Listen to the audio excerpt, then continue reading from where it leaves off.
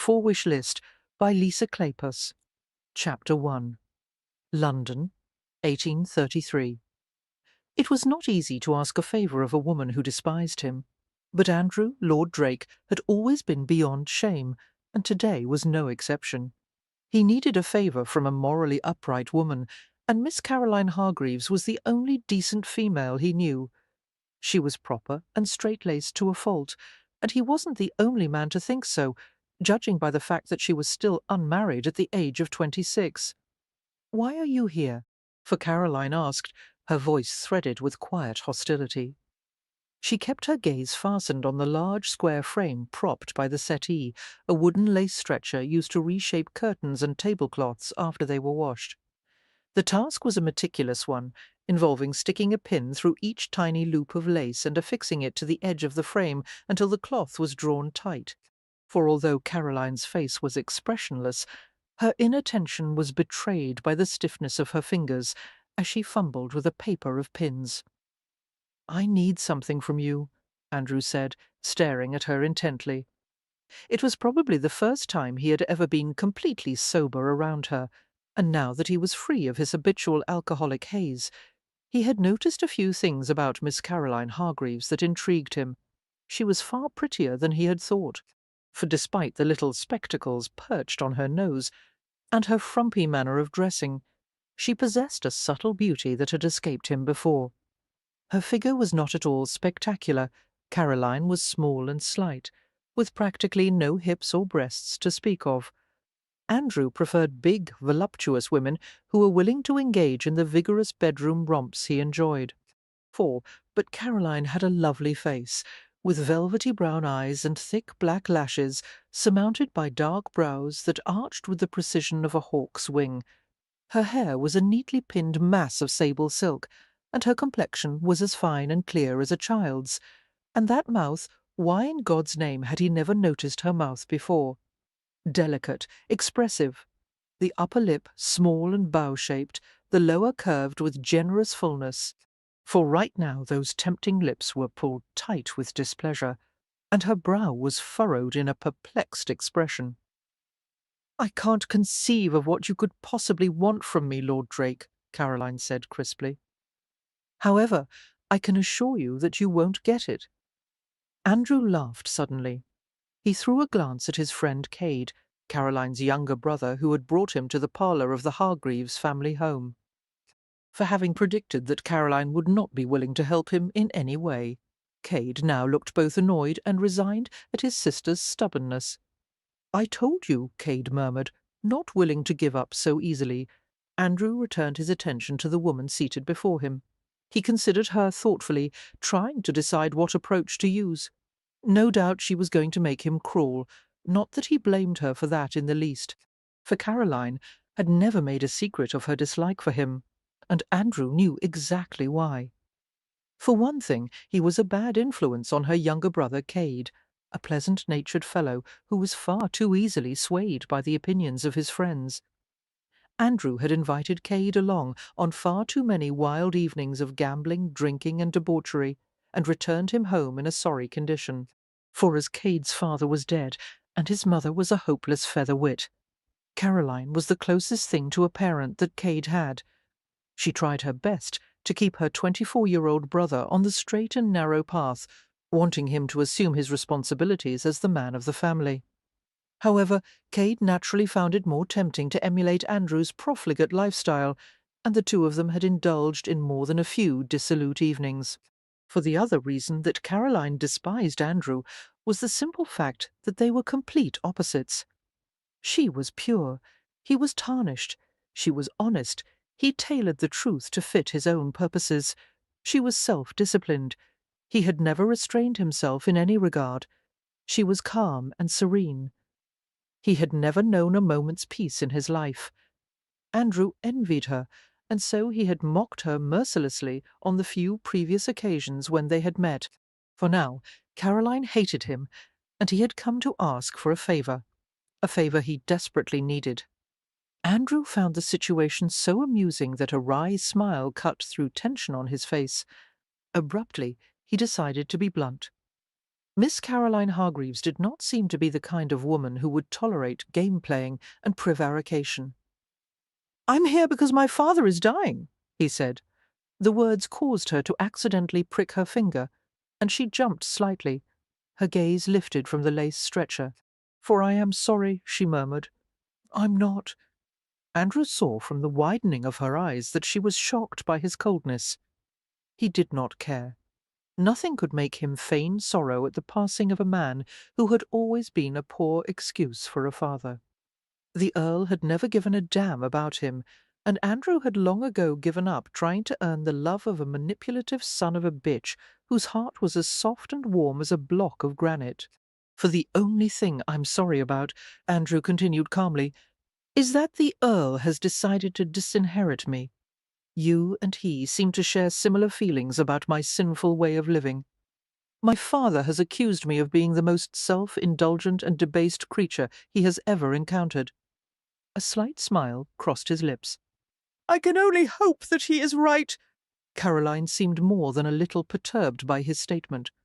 "You sound proud of being such a disappointment to him," she said. "For, oh, I am," he assured her easily.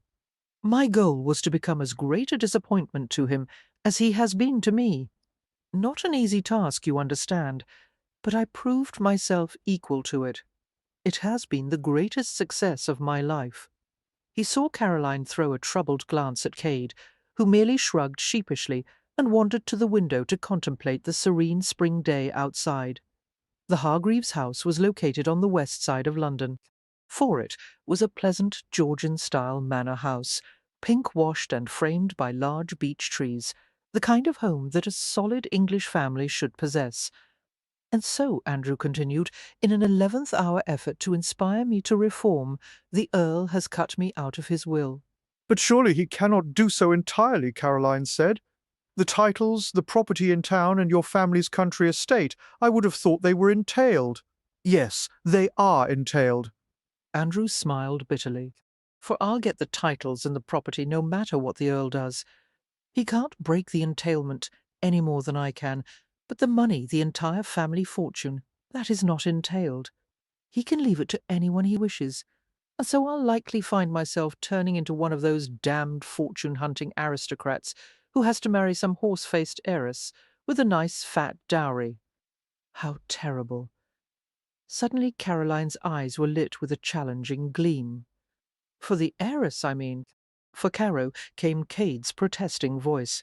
"That's all right," Andrew said. "Any bride of mine would deserve a great deal of sympathy. I don't treat women well. I've never pretended to." "What do you mean, you don't treat women well?" Caroline fumbled with a pin and stuck her finger again. "Are you abusive?" "No," he scowled suddenly. "I would never physically harm a woman." "You are merely disrespectful to them, then? "And no doubt neglectful and unreliable and offensive and ungentlemanly." For she paused and looked at him expectantly. When Andrew made no comment, she prompted with an edge to her tone. "Well? Well, what?" he countered with a mocking smile. "Were you asking a question? I thought you were making a speech." They regarded each other with narrowed eyes, and Caroline's pale complexion took on the rosy hue of anger.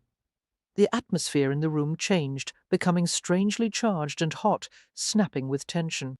For Andrew wondered how in the hell a skinny little spinster could affect him like this. He who had made it a lifetime's habit never to care about anything or anyone, including himself, was suddenly more troubled and aroused than he could ever recall being before. "My God," he thought, "I must be one perverted bastard to desire Cade Hargreaves's sister." But he did, for his blood was pumping with heat and energy, and his nerves simmered relentlessly as he thought of the various ways he would like to put that delicate, innocent mouth to use. It was a good thing that Cade was there. Otherwise Andrew was not certain he could have stopped himself from showing Miss Caroline Hargreaves exactly how depraved he was. In fact, standing up as he was, that fact was soon going to become all too obvious through the thin covering of his fashionably snug fawn-coloured trousers. For, "May I have a seat?" he asked abruptly, gesturing to the chair near the settee she occupied. Unworldly as she was, Caroline did not seem to notice his burgeoning arousal. Please do. I can hardly wait to hear the details of this favour you intend to ask, especially in light of the charm and good manners you have displayed so far. God, She made him want to laugh, even as he wanted to strangle her. thank you. He sat and leaned forward casually, bracing his forearms on his knees. For if I want to be reinstated in the Earl's will, I have no choice but to indulge him, he said. You intend to change your ways? Caroline asked sceptically. To reform yourself? Of course not. My cesspool of a life suits me quite well. I'm only going to pretend to reform until the old man meets his maker. Then I'll be on my way, with my rightful fortune intact. How nice for you. Distaste flickered in her dark eyes. For some reason, Andrew was stung by her reaction. He, who had never given a damn what anyone thought of him. He felt the need to justify himself to her, to explain somehow that he wasn't nearly as contemptible as he seemed. But he kept silent. He would be damned if he would try to explain anything about himself to her. Her gaze continued to hold his, "What role am I supposed to play in your plans?" "I need you to pretend an interest in me," he said flatly. "A romantic interest. For I'm going to convince my father that I've given up drinking, gambling, and skirt chasing, and that I'm courting a decent woman with the intention of marrying her." Caroline shook her head, clearly startled. "You want a sham engagement." "It doesn't have to go that far," he replied. "All I am asking is that you allow me to escort you to a few social functions, share a few dances, a carriage ride or two, enough to start a few tongues wagging until the rumours reach my father." For she regarded him as if he belonged in Bedlam. Why in heaven's name do you think anyone would believe such a ruse? You and I are worlds apart. I cannot conceive of a more ill-suited pair. It's not all that unbelievable. A woman your age, Andrew hesitated, considering the most tactful way to express himself. You are trying to say that since I am 26 years old, it naturally follows that I must be desperate to marry. For so desperate, in fact, that I would accept your advances no matter how repulsive I find you. That is what people will think. You have a sharp tongue, Miss Hargreaves, he commented softly. She frowned at him from behind her glinting spectacles. That is correct, Lord Drake. I am sharp-tongued. I am a blue-stocking, and I have resigned myself to being an old maid. Why would anyone of good sense believe that you have a romantic interest in me? Well, that was a good question.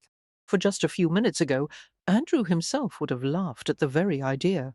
But as he sat close to her, his knees not far from hers, the stirring of attraction ignited in a sudden burst of heat. He could smell her fragrance, warm female skin, and some fresh out-of-doors scent, as if she had just walked in from the garden. Cade had confided that his sister spent a great deal of time in the garden and the hothouse, cultivating roses and experimenting with plants. For Caroline seemed like a rose herself, exquisite, sweetly fragrant, more than a little prickly. Andrew could scarcely believe that he had never noticed her before. He flashed a glance at Cade, who was shrugging to indicate that arguing with Caroline was a hopeless endeavour. "Hargreaves, leave us alone for a few minutes," he said curtly. Why? Caroline asked suspiciously. "I want to talk privately with you. Unless—" He gave her a taunting smile that was guaranteed to annoy. For, "Are you afraid to be alone with me, Miss Hargreaves?" "Certainly not." She threw her brother a commanding glance. "Leave, Cade, while I deal with your so-called friend, all right?" Cade paused at the threshold of the doorway, his boyishly handsome face stamped with concern as he added, "Just give a shout if you need help." "I will not need help," Caroline assured him firmly. "I am capable of handling Lord Drake by myself." "I wasn't speaking to you," Cade replied ruefully, "for I was speaking to Drake."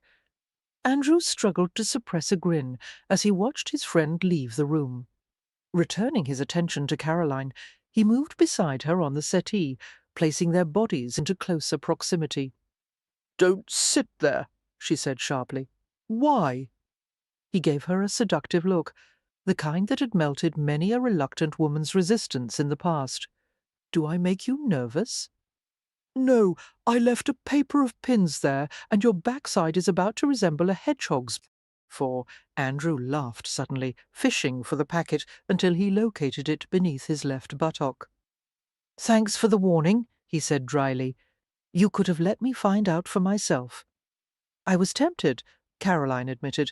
Andrew was amazed by how pretty she was, with amusement glimmering in her brown eyes, and her cheeks still flushed pink. Her earlier question, why anyone would believe he would be interested in her, abruptly seemed ludicrous. Why would he not be interested in her? 4 vague fantasies drifted through his mind. He would like to lift that dainty body in his arms right now, settle her on his lap, and kiss her senseless. He wanted to reach under the skirts of her plain brown cambric gown and slide his hands over her legs. Most of all, he wanted to pull down the top of her bodice and uncover her pert little breasts. He had never been so intrigued by a pair of breasts, which was odd when one considered that he had always been interested in well-endowed women, for he watched as she turned her attentions back to the wooden frame. Clearly she was distracted, for she fumbled with the pins and managed to prick her fingers yet again as she tried to fasten the lace properly. Suddenly exasperated, Andrew took the pins from her. "Allow me," he said. Expertly, he stretched the lace with just the right amount of tension and secured it with a row of pins, each miniature loop fastened exactly on the edge of the frame. For Caroline did not bother to hide her amazement as she watched him. "How did you learn to do that?" Andrew regarded the lace panel with a critical eye before setting it aside. I grew up as the only child on a large estate with few playmates. On rainy days I would help the housekeeper with her tasks. He gave her a self-mocking grin. "If you are impressed by my lace stretching, you should see me polish silver." She did not return his smile, but stared at him with new curiosity. For when she spoke, her tone had softened a few degrees. "No one would believe the charade you propose. I know what kind of women you pursue. I have talked with Cade, you see, and your reputation is well established. You would never take an interest in a woman like me." "I could play the part convincingly," he said. "I've got a huge fortune at stake. For that I would court the devil himself. The question is, can you?" "I suppose I could," she returned evenly. You are not a bad-looking man. "For I suppose some might even regard you as handsome in a debauched, slovenly sort of way." Andrew scowled at her. He was not vain, and rarely considered his own appearance other than to make certain he was clean, and his clothes were decently tailored. But without conceit, he knew that he was tall and well-proportioned, and that women often praised his long black hair and blue eyes. The problem was his way of life, for he spent too much time indoors, too little time sleeping, and he drank too often and too long. More often than not, he woke up at midday with bloodshot, dark-circled eyes, his complexion pasty from a night of hard drinking. And he had never cared until now. In comparison to the dainty creature before him, he felt like a huge, untidy mess. "What incentive were you planning to offer me?" Caroline asked. For it was clear that she would not consider his plan. She was merely interested to discover how he would have tried to entice her. Unfortunately, that was the weak aspect of his scheme. He had little to entice her with. No money, no social advantage, no possessions that would allure her. There was only one thing he had been able to come up with that might be sufficiently tempting. "If you agree to help me," he said slowly, "I will leave your brother alone. You know what kind of influence I am on him. He is in debt up to his ears, and he is doing his best to keep pace with the pack of miscreants and degenerates I like to call friends. Before long, Cade is going to end up exactly like me, rotten, cynical, and beyond all hope of redemption." Caroline's expressive face revealed that this was exactly what she feared. "How far in debt is he?" she asked stiffly. He named a sum that astonished and sickened her. For reading the horror in her eyes, Andrew experienced a surge of predatory satisfaction. Yes, he had guessed correctly. She loved her younger brother enough to do anything to save him, even pretend to fall in love with a man she despised. That is only the beginning, Andrew told her. Before long, Cade will be in a pit so deep that he'll never be able to climb out. And you would be willing to let that happen? You would simply stand by and let him ruin his life? And impoverish my mother and myself? Andrew responded with a casual shrug. It is his life, he pointed out matter-of-factly. I'm not his keeper.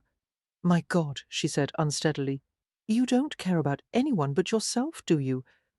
He kept his expression blank and studied the scuffed, unpolished surface of his very expensive boot.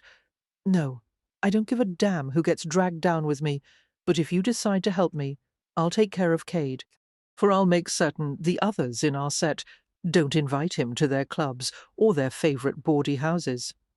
I will ensure that all the list-makers I know, and believe me, that is a considerable number, will not extend him credit. He won't be allowed into any high-stakes games in London. Moreover, if I am reinstated in my father's will, I will assume all of Cade's financial obligations. Does Cade know about your plan? Caroline was pale and intent as she stared at him. No, but it would prove his salvation. And if I refuse to accept your offer? A hard, somewhat cruel smile curved his lips. His father's smile, Andrew thought, with bitter self-awareness. Then your brother is on the path to hell right alongside me, and you will be left to pick up the pieces. I would hate to see your family's estate sold to pay off Cade's debts. Not a pleasant prospect for your mother, being forced to live off the charity of relatives in her old age, or you, for that matter, for he gave her an insultingly thorough glance, his gaze lingering on her bosom. What skills do you have that would earn enough to support a family? You fiend, Caroline whispered, visibly trembling, though it was impossible to discern whether her emotion was fear or anger, or perhaps a mixture of both. For in the silence, Andrew was aware of a twisting sensation somewhere in his chest, and suddenly he wanted to take it all back, reassure and soothe her promiser that he would never allow a bit of harm to come to her family. He had a terrible feeling of tenderness that he struggled to thrust away, but it remained stubbornly lodged within him. What choice do I have? Caroline asked angrily, forestalling any repentant words from him. Then you agree to my plan? For you will pretend to engage in a courtship with me. Yes, I will. She sent him a simmering glare. How long must this last? Weeks, months, until the Earl reinstates me in his will? If you and I are sufficiently convincing, it shouldn't take long. I don't know if I can bear it, she said, regarding him with patent loathing. Exactly how far will this charade have to go? Words, embraces, kisses? The prospect of kissing him seemed as enthralling as if she had been required to kiss a goat. For I warn you, I will not allow my reputation to be compromised, not even for Cade. I haven't thought out the details yet. He kept his face unreadable, although relief shot through him in a piercing note. I won't compromise you.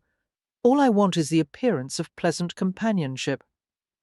Caroline sprang from the settee, as if she had suddenly been released from the law of gravity. Agitation was evident in every line of her body. This is intolerable, she muttered, for I cannot believe that through no fault of my own she whirled around to glare at Andrew. When do we start? Let it be soon. I want this outrageous charade to be done with as quickly as possible. Your enthusiasm is gratifying, Andrew remarked with a sudden flare of laughter in his eyes. Let's begin in a fortnight. My half-brother and his wife are giving a weekend party at their country estate. I will prevail on them to invite your family with any luck. My father will attend as well. And then, to all appearances, you and I will develop a sudden, overwhelming attraction to each other, she said, rolling her eyes heavenward. Why not? Many a romantic liaison has begun that way. In the past I've had more than a few. Please, she interrupted fervently. Please do not regale me with stories of your sordid affairs. I find you repulsive enough as it is. All right, he said agreeably. From now on, I'll leave the subjects of conversation to you. If your brother tells me that you enjoy gardening, no doubt we'll have enthralling discourses on the wonders of manure. He was satisfied to see her porcelain complexion turn mottled with fury. "If I can manage to convince a single person that I am attracted to you," Caroline said through gritted teeth, "I vow to begin a career on the stage." "That could be arranged," Andrew replied dryly, for his half-brother, Logan Scott, was the most celebrated actor of the day, as well as being the owner and manager of the Capitol Theatre. Although Andrew and Logan had been friends since childhood, they had only recently discovered that they were related. Logan was the bye-blow of an affair the Earl had conducted with a young actress long ago. For whereas Andrew had been raised in an atmosphere of luxury and privilege, Logan had grown up in a hovel, frequently starving and abused by the family that had taken him in. Andrew doubted that he would ever rid himself of the guilt of that, even though it hadn't been his fault. Noticing that Caroline's spectacles were smudged, he approached her with a quiet murmur. "Hold still." She froze as he reached out and plucked the steel-framed spectacles from her nose. "What are you doing?" "For I stop. Give those back." "In a minute," he said, using a fold of his soft linen shirt to polish the lenses until they gleamed brightly. He paused to examine them and glanced at Caroline's face. Bereft of the spectacles, her eyes looked large and fathomless, her gaze slightly unfocused. How vulnerable she seemed! Again he experienced an odd surge of protectiveness. "How well can you see without them?" he asked, carefully replacing them on her small face. For not well at all, she admitted in a low voice, her composure seeming fractured. As soon as the spectacles were safely on her nose, she backed away from Andrew and sought to collect herself. "Now, I suppose you are going to make some jest at my expense." "Not at all. I like your spectacles. You do?" she asked with clear disbelief. "Why, they make you look like a wise little owl." Clearly she did not consider that a compliment, although Andrew meant it as one, for he couldn't help imagining what she would look like wearing nothing but the spectacles, so prim and modest until he coaxed her into passionate abandonment, her small body writhing uncontrollably against his, abruptly aware that his erection was swelling again. Andrew shoved the images out of his mind. Damn, but he had never expected to be so fascinated by Hargreaves's spinster sister. He would have to make certain that she never realized it, or she would have even more contempt for him. For the only way to keep her from guessing at his attraction to her was to keep her thoroughly annoyed and hostile. "No problem there," he thought sardonically. "You may leave now," Caroline said sharply. "I assume our business is concluded for the time being." "It is," he agreed. "However, there is one last thing. Could you manage to dress with a bit more style during the weekend party? For the guests, not to mention my father, would find it easier to accept my interest in you if you didn't wear something quite so—" Now even the lobes of her ears were purple. "Quite so what?" she said in a hiss matronly. Caroline was silent for a moment, obviously suppressing an urge to commit murder. "I will try," she finally said in a strangled voice. "And you perhaps might engage the services of a decent valet, or if you already have one, replace him with someone else." For now it was Andrew's turn to be offended. He felt a scowl twitching at the muscles of his face. "Why is that? Because your hair is too long, and your boots need polish, and the way you dress reminds me of an unmade bed. Does that mean you'd like to lie on top of me?" he asked. He slipped around the door of the parlour and closed it just before she threw a vase. The sound of shattering porcelain echoed through the house. "Drake," for Cade strode toward him from the entrance hall, looking at him expectantly. "How did it go? Did you get her to agree?" She agreed, Andrew said. The words caused a flashing grin to cross Cade's boyishly handsome face. "Well done. Now you'll get back in your father's good graces, and everything will go swimmingly for us, eh, old fellow? Gaming, drinking, carousing. Oh, the times we're going to have! Hargreaves, I have something to tell you," Andrew said carefully, "for I don't think you're going to like it." Chapter 2. Caroline sat alone for a long time after Lord Drake left. She wondered uneasily what would become of her. Gossip would certainly abound once the news got out that she and Drake were courting. The unlikeliness of such a match would cause no end of jokes and snickers, especially in light of the fact that she was notoriously particular in her choice of companionship, for Caroline had never been able to explain, even to herself, why she had never fallen in love. Certainly she was not a cold person. She had always had warm relationships with friends and relatives, and she knew herself to be a woman of very deep feeling, and she enjoyed dancing and talking, and even flirting on occasion. But when she had tried to make herself feel something beyond casual liking for any one gentleman, her heart had remained stubbornly uninvolved. For heaven's sake, love is not a prerequisite for marriage, her mother had often exclaimed in exasperation. You cannot afford to wait for love, Caro. You have neither the fortune nor the social position to be so fastidious. True, her father had been a viscount, but like the majority of viscounts, he did not possess a significant amount of land. A title and a small London estate were all the Hargreaves could boast of, for it would have benefited the family tremendously if Caroline, the only daughter, could have married an earl, or perhaps even a marquess. Unfortunately, most of the available peers were either decrepit old men or spoiled, selfish rakes such as Andrew, Lord Drake. Given such a choice, it was no wonder that Caroline had chosen to remain unwed. Dwelling on the subject of Andrew, Caroline frowned pensively. Her reaction to him was troubling, for not only did he seem to have a remarkable ability to provoke her, but he seemed to do it intentionally, as if he delighted in stoking her temper. But somewhere in the midst of her annoyance, she had felt a strange sort of fascination for him. It couldn't possibly be his looks.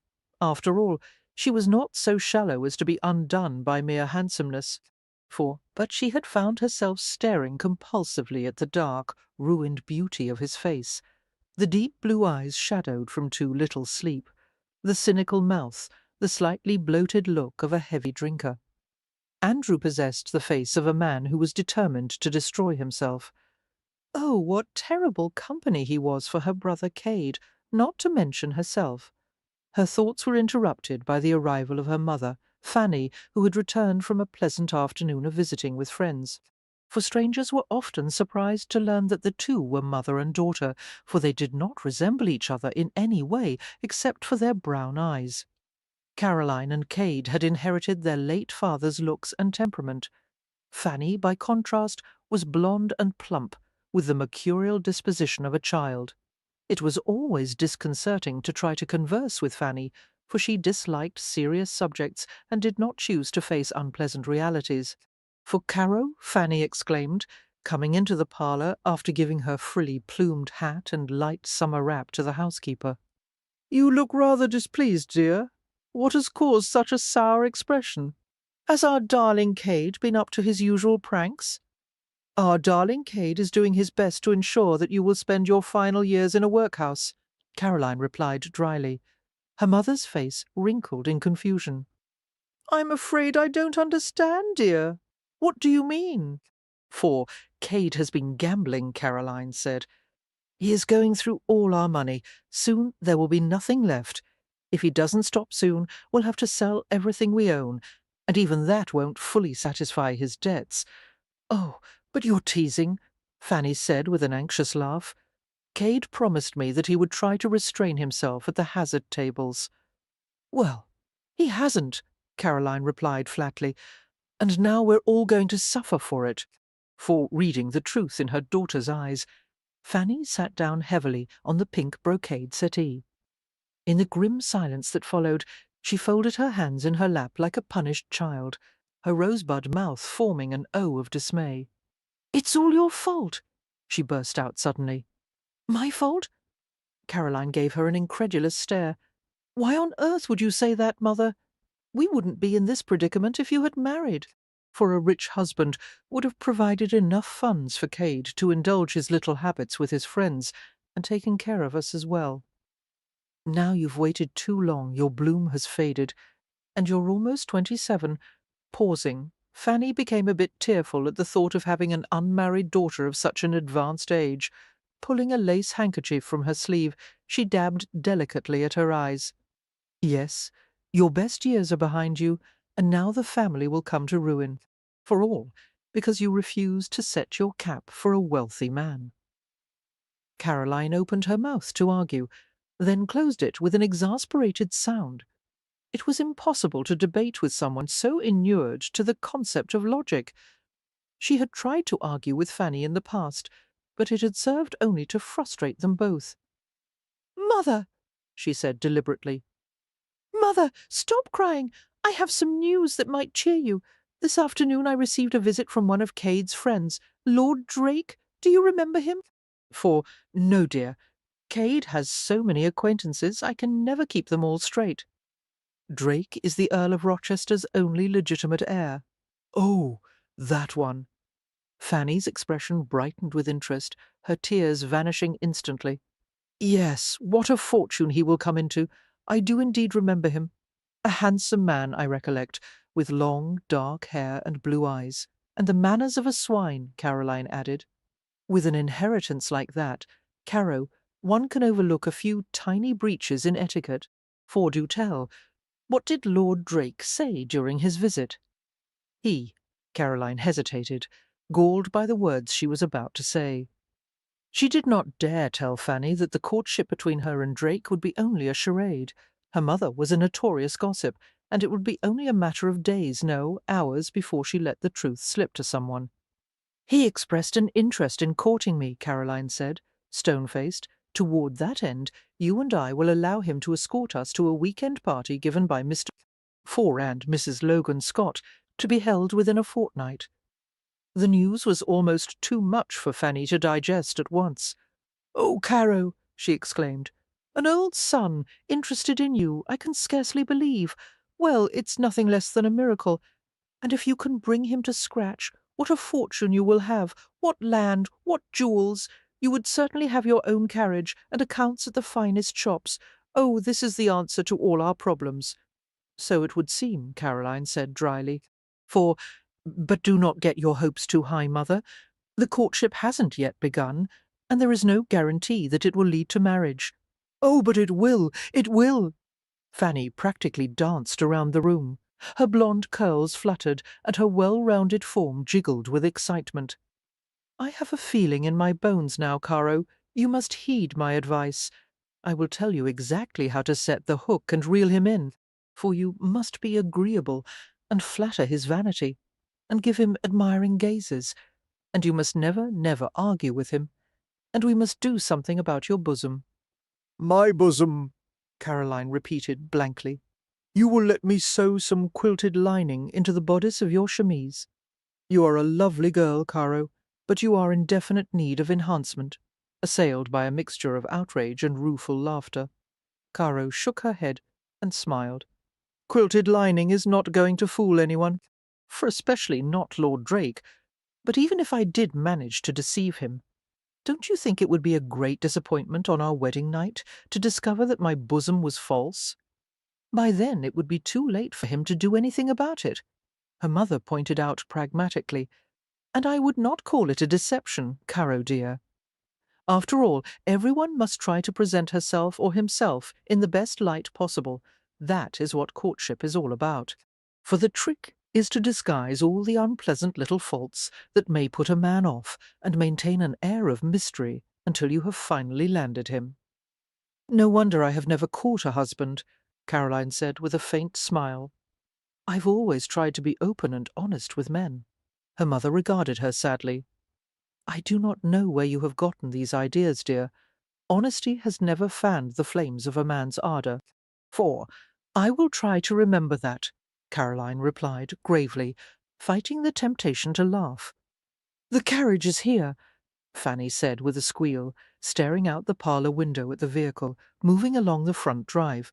"Oh, it is so fine, all that red lacquer, and a Salisbury boot and crane neck, and what a fine large wrought iron baggage rack, and no less than 4 outriders. Hurry, Caroline, do come and have a look." "I had no idea you were so versed in the features of carriage construction, mother," Caroline said dryly. She joined her mother at the window, and her stomach clenched with anxiety as she saw the Rochester coat of arms on the side of the carriage. It was time for the charade to begin. "Where is Cade?" she asked. "In the library, I believe." Fanny continued to stare out the window, enthralled. That dear, dear Lord Drake of all Cade's acquaintances. He has always been my favourite. For, amused, despite her nervousness, Caroline laughed. You didn't even remember who he was until I told you. But then I recalled how much I liked him, Fanny countered. Smiling wryly, Caroline wandered from the parlour to the small library where her treasured collection of books was neatly stacked in the mahogany cases. Cade was at the sideboard, pouring a snifter of brandy from a crystal decanter. "Are you ready to depart?" Caroline asked. "Lord Drake's carriage is here?" For Cade turned with a glass in hand. His features, so like her own, were stamped with a scowl.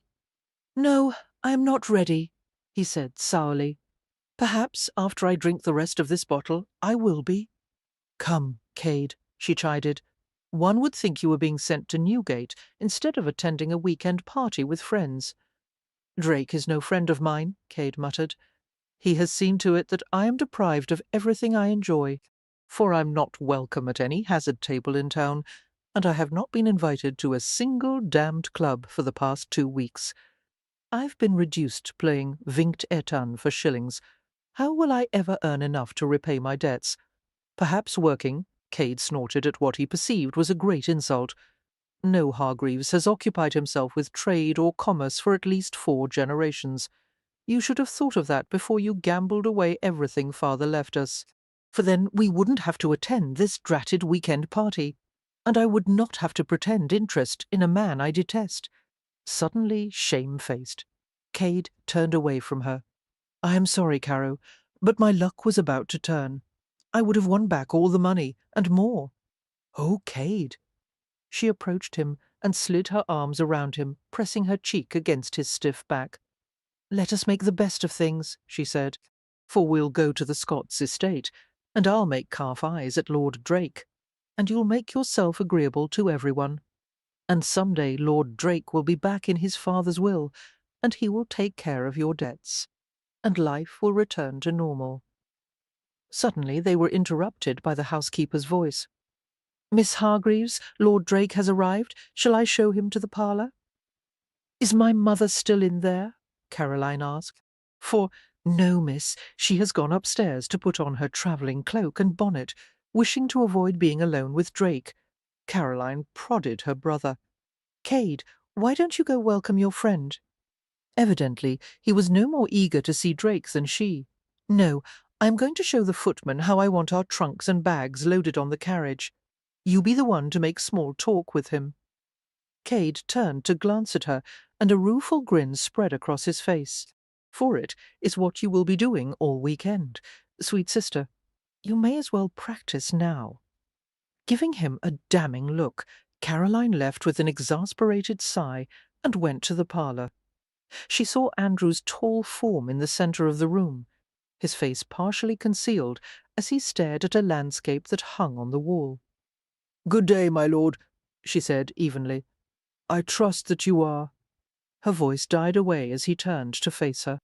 For a fraction of a second she thought that the visitor was not Andrew, Lord Drake, but some other man. Stunned, she struggled silently to comprehend the changes that had taken place in him. The long, trailing locks of his dark hair had been cut in a new short style, cropped closely at the nape of his neck and the sides of his head. The alcoholic bloat of his face was gone, leaving behind a marvellously clean-lined jaw and hard-edged cheekbones, for it seemed that he must have spent some time out of doors, for the paleness of his skin had been replaced by a light tan and the touch of windburn on the crests of his high cheekbones. And the eyes, oh, the eyes, no longer dark-circled and bloodshot. They were the clear, bright blue of sapphires, and they contained a flash of something perhaps uncertainty. That unravelled Caroline's composure, for Andrew seemed so young, so vital, remarkably different from the man who had stood with her in this very parlour just a fortnight ago. Then he spoke, and it became evident that although his outward appearance had changed, he was still the same insufferable rake. "Miss Hargreaves," he said evenly, "no doubt Cade has seen fit to tell you that I have upheld my part of the bargain. Now it is your turn. I hope you've been practising your love-struck glances and flirtatious repartee." For somehow Caroline recovered herself enough to reply. I thought all you wanted was the appearance of pleasant companionship. Those were your exact words, were they not? I think love-struck is a bit much to ask, don't you? This past week I've gotten a complete accounting of Cade's debts, he returned grimly. For what I'm going to have to pay, you owe me love-struck, and a damn sight more. You have yourself to blame for that. For if you hadn't taken Cade along with you so many evenings, it's not entirely my fault, but at this point I'm not inclined to quarrel. Gather your things and let's be off. Caroline nodded. However, she couldn't seem to make herself move. Her knees had locked, and she strongly suspected that if she took one step forward she would fall flat on her face.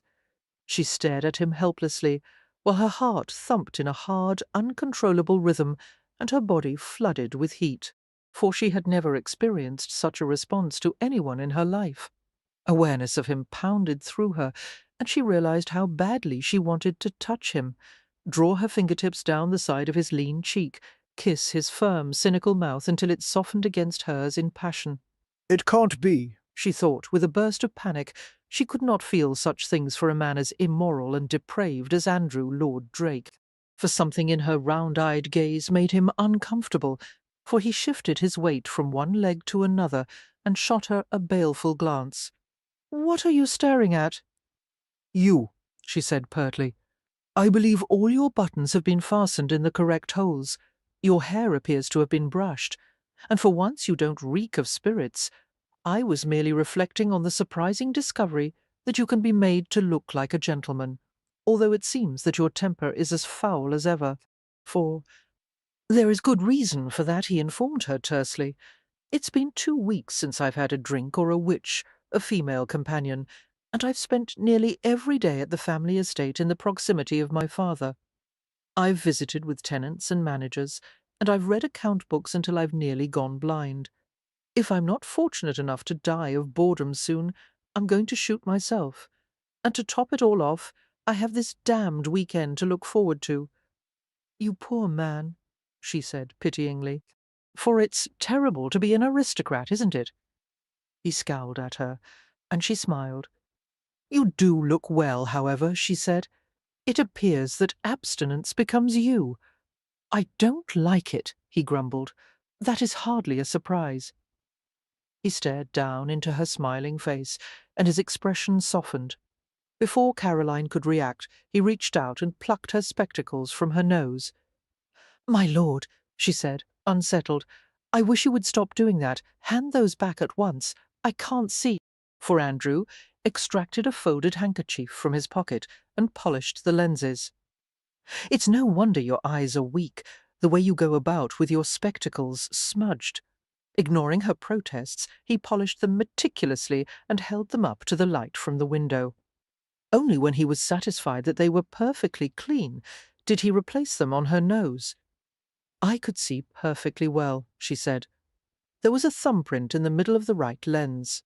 For, from now on, I would appreciate it if you simply told me about a smudge, rather than ripping my spectacles off my face."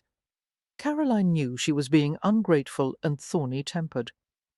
Some part of her mind was appalled by her own bad manners.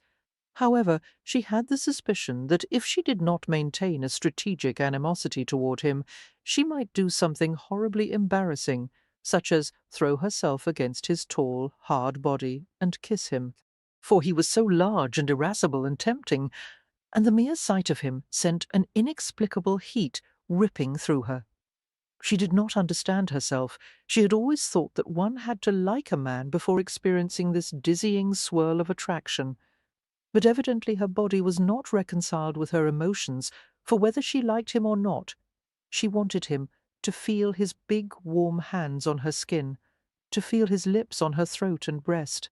For a flaming blush swept all the way from her bodice to her hairline, and she knew his perceptive gaze did not miss the tide of betraying colour. Mercifully, he did not comment on it, but answered her earlier remark. "Very well," he said. "What do I care if you walk into walls or trip over paving stones when you can't see through your damn spectacles?" It was the most peculiar carriage ride Andrew had ever experienced. For 3 hours he suffered under Cade's disapproving glare. The lad regarded him as an utter Judas, and this in spite of the fact that Andrew was willing to pay all his debts in the not-too-distant future. Then there was the mother, Fanny, surely one of the most empty-headed matrons he had ever met in his life. She chattered in unending monologues and seemed never to require a reply other than the occasional grunt or nod. For every time he made the mistake of replying to one of her comments, it fueled a new round of inane babble.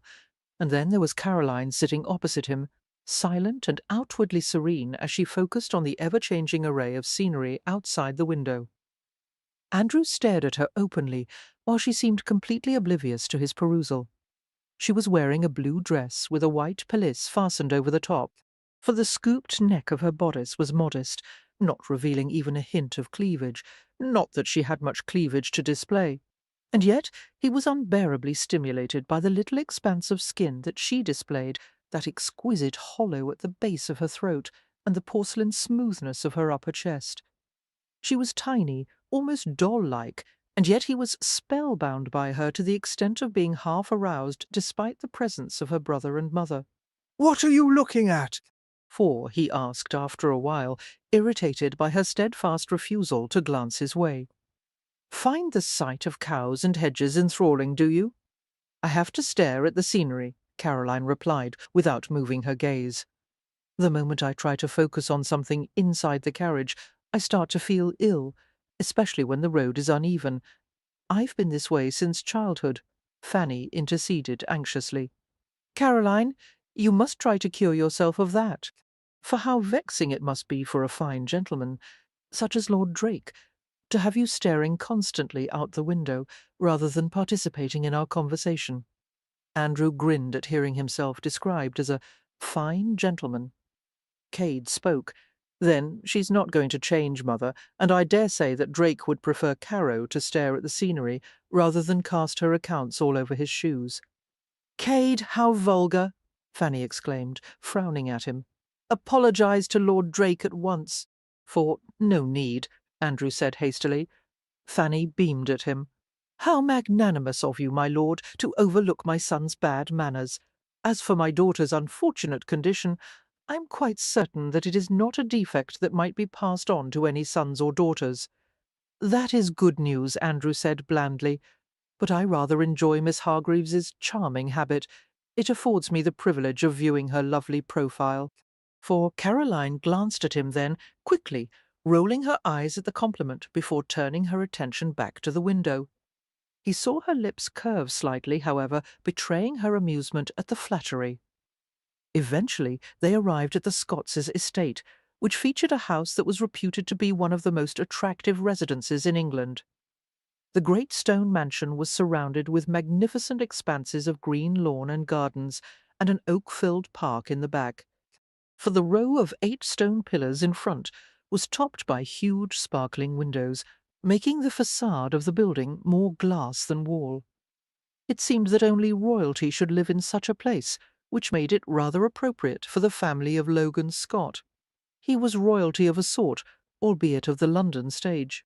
For Caroline had been fortunate enough to see Scott perform in a production at the Capitol Theatre, and like every other member of the audience, she had found Scott to be breathtaking in his ability and presence. It was said that his Hamlet surpassed even the legendary David Garrick's, and that people would some day read of him in history books. "How interesting that a man like Mr. Scott is your half-brother," Caroline murmured, staring at the great estate as Andrew assisted her from the carriage. "For is there much likeness between you?" "Not a farthing's worth," Andrew said, his face expressionless. "Logan was given a damned poor start in life, and he climbed to the top of his profession armed with nothing but talent and determination, whereas I was given every advantage, and I've accomplished nothing." They spoke in quiet murmurs, too low to be heard by Cade and Fanny. "Are you jealous of him?" Caroline could not help asking. For surprise flickered across Andrew's face, and it was clear that few people ever spoke so openly to him. "No, how could I be? Logan has earned everything he's gotten, and he's tolerated a great deal from me. He's even forgiven me for the time I tried to kill him." "What?" Caroline stumbled slightly and stopped to look up at him in astonishment. "You didn't really, did you?" A grin crossed his dark face. "I wouldn't have gone through with it, but I was drunk as a wheelbarrow at the time, and I had just discovered that he had known we were brothers and hadn't told me. So I cornered him in his theatre, brandishing a pistol. My God!" Caroline stared up at him uneasily. "That is the behaviour of a madman." "No, I wasn't mad, just foxed. Amusement danced in his blue eyes. Don't worry, sweetheart. I plan to stay sober for a while, and even if I weren't, I would be no danger to you." For the word sweetheart, spoken in that low, intimate voice, did something strange to her insides. Caroline began to reprove him for his familiarity, then realized that was their entire purpose for being here, to create the impression that they were indeed sweethearts. They entered the two-story great hall, which was lined with dark wood panelling and rich tapestries, and were welcomed by Mr. Scott's wife, Madeline, for the girl was absolutely lovely. Her golden brown hair coiled atop her head, her hazel eyes sparkling as she greeted Andrew with youthful exuberance. It was clear that the two liked each other immensely. "Lord Drake!" Madeline exclaimed, clasping his hands in her own small ones, her cheek turned upward to receive his brotherly kiss. "How well you look! It has been at least a month since we've seen you. I am terribly vexed with you for remaining away so long." Andrew smiled at his sister-in-law with a warmth that transformed his dark face, making Caroline's breath catch. "How is my niece?" he asked. "You won't recognize her, I vow. She has grown at least 2 inches, and she has a tooth now." Releasing his hands, Madeline turned toward Cade, Fanny, and Caroline, and curtsied gracefully. "Good morning, my lord, and Lady Hargreaves, and Miss Hargreaves," her vivacious gaze locked with Caroline's. "For my husband and I are delighted that you will be joining us this weekend. Any friends of Lord Drake's are always welcome at our home." You always despise my friends. Andrew remarked dryly, and Madeline gave him a quick frown. Your usual ones, yes. But friends like these are definitely welcome. Caroline interceded then, smiling at Madeline. Mrs. Scott, I promise we will do our best to distinguish ourselves from Lord Drake's usual sort of companions. "Thank you," came the girl's fervent reply, and they shared a sudden laugh. "Wait a minute," Andrew said, only half in jest. "I didn't plan for the two of you to become friendly with each other. You had better stay away from my sister-in-law, Miss Hargreaves. She's an incurable gossip." "Yes," Madeline confirmed, sending Caroline a conspiratorial smile. "And some of my best gossip is about Lord Drake. You'll find it vastly entertaining." For Fanny, who had been so in awe of their grandiose surroundings as to be rendered speechless, suddenly recovered her voice. "Mrs. Scott, we are so looking forward to meeting your esteemed husband, such a celebrated man, so talented, so remarkable." A new voice entered the conversation, a voice so deep and distinctive that it could only belong to one man. "Madam, you do me too much honour, I assure you." For Logan Scott had approached them from behind, as large and handsome as he appeared on the stage, his tall form impeccably dressed in grey trousers, a form-fitting black coat, and a crisp white cravat tied in an elaborate knot. Looking from Andrew to his half-brother, Caroline could see a vague likeness between them. They were both tall, physically imposing men, with strong, even features. Their colouring was not the same, however, for Andrew's hair was as black as jet, whereas Logan Scott's was fiery mahogany, and Andrew's skin had a golden cast, as opposed to Scott's ruddier hue.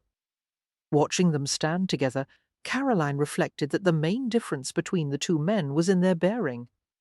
It was clear that Logan Scott was accustomed to the attention that his celebrity had earned.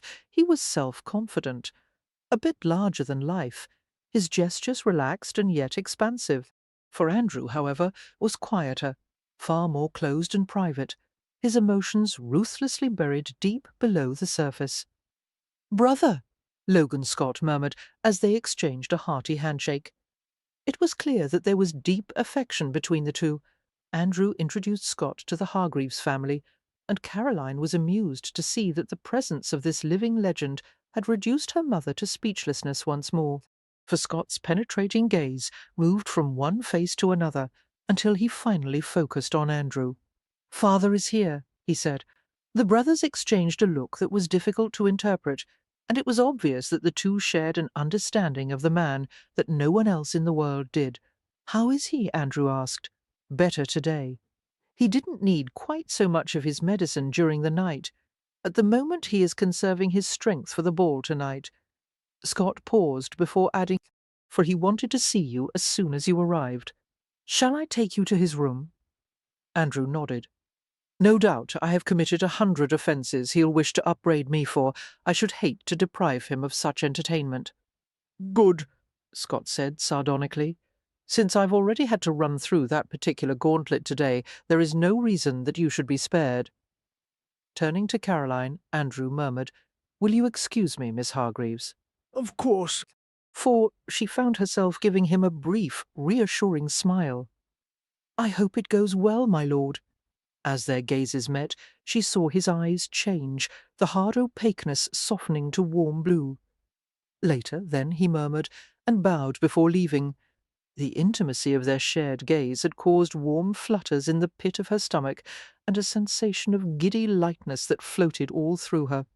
Slightly bemused, Caroline reflected that Logan Scott was not the only man in the family with acting ability, for Andrew was playing his part so convincingly that anyone would believe he had a real interest in her. She could almost believe it herself. Sternly, she concentrated on the thought that it was all a pretense. Money, not courtship, was Andrew's ultimate goal. Andrew and Logan entered the house and crossed through the marble hall, its plasterwork ceiling embellished with mythological scenes and a mask and ribbon motif, for approaching the grand staircase, which curved in a huge gentle spiral. The brothers made their way upward at a leisurely pace. "Your Miss Hargreaves seems a charming girl," Logan remarked. Andrew smiled sardonically. "She is not my Miss Hargreaves. She's a pretty sort," Logan said, "delicate in appearance, but she seems to possess a certain liveliness of spirit." "Spirit!" Andrew repeated wryly. "Yes, she has plenty of that." "Interesting. What is interesting?" For Andrew asked warily, disliking his half-brother's speculative tone. "To my knowledge, you've never courted a lady before." "It's not a real courtship," Andrew informed him. "It's merely a ruse to fool father." "What?" Logan stopped on the stairs and stared at him in surprise. "Would you care to explain, Andrew? As you know, I've been cut out of the will. To be reinstated, I've got to convince father that I've changed my wicked ways, or he'll die without leaving me a damned shilling." For Andrew proceeded to explain his bargain with Caroline and the terms they had struck. Logan listened intently, finally giving a gruff laugh. "Well, if you wish to change father's mind about his will, I suppose your involvement with a woman like Miss Hargreaves is a good idea."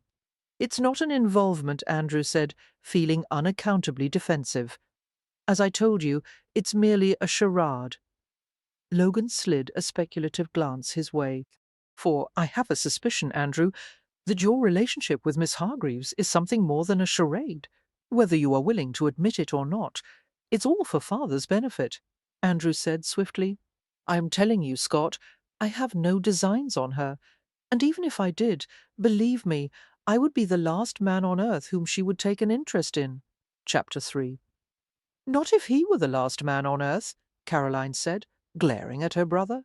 "For, I am telling you, Cade, I feel no sort of attraction whatsoever to that libertine. Don't be obtuse. You know quite well that it is all a pretence." "I thought it was," Cade said reflectively, "until I watched the two of you during that deuced long carriage ride today. Now I'm not so certain." Drake stared at you like a cat after a mouse. He didn't take his eyes off you once. Caroline sternly suppressed an unwanted twinge of pleasure at her brother's words, for she turned toward the long looking-glass, needlessly fluffing the short sleeves of her pale blue evening gown. "The only reason he may have glanced my way was to distract himself from mother's babbling," she said crisply. And the way you smiled at him this afternoon before he left to see his father, Cade continued. You looked positively besotted. Besotted? She let out a burst of disbelieving laughter. Cade, that is the most ridiculous thing I've ever heard you say. For not only am I not besotted with Lord Drake, I can barely stand to be in the same room with him. Then why the new gown and hairstyle? He asked. Are you certain you're not trying to attract him? Caroline surveyed her reflection critically. Her gown was simple but stylish, a thin white muslin underskirt overlaid with transparent blue silk. The bodice was low-cut and square, edged with a row of glinting silver beadwork, for her dark, glossy brown hair had been pulled to the crown of her head with blue ribbons and left to hang down the back in a mass of ringlets. She knew that she had never looked better in her life. I'm wearing a new gown because I'm tired of looking so matronly, she said. Just because I'm a spinster doesn't mean I have to appear a complete dowd, Caro, her brother said affectionately, coming up behind her and putting his hands on her upper arms. You're a spinster only by choice, for you've always been a lovely girl. The only reason you haven't landed a husband is because you haven't yet seen fit to set your cap for someone. She turned to hug him, heedless of mussing her gown, and smiled at him warmly. Thank you, Cade. And just to be quite clear, I have not set my cap for Lord Drake. As I have told you a dozen times, we are simply acting, as in a stage performance. All right, he said, drawing back to look at her sceptically. But in my opinion, you are both throwing yourself into your roles with a bit more zeal than necessary. The sounds of the ball drifted to Caroline's ears as they went down the grand staircase. The luminous, agile melody of a waltz swirled through the air, undercut by the flow of laughter and chatter, as the guests moved through the circuit of rooms that branched off from the central hall, for the atmosphere was heavily perfumed from huge arrangements of lilies and roses, while a garden breeze wafted gently through the rows of open windows. Caroline's gloved fingertips slid easily over the carved marble balustrade as they descended. She gripped Cade's arm with her other hand. She was strangely nervous, wondering if her evening spent in Andrew's company would prove to be a delight or torture, for Fanny chattered excitedly as she accompanied them, mentioning the names of several guests she had already seen at the estate, including peers of the realm, politicians, a celebrated artist, and a noted playwright. As they reached the lower landing, Caroline saw Andrew waiting for them at the nadir of the staircase, his dark hair gleaming in the brilliant light shed by legions of candles. As if he sensed her approach, he turned and glanced upward, for his white teeth flashed in a smile as he saw her, and Caroline's heartbeat hastened to a hard, driving rhythm. Dressed in a formal, fashionable scheme of black and white, with a starched cravat and a form-fitting grey waistcoat, Andrew was so handsome that it was almost unseemly. He was as polished and immaculate as any gentleman present, but his striking blue eyes gleamed with the devil's charm. For when he looked at her like that, his gaze hot and interested, she did not feel as if this entire situation were an obligation. She did not feel as if it were a charade. The lamentable fact was, she felt excited and glad and thoroughly beguiled. "Miss Hargreaves, you look ravishing," he murmured.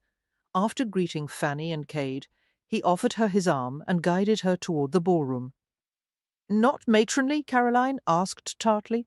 "Not in the least," he smiled faintly. "You never did, actually?" For when I made that comment, I was just trying to annoy you. "You succeeded?" she said, and paused, with a perplexed frown. "Why did you want to annoy me? Because annoying you is safer than—" For some reason he broke off abruptly and clamped his mouth shut. "Safer than what?" Caroline asked, intensely curious, as he led her into the ballroom. "What? What?" Ignoring her questions, Andrew swept her into a waltz so intoxicating and potent that its melody seemed to throb inside her veins. For she was at best a competent dancer, but Andrew was exceptional, and there were few pleasures to equal dancing with a man who was truly accomplished at it. His arm was supportive, his hands gentle but authoritative, as he guided her in smooth, sweeping circles. Caroline was vaguely aware that people were staring at them. No doubt the crowd was amazed by the fact that the dissolute Lord Drake was waltzing with the proper Miss Hargreaves, for they were an obvious mismatch, and yet Caroline wondered, was it really so inconceivable that a rake and a spinster could find something alluring in each other? "You are a wonderful dancer," she could not help exclaiming. "Of course I am," he said. "I'm proficient at all the trivial activities in life. It's only the meaningful pursuits that present a problem." "It doesn't have to be that way." "Oh, it does," he assured her with a self-mocking smile, for an uncomfortable silence ensued until Caroline sought a way to break it. "Has your father come downstairs yet?" she asked. "Surely you will want him to see us dance together?" "I don't know where he is," Andrew returned. "And right now I don't give a damn if he sees us or not." In the upper galleries that overlooked the ballroom, Logan Scott directed a pair of footmen to settle his father's fragile, tumour-ridden form onto a soft, upholstered chaise longue, for a maidservant settled into a nearby chair, ready to fetch anything that the Earl might require. A light blanket was draped over Rochester's bony knees, and a goblet of rare Rhenish wine was placed in his claw-like fingers. Logan watched the man for a moment, inwardly amazed that Rochester, a figure who had loomed over his entire life with such power and malevolence, should have come to this. For the once handsome face, with its hawk-like perfection, had shrunk to a mask of skeletal paleness and delicacy. The vigorous, muscular body had deteriorated until he could barely walk without assistance. One might have thought that the imminent approach of death would have softened the cruel Earl, and perhaps taught him some regret over the past. But Rochester, true to form, admitted to no shred of remorse. Not for the first time, Logan felt an acute stab of sympathy for his half-brother. For though Logan had been raised by a tenant farmer who had abused him physically, he had fared better than Andrew, whose father had abused his very soul. Surely no man in existence was colder and more unloving than the Earl of Rochester. It was a wonder that Andrew had survived such a childhood. Tearing his thoughts away from the past, Logan glanced at the assemblage below. His gaze located the tall form of his brother, who was dancing with Miss Caroline Hargreaves. For the petite woman seemed to have bewitched Andrew, who for once did not seem bored, bitter, or sullen. In fact, for the first time in his life, it appeared that Andrew was exactly where he wanted to be. There, Logan said, easily adjusting the heavy weight of the chaise longue so that his father could see better. "That is the woman Andrew brought here." Rochester's mouth compressed into a parchment-thin line of disdain. "A girl of no consequence," he pronounced. "For her looks are adequate, I suppose. However, they say she is a blue-stocking. Do not presume to tell me that your brother would have designs on such a creature." Logan smiled slightly, long accustomed to the elderly man's caustic tongue. "Watch them together," he murmured. "See how he is with her." "It's a ruse," Rochester said flatly. "I know all about my worthless son and his scheming ways. I could have predicted this from the moment I removed his name from the will, for he seeks to deceive me into believing that he can change his ways." He let out a sour cackle. "Andrew can court a multitude of respectable spinsters if he wishes, but I will go to hell before I reinstate him." Logan forbore to reply that such a scenario was quite likely, and bent to wedge a velvet-covered pillow behind the old man's frail back, for satisfied that his father had a comfortable place from which to view the activities down below. He stood and rested a hand on the carved mahogany railing. "Even if it were a ruse," he mused aloud, "wouldn't it be interesting if Andrew were caught in a snare of his own making?" "What did you say?" The old man stared at him with rheumy, slitted eyes and raised a goblet of wine to his lips. "What manner of snare is that, pray tell? For, it is possible that Andrew could fall in love with Miss Hargreaves." The Earl sneered into his cup. "It's not in him to love anyone other than himself." "You're wrong, father," Logan said quietly. "It's only that Andrew has had little acquaintance with that emotion, particularly to be on the receiving end of it. Understanding the subtle criticism of the cold manner in which he had always treated his sons, the legitimate one and the bastard, Rochester gave him a disdainful smile. For you lay the blame for his selfishness at my door, of course. You've always made excuses for him. Take care, my superior fellow, or I will cut you out of my will as well. To Rochester's obvious annoyance, Logan burst out laughing. I don't give a damn, he said. I don't need a shilling from you, but have a care when you speak about Andrew. He is the only reason you're here. For some reason that I'll never be able to comprehend, Andrew loves you. For a miracle that you could have produced a son who managed to survive your tender mercies and still have the capability to love. I freely admit that I would not. You are fond of making me out to be a monster, the Earl remarked frostily, when the truth is I only give people what they deserve. If Andrew had ever done anything to merit my love, I would have accorded it to him. But he will have to earn it first. Good God, man, you're nearly on your deathbed, Logan muttered. For don't you think you've waited long enough? Do you have any damned idea of what Andrew would do for one word of praise or affection from you? Rochester did not reply, his face stubbornly set, as he drank from his goblet and watched the glittering, whirling mass of couples below. The rule was that a gentleman should never dance more than 3 times with any one girl at a ball. Caroline did not know why such a rule had been invented, and she had never resented it as she did now, for to her astonishment she discovered that she liked dancing with Andrew, Lord Drake, and she was more than a little sorry when the waltz was over. She was further surprised to learn that Andrew could be an agreeable companion when he chose. I wouldn't have suspected you to be so well informed on so many subjects, she told him, while servants filled their plates at the refreshment tables. I assumed you had spent most of your time drinking, and yet you are remarkably well read. For I can drink and hold a book at the same time, he said. She frowned at him. Don't make light of it when I'm trying to express that you are not. I am not what? He prompted softly. You are not exactly what you seem. He gave her a slightly crooked grin. Is that a compliment, Miss Hargreaves? She was slightly dazed as she stared into the warm blue intensity of his eyes. I suppose it must be, for a woman's voice intruded on the moment, cutting through the spell of intimacy with the exquisite precision of a surgeon's blade. Why, Cousin Caroline, The woman exclaimed, I am astonished to see how stylish you look. It is a great pity that you cannot rid yourself of the spectacles, dear, and then you would be the toast of the ball. The speaker was Juliane, Lady Brenton, the most beautiful and treacherous woman that Caroline had ever known. For even the people who despised her, and there were no end of those, had to concede that she was physically flawless. Juliane was slender, of medium height, with perfectly curved hips and a lavishly endowed bosom.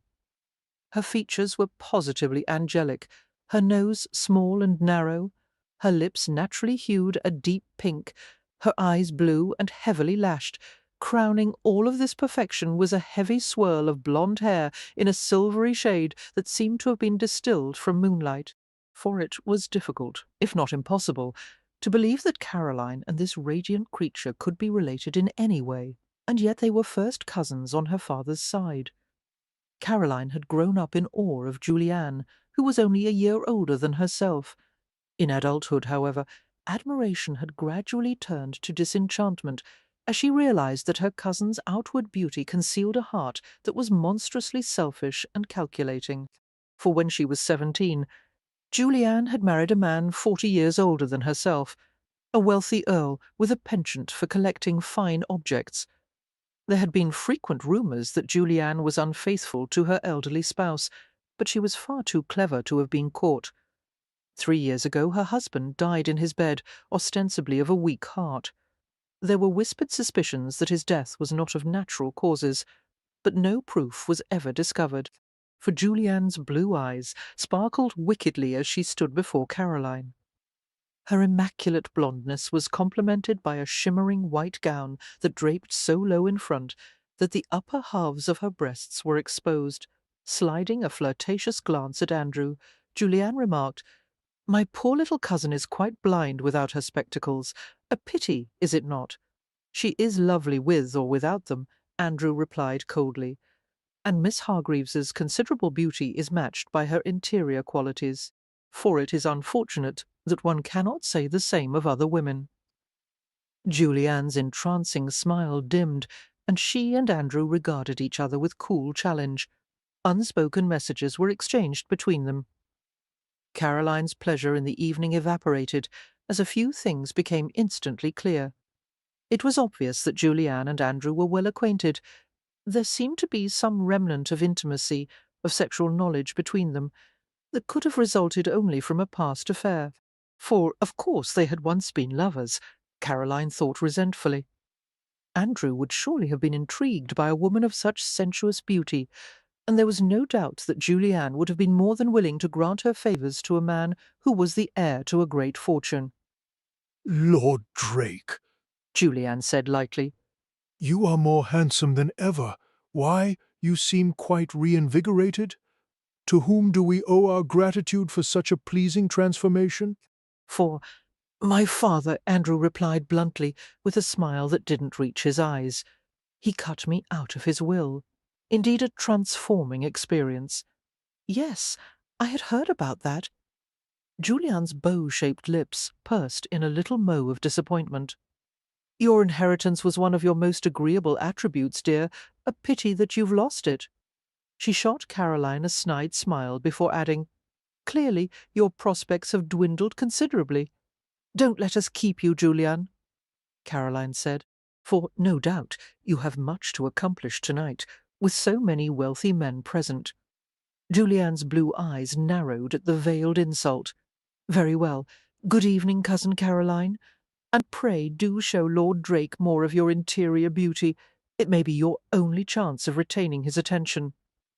A cat-like smile spread across her face as she murmured, If you can manage to lure Drake to your bed, cousin, you will find him a most exciting and talented partner, for I can give you my personal assurance on that point. Julianne departed with a luscious swaying of her hips that caused her skirts to swish silkily. Scores of male gazes followed her movement across the room, but Andrew's was not one of them. Instead, he focused on Caroline, who met his scowling gaze with an accusing glare. Despite my cousin's subtlety and discretion, Caroline said coolly, I managed to receive the impression that you and she were once lovers. Is that true? For, until Lady Brenton's interruption, Andrew had actually been enjoying himself. He had always disliked attending balls and soirees, at which one was expected to make dull conversation with matrimonially minded girls, and their even duller chaperones. But Caroline Hargreaves, with her quick wit and spirit, was surprisingly entertaining. For the last half-hour he had felt a peculiar sense of well-being, a glow that had nothing to do with alcohol. For then Julianne had appeared, reminding him of all his past debauchery, and the fragile sensation of happiness had abruptly vanished. Andrew had always tried to emulate his father in having no regrets over the past, but there it was, the unmistakable stab of rue of embarrassment over the affair with Julianne. And the hell of it was, the liaison hadn't even been worth the trouble. For Julianne was like those elaborate French desserts that never tasted as good as they looked, and certainly never satisfied the palate. Andrew forced himself to return Caroline's gaze as he answered her question. It is true, he said gruffly. We had an affair 2 years ago, brief and not worth remembering. He resented the way Caroline stared at him, as if she was so flawless that she had never done anything worthy of regret. For damn her, he had never lied to her or pretended to be anything other than what he was. She knew he was a scoundrel, a villain, for God's sake.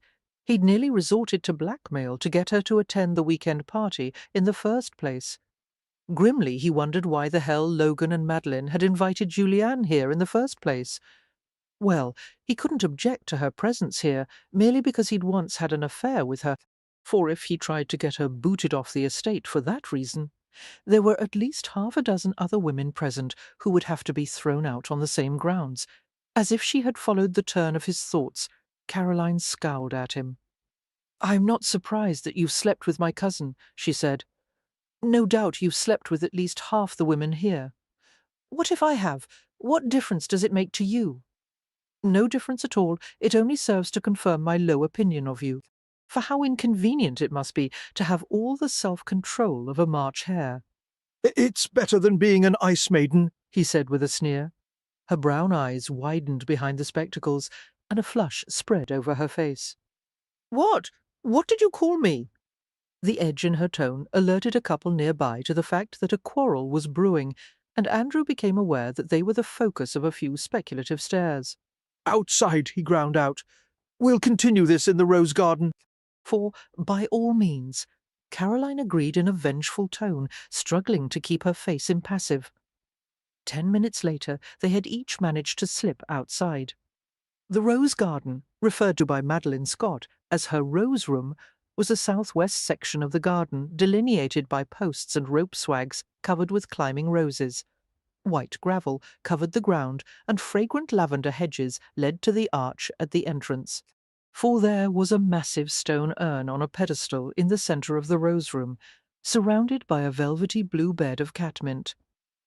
The exotic perfumed air did nothing to soothe Andrew's frustration. As he saw Caroline's slight figure enter the rustling garden, he could barely restrain himself from pouncing on her. He kept still and silent instead, his jaw set as he watched her approach. She stopped within arm's length of him, her head tilted back so that she could meet his gaze directly. "For I have only one thing to say, my lord." Agitation pulled her voice taut and high.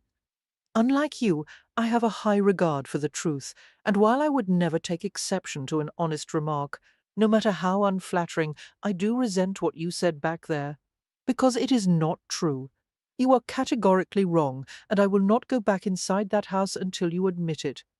"Wrong about what?" he asked.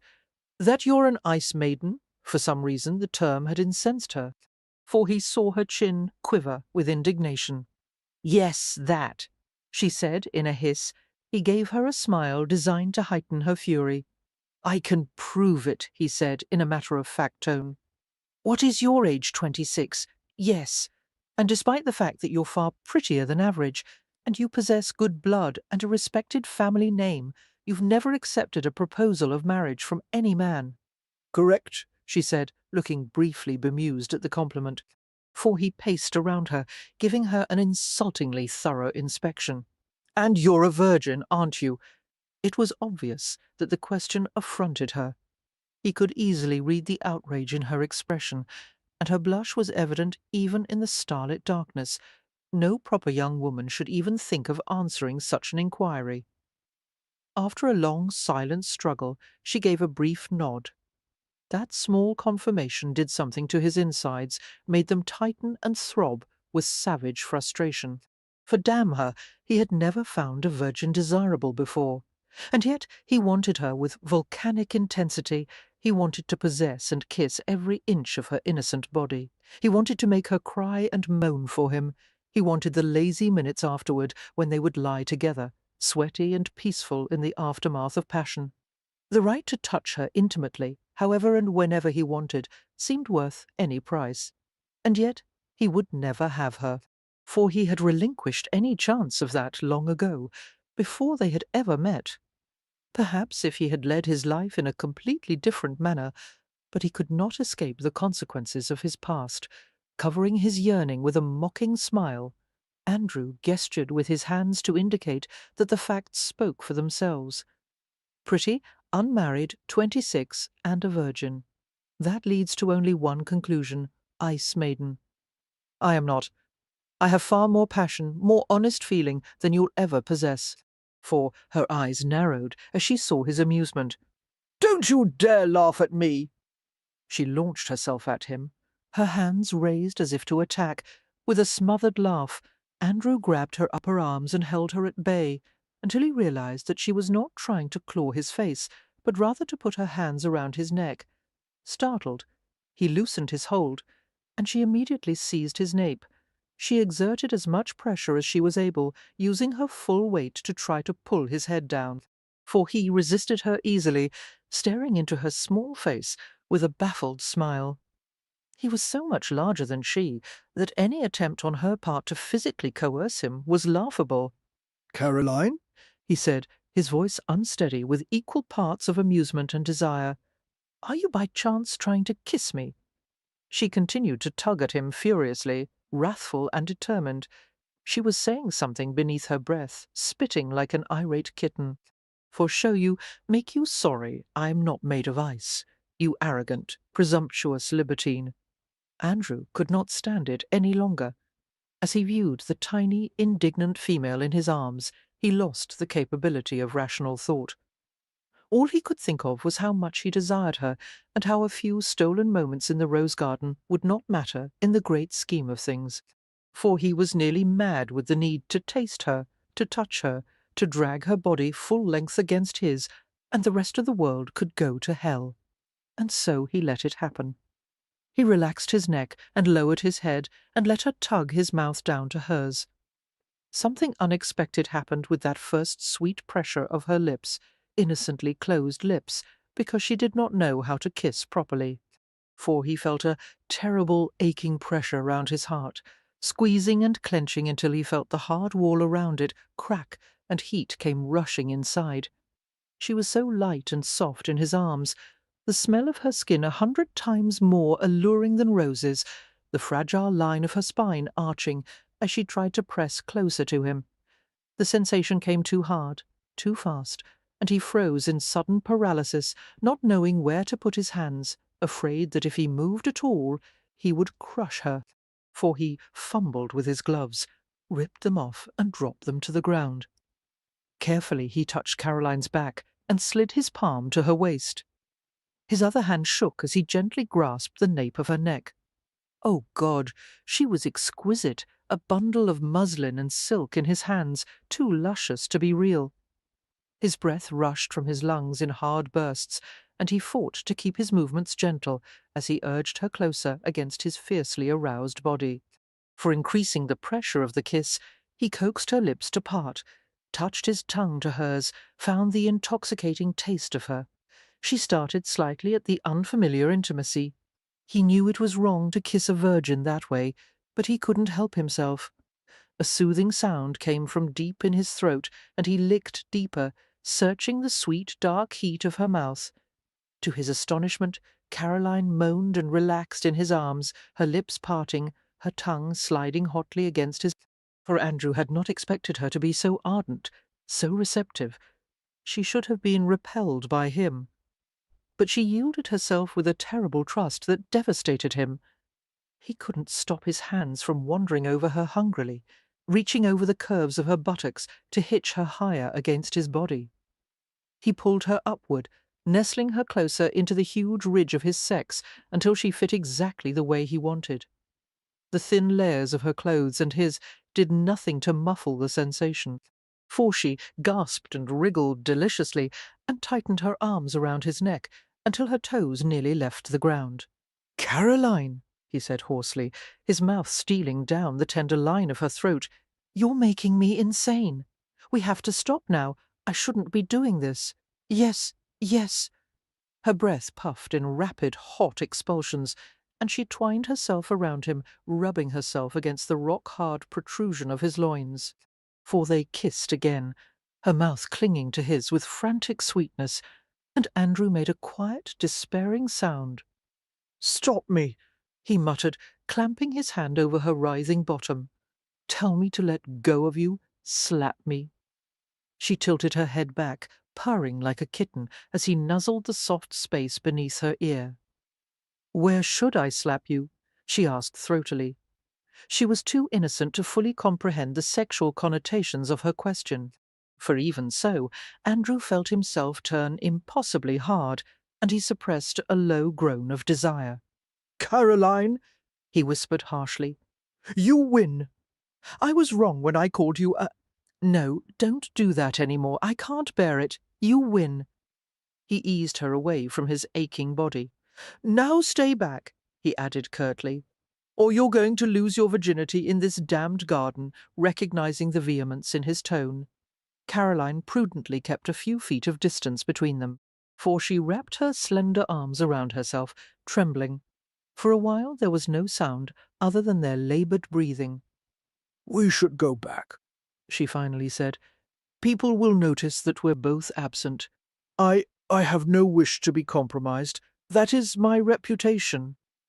Her voice trailed into an awkward silence, and she risked a glance at him. "Andrew," she confessed shakily, "I've never felt this way befug." "Don't say it," he interrupted. For your sake and mine, we are not going to let this happen again. We are going to keep to our bargain. I don't want complications." "But don't you want to?" "No," he said tersely. "I want only the pretense of a relationship with you, nothing more. If I truly became involved with you, I would have to transform my life completely, and it's too bloody late for that. I am beyond redemption, and no one, not even you, is worth changing my ways for." She was quiet for a long moment, her dazed eyes focused on his set face. "I know someone who is worth it," she finally said. "Who?" "You." Her stare was direct and guileless. "You are worth saving, Andrew." With just a few words, she demolished him. Andrew shook his head, unable to speak. He wanted to seize her in his arms again, worship her, ravish her, for no woman had ever expressed the slightest hint of faith in him, in his worthless soul. And though he wanted to respond with utter scorn, he could not. One impossible wish consumed him in a great purifying blaze that somehow he could become worthy of her. He yearned to tell her how he felt. Instead, he averted his face and managed a few rasping words. "You go inside first. For the rest of the weekend party, and for the next 3 months, Andrew was a perfect gentleman. For he was attentive, thoughtful, and good-humoured, prompting jokes from all who knew him that somehow the wicked Lord Drake had been abducted and replaced by an identical stranger. Those who were aware of the Earl of Rochester's poor health surmised that Andrew was making an effort to court his father's favour before the old man died and left him bereft of the family fortune. It was a transparent effort, the gossips snickered, and very much in character for the devious Lord Drake. For the strange thing was, the longer that Andrew's pretend reformation lasted, the more it seemed to Caroline that he was changing in reality. He met with the Rochester estate agents and developed a plan to improve the land in ways that would help the tenants immeasurably. Then, to the perplexity of all who knew him, Andrew sold much of his personal property, including a prize string of thoroughbreds, in order to finance the improvements. For it was not in character for Andrew to take such a risk, especially when there was no guarantee that he would inherit the Rochester fortune.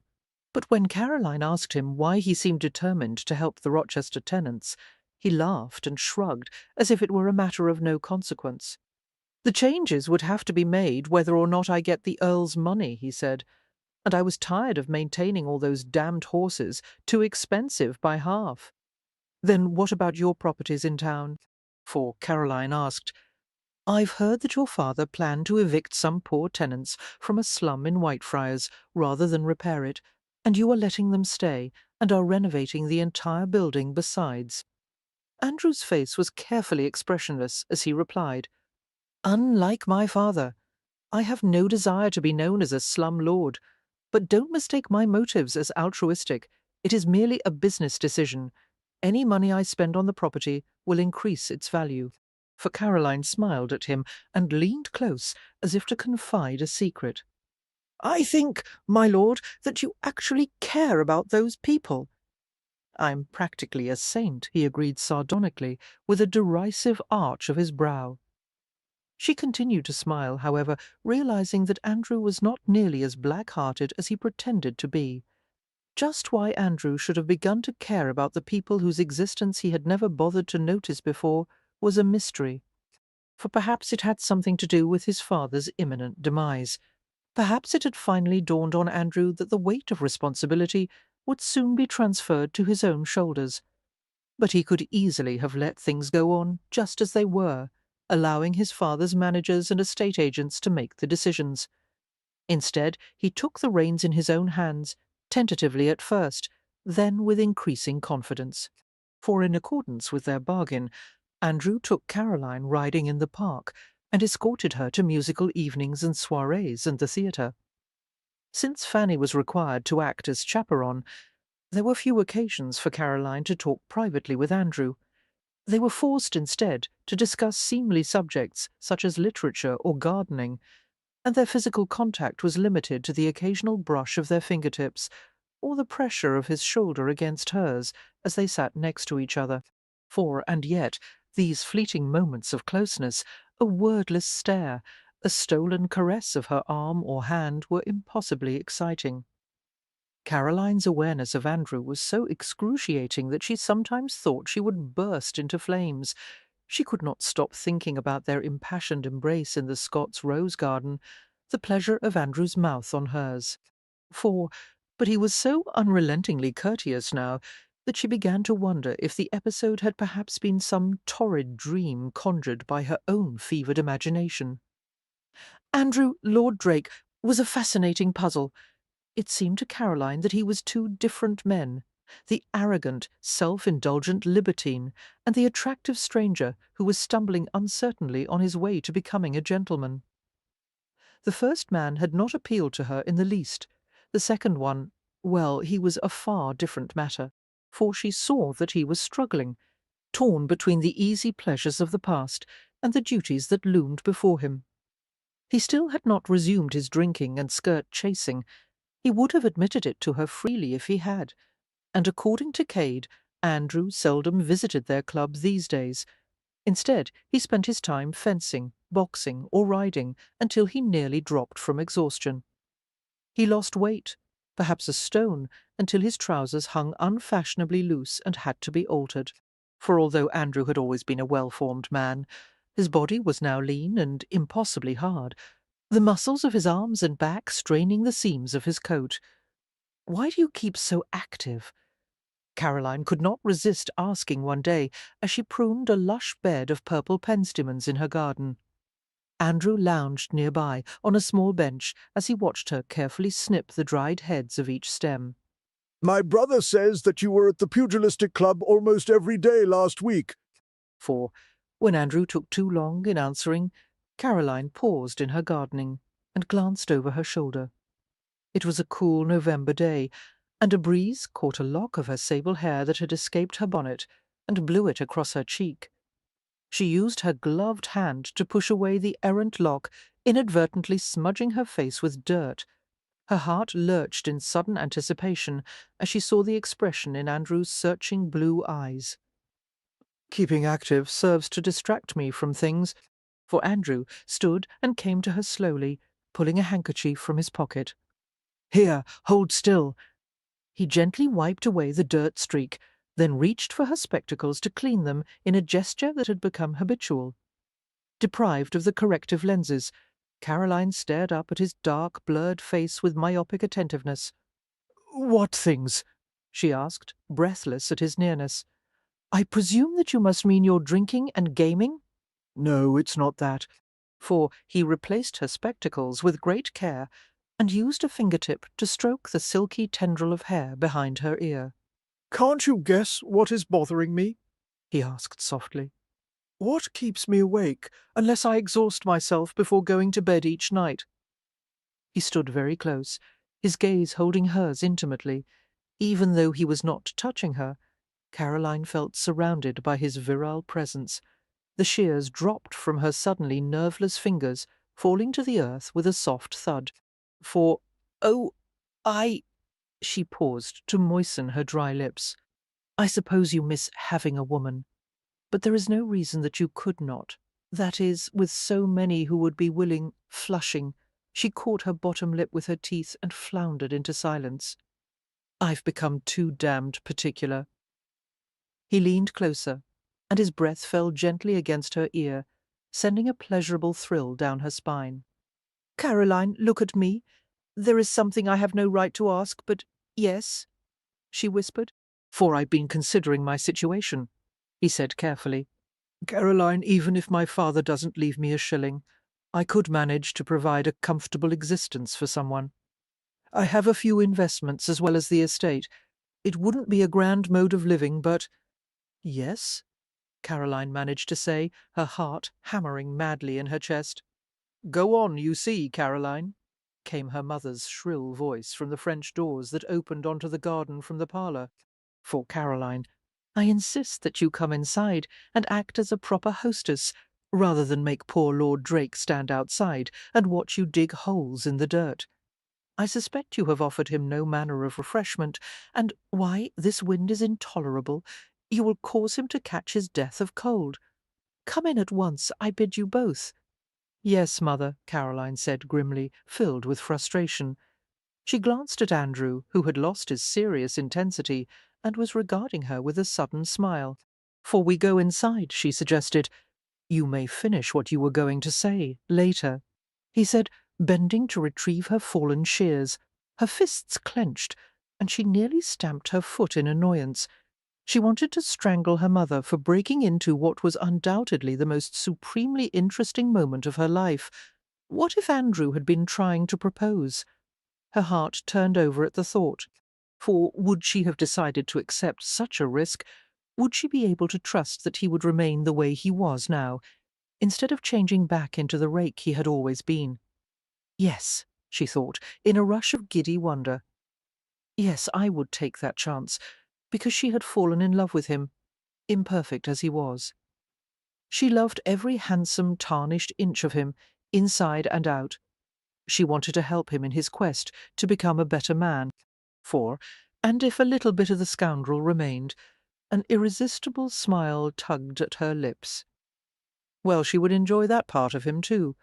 A fortnight later, at the beginning of December, Caroline received word that the Earl of Rochester was on his deathbed. The brief message from Andrew also included a surprising request. The Earl wanted to see her, for reasons that he would explain to no one, not even Andrew. For humbly ask for your indulgence in this matter, Andrew had written, as your presence may bring the Earl some peace in his last hours. My carriage will convey you to the estate if you wish to come, and if you do not, I understand and respect your decision. Your servant. And he had signed his name Andrew with a familiarity that was improper and yet touching, bespeaking his distracted turn of mind. Or perhaps it betrayed his feelings for her, Miss Hargreaves, for the liveried footman murmured, evidently having been informed of the possibility that she might return with them. Shall we convey you to the Rochester estate? Yes, Caroline said instantly. I will need but a few minutes to be ready. I will bring a maidservant with me. Yes, miss. Caroline was consumed with thoughts of Andrew as the carriage travelled to Rochester Hall in Buckinghamshire, where the Earl had chosen to spend his last days. For although Caroline had never seen the place, Andrew had described it to her. The Rochesters owned 1,500 acres, including the local village, the woods surrounding it, and some of the most fertile farmland in England. It had been granted to the family by Henry II in the 12th century, Andrew had said, and he had gone on to make a sarcastic comment about the fact that the family's proud and ancient heritage would soon pass to a complete reprobate. For Caroline understood that Andrew did not feel at all worthy of the title and the responsibilities that he would inherit. She felt an aching need to comfort him, to somehow find a way to convince him that he was a much better man than he believed himself to be. With her thoughts in turmoil, Caroline kept her gaze focused on the scenery outside the window, the land covered with woods and vineyards, the villages filled with cottages made of flint garnered from the Chiltern Hills. For finally they came to the massive structure of Rochester Hall, constructed of honey yellow ironstone and grey sandstone, hewn with stalwart medieval masonry. A gate centred in the entrance gave the carriage access to an open courtyard. Caroline was escorted by a footman to the central great hall, which was large, draughty, and ornamented with dull-coloured tapestries. For Rochester Hall had once been a fortress, its roof studded with parapets and crenellation, the windows long and narrow to allow archers to defend the building. Now it was merely a cold, vast home that seemed badly in need of a woman's hand to soften the place and make it more comfortable. Miss Hargreaves. Andrew's deep voice echoed against the polished sandstone walls as he approached her. She felt a thrill of gladness as he came to her and took her hands, for the heat of his fingers penetrated the barrier of her gloves as he held her hands in a secure clasp. Caro, He said softly, and nodded to the footman to leave them. She stared up at him with a searching gaze. His emotions were held in tight rein. It was impossible to read the thoughts behind the expressionless mask of his face, but somehow she sensed his hidden anguish, and she longed to put her arms around him and comfort him. "How was the carriage ride?" he asked, still retaining her hands. "For I hope it didn't make you too uncomfortable." Caroline smiled slightly, realizing that he had remembered how the motion of a long carriage ride made her sick. "No, I was perfectly fine. I stared out the window the entire way." "Thank you for coming," he muttered. "I wouldn't have blamed you if you had refused. God knows why Rochester asked for you. It's because of some whim that he won't explain." "I am glad to be here," she interrupted gently. "Not for his sake, but for yours. For to be here as your friend, as your—" Her voice trailed away as she fumbled for an appropriate word.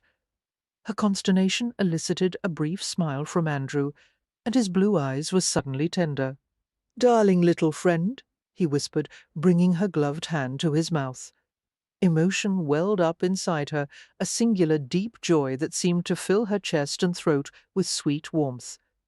The happiness of being needed by him, welcomed by him, was almost too much to be borne, for Caroline glanced at the heavy oak staircase that led to the second floor, its open-work balustrade casting long, jagged shadows across the great hall. What a cavernous, sterile place for a little boy to grow up in, she thought. Andrew had told her that his mother had died a few weeks after giving birth to him. He had spent his childhood here, at the mercy of a father whose heart was as warm and soft as a glacier. "Shall we go up to him?" she asked, referring to the Earl. For, in a minute, Andrew replied, "Logan and his wife are with him now. The doctor says it is only a matter of hours before he—" He stopped, his throat seeming to close, and he gave her a look that was filled with baffled fury, most of it directed at himself. "My God, all the times that I've wished him dead! But now I feel—" "Regret?" Caroline suggested softly, removing her glove and laying her fingers against the hard, smooth-shaven line of his cheek, for the muscles of his jaw worked tensely against the delicate palm of her hand. "And perhaps sorrow," she said, "for all that could have been, and for all the disappointment you caused each other." He could not bring himself to reply, only gave a short nod. "And maybe just a little fear?" she asked, daring to caress his cheek softly. "Because soon you will be Lord Rochester, something you've hated and dreaded all your life." For Andrew began to breathe in deep surges, his eyes locked with hers, as if his very survival depended on it. "If only I could stop it from happening," he said hoarsely. "You are a better man than your father," she whispered. "You will take care of the people who depend on you. There is nothing to fear. I know that you will not fall back into your old ways. You are a good man, even if you don't believe it." He was very still, giving her a look that burned all through her, for although he did not move to embrace her, she had the sense of being possessed, captured by his gaze and his potent will beyond any hope of release. "Caro," he finally said, his voice tightly controlled, "I can't ever be without you." She smiled faintly. "You won't have to." They were interrupted by the approach of a housemaid who had been dispatched from upstairs. "M'lord," the tall, rather ungainly girl murmured, bobbing in an awkward curtsy. "Mr. For Scott sent me to ask if Miss Hargreaves is here, and if she would please attend the Earl." "I will bring her to Rochester," Andrew replied grimly. "Yes, m'lord." The maid hurried upstairs ahead of them, while Andrew carefully placed Caroline's small hand on his arm. He looked down at her with concern. "You don't have to see him if you don't wish it." "Of course I will see the Earl," Caroline replied. "I'm extremely curious about what he will say," for the Earl of Rochester was attended by 2 physicians, as well as Mr. Scott and his wife Madeline. The atmosphere in the bedroom was oppressively sombre and stifling, with all the windows closed and the heavy velvet drapes pulled shut. A dismal end for an unhappy man, Caroline reflected silently. In her opinion, the Earl was extremely fortunate to have his 2 sons with him. considering the appalling way he had always treated them. For the Earl was propped to a semi-reclining position, with a pile of pillows behind his back. His head turned as Caroline entered the room, and his rheumy gaze fastened on her. "The Hargreaves chit," he said softly. It seemed to take great effort for him to speak. He addressed the other occupants of the room while still staring at Caroline. "Leave, all of you. I wish to speak to Miss Hargreaves in private." They complied en masse except for Andrew, who lingered to stare into Caroline's face, for she gave him a reassuring smile and motioned for him to leave the room. "I'll be waiting just outside," he murmured. "Call for me if you wish." When the door closed, Caroline went to the chair by the bedside and sat, folding her hands in her lap. Her face was nearly level with the Earl's, and she did not bother to conceal her curiosity as she stared at him. For he must have been handsome at one time, she thought, although he wore the innate arrogance of a man who had always taken himself far too seriously. "My lord," she said, "I have come as you requested. May I ask why you wish to see me?" Rochester ignored her question for a moment, his slitted gaze moving over her speculatively. "Attractive, but hardly a great beauty," he observed. "What does he see in you, I wonder?" "Perhaps you should ask Lord Drake," Caroline suggested calmly. "For he will not discuss you," he replied with frowning contemplation. "I sent for you because I want the answer to one question. When my son proposes, will you accept?" Startled, Caroline stared at him without blinking. "He has not proposed marriage to me, my lord, nor has he given any indication that he is considering such a proposition." "He will," Rochester assured her, his face twisting with a spasm of pain. Fumbling, he reached for a small glass on the bedside table, for automatically Caroline moved to help him, catching the noxious fragrance of spirits mixed with medicinal tonic as she brought the edge of the glass to his withered lips. Reclining back on the pillows, the Earl viewed her speculatively. "You appear to have wrought a miracle, Miss Hargreaves. Somehow you have drawn my son out of his remarkable self-absorption. I know him quite well, you see. I suspect your liaison began as a plan to deceive me, yet he seems to have changed, for he seems to love you, although one never would have believed him capable of it. Perhaps you do not know Lord Drake as well as you think you do," Caroline said, unable to keep the edge from her tone. "He only needs someone to believe in him and to encourage him. He is a good man, a caring one. Please," he murmured, lifting a gnarled hand in a gesture of self-defence, "do not waste what little time I have left with rapturous descriptions of my good-for-naught progeny. For then I will answer your question," Caroline returned evenly. "Yes, my lord, if your son proposes to me, I will accept gladly. And if you do not leave him your fortune, I will not care one whit, and neither will he. Some things are more precious than money, although I am certain you will mock me for saying so." Rochester surprised her by smiling thinly, relaxing more deeply against the pillows. "I will not mock you," he murmured, seeming exhausted but oddly serene. "For I believe you might be the saving of him. Go now, Miss Hargreaves. Tell Andrew to come." "Yes, my lord." She left the room quickly, her emotions in chaos, feeling chilly and anxious and wanting to feel the comfort of Andrew's arms around her. Chapter 4. It had been 2 weeks since the Earl of Rochester had died, leaving Andrew the entirety of his fortune, as well as the title and entailed properties. 2 interminable weeks during which Caroline had received no word from Andrew, for at first she had been patient, understanding that Andrew must be wading through a morass of funeral arrangements and business decisions. She knew that he would come to her as soon as possible, but as day followed day, and he did not send so much as a single written sentence, Caroline realized that something was very wrong. For consumed with worry, she considered writing to him, or even paying an unexpected visit to Rochester Hall. But it was unthinkable for any unmarried woman under the age of 30 to be so forward. She finally decided to send her brother Cade to find Andrew, bidding him to find out if Andrew was well, if he needed anything, if he was thinking of her. For while Cade went on his mission to locate the new Lord Rochester, Caroline sat alone in her chilly winter garden, gazing forlornly at her clipped-back plants and the bare branches of her prized Japanese maples. There were only 2 weeks until Christmas, she thought dully. For her family's sake, Caroline had decorated the house with boughs of evergreens and holly, and had adorned the doors with wreaths of fruit and ribbons.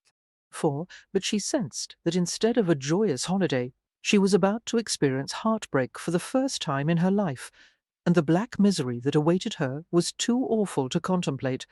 Something was indeed wrong, or Andrew would have come to her by now, and yet she could not imagine what was keeping him away. She knew that he needed her just as she needed him, and that nothing stood in the way of their being together if he so desired. Why, then, had he not come? For just as Caroline thought she would go insane from the unanswered questions that plagued her, Cade returned home. The expression on his face did not ease her worry. "Your hands are like ice," he said, chafing her stiff fingers and guiding her into the parlour, where a warm fire blazed in the hearth. "You've been sitting outside too long. Wait, I'll send for some tea. I don't want tea."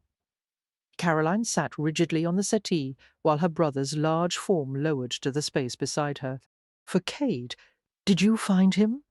How is he?" Oh, tell me something or I'll go mad. "Yes, I found him." Cade scowled and took her hands again, warming her tense fingers with his.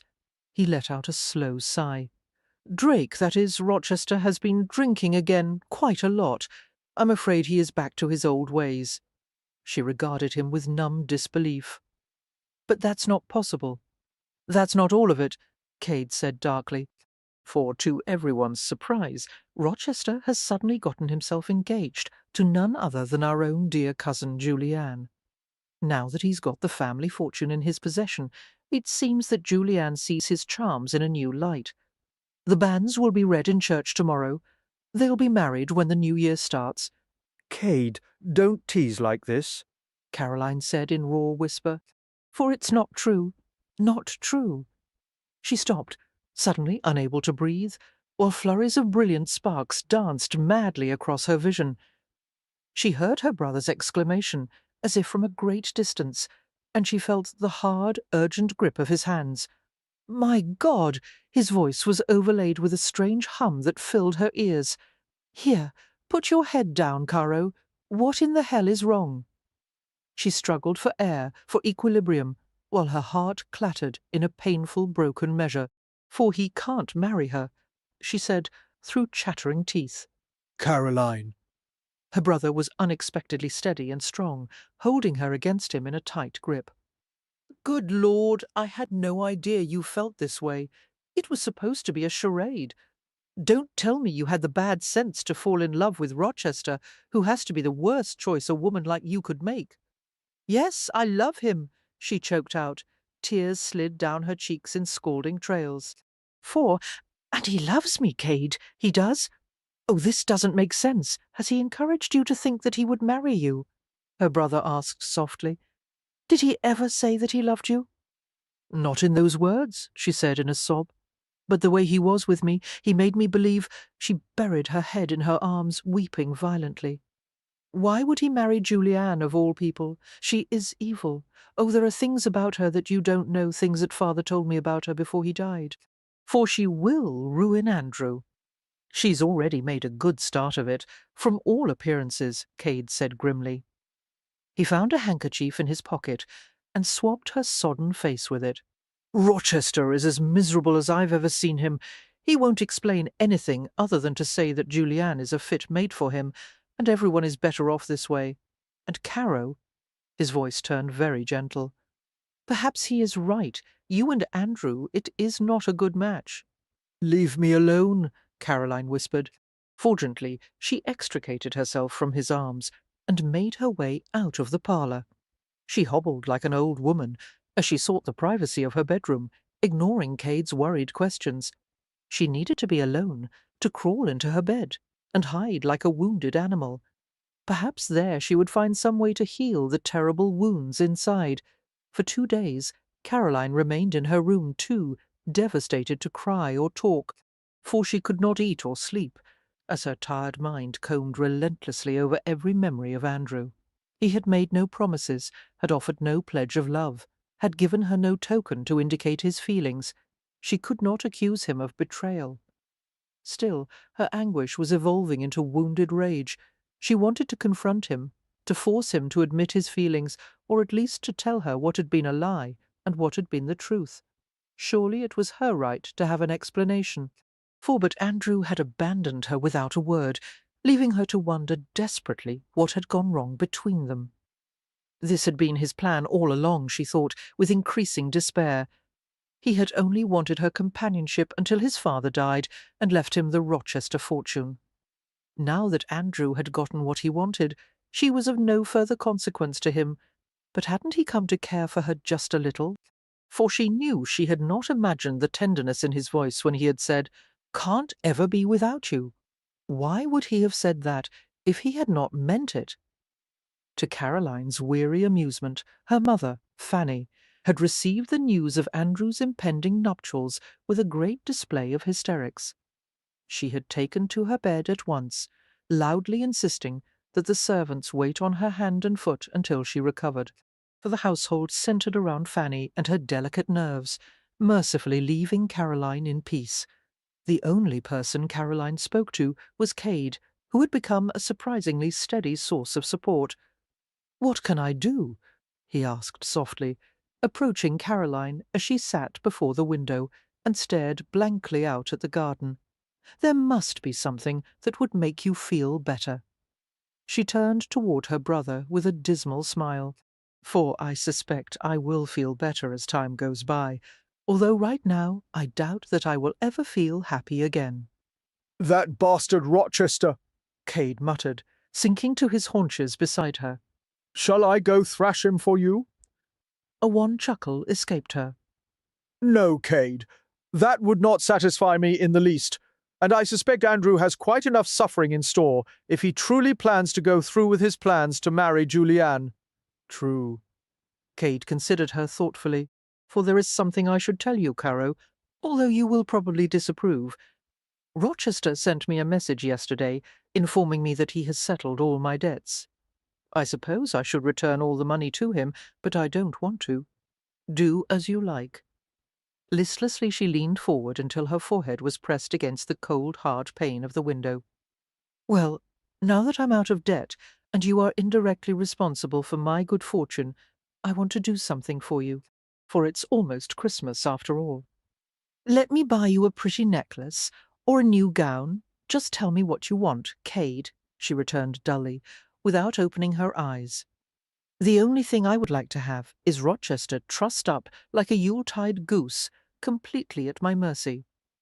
Since you cannot make that happen, I wish for nothing." An extended silence greeted her statement, and then she felt a gentle pat on her shoulder. All right, sweet sister.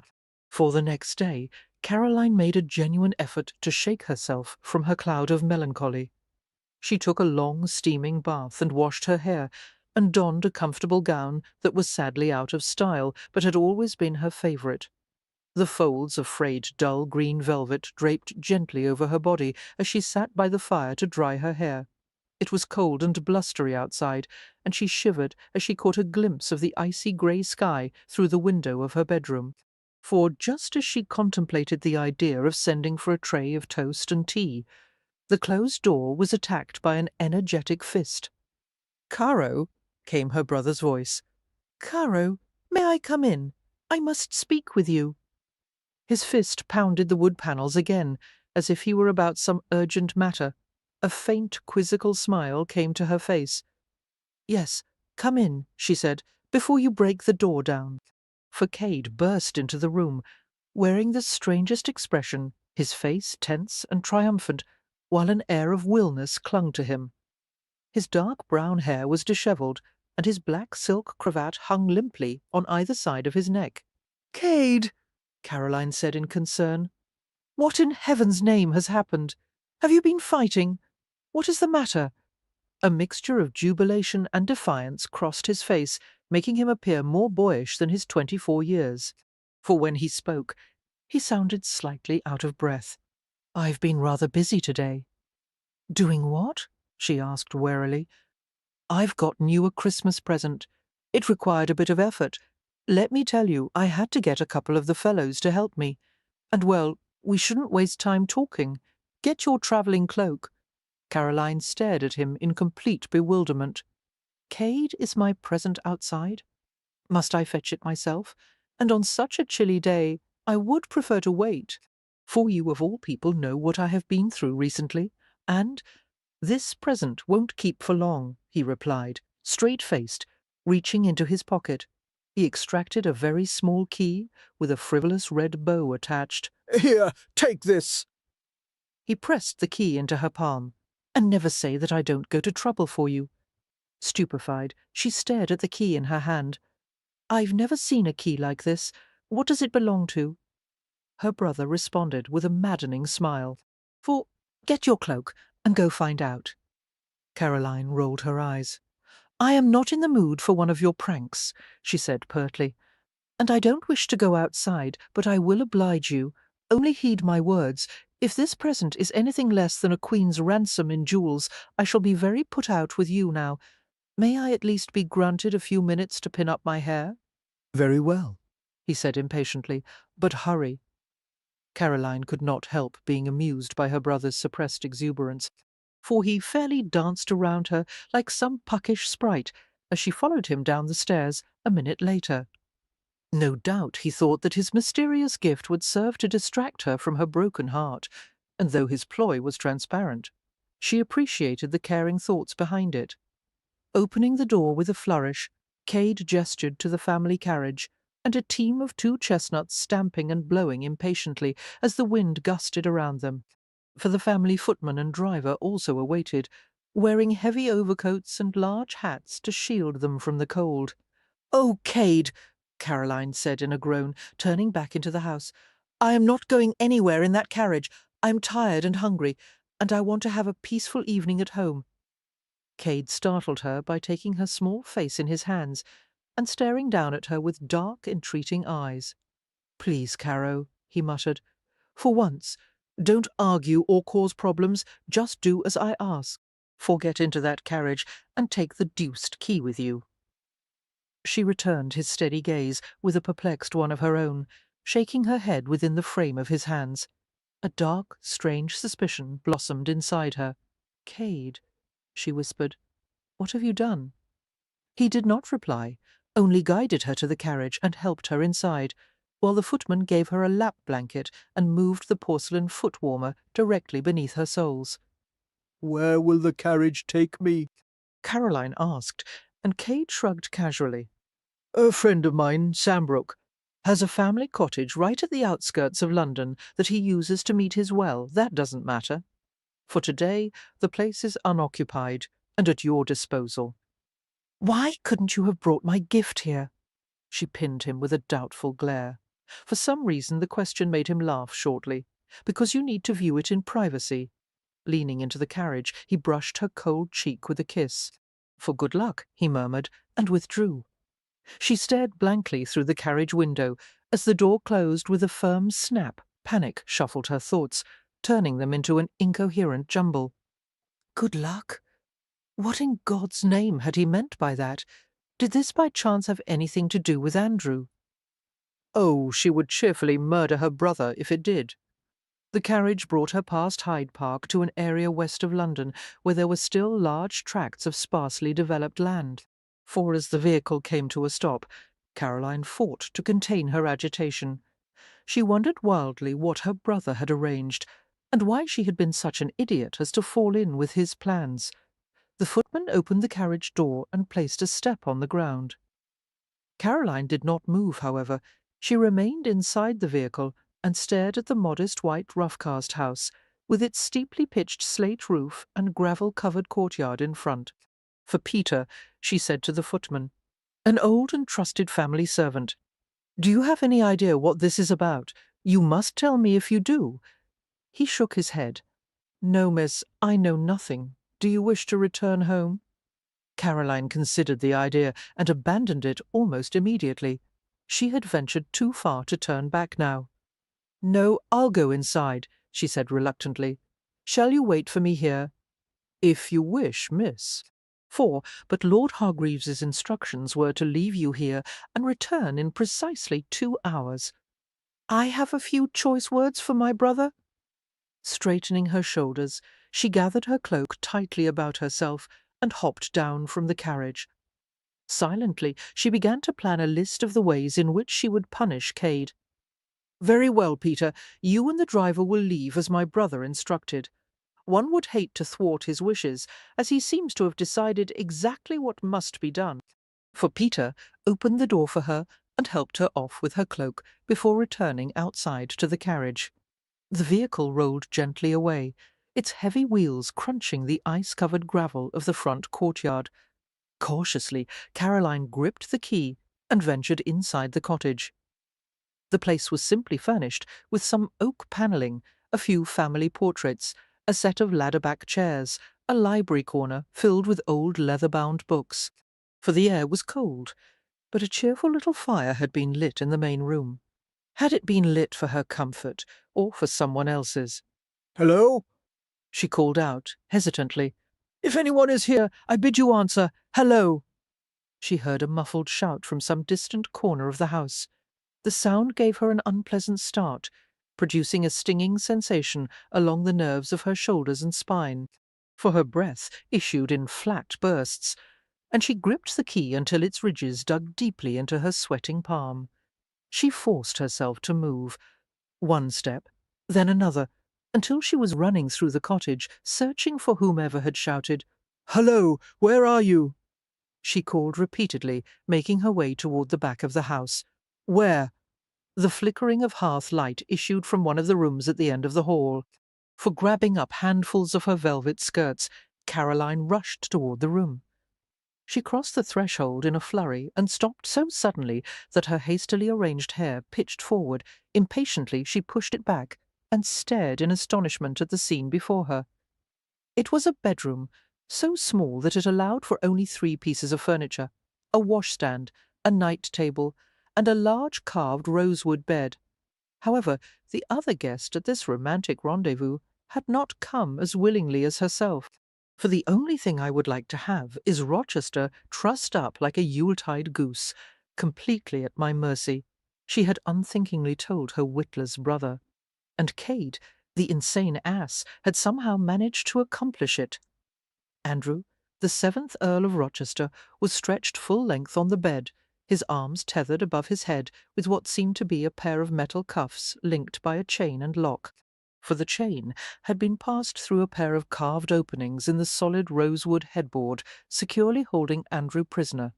His dark head lifted from the pillow, and his eyes gleamed an unholy shade of blue in his flushed face. He yanked at the cuffs with a force that surely bruised his imprisoned wrists. "Get these the hell off of me," he said in a growl, his voice containing a level of ferocity that made her flinch. For he was like some magnificent feral animal, the powerful muscles of his arms bulging against his shirt-sleeves, his taut body arching from the bed. "I'm so sorry," she said, with a gasp, instinctively rushing forward to help him. "My God, it was Cade! I don't know what got into his head. I'm going to kill him," Andrew muttered, continuing to tug savagely at his tethered wrists. "Wait, you'll hurt yourself. I have the key. Just be still and let me. Did you ask him to do this?" For he asked with a snarl as she climbed onto the bed beside him. No, She said at once, then felt scarlet colour flooding her cheeks. not exactly. I only said I wished. She broke off and bit her lip. "He told me about your betrothal to Cousin Julianne, you see, and I," continuing to blush, she crawled over him to reach the lock of the handcuffs. The delicate shape of her breast brushed over his chest, and Andrew's entire body jerked as if he had been burned. For, to Caroline's dismay, the key dropped from her fingers and fell between the mattress and the headboard. "Do be still," she said, keeping her gaze from his face as she levered her body farther over his and fumbled for the key. It was not easy avoiding eye contact with him when their faces were so close. The brawny mass of his body was hard and unmoving beneath her. She heard his breathing change, turning deep and quick as she strained to retrieve the key. For her fingertips, curled around the key, and pried it free of the mattress. "I've got it," she murmured, risking a glance at him. Andrew's eyes were closed, his nose and mouth almost touching the curve of her breast. He seemed to be absorbing her scent, savouring it with peculiar intensity, as if he were a condemned man being offered his last meal. "Andrew?" she whispered in painful confusion. His expression became closed and hard, his blue eyes opaque. "Unlock these damned things," for he rattled the chain that linked the cuffs. The noise startled her, jangled across her raw nerves. She saw the deep gouges the chain links had left on the solid rosewood, but despite the relentless tugging and sawing, the wood had so far resisted the grating metal. Her gaze dropped to the key in her hand. Instead of using it to unlock the handcuffs, she closed her fingers around it. Terrible, wicked thoughts formed in her mind. For the right thing to do would be to set Andrew free as quickly as possible. But for the first time in her entire sedate, seemly life, she did not want to do what was right. "Before I let you go," she said, in a low voice that did not quite sound like her own, "I would like the answer to one question. Why did you throw me aside in favour of Julianne?" He continued to look at her with that arctic gaze. "I'll be damned if I'll answer any questions while I'm chained to a bed. And if I set you free? For will you answer me then? No?"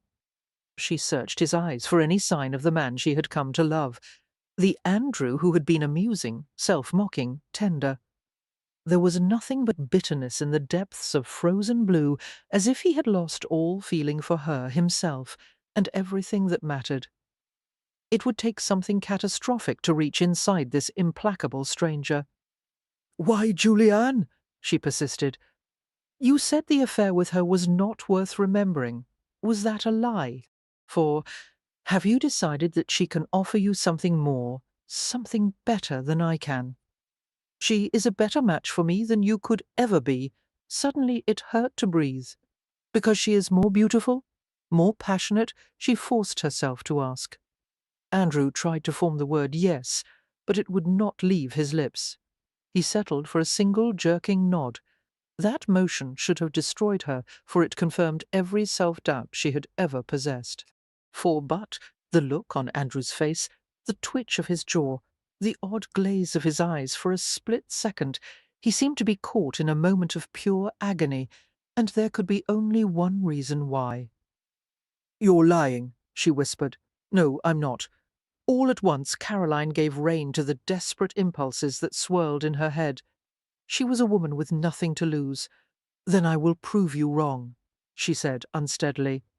"I will prove that I can give you 100 times more satisfaction than Julianne." "How?" "For I am going to make love to you," she said, sitting up beside him. Her trembling fingers went to the neck of her gown, and she began working the knotted silk loops that fastened the front of her bodice. "Right now, on this bed, while you are helpless to prevent it, and I won't stop until you admit that you are lying. I'll have an explanation out of you, my lord, one way or another."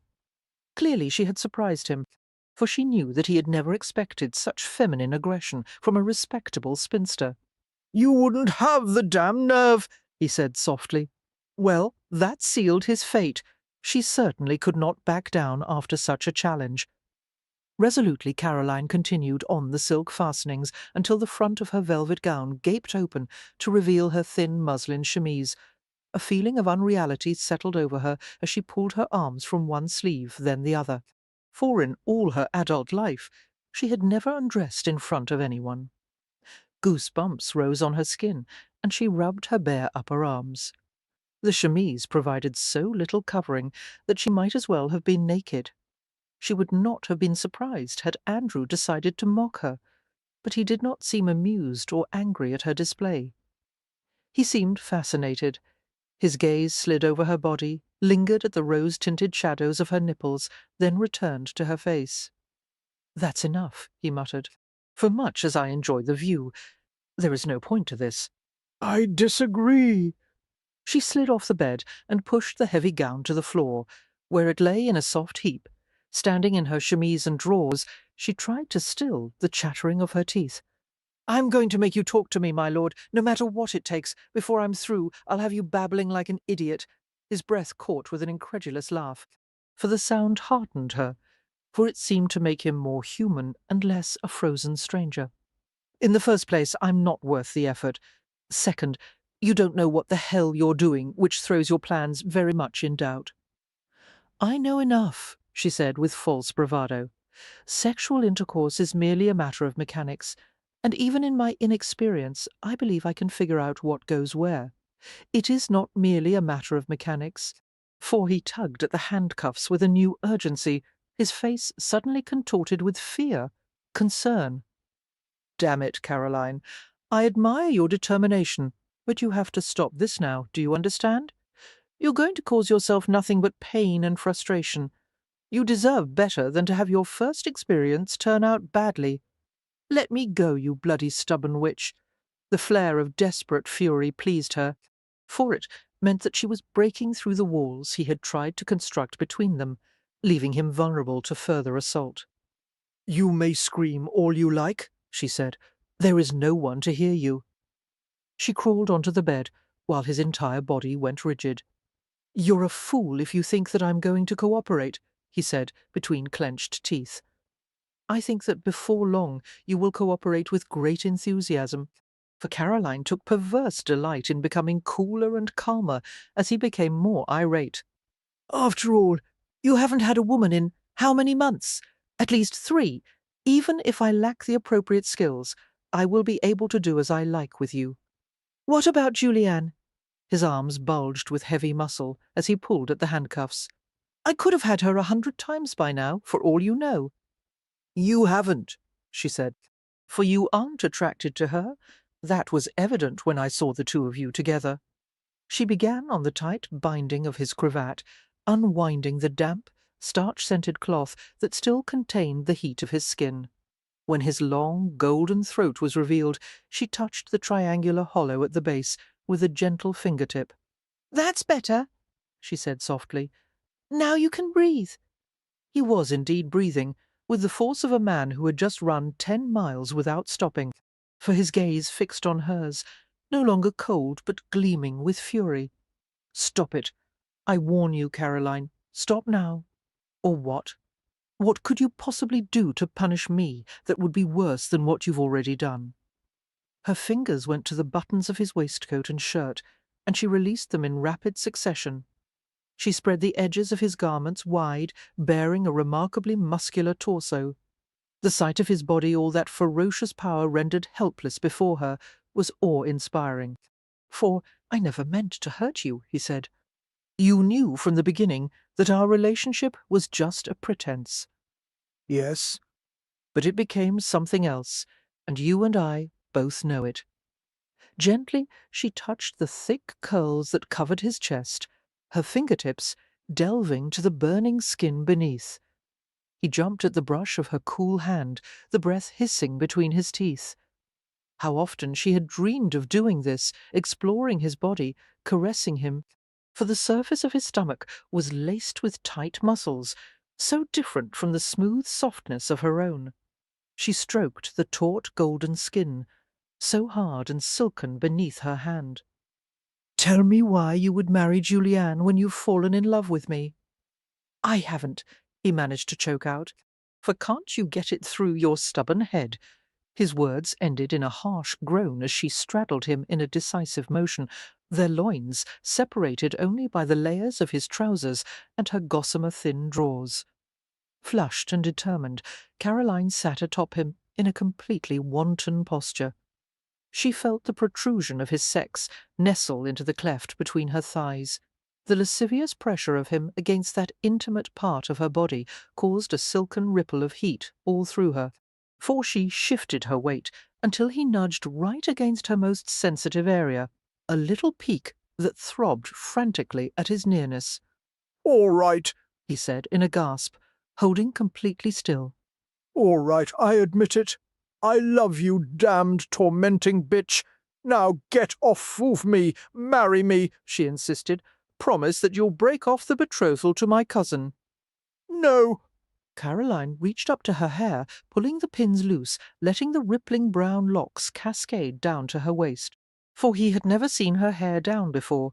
and his imprisoned fingers twitched as if he ached to touch her. I love you, she said, stroking the furry expanse of his chest, flattening her palm over the thundering rhythm of his heart. The textures of his body, rough silk, hard muscle, bone and sinew, fascinated her. She wanted to kiss and stroke him everywhere. We belong together. There should be no obstacles between us, Andrew. Love doesn't make a damn bit of difference, he almost snarled. For idealistic little fool. His breath snagged in his throat as she grasped the hem of her chemise, pulled it over her head, and tossed the whisper-thin garment aside. Her upper body was completely naked, the small, firm globes of her breasts bouncing delicately, pink tips contracting in the cool air. He stared at her breasts without blinking, and his eyes gleamed with wolfish hunger before he turned his face away. "Would you like to kiss them?" For Caroline whispered, hardly daring to believe her own brazenness. I know that you've imagined this, Andrew, just as I have. She leaned over him, brushing her nipples against his chest, and he quivered at the shock of their flesh meeting. He kept his face turned away, his mouth taut, his breath coming in hard gusts. "Kiss me," she urged. "Kiss me just once, Andrew, please. You need to taste you. Kiss me the way I've dreamed about for so long." A deep groan vibrated within his chest, for his mouth lifted, searching for hers. She pressed her lips over his, her tongue slipping daintily into his hot, sweet mouth. Ardently she moulded her body against his, wrapped her arms around his head, kissed him again and again. She touched his shackled wrists, her fingertips brushing his palms. He muttered frantically against her throat, "Yes, yes, let me go, Caroline. The key? No." She moved higher on his chest, dragging her feverish mouth over the salt-flavoured skin of his throat. Not yet, for his mouth searched the tender place where her neck met the curve of her shoulder, and she wriggled against him, wanting more, her body filled with a craving that she could not seem to satisfy. She laboured herself higher, higher, until almost by accident her nipple brushed the edge of his jaw. He seized it immediately, his mouth opening over the tender crest and drawing it deep inside. His tongue circled the delicate peak and feathered it with rapid, tiny strokes. For a long time he sucked and licked, until Caroline moaned imploringly. His mouth released the rosy nipple, his tongue caressing it with one last swipe. "Give me the other one," he said, in a rasping whisper. "Put it in my mouth," trembling. She obeyed, guiding her breast to his lips. He feasted on her eagerly, and she gasped at the sensation of being captured by his mouth, held by its heat and urgency. Exquisite tension gathered between her wide-open thighs, for she writhed, undulated, pressed as close to him as possible, but it was not close enough. She wanted to be filled by him, crushed and ravished and possessed. "Andrew," she said, her voice low and raw, I want you so badly I could die of it. Let me. She took her breast from his mouth and kissed him again, and reached frantically down to the huge bulging shape beneath the front of his trousers. "For no," she heard him say hoarsely, but she unfastened his trousers with unsteady fingers. Andrew swore and stared at the ceiling, seeming to will his body not to respond, but as her cool little hand slid inside his trousers, he groaned and flushed darkly. Caroline brought out the hard, pulsing length of his sex and clasped the thick shaft with trembling fingers, for she was fascinated by the satiny feel of his skin, the nest of coarse curls at his groin, the heavy, surprisingly cool weight of his testicles down below. The thought of taking the entire potent length of him inside her own body was as shocking as it was exciting. Awkwardly she caressed him, and was startled by his immediate response, the instinctive upward surge of his hips, the stifled grunt of pleasure that came from his throat. Is this the right way? "For?" she asked, her fingers sliding up to the large round head. Caroline, His tormented gaze was riveted on her face. "Caroline, listen to me. I don't want this. It won't be good for you. There are things I haven't done for you, things your body needs, for God's sake. I don't care. I want to make love to you." She peeled off her drawers and garters and stockings and returned to crouch over his groin, feeling clumsy and yet inflamed. For tell me what to do, she begged, and pressed the head of his sex directly against the soft cove of her body. She lowered her weight experimentally and froze at the intense pressure and pain that threatened. It seemed impossible to make their bodies fit together. Baffled and frustrated, she tried again, but she could not manage to push the stiff length of him through the tightly closed opening. She stared at Andrew's taut face, her gaze pleading, "Help me! Tell me what I'm doing wrong!" For even in this moment of crucial intimacy, he would not relent. "It's time to stop, Caroline." The finality of his refusal was impossible to ignore. She was swamped with a feeling of utter defeat. She took a long, shivering breath, and another, but nothing would relieve the burning ache in her lungs. "All right," she managed to whisper. "All right, I'm sorry." Tears stung her eyes, and she reached beneath her spectacles to wipe at them furiously. She had lost him again, this time permanently. For any man who could resist a woman at such a moment, while she begged to make love to him, could not truly be in love with her. Groping for the key, she continued to cry silently. For some reason, the sight of her tears drove him into a sort of contained frenzy, his body stiffening with the effort not to flail at his chains. Caroline, He said in a shaking whisper, "Please open the damned lock. Please, God, don't just get the key. Yes, let me go." For let me, as soon as she turned the tiny key in the lock, the world seemed to explode with movement. Andrew moved with the speed of a leaping tiger, freeing his wrists and pouncing on her. Too stunned to react, Caroline found herself being flipped over and pressed flat on her back. The half-naked weight of his body crushed her deep into the mattress, the startling thrust of his erection hard against her quivering stomach. For he moved against her once, twice, 3 times, the pouch of his ballocks dragging tightly through her dark curls, and then he went still, holding her until she could hardly breathe. A groan escaped him, and a liquid wash of heat seeped between their bodies, sliding over her stomach. Dazed, Caroline lay still and silent, her gaze darting over his taut features. Andrew let out a ragged sigh and opened his eyes, which had turned a brilliant shade of molten blue. don't move. He said softly, "For just lie still for a moment." She had no other choice. Her limbs were weak and trembling. She burned as if from a fever. Miserably she watched as he left the bed, then glanced down at her stomach. She touched a fingertip to the glossy smear of liquid there, and she was puzzled and curious and woeful all at the same time. Andrew returned with a wet cloth and joined her on the bed. Closing her eyes, Caroline flinched at the coldness of the cloth as he gently cleansed her body, for she could not bear the sight of his impassive face, nor could she stand the thought of what he might say to her. No doubt he would berate her for her part in this humiliating escapade, and she certainly deserved it. She bit her lip and stiffened her limbs against the tremors that shook her. She was so hot everywhere, her hips lifting uncontrollably, a sob catching in her throat.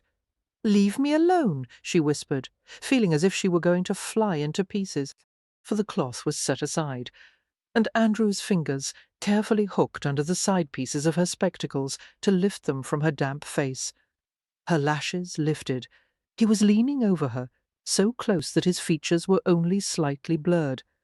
His gaze travelled slowly down the length of her slender body. "My God, how I love you," he murmured, shocking her, while his hand cupped her breast and squeezed gently, for his fingertips trailed downward in a lazy path, until they slipped into the plump cleft between her thighs.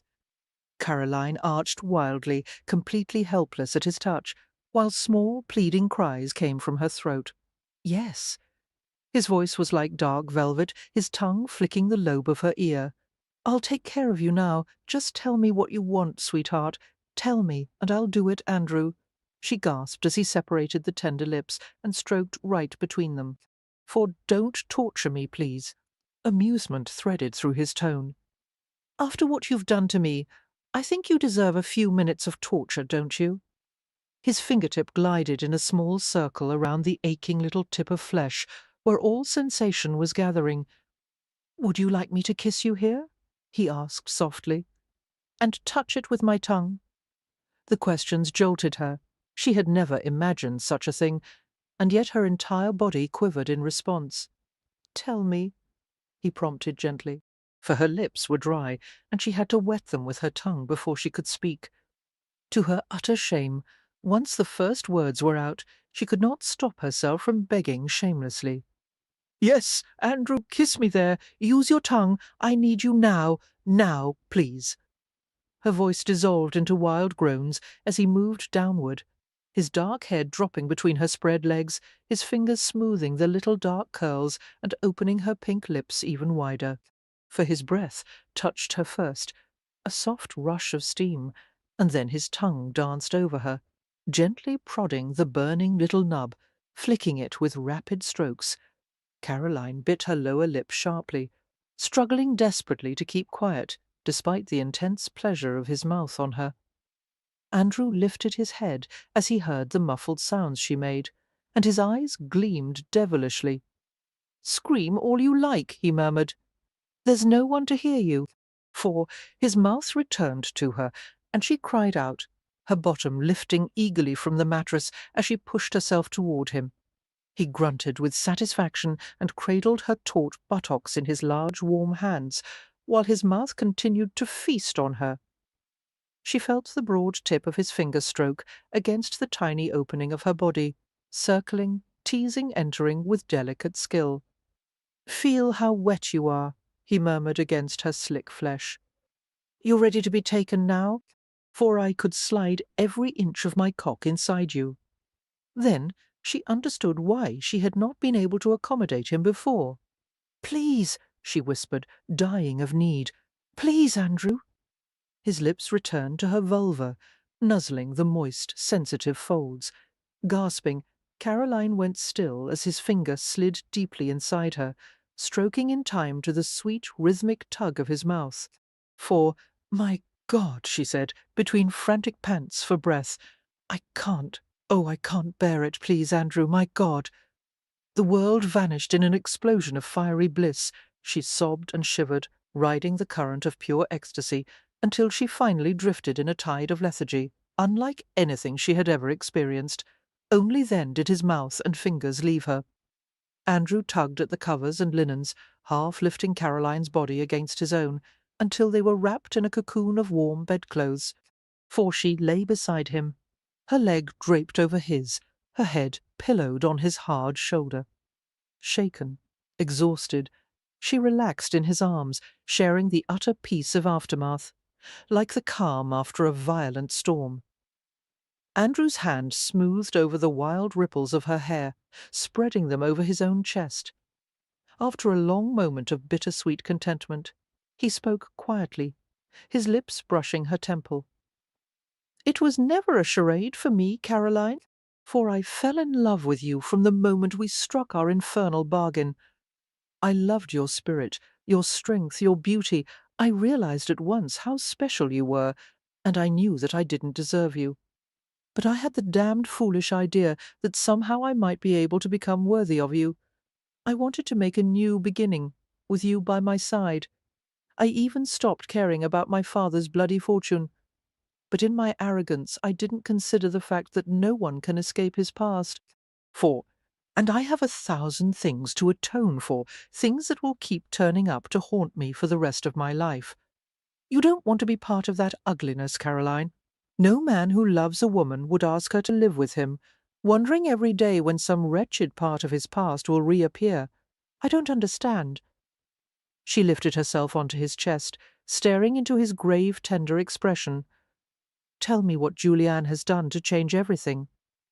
He sighed and stroked back a lock of her hair. For it was clear that he did not want to tell her, but he would no longer withhold the truth. "You know that Julianne and I once had an affair. For a while afterward, we remained friends of a sort. We are remarkably similar, Julianne and I, both of us selfish and manipulative and cold-hearted." "No," Caroline said swiftly, placing her fingers on his mouth. "You're not like that, Andrew. At least not any more." A bleak smile curved his lips, and he kissed her fingers before continuing. For after the affair was over, Juliana and I amused ourselves by playing a game we had invented. We would each name a certain person, always a virtuous and well-respected one, whom the other had to seduce. The more difficult the target, the more irresistible the challenge. I named a high-ranking magistrate, the father of 7 children, whom Juliana enticed into an affair. And whom did she select for you? For Caroline asked quietly, experiencing a strange mixture of revulsion and pity as she heard his sordid confession. One of her friends, the wife of the Italian ambassador. Pretty, shy, and known for her modesty and God-fearing ways. You succeeded with her, I suppose? He nodded without expression. She was a good woman with a great deal to lose. She had a happy marriage, a loving husband, 3 healthy children. God knew how I was able to persuade her into a dalliance. But I did. For, and afterward, the only way she could assuage her guilt was to convince herself that she had fallen in love with me. She wrote me a few love letters, highly incriminating ones, that she soon came to regret. I wanted to burn them. I should have. But I returned them to her, thinking that it would ease her worry if she could destroy them herself. Then she would never have to fear that one of them would turn up and ruin her life. For instead, the little fool kept them, and for some reason I'll never understand. She showed them to Julianne, who was posing as a concerned friend. And somehow Julianne gained possession of them, Caroline said softly. She's had them for almost 5 years, and the day after my father died, and it became known that he left me the Rochester fortune, Julianne paid me an unexpected visit. She has gone through her late husband's entire fortune, for if she wishes to maintain her current lifestyle, she will have to marry a wealthy man, and it seems I have been given the dubious honour of being her chosen groom. She is blackmailing you with the letters? He nodded. Unless I agreed to marry her, Julianne said she would make the damned things public and ruin her so-called friend's life. And 2 things immediately became clear to me. For I could never have you as my wife, knowing that our marriage was based on the destruction of someone else's life. And with my past, it is only a matter of time until something else rears its ugly head. You would come to hate me, being constantly faced with new evidence of the sins I've committed. His mouth twisted bitterly. Damned inconvenient thing, to develop a conscience. It was a hell of a lot easier before I had one. For Caroline was silent, staring down at his chest as her fingers stroked slowly through the dark curls. It was one thing to be told that a man had a wicked past, and certainly Andrew had never pretended otherwise. But the knowledge made far more of an impression on her now that she knew a few specifics about his former debauchery. The notion of his affair with Juliana and the revolting games they had played with others' lives sickened her, for no one would blame her for rejecting Andrew, for agreeing that he was far too tarnished and corrupt. And yet the fact that he had learned to feel regret, that he wished to protect the ambassador's wife, even at the expense of his own happiness, that meant he had changed. It meant he was capable of becoming a far better man than he had been. Besides, love was about caring for the whole man, including his flaws, and trusting that he felt the same about her, to her that was worth any risk. For she smiled into Andrew's brooding face. "It is no surprise to me that you have a few imperfections." She climbed farther onto his chest, her small breasts pressing into the warm mat of hair. "Well, more than a few. You're a wicked scoundrel, and I fully expect that at some point in the future there will be more unpleasant surprises from your past. But you are my scoundrel, and I want to face all the unpleasant moments of life, and the wonderful ones, with no one but you." For his fingers slid into her hair, clasping her scalp, and he stared at her with fierce adoration. When he spoke, his voice was slightly hoarse. "What if I decide that you deserve someone better?" "It's too late now," she said reasonably. "You have to marry me after debauching me this afternoon." Carefully he brought her forward and kissed her cheeks. "Precious love, I didn't debauch you, not completely, at any rate. You're still a virgin. Not for long." For she wriggled on his body, feeling his erection rising against the inside of her thigh. Make love to me. She nuzzled against his throat and spread kisses along the firm line of his jaw. All the way this time. He lifted her from his chest as easily as if she were an exploring kitten, and stared at her with anguished yearning. "There's still the matter of Juliane and the ambassador's wife. Oh, that—" For she perched on him, with her hair streaming over her chest and back, and touched his small, dark nipples with her thumbs. "I will deal with my cousin Juliane," she informed him. "You'll have those letters back, Andrew. It will be my Christmas gift to you." His gaze was patently doubtful. "How? I don't wish to explain right now. What I want is—" "I know what you want," he said dryly, rolling to pin her beneath him, "but you're not going to get it, Caroline. For I won't take your virginity until I'm free to offer you marriage. Now explain to me why you're so confident that you can get the letters back." She ran her hands over his muscular forearms. "Well, I've never told this to anyone, not even Cade, and especially not my mother. But soon after Julian's rich old husband died, I suppose you've heard the rumours that his death was not of natural causes. There was never any proof otherwise. Not that anyone knows of. For but right after Lord Brenton passed on to his reward, his valet, Mr. Stevens, paid a visit to my father one night. My father was a well-respected and highly trustworthy man, and the valet had met him before. Stevens behaved oddly that night. He seemed terribly frightened, and he begged my father to help him, for he suspected Juliane of having poisoned old Lord Brenton. She had recently been to the chemist's shop, and then Stevens had caught her pouring something into Brenton's medicine bottle the day before he died. But Stevens was afraid to confront Juliane with his suspicions. He thought that she might somehow falsely implicate him in the murder, or punish him in some other devious way. To protect himself, he collected evidence of Juliane's guilt, including the tainted medicine bottle, for he begged my father to help him find new employment, and my father recommended him to a friend who was living abroad. Why did your father tell you about this? He and I were very close. We were confidants, and there were few secrets between us. She gave him a small, triumphant smile. I know exactly where Stevens is located, and I also know where the evidence against Juliane is hidden. For so, unless my cousin wishes to face being accused and tried for her late husband's murder, she will give me those letters. Sweetheart, he pressed a gentle kiss to her forehead. You're not going to confront Juliane with this. She is a dangerous woman. She is no match for me, Caroline replied, because I'm not going to let her or anyone else stand in the way of what I want. And what is that? He asked. You. For she slid her hands to his shoulders and lifted her knees to either side of his hips. All of you, including every moment of your past, present, and future. Chapter 5. The most difficult thing that Andrew, Lord Rochester, had ever done was to wait for the next 3 days. He paced and fretted alone at the family estate, alternately bored and anxious. He nearly went mad from the suspense. But Caroline had asked him to wait for word from her, and if it killed him, he would keep his promise. For try as he might, he could not summon much hope that she would actually retrieve the letters. Juliane was as sly and devious as Caroline was honest, and it was not the easiest trick in the world to blackmail a blackmailer. Moreover, the thought that Caroline was lowering herself in this way, in an attempt to clean up a nasty mess that he had helped to create it, made him squirm. By now he should be accustomed to feeling the heat of shame, but he still suffered mightily at the thought of it. For a man should protect the woman he loved, he should keep her safe and happy, and instead Caroline was having to rescue him.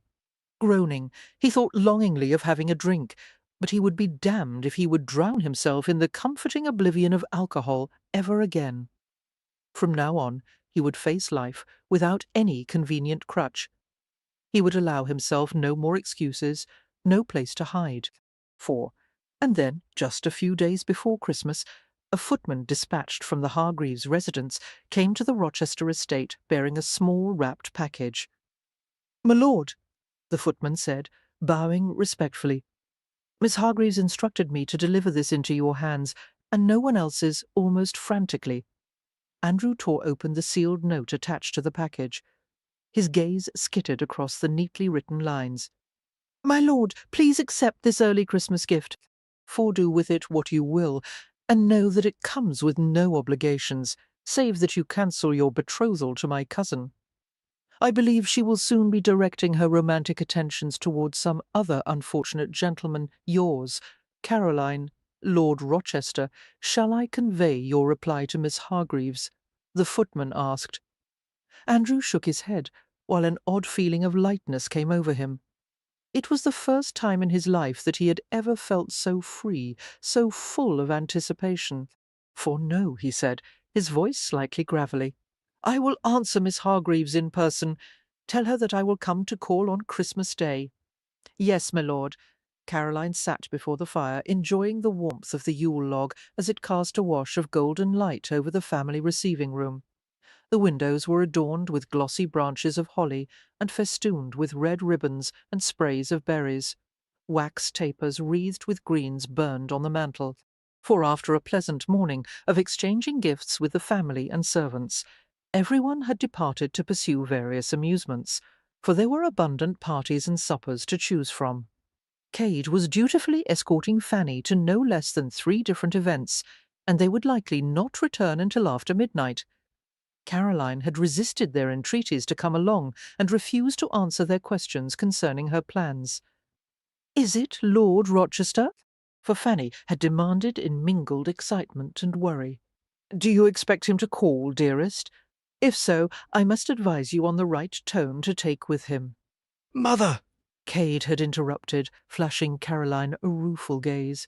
"If you do not wish to be late for the Danburys' party, we must be off. For Yes, but I must tell Caroline. Believe me," Cade said firmly, plopping a hat onto his mother's head and tugging her to the entrance hall. "If Rochester should decide to appear, Caroline will know exactly how to deal with him." "Thank you," Caroline had mouthed to him silently, and they exchanged a grin before he removed their inquisitive mother from the premises. The servants had all been given the day off, and the house was quiet as Caroline waited, for sounds of Christmas drifted in from outside, passing troubadours, children, carolling, groups of merry revellers travelling between houses. Finally, as the clock struck 1, a knock came at the door. Caroline felt her heart leap. She rushed to the door with unseemly haste and flung it open. Andrew stood there, tall and handsome, his expression serious and a touch uncertain, for they stared at each other, and although Caroline remained motionless, she felt her entire being reaching for him, her soul expanding with yearning. "You're here," she said, almost frightened of what would happen next. She wanted him to seize her in his arms and kiss her, but instead he removed his hat and spoke softly. "May I come in?"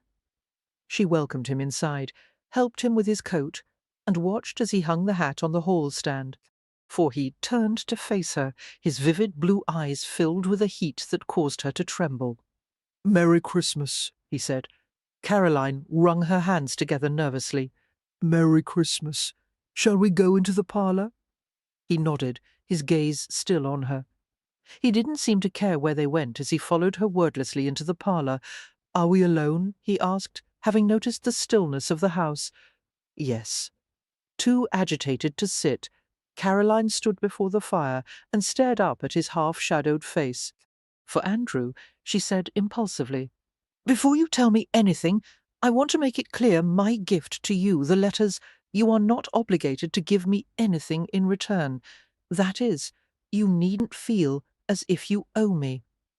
He touched her then, his large, gentle hands lightly framing the sides of her face, thumbs skimming over the blushing surface of her cheeks. The way he looked at her, tender and yet somehow devouring, caused her entire body to tingle in delight.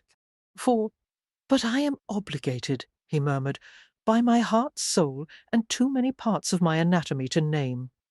A smile curved his lips. "Unfortunately, the only thing I can offer you is a rather questionable gift, somewhat tarnished and damaged, and of very doubtful value, myself."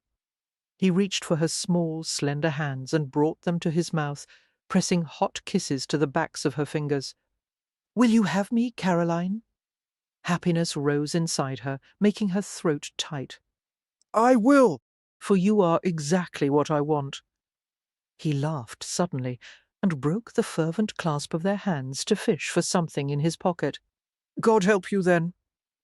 He extracted a glittering object and slipped it onto her fourth finger. The fit was just a little loose. Caroline balled her hand into a fist as she stared the ring. It was an ornately carved gold band adorned with a huge rose-cut diamond. The gems sparkled with heavenly brilliance in the light of the Yule log, making her breath catch. For it belonged to my mother, Andrew said, watching her face closely. She willed it to me and hoped that I would some day give it to my wife. It is lovely, Caroline said, her eyes stinging. She lifted her mouth for his kiss and felt the soft brush of his lips over hers. Here, he murmured, a smile colouring his voice, and he removed her spectacles to clean them. You can't even see the damned thing, the way these are smudged. For replacing the polished spectacles, he took hold of her waist and pulled her body against his. His tone sobered as he spoke again. Was it difficult to get the letters from Julianne? Not at all. Caroline could not suppress a trace of smugness as she replied. I enjoyed it, actually. Julianne was furious. I have no doubt she wanted to scratch my eyes out, and naturally she denied having had anything to do with Lord Brenton's death, but she gave me the letters all the same, for I can assure you that she will never trouble us again. Andrew hugged her tightly, his hands sliding repeatedly over her back. Then he spoke quietly in her hair, with a meaningful tone that made the hairs on the back of her neck prickle in excitement. There is a matter I have yet to take care of, as I recall. I left you a virgin the last time we met. You did, Caroline replied with a wobbly smile, much to my displeasure. For his mouth covered hers, and he kissed her with a mixture of adoration and avid lust that caused her knees to weaken. She leaned heavily against him, her tongue sliding and curling against his. Excitement thumped inside her, and she arched against him in an effort to make the embrace closer, her body craving the weight and pressure of him. Then I'll do my best to oblige you this time, he said, when their lips parted. Take me to your bedroom now here. Why not? For she felt him smile against her cheek. Are you worried about propriety? You, who had me handcuffed to a bed. That was Cade's doing, not mine, she said, blushing. Well, you didn't mind taking advantage of the situation, did you? I was desperate. Yes, I remember. Still smiling, he kissed the side of her neck and slid his hand to her breast, caressing the gentle curve until her nipple contracted into a hard point. Would you rather wait until we marry? He murmured. For she took his hand and pulled him out of the parlour, leading him upstairs to her bedroom. The walls were covered with flower-patterned paper that matched the pink and white embroidered counterpane on the bed. In such dainty surroundings, Andrew looked larger and more masculine than ever. Caroline watched in fascinated delight as he began to remove his clothes, discarding his coat, waistcoat, cravat, and shirt, draping the fine garments on a shield-backed chair. For she unbuttoned her own gown and stepped out of it, leaving it in a crumpled heap on the floor. As she stood in her undergarments and stockings, Andrew came to her and pulled her against his naked body. The hard, thrusting ridge of his erection burned through the frail muslin of her drawers, and she let out a small gasp. "Are you afraid?" he whispered, lifting her higher against him until her toes almost left the ground. For she turned her face into his neck, breathing in the scent of his warm skin, lifting her hands to stroke the thick, cool silk of his hair. "Oh, no," she breathed. "Don't stop, Andrew. I want to be yours. I want to feel you inside me." He set her on the bed and removed her clothes slowly, kissing every inch of her skin as it was uncovered until she lay naked and open before him. For murmuring his love to her, he touched her breasts with his mouth, licked and teased until her nipples formed rosy, tight buds. Caroline arched up to him in ardent response, urging him to take her, until he pulled away with a breathless laugh. "Not so fast," he said, his hand descending to her stomach, stroking in soothing circles.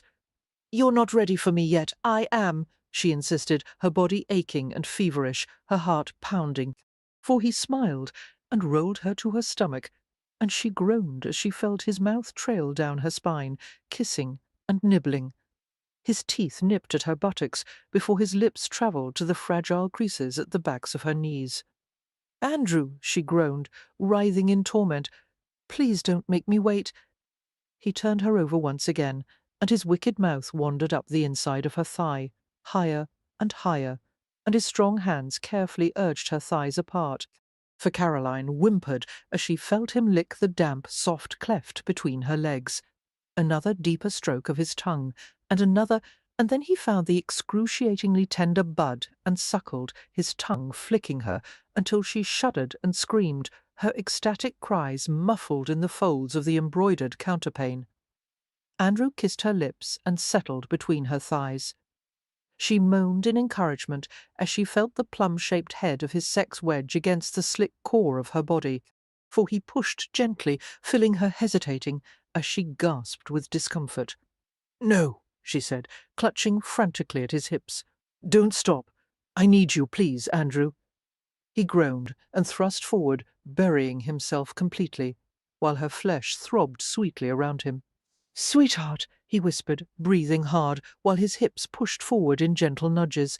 His face was damp, suffused with perspiration and heat, his long dark lashes spiky with moisture. For Caroline was transfixed by the sight of him. He was such a beautiful man, and he was hers. He invaded her in a slow, patient rhythm, his muscles rigid, his forearms braced on either side of her head. Writhing in pleasure, she lifted her hips to take him more deeply. His mouth caught hers hungrily, his tongue searching and sliding. "I love you," she whispered between kisses, her wet lips moving against his. "For I love you, Andrew, love you." The words seemed to break his self-control, and his thrusts became stronger, deeper, until he buried himself inside her and shuddered violently, his passion spending, his breath stopping in the midst of an agonizing burst of pleasure. Long, lazy minutes later, while they were still tangled together, their heartbeats returning to a regular rhythm, Caroline kissed Andrew's shoulder. "Darling," she said drowsily, "I want to ask something of you, anything." For his fingers played in her hair, sifting through the silken locks. "Whatever comes, we'll face it together. Promise to trust me, and never to keep secrets from me again." "I will." Andrew raised himself up on one elbow, staring down at her with a crooked smile. "Now I want to ask something of you. Could we forego the large wedding, and instead have a small ceremony on New Year's Day?" "Of course," Caroline said promptly. "I wouldn't have wanted a large wedding in any case, but why so soon?" For he lowered his mouth to hers, his lips warm and caressing. "Because I want my new beginning to coincide with the new year, and because I need you too badly to wait for you." She smiled and shook her head in wonder, her eyes shining as she stared up at him. "Well, I need you even more." "Show me," he whispered, and she did just that. To Valerie, Chapter 1, Christmas Eve, 1818, Cupley Grange, near Corfe Castle, England. "Oh dear, is that the best you have to wear, Miss Ambrose?" "For your pardon, ma'am," "I'm afraid it is," Vivian admitted, holding her hands clasped tightly in front of her and refusing to give in to the urge to smooth the skirt of her navy wool gown. It was a gown meant for a governess or a paid companion, or for what she was, a poor relation. Dear me, this won't do at all," Mrs. Twitchen, her distant cousin, fretted.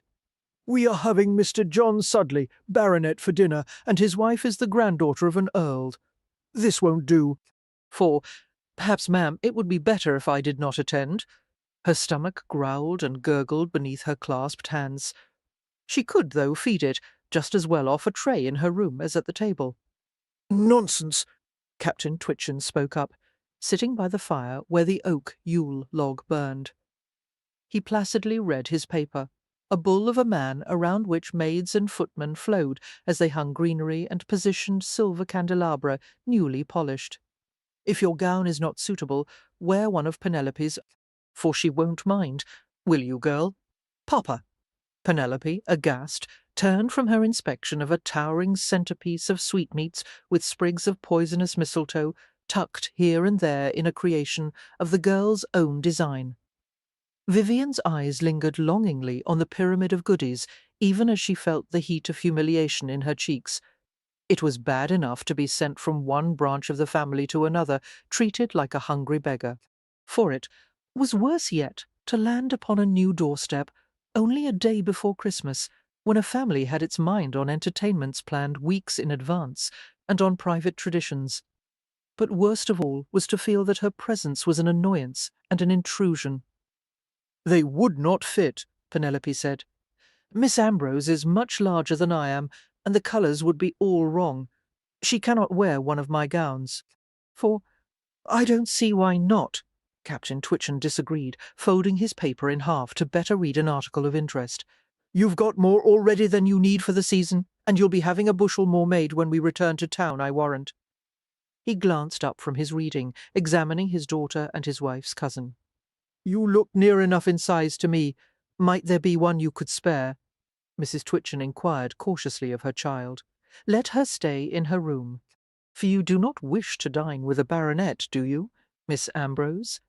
Vivian supposed she didn't much care where or with whom she dined. As long as dine she did. It had been ages since she'd last eaten. "Penelope," her father said warningly, and gave his daughter a long look. "But, Papa, it isn't fair.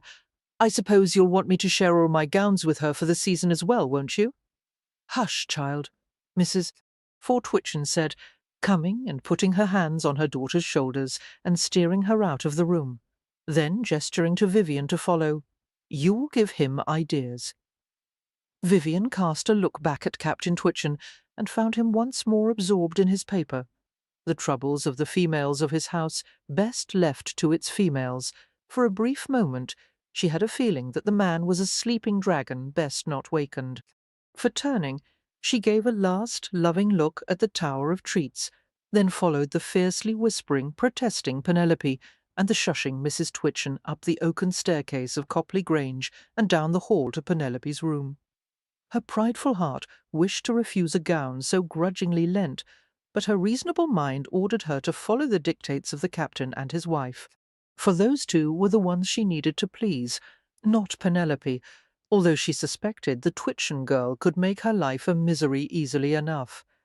It felt as if it had been a month ago, but it was only this morning that she had arrived here at the home of her first cousin, twice removed Penelope's mother. They had never met before this day, although the arrangements for Vivian's arrival had been made some weeks past, as soon as old Anne Marbury had died, for Miss Marbury had been the spinster great-aunt of a previous set of cousins who had found Vivian useful as a companion to their wicked, dotty old relative. For 9 years she had fetched and carried, read aloud, and played at cards with the beastly old woman, had endured increasing insults and pinches, and had had food thrown at her as the lady's mind deteriorated. It had been a blessing to them both when the woman died. For Vivian did not think herself hard-hearted for believing so, for as often as Miss Marbury had been cruel and suspicious, she had equally as often spent her days in tearful confusion, inconsolable, asking after those who had died long before Vivian had been born. "Farewell, unfortunate Miss Marbury, and may the angels keep you in good company. And farewell also horrid cousins who kept me caged with an old woman for your convenience, and never spared a thought for me or my future. For she was 25 years of age, and had never once attended a dance or an assembly, although her family were gentry and such should have been her right. The horrid cousins had preferred keeping her as unpaid help to spending the money to garb her and help her catch a husband, and thus be free of their charity. But now that Miss Marbury was dead, and Vivian's usefulness gone with her, Vivian had been passed on to the next relatives, willing to take her in and provide for her, for she could only hope the Twitchens proved kinder and more generous than her other cousins. "Penelope, do stop pouting and fussing. You will put wrinkles in your face with such expressions," Mrs. Twitchen said, and opened her daughter's clothes-press to examine the possibilities therein. Not the green silk. That is my favourite, Penelope said, seeing her mother reaching for the garment. It brings out my eyes and would not suit another. Miss Ambrose has green eyes as well, Mrs. Fort Twitchen mentioned. She cannot, Penelope cried, then turned to examine Vivian and contradict the distressing statement. But she could not. Vivian was equally surprised. The two girls were opposites. She herself had dark hair where Penelope had fair. She had a strong build that was underfed where Penelope had a fine build that was too plump. She would not have thought they shared any traits at all. For yet, as her 17-year-old cousin came near, Vivian saw that indeed they had the same sea-green eyes with dark grey rims. Penelope's face grew red with anger, and she turned away with a flounce. Mrs. Twitchen was still talking. She is our cousin after all, and blood will show, dear me. We must dress her suitably. I will not be embarrassed in front of the baronet. It is only cousin John, mamma. I do not see why you need make such a fuss. Mrs. Fort Twitchen chose several gowns and laid them out over the bed and 2 upholstered chairs, then spoke to Vivian. My husband's sister made an excellent match in a baronet. The title has since passed down to Sir John, Captain Twitchen's nephew, whom we have had the great good fortune to entertain on many an occasion, as he adores his uncle. So, his wife is descended from the Earl of Surrey. Indeed, ma'am, Vivian said, for want of any better comment, for she was beginning to wish most heartily that she could be left alone in her new bedroom while the family entertained their guests. Meeting the Twitchens and being installed in their home was strain enough for one day without the addition of baronets and granddaughters of earls. He is not half so grand as to deserve such care, Penelope put in. Hush, child! You say that because you know no better, for when you come out this season you will see what difference it makes to say your cousin is a baronet, and my great-grandfather a baron. I know, mamma, you help Miss Ambrose choose something, and give her ear-bobs and a necklace to wear if she has none of her own, and perhaps some silk flowers for her hair. Really, we cannot have her looking so shabby, and she a relative of mine? Mrs. Fort Twitchen hustled off, murmuring worries about cook and the footman, and Vivian was left alone with her cousin. I am sorry about this, Vivian said to the girl, feeling awkward and unwelcome, and hungry to add to her misery. If I had new gowns meant for my season, I should not like to have another wear one of them first, and she a stranger to me. I have been looking forward to my first season since I can remember, Penelope said, a quaver in her voice. And here you come, right before it is to start, and we will have to have dresses made for you and take you about, and all our acquaintances will be asking who you are when this was supposed to be my time. And you're too old for a season, too old by half. It's not fair. Vivian could tell the spoiled creature a thing or two about fair. She could, but she would not. For such a protected creature as Penelope Twitchen could not know what life was like outside the loving care of her mamma and papa, and Vivian herself would have rather been a spoiled creature than an impoverished one, had she the choice, so she held her tongue. Please choose your least favourite, she said, knowing that such was what Penelope had in mind anyway. The girl chewed her upper lip, frowning at the dresses. I'm not over fond of the yellow, she said, for it makes my hair look dull, although it does have that lovely Valenciennes lace.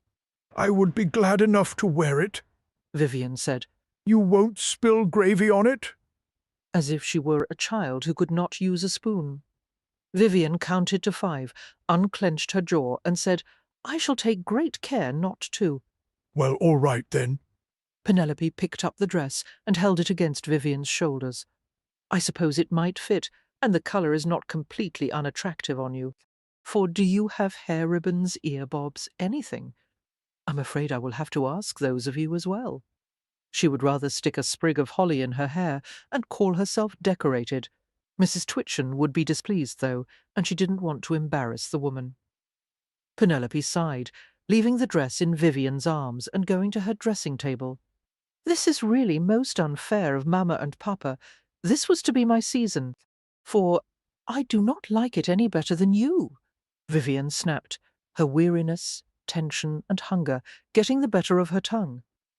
Last night had been spent very uncomfortably, sharing a bed at an inn with the unwashed phlegmy woman who had been paid a pittance to accompany her. She had not slept well. But I am glad that Captain and Mrs. Twitchen are willing to sponsor me for a season, for marriage is the only way I can at last be free of the so-called charity of relations. For Penelope turned to her, jaw agape. What an ungrateful wretch you are! Not ungrateful. I shall thank your dear parents every day of my life if they can help me find a husband. More's the pity we will not find you one before we return to London, for then I could be rid of you the sooner. There is no greater gift I could ask from this Christmas season than that. The three kings didn't bear anything half so precious as a husband would be to me, for certainly such a mercenary view wasn't anything out of a fairy tale, princes scaling castle walls to rescue her from the villainous clutches of evil knights. But she had never expected such. A husband was simply someone to whisk her away from her dependence on her family. There needed to be no drama. Vivian's green eyes met Penelope's. A moment of consideration stretched between them. Vivian's stomach growled. It's not truly possible, is it, to find a husband in such a short time? For Vivian asked, I'm not sure. When does the family return to town? Soon after Epiphany, Penelope said. The parliamentary session will begin in January this year, and Papa is an MP, so we must go back. Epiphany was January 6th, the day after Twelfth Night. It is not much time, less than 2 weeks. It's not possible. Vivian sighed, her momentary hopes sinking. No, perhaps it is. For Penelope had a pink silk rose in her fingers, which she began to tap against her lower lip as she considered. Are you particular about whom you marry? I would wed a man 40 years my senior, who smelled like moulding potatoes and had the wit of a particularly stupid rabbit, as long as he had a solid income and could provide me with my own home. You are desperate, aren't you? You have no dowry and no income of your own. You are past the better part of your youth, for you might have to make do with such a one. I expect little better, and truly she did not. The only things that saved her from joining the ranks of governesses were that her education was insufficient to qualify her, and that most of her relatives would rather have her as a spinster gentlewoman they had to support than as a spinster with an occupation. For they would rather as well keep her a poor relation than to see her marry below her level, ending up with a man in trade whom they would then have to claim as a relation. Gentry was all that was acceptable, as well as all that was beyond her, given her lack of an inheritance. And what chance had she to go against their wishes, and find herself a blacksmith or a carpenter with whom she might make a ruder home? None. For a woman of her age and station, of her poverty and genteel connections, was subject to the tyranny of her relations. They held her welfare within their purses, tied tight with a drawstring cord, and her only escape was marriage. It was only the average prettiness of her face she could sell, and the youth of a body that could still bear children. It was old men who were forever the most eager buyers of those commodities. Who said she wasn't in trade, like the lowest grocer or fishmonger? For she would do what she had to sell herself before she went rotten. There is one possibility of a match, Penelope said, coming forward and tucking the silk rose into Vivian's hair. And he will be visiting us this very night. Chapter 2. Whatever weariness Vivian had felt was burned away by a new tension. If Penelope had her way, she would be meeting her future husband tonight, and the cruel child refused to tell her anything about him.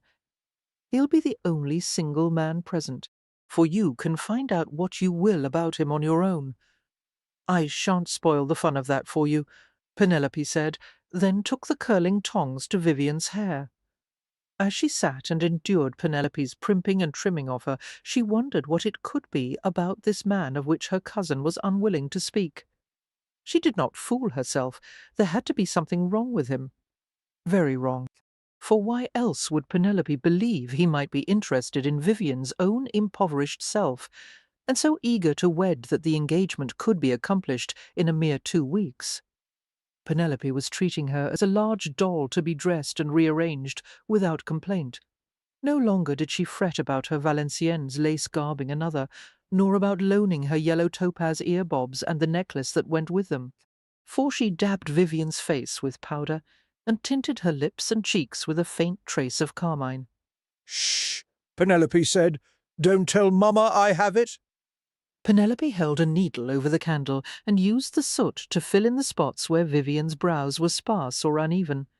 She was as determined as a mama preparing her daughter to snag a young peer at a ball, for her concentration was a testament to her desire to have her season all to herself, yet, at the same time, it showed a certain pride in her handiwork.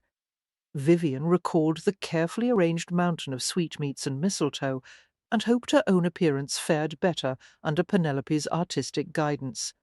She also felt a bit of a fool while Penelope fussed over her.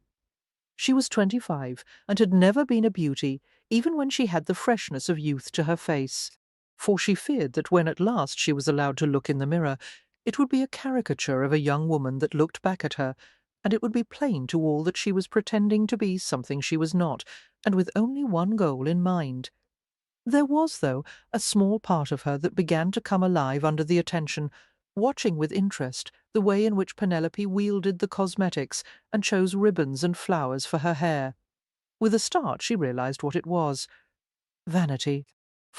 And so what if it was? It was long past time she had the chance to indulge in that vice that women were said to have perfected. There. I think that is the best that can be expected of us, Penelope said, standing back and examining her handiwork. At last Vivian was allowed the mirror. She stood in front of the cheval glass and blinked in surprise. She had not been transformed into a beauty, that much even Penelope's pastes and lotions could not achieve, for but what charms she had were brought out while the flaws were concealed. Her brow that was too high was shortened now by the dark brown curls that covered it, and that brought attention to her eyes, whose colour was brighter for the contrast with the red of her lips and cheeks. The powder helped to conceal the one or two faint pink blemishes, while allowing the whiteness of her skin to shine through. Astonishing, Vivian said, for she touched lightly at her hair, the back brought up in a braided coil, flowers and ribbons tucked around it. It was so much lovelier than the plain chignon she usually wore. She could not quite believe it was Vivian Ambrose in the mirror. It was such a change from the familiar reflection. Penelope tucked her chin in, a tight-lipped smile of pride and satisfaction on her face. Don't spoil it by acting as if you think yourself plain, for he'll value you as you value yourself, or so Mamma has told me 1,000 times. At that the tension crept back, for how could she value herself any higher than what she was? She saw now the way her collarbones were sharp under her skin, and the boniness of her wrists. Her shoulders were too square and broad, and her jaw as well. She had a prodigious appetite that had never been satisfied with the stingy trays of food sent up to her and Miss Marbury, for her cousin's servants had sensed the disregard with which she was treated, and had in turn treated her accordingly, ignoring requests she made for extra food. The effects showed in the angular body beneath the lace and silk of this new dress, the powders and the ribbons. She looked what she was, a nervous, hungry spinster. Noises came from below, voices raised in greeting. Guests were beginning to arrive. Vivian felt all at once the true loss of those years at Miss Marbury's bedside, for she had had no training in the rules of society, knew little of making pleasant conversation, and even less of how to win the heart of a man. She was going to make faux pas left and right, and the baronet would wonder indeed where this graceless cousin of his aunt's had come from. This, though, was her chance, and she would not, could not, let her lack of experience stop her. She straightened her spine and raised her chin, for she had spent 9 years waiting for her life to begin, waiting to live as other people did. Her patience was worn away, her hunger all-consuming. She wanted a snug house. She wanted children she could spoil as badly as Penelope had been spoiled. She wanted a husband who, however old and smelly, would look upon her as a treasure and call her "my dear," for and she, in return, would make certain he was well fed, and that his clothes were fresh and mended, and treat him with tender regard and gratitude. If Penelope thought Vivian had a chance at this unnamed man, then perhaps she did, and she would take it. "Mr. Brent, it is good to see you again," Captain Twitchen said. "I hear you'll be giving us Tories a hard time of it." "As hard a time as I can possibly manage," Richard Brent said. "For what's the good of buying oneself a seat in Parliament if one cannot obstruct Tories? By Jove, you're as blunt as I remember. You won't go far without a bit of finesse, though, Mr. Brent. Politics, you know, can't always say what you think.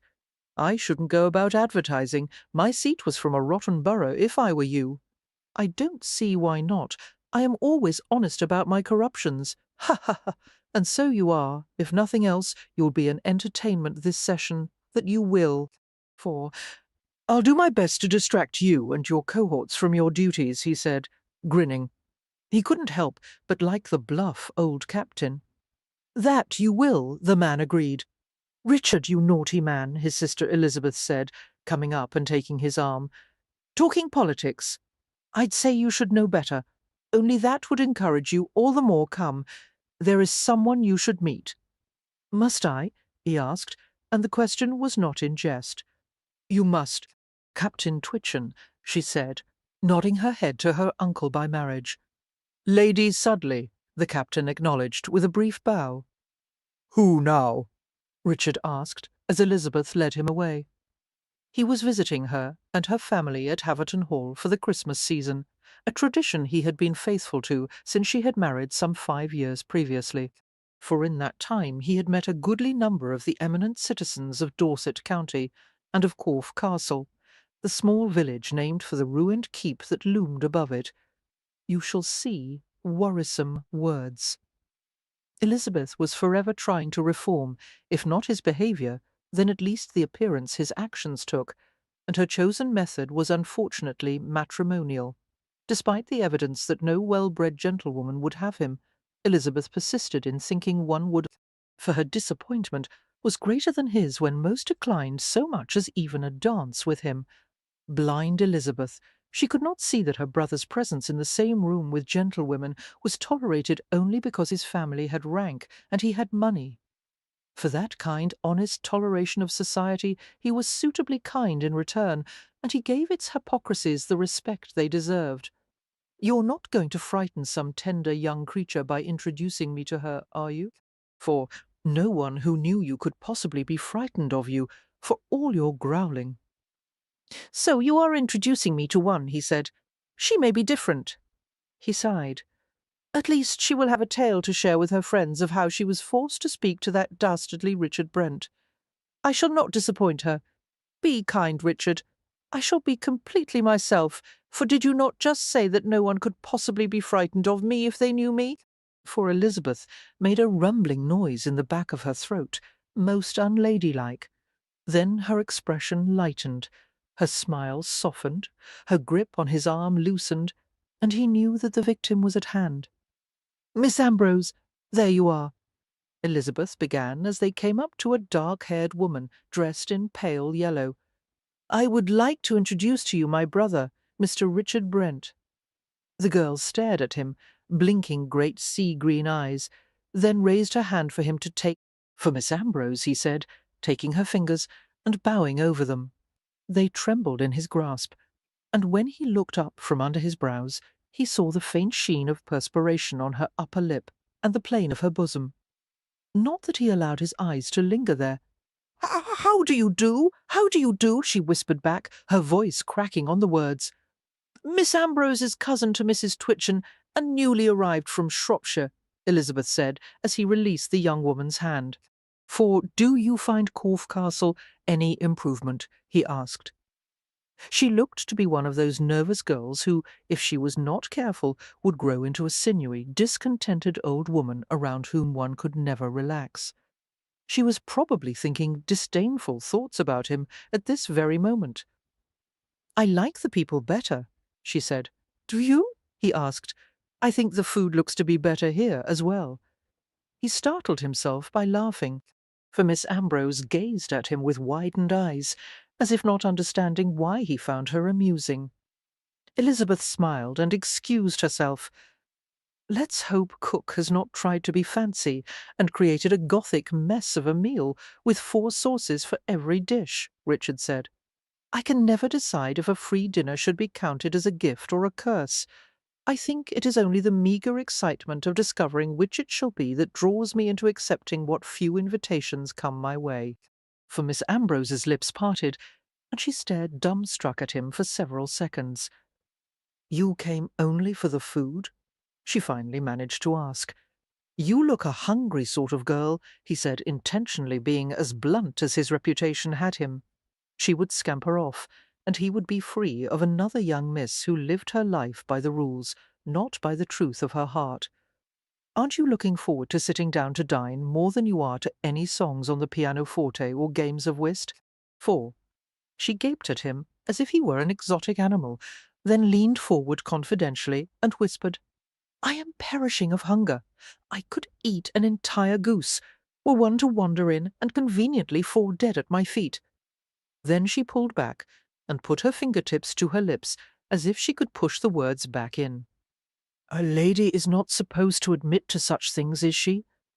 "I hardly think the scandal sheets will pillory you for it," he said, utterly surprised by her answer. For she flashed him a grateful smile, and he wondered if she was ignorant of his minor infamy. He had not killed anyone. He had not cheated anyone of their wealth. He had not ruined any virgins. Yet for his past and present choices gentlewomen had closed ranks against him and counted him a nefarious fellow, unworthy of their daughters. He knew he had been a frequent topic of the crudest sort of gossip, but it did not bother him much. He had not found any daughters worthy of him, for the announcement came for dinner, and he gave this new young woman his arm. After the briefest of hesitations, she took it, and he saw that it was shyness that had stayed her for a moment, not offended honour. She really might not know anything about him. He was surprised by his pleasure in that thought. Mrs. Twitchen indicated with a benevolent nod that he should sit beside Miss Ambrose at the table, for Miss Twitchen sat on his other side, the young girl exchanging a long, meaningful look with Miss Ambrose before smartly turning all her attention to the gentleman farmer, who sat on her other side. The look sent Miss Ambrose into blinking blushes, and she stared at her dish of soup as if she had never seen such a thing before. And perhaps she hadn't. The pea soup had chunks of blue-veined Stilton cheese, half melted, floating about in it. "Oh dear," he said from the side of his mouth, "for cook has been creative." Her spoon clattered into her dish, and she gave a snort of nervous laughter. She peeked at him, a wary look in her eyes. Had Miss Twitchen spoken of him earlier, and Miss Ambrose not connected the topic of that conversation to him until that long look? How disappointing! He had started to think he might get through a meal with an attractive female companion and not feel as if she thought he might give her fleas. For Miss Ambrose was attractive. In those moments she began to relax, and the tendons in her neck smoothed out, and the little worried frown between her brows disappeared. He put her age at about 26 years younger than he himself, but even for that age there was a remarkable lack of polish and ease about her. Ah, well, she'd have her London season, and then her unaffectedness would be gone forever in the name of social graces. "For I would have my dinner backward if I could," she suddenly said in a very soft voice. "How's that?" he asked, glad she was still speaking to him. His meal need not be passed in icy silence. After all, what had that long look with Miss Twitchen meant? "Dessert and sweetmeats first. I do think pea soup with Stilton should be left as a final deterrent to gluttons who are overlong at table." For the second time he was surprised by his own laughter. Heads turned in their direction. For, "Are you going to eat it?" he asked. "Oh, I must," she said, picking up her spoon. "I could not embarrass Mrs. Twitchen by not doing so, and I am hungry enough that I don't think even clippings from cook's toenails in the soup could put me off." He set his own spoon into his bowl, any intention of tasting the vile stuff gone from his mind. "That is a thoroughly repulsive thought." She glanced at him, a spoonful of green and white at her lips, for she raised her brows, then purposefully sucked it in. For the third time he laughed. "Miss Ambrose, Captain," Twitchen said, speaking across the intervening diners, interrupting their conversations. "What is it that you are saying to amuse our Mr. Brent so?" "I really don't know, sir," she said, dipping her spoon back into her soup. "Damn if it isn't the first time I've seen the man in a good humour. Mr. Brent, what is so funny?" "You will have to amuse yourself with wondering," Richard said.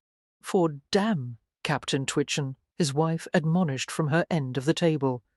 "But damn, Mary, it must be a confoundingly good joke."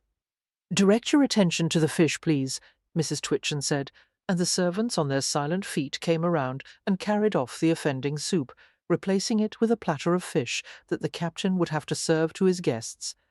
The man looked somewhat peeved, for the fish was served and eaten, and Richard could not fail to note that Miss Ambrose consumed every sliver of flaky white meat upon her plate. "You enjoyed the fish?" he asked, as it was removed and the platters of the main course were arrayed around the table. "It helped to erase the memory of the soup," she said. "Where did you come from, Miss Ambrose?" he asked, as he served her from the platters nearest to them. No, don't tell me Shropshire. You know that is not what I mean." "For? Then what do you mean? There now, you're sounding more like the usual young lady delicately fishing for a compliment. I certainly am not. I cannot help if you ask questions of uncertain meaning. I come from Shropshire, and there is very little to add to my history than that." "Your parents?" "Deceased." "Ah. Ah, what, sir? More oysters?" "Yes, thank you. Ah, what? Ah, you will be hunting for a husband this season. And what girl does not? Have you an inheritance? For that is an impertinent question," she replied. "I thought we were done with illusions of proper conversation. After that mention of Cook's toenails," he said, disappointed that she had retreated behind that false shield of propriety. She speared a fried oyster on her fork and met his eyes. "No, I have no inheritance. This is not my gown, nor my jewellery, nor my ribbons, nor my flowers.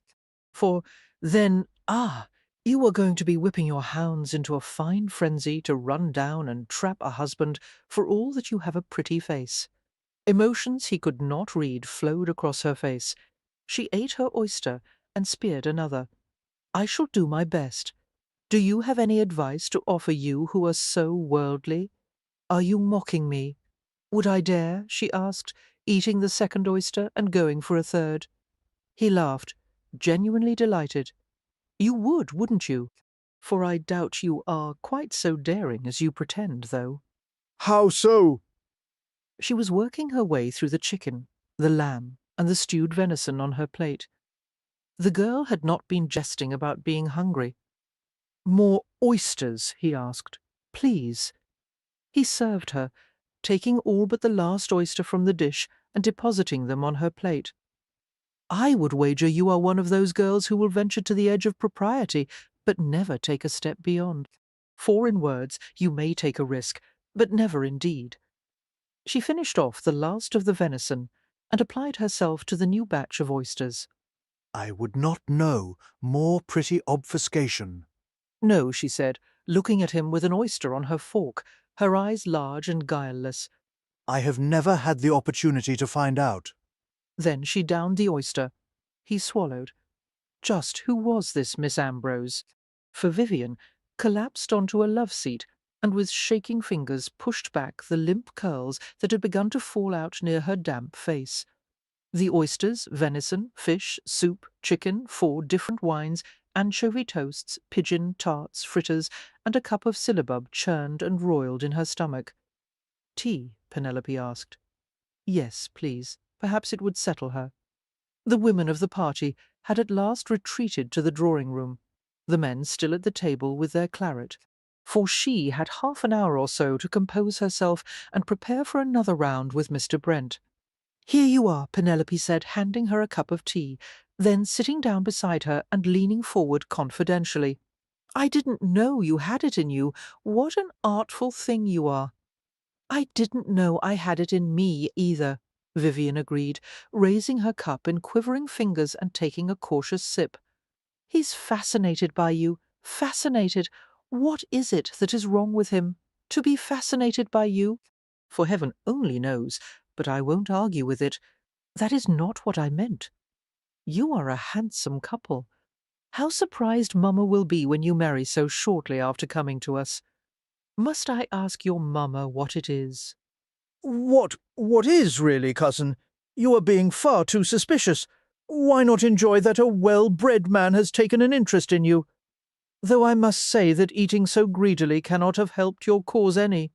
No one could fail to remark upon it. 'Twas Mr. Forbrent who insisted on serving me. You are not a child. You need not eat everything put before you. But she did need to. Her nervousness with Mr. Brent had only increased her appetite, and however it had looked, she had been unable to stop eating. She felt like a boiled Scottish haggis, ready to burst, and still she could not help thinking of the sweetmeats on the mistletoe pyramid. "But tell me, you like him, don't you?" Penelope asked. "I do not know him, but your impressions so far? For he is unexpected." There seemed no other way to describe it. Each man who had been introduced to her this evening, she had wondered if he was the one Penelope meant she should snare. There was the gentleman farmer, but no, he had a wife. The vicar too, and the baronet, of course. There were a few others, local gentry, but as she forced herself to converse with them, all had soon enough revealed themselves as being out of the marriage market, their wives elsewhere in the room. And then Mr. Forbrent had been introduced to her, and she had almost lost her voice altogether. He was average in height, with a trim, square build, dark hair, and eyes of a rich coffee brown.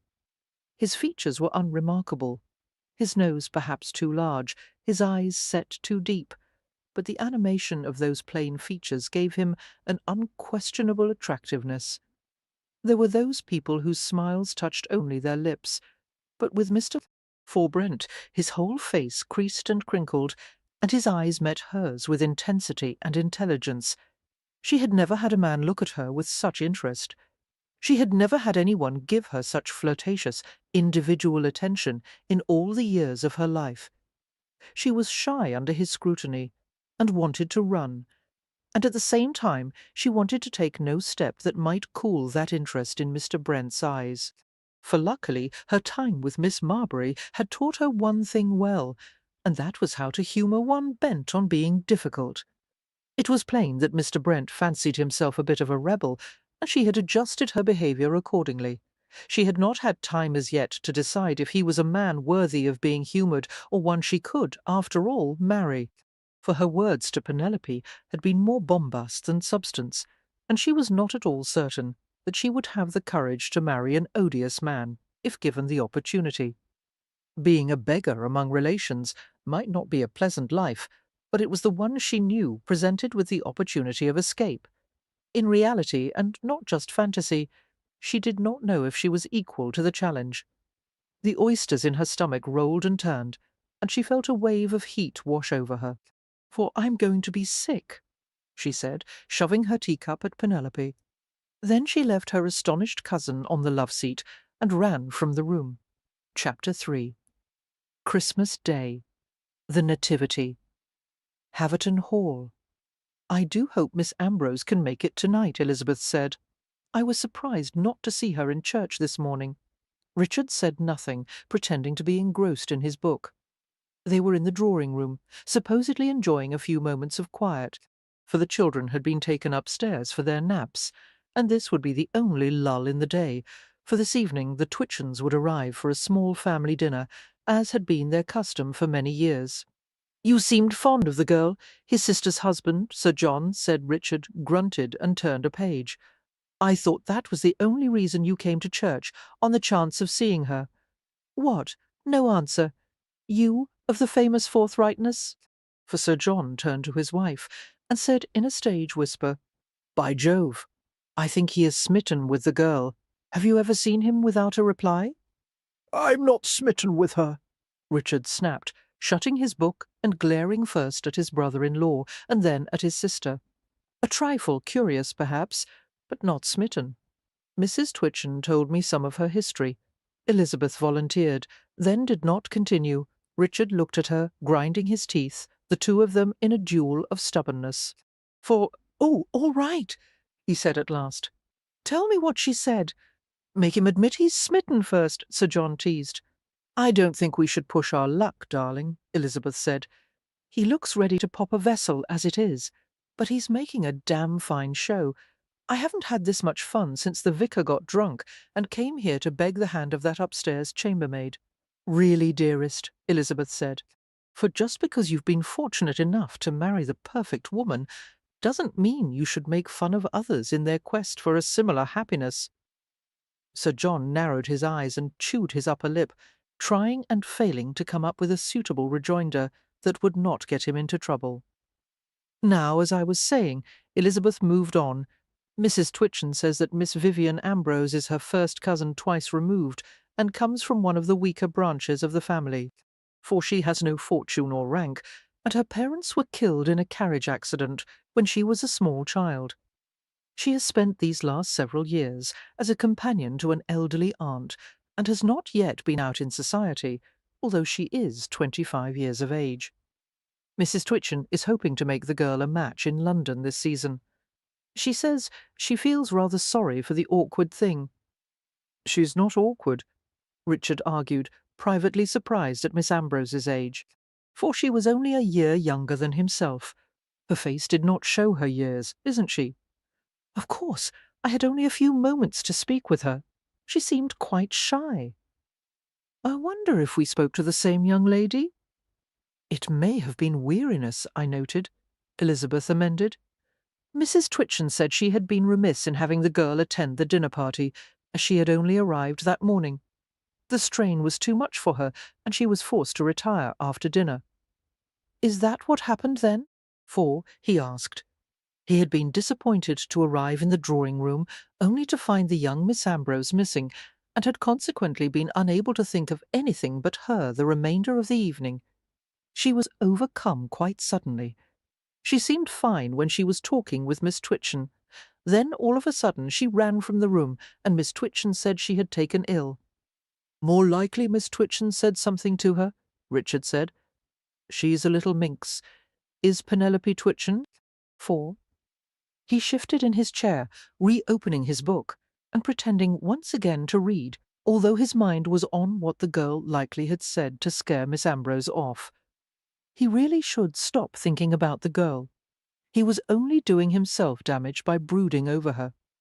It used to be that his hopes would rise upon each introduction to a friendly young woman, but as he'd gotten to know them, those who did not spurn his conversation, his expectations had died, hope squeezed from his heart. For Miss Ambrose had, with her oyster gluttony and her taunting, frank remarks, stirred that last drop of hope remaining in him. He was caught between wishing for it to grow and wishing he could drain it onto the muddy ground and stomp it under his boot, so it could no longer cause him pain. It would be all the better if Miss Ambrose did not come to dinner tonight. He could put an end to this nonsense in both his heart and mind. For the Twitchen carriage bounced and rolled along the lane leading to Haverton Hall, jostling its 4 occupants, who sat 2 across, bundled in their coats and hats outside the windows. The heavy, overcast sky blotted out the last hints of day, the countryside blanketed in a layer of shadows. Vivian almost wished she was still ill, so that she did not need to attend this dinner. The nausea from greasy fried oysters was preferable to that induced by nerves, for at least one could throw up oysters and be rid of them. Last night she had not returned to the drawing-room after being ill, for how could one come back? What explanation could one give for such an absence? This morning had seen her confined to her bed while the family went to church. Mrs. Twitchen had fretted, blaming herself for Vivian's illness. "'Twas entirely too much strain for you, poor girl," the lady had apologized. "No, you must stay abed. I won't have you over-exciting yourself, for you should have rested yesterday, only I gave you no chance." And so her breakfast and lunch had been sent up to her on a tray, and she had devoured them with good appetite, not having known that this dinner party was waiting for her in the evening. If she had, she'd have rung for a third tray. The day abed had given her more time than she wanted to brood upon meeting Mr. Brent, however, and to suffer a dozen embarrassments over her own behaviour. For she ate a butter tart off the plate by her bed each time such a distressing memory came to mind. Mr. Brent had coaxed her into being naughty, and she had let him do so. However much he might have enjoyed her antics, though, his opinion of her had to be low because of them. She had painted herself as fast and daring, and he had likely believed her, for what evidence had he to the contrary? Another butter tart helped her worry over the question. 4 men did not marry fast women. That was common knowledge, and yet, if that was what intrigued Mr. Brent, what other choice had she than to play that role? If it was a role, it had come much more easily to her than ladylike behaviour, with its subtle rules and unspoken commandments.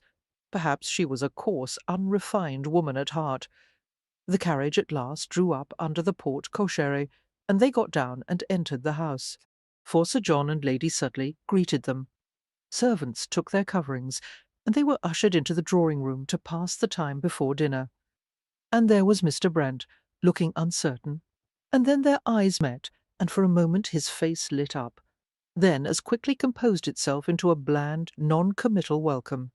"See if you can make him laugh again," Penelope whispered to Vivian, giving her a playful shove toward him. "For push me again," Vivian whispered through gritted teeth, "and I'll spill red wine on this dress." It was a periwinkle gown she wore this time, with embroidery and beadwork over the bodice. Penelope had once again done her hair and her face, working with the same care and concentration as if Vivian were a spun sugar castle to be presented to the king. "I'm just encouraging you. You need a bit of that, I think," Penelope complained. "Dowdy girls usually do." For red wine and grease from my dinner, she threatened. "You can overcome many problems of face or figure with a bright personality," Penelope advised in a teasing tone. She seemed to be enjoying this marriage hunt far more than the huntress herself. "Leave me alone," Vivian said, although Penelope's insults did serve to distract her from the matter at hand. And remember, it may be a feast day, but you needn't stuff yourself. We will have had a half-dozen of them by the end of the Christmas season. You're in no danger of starving." Penelope gave her another little shove toward Mr. Brent and left her. Vivian watched her go, almost wishing she'd stayed, but when she turned, she was startled to find Mr. Brent standing before her. "Miss Ambrose, I was sorry to miss you the remainder of last evening," he said. "And now look, you are being shy with me." For she saw the devilish light in his eyes, and out of the swirling mass of confused choices for how she should behave, innocent or knowing, shy or fast, flirtatious or proper, what came forward was the truth.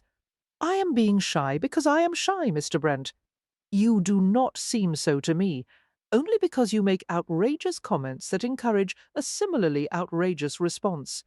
You are enough to put any young woman on edge.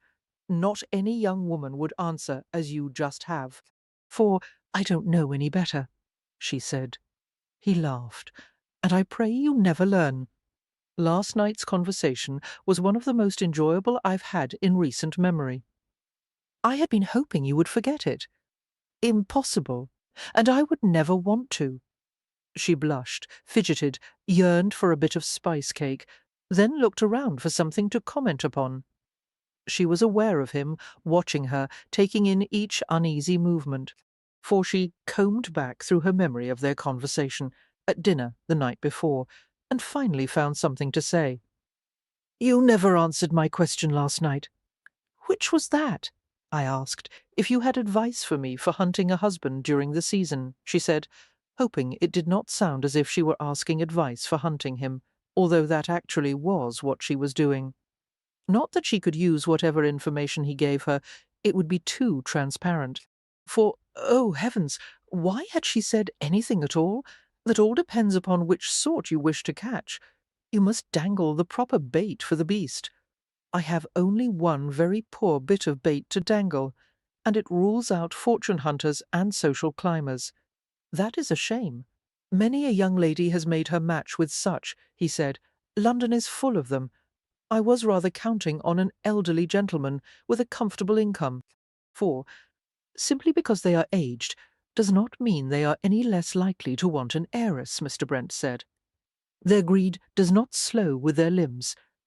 Dear me, how about impetuous youths who have already inherited, and so cannot be disowned for making a bad match? Those are difficult to catch, and make poor husbands, being prone to drink and gambling. Like as not, you will end up living on credit, and soon enough be bankrupt. For there is no point in returning from whence I started, she said. Mr. Brent seemed to be enjoying this vein of conversation. She was almost enjoying it herself. He dared her to say the thoughts that she would normally not utter even to herself. For she had spent her life speaking only those words that would please her benefactors, pretending to be much nicer than she knew herself to be, hiding her darkest, most selfish and discontented thoughts, for fear they would show on her face and betray her as a woman unworthy of even grudging charity. An exceedingly ugly man might prove acceptable, she proposed. I think I could grow to love him, if he had a sweet temper. For he will either be so vain as to think himself worthy of a better match, or so shy he will never manage to offer. A sick man, then, who needs an heir before he dies. The competition will be fierce. What young lady would not like to be a wealthy widow, free to do as she pleased?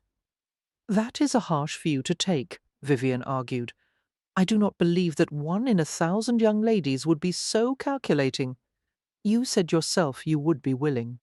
For the sake of having a husband, not for being his widow. Really, Mr. Brent, you have a jaded view of womankind. Not as jaded as I could wish, he said. The next moment dinner was announced, interrupting their conversation and leaving her to wonder what he could possibly mean by such a statement. The dinner table was too small, the company too cosy and close to engage in suggestive banter.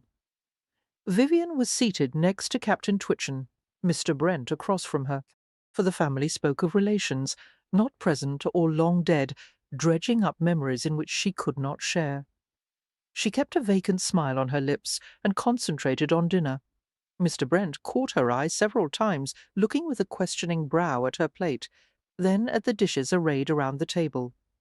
She had only to let her gaze linger upon some platter beyond her reach, and he would move it nearer to her. For if the captain was engrossed in telling a tale, and did not notice she was waiting to be served yet again, Mr. Brent dared her with his eyes to serve herself. So she did. There were 2 removes between main courses, and she was almost feeling full by the time dessert was finished, and Lady Sudley signalled the ladies' retreat to the drawing-room, for the tea had been poured and distributed, and Penelope had gone to the pianoforte to stumble through some of the sheet music there, when 2 nursemaids appeared in the doorway, white-gowned toddlers and young children around their knees. "My lady, the children wish to say good night," one of the maids said, as the plump creatures spilled into the room. 1 went for the spaniel that had been curled harmlessly by the fire. 1 waddled to Lady Sudley.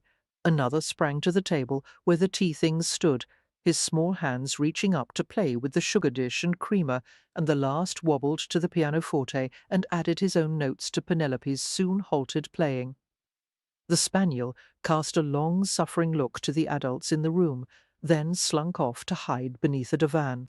For deprived of her target, the little girl of about 4 years went to join the younger boy at the tea-tray. "She looks more like you every day," Mrs. Twitchen said, nodding toward another girl who had crawled into Lady Sudley's lap. "She has her father's sense of mischief, though. Don't you, my naughty pumpkin?" "No," the girl protested, wrapping her arms around her mother's neck.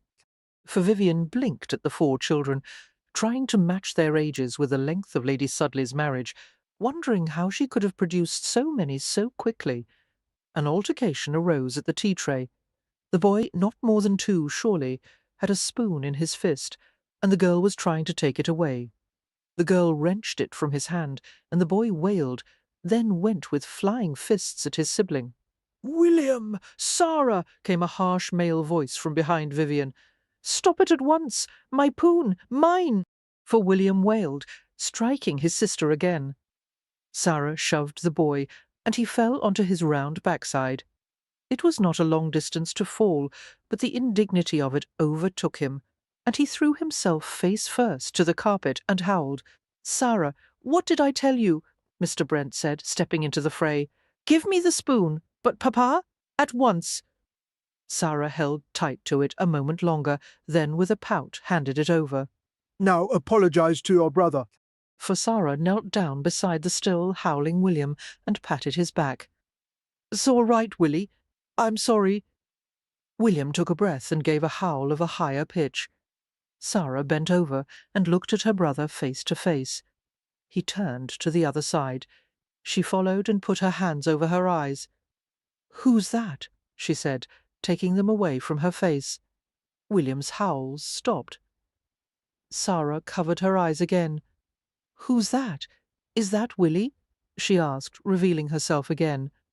"Sarah," he said, for Vivian watched wide-eyed as Mr. Brent picked William up from the floor, holding him against his side, over his hip, with the ease of long practice. William flopped against his father, with his arms straight at his sides, his still red face looking down at his sister with an unreadable expression. "You're overtired, the both of you," Mr. Brent said, then kissed William on the temple and handed him to one of the nursemaids.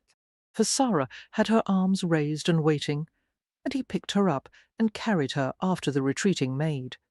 "You cannot simply grab things from people, Sarah," he said gently as he went out the door. Vivian barely noticed as Lady Sudley said good night to the two remaining children, bundling them off with their nursemaid. She was too caught in the utter shock of what she had just learned. Mr. Brent had children. For was that why Penelope thought him willing to take anyone for a wife? That, and his rather questionable social graces.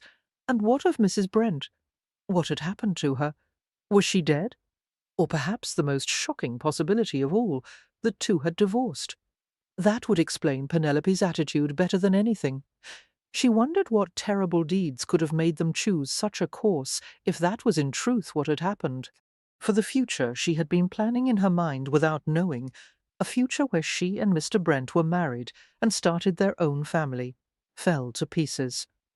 He had already had a family and would not be looking with any great eagerness to starting yet another. If they had a child, it would be the third for him, and no astounding miracle. He had a whole history of which she was unaware, a whole life that had been lived before she met him. For there had been a woman he had loved and lost, who had borne him children, and who might very well still be heavy in his thoughts. She was a fool, of course. He had a previous life. Did she think the world had stood still for everyone, as she had tended to Miss Marbury all those years? Mr. Brent was a father, although she did not guess their difference in ages to be much. The difference in their experiences was. Her naive plans to entice him into marriage now seemed childish and silly, for the man had children. He had had a wife once already. And what was Vivian but awkward and dowdy in her borrowed finery, playing at being fast for his momentary entertainment, making herself an amusement of no value? He must think her a fool, and even if he did have an interest in her, even if so, she did not know if she had the strength to be anyone's stepmamma. The captain and Sir John had rejoined them, and by the time Mr. Forbrent returned from tucking his children into bed she had managed, she hoped, to hide her distress. She volunteered to play when a game of piquet was called for, and smiled blankly at Mr. Brent when he sat across from her. After the game was finished, she found a plate of small lemon tarts on a side table, and ate them, every one. For they had returned to Copley Grange, everyone yawning and speaking of bed, but Vivian followed Penelope into her dressing-room none the less, and badgered her young cousin as she began to undress. "Why did you not tell me he had children?" "Oh, la!" Penelope said, waving her hand as if it were nothing. "Two tiny children. They were not worth mentioning. You would not be the first woman to become a stepmother. You could have prepared me. I thought it would make a pleasant surprise. Pleasant? For how could you think so? Dear Vivian, you did say that you wanted to have children, a family of your own. Now, here is one ready-made. You needn't ruin your figure in the bearing of them, and they are old enough to speak. which you must admit makes them much more interesting. Think what a lot of fuss and bother you have been saved. But they aren't mine. They might as well be. There is no one else being a mother to them. What happened to Mrs. Brent? For Penelope turned away and put her ear-bobs in her jewellery box, remaining with her back to Vivian. I really couldn't say anything about their mother. Can't or won't. I am not certain of the entire tale. Is she dead? You can surely tell me that much. Really, Vivian, you must stop pestering me with such questions. What does any of that matter? It is Mr. Brent who interests you, not a woman from his past. For now, if you'll excuse me, she said, stifling a false yawn, I really must get to bed. It was plain she would get no more information from Penelope. She tried for several more minutes anyway, then gave up and went to her room, undressing by the light of a single candle and slipping into the cool sheets of her bed. She could not sleep. For, in addition to the lemon tarts, she had drunk 4 or 5 cups of coffee.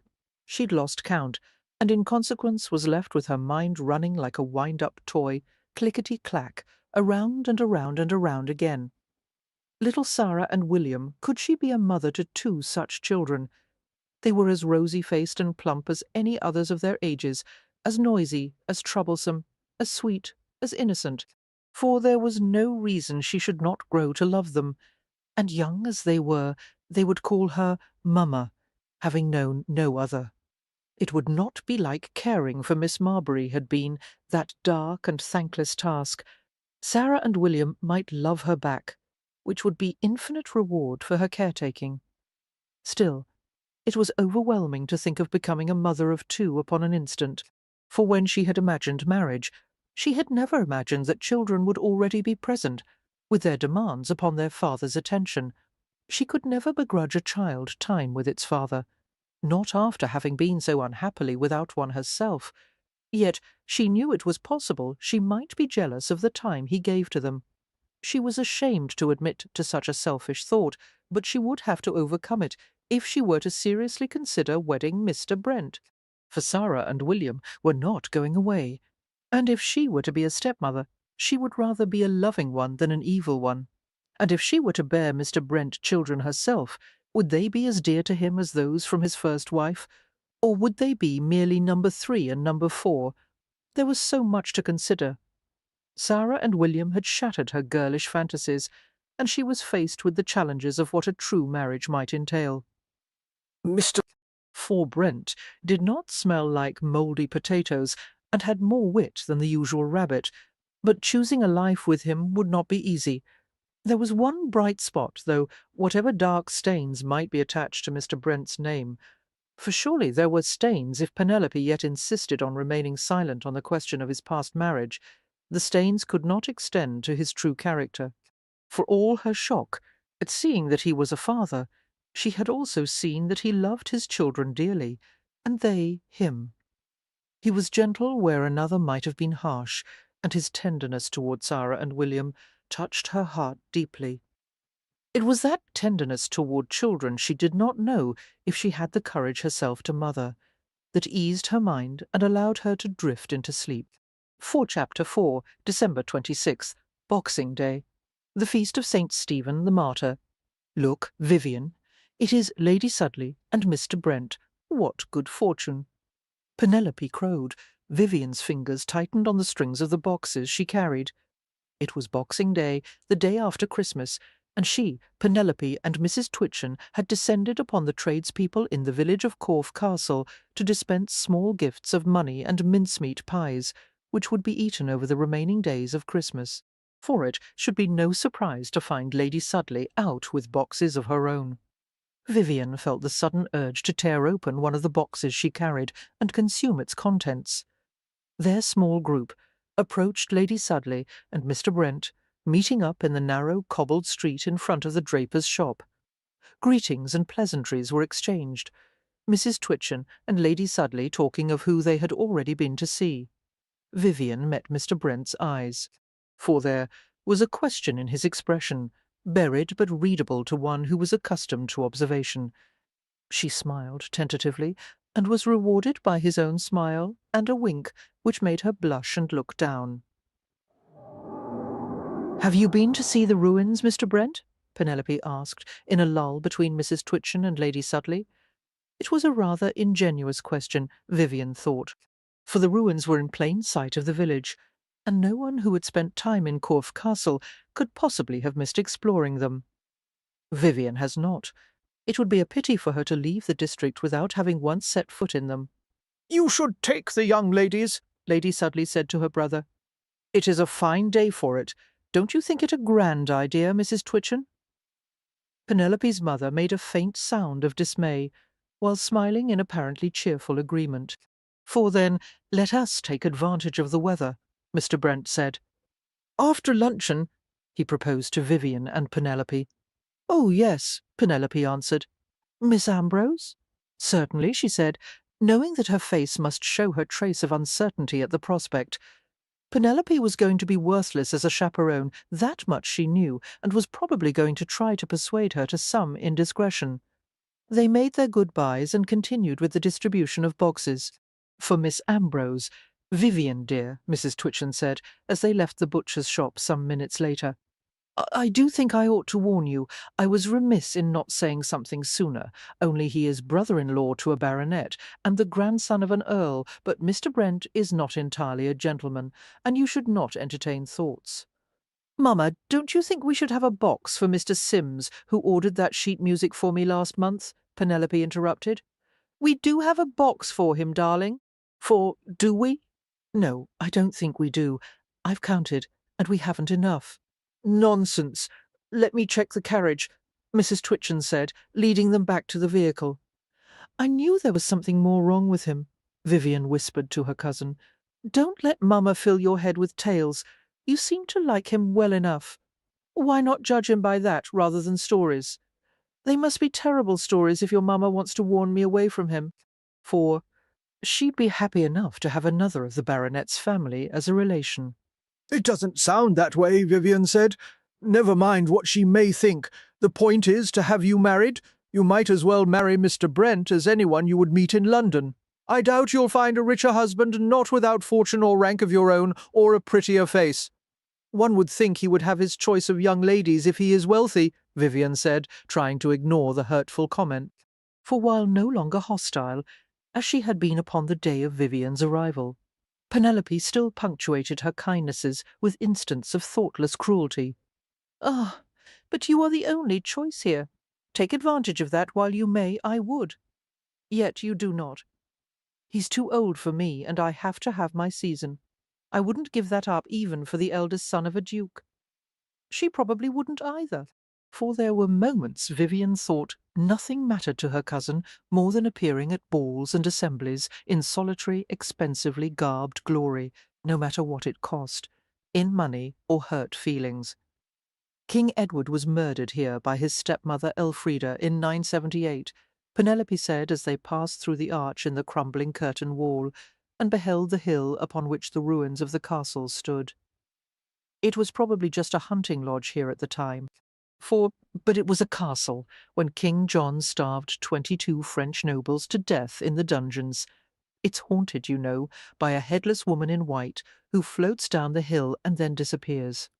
"Who is the ghost?" Vivian asked. Richard grinned at Penelope's dramatics and at Vivian's eager interest in spirits. He'd spent little time in Penelope's company in the past, and had assumed her to be a spoiled child with thoughts only for herself. For it was surprising that she seemed to have become so quickly attached to her new cousin. Some say it is Lady Bankis. She valiantly defended the castle during the Civil War, but a member of the garrison betrayed her and let in the parliamentarians. It was they who tore the walls of the castle down out of pure spite. "That doesn't account for her losing her head," Richard said, "and I don't know what good it would do to float down the hillside every now and then, for seems a waste of effort, for a ghost. Maybe it is Elfrida, then, doomed to roam the scene of her greatest sin," Penelope amended. "Or maybe it is fog of an evening and a drunken fool. That seems the better explanation, albeit less thrilling." "Oh," Penelope exclaimed, stumbling. Vivian caught at her cousin, helping her keep her balance. "What is it? Are you all right? My ankle, I've twisted it. For help me to that stone over there," the girl said, pointing to a convenient resting place not 3 steps away. "Does it hurt? Can you stand?" Vivian asked as she lowered Penelope to the stone. "It's minor, just a momentary twist. If I rest here for a spell, I should be fine." "We should take you back to the Grange. No, you and Mr. Brent go up to the ruins. When you return, I promise I shall be quite restored." "Are you sure?" "Yes, go." Vivian frowned at her cousin, then turned to him, for she raised her brows in question, and he smiled and shrugged, offering his arm. Penelope's acting would never win her a place on the stage, and it was not difficult to see through her little ploy. Vivian took his arm, and they started up the narrow, muddy track through the grass. The sky was heavy with clouds, the sun occasionally breaking through in pale yellow, and there was a damp breeze from off the sea a few miles distant, for the few remaining segments of Castle Wall stood like towers against the turbulent skies, and bore the pockmarks of the parliamentarians' destructive forces. "It's a pity they destroyed it," Vivian said after they had left Penelope out of earshot on her rock. "It must have been lovely. They probably had fun doing it.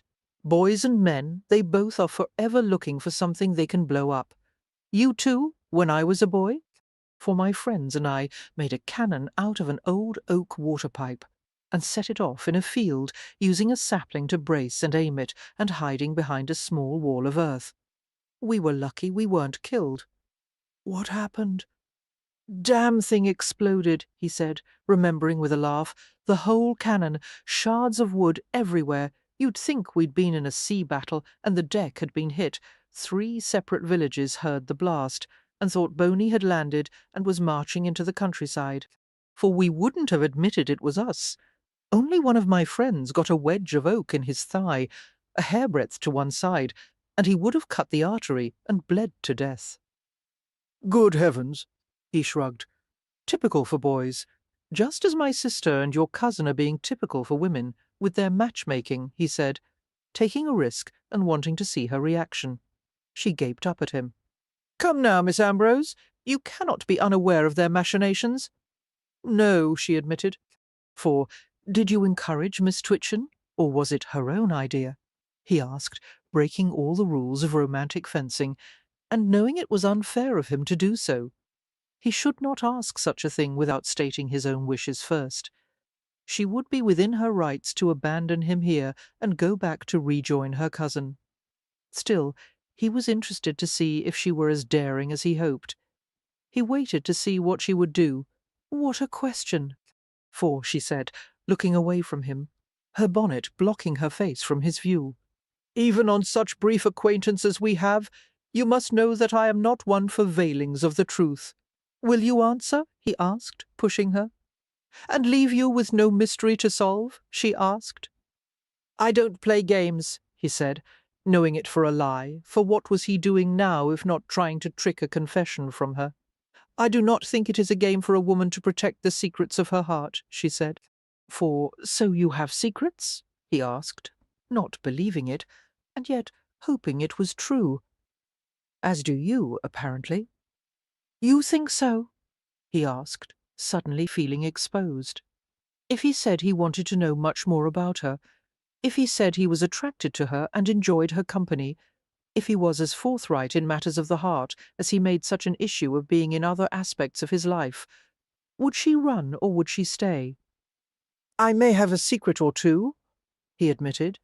"I have heard hints." "You have?" For, "Of your former wife." Wife? "I have had no wife," he said, taken aback by the unexpected turn in conversation. She stopped and looked to him, confusion in her expression and her tone. But Sarah and William? They are yours, are they not? "They are, but I have had no wife." He sighed, feeling his hopes once again draining away. It should get easier to accept rejection over time, and yet it never did, for he had attempted to court a handful of women over the past few years, and when they heard what he was about to tell Vivian, they had all turned from him and made it clear that pursuance of his suit would not be welcome. I thought someone would have told you last night, surely, if not before. You are worrying me, Mr. Brent. My children's mother and I were not married. She was my mistress, Oh, she said softly, and he saw the hurt of disappointment in her eyes. For the situation was nothing unusual, I'm sorry to say. I'm hardly the first man to sire children out of wedlock. The words sounded a miserable excuse, even as he said them, as if he were trying to weasel out of his own past. Sarah and William are my heirs. They bear my name, and any woman I marry would have to raise them as her own, beside any children we might have together. It was that last point that was so unpalatable to gently bred women. Bastards beside their own offspring? 4 bastards heirs along with their own children. He could hardly berate them for following dictates of society in which they had been schooled since birth. They could not help their inability to accept bastards into their care, and he, loving Sarah and William as he did, could not accept a woman as wife who would not love his children. What of their mother? Vivian asked softly. She is somewhere in London with a new protector, for she broke off our affair shortly after William was born, and did not protest when I demanded the children. He shrugged, beginning to feel angry and defensive on behalf of his offspring. She sends gifts on occasion and visits them once or twice a year, although less frequently as time goes on. Did you love her? I thought so for a time, but it was based on illusion. I saw her beauty and her charm, and nothing of who she truly was. For I was young and stupid, but I would not have Sarah and William pay any more of the price for my idiocy than they already must. It was quite remarkable of you to claim them as you have. I am their father, he said, the simplicity of the statement his only way to express the strength of the bond he shared with them. I could not leave them without my name, without my protection to be raised by strangers or by a mother who paid them little care. And I will not wed a woman who cannot give them the love they deserve. Better that they remain motherless than be subject to an unloving and jealous one. He met Vivian's troubled gaze, holding it with his own. Now you are wondering what you are doing here alone with me. I am no marriage prospect, as you were led to believe. You have surprised me, that is all, Vivian said, the weakness of her voice belying the words. She tried to smile. For I had been expecting to hear that you were divorced, or had beaten your wife, or that she had thrown herself from a window in despair of being married to you. That would have been better? No, only more expected, she said. And to his astonishment, her strained smile stretched to one more natural, as if she could almost see humour in the situation, where he did not know. I say, I don't look like a wife-beater, do I? He asked. I would not know. But perhaps you are someone a woman would throw herself from a window to avoid. I think some have tried. Perhaps if you made a habit of being more polite in your speech, a little more fawning and gracious, they might ponder longer before the leap. I prefer to have the truth laid out plain and unadorned, and let people think what they may. They resumed walking up the hill toward the ruins, skirting at least for the moment the subject of his past mistress. For he did not fool himself into thinking it was an issue she could so easily overlook, and wondered what thoughts would eat away at her later, when she had time to think it through. Yes, you seem to have made a special effort to make yourself as blunt in your speech as possible. You are well matching me in that, he said, enjoying the banter, and willing to endure whatever arrows she chose to shoot at him, as long as she kept talking. Only because it seems to be what you respond to best. Then you admit to humouring me, for your own ends. And what if I do? Don't we all do that? She asked, slightly out of breath from the climb. Even through her breathing, he could hear the trace of bitterness in her voice. They had reached the top of the hill and the heart of the ruins. He stopped so that she could catch her breath, and so that they could both take in the stone walls that rose and tilted and tumbled around them. For it should have been time that did this, he said, gesturing to the stones around them, not men. It does take away the romance, she agreed. He led her in a slow circuit of the ruins, and paused with her at an opening in the stones that looked down over the valley and the village of Corfe Castle, grey against the green of the rolling hills. "Do you always humour those around you?" he asked, not willing to let that bitterness escape unexplored. "For I haven't had much choice," she said, still looking down upon the view. "It seems a hard way to live, always pleasing others, and never yourself." "One becomes trained in it," she said, "like a cook or a seamstress. It becomes one's work, for it is how one earns one's bread." "That hardly seems to be a wise thing to admit." "I am being honest about my dishonesty," she said, and looked up at him with confusion. "For only, with you, the more I seek to be as straightforward as you wish, the less I know if I am seeking to please you or to please myself. I am growing, too, like saying what I think." And did you calculate that that is precisely the right thing to say to me? he asked lightly, although his heart was thumping in his chest.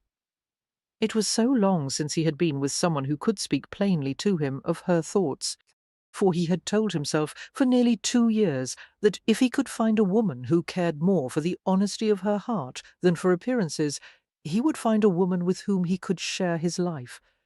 He wanted a wife. He wanted someone with whom to grow old and watch their children grow. He wanted someone to pull into his arms at night and sleep warm against him. He wanted someone who knew him completely and whom he could know to the depths of her being. Life was not meant to be lived alone. For do stop thinking about yourself, and what a grand matrimonial catch you are, she said, stepping away and finding a seat on a fallen bit of wall. His lips parted in surprise, her words like cold rain against the warmth of his desires. They reminded him that he had not won her yet. "Are you now thinking that you have created a monster?" she asked. "So be it. My nerves are worn from this. This." She paused, waving her hand around. "Whatever you call this interplay between men and women. For you don't have anything to eat, do you?" "No, I'm sorry," he said, smiling to himself. Perhaps he should carry a pocketful of treats and win her that way. Would that do it? She put her hand over her stomach and frowned. "That's all right. I don't think I'm as hungry as I thought." She cocked her head, staring at him in surprise. "Actually, the more I say what is on my mind, the less hungry I become. It seems quite beneficial. It's what I've come to believe." For she narrowed her eyes at him, and he fidgeted under her assessing gaze. He sat down beside her, if only to escape such frank scrutiny. She had managed to turn the tables neatly upon him, taking on the role of frank examiner that he was accustomed to having as his own. "I think there's a touch of self-righteousness to your honesty," she said. "Self-righteousness?" he repeated, appalled. "Dear me, have I gone too far and shared too much truth?" For "I am not self-righteous," he said in a priggish tone that seemed to prove the opposite. "Self-righteous and a bit of a coward," she continued, "as much so as I am." He crossed his arms over his chest, feeling more uncomfortable by the moment. "Explain yourself. All this honesty, you think it makes you unassailable because you are virtuous." The accusation came in a straightforward manner, and she caught him with her eyes. "You use your bluntness to guard yourself and scare people away. For nonsense.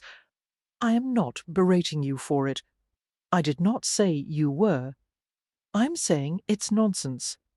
I say what I think because I'm tired of hypocrisy, not because I want to frighten people." As he spoke, he became aware that he was protesting too much, aware that he would not be defensive if she had not come close to a truth he would rather not examine. You don't believe me. You know your reasoning better than I," she said, in a tone that suggested very much the opposite. "For I'm not trying to scare you now," he said, and laid his hand over hers. She laughed nervously, moving her hand beneath his as if she might pull it away. "Aren't you?" Maybe he was. Maybe he was trying to keep her from seeing clearly into him before he was ready to reveal all his faults and weaknesses. He wanted her to see the better side of him, to focus her attention on what he could offer her rather than what he might lack. The best defense was an offense, was it not? For he picked up her gloved hand, feeling its fine trembling. He watched her expression, her lips parting, her eyes on their 2 hands.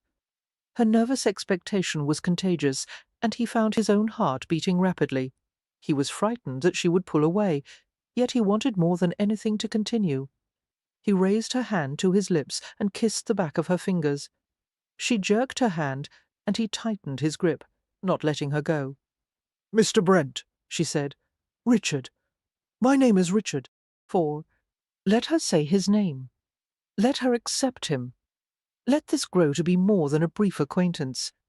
He opened her hand and laid her palm against his cheek, then turned his face so that he could kiss the inside of her wrist, where it was left exposed at the edge of her glove. She caught her breath. He drew in the faint scent of her, mingled with the leather and the wool, delicate and feminine and ineffably precious. This was something he wanted in his life for more than an afternoon, for he pushed up her sleeve an inch and followed it with his lips, then painted a stroke upon her soft skin with the tip of his tongue, losing himself in the velvety smoothness and warmth. "Mr. Brent!" The words were breathless, and again she tried to pull her hand away, and again he stopped her. Richard, "Call me by my Christian name. You must stop," she said, but the words were half-hearted, for he sucked against her wrist, using his tongue to rub her, willing her to feel the same heat that was growing in him, willing her to feel the beginnings of a bond between them and the promise it might hold for the future. you must, Richard, She said, and when he looked up at her from under his brows, he saw that her eyes were half-closed, and she was leaning toward him. He began to slowly peel her glove down her hand, exposing its heel and the base of her thumb, for he slid his finger under the thin leather, rubbing against the palm of her hand, which was damp and warm in the confines of the glove. Her fingers curled inward, and her breathing quickened. "This is indecent?" she whispered. Her pupils had grown into black pools against the sea-green irises. She wet her lips. He peeled the glove another 2 inches to the base of her fingers and kissed the palm of her hand, for he scraped against her skin with his teeth, and then with the tip of his tongue penetrated into the tight V exposed between each finger, imagining behind his closed eyes his tongue working more intimate places than her hand, imagining his mouth at the warm heart of her, making her moan with pleasure in the dark confines of his bed.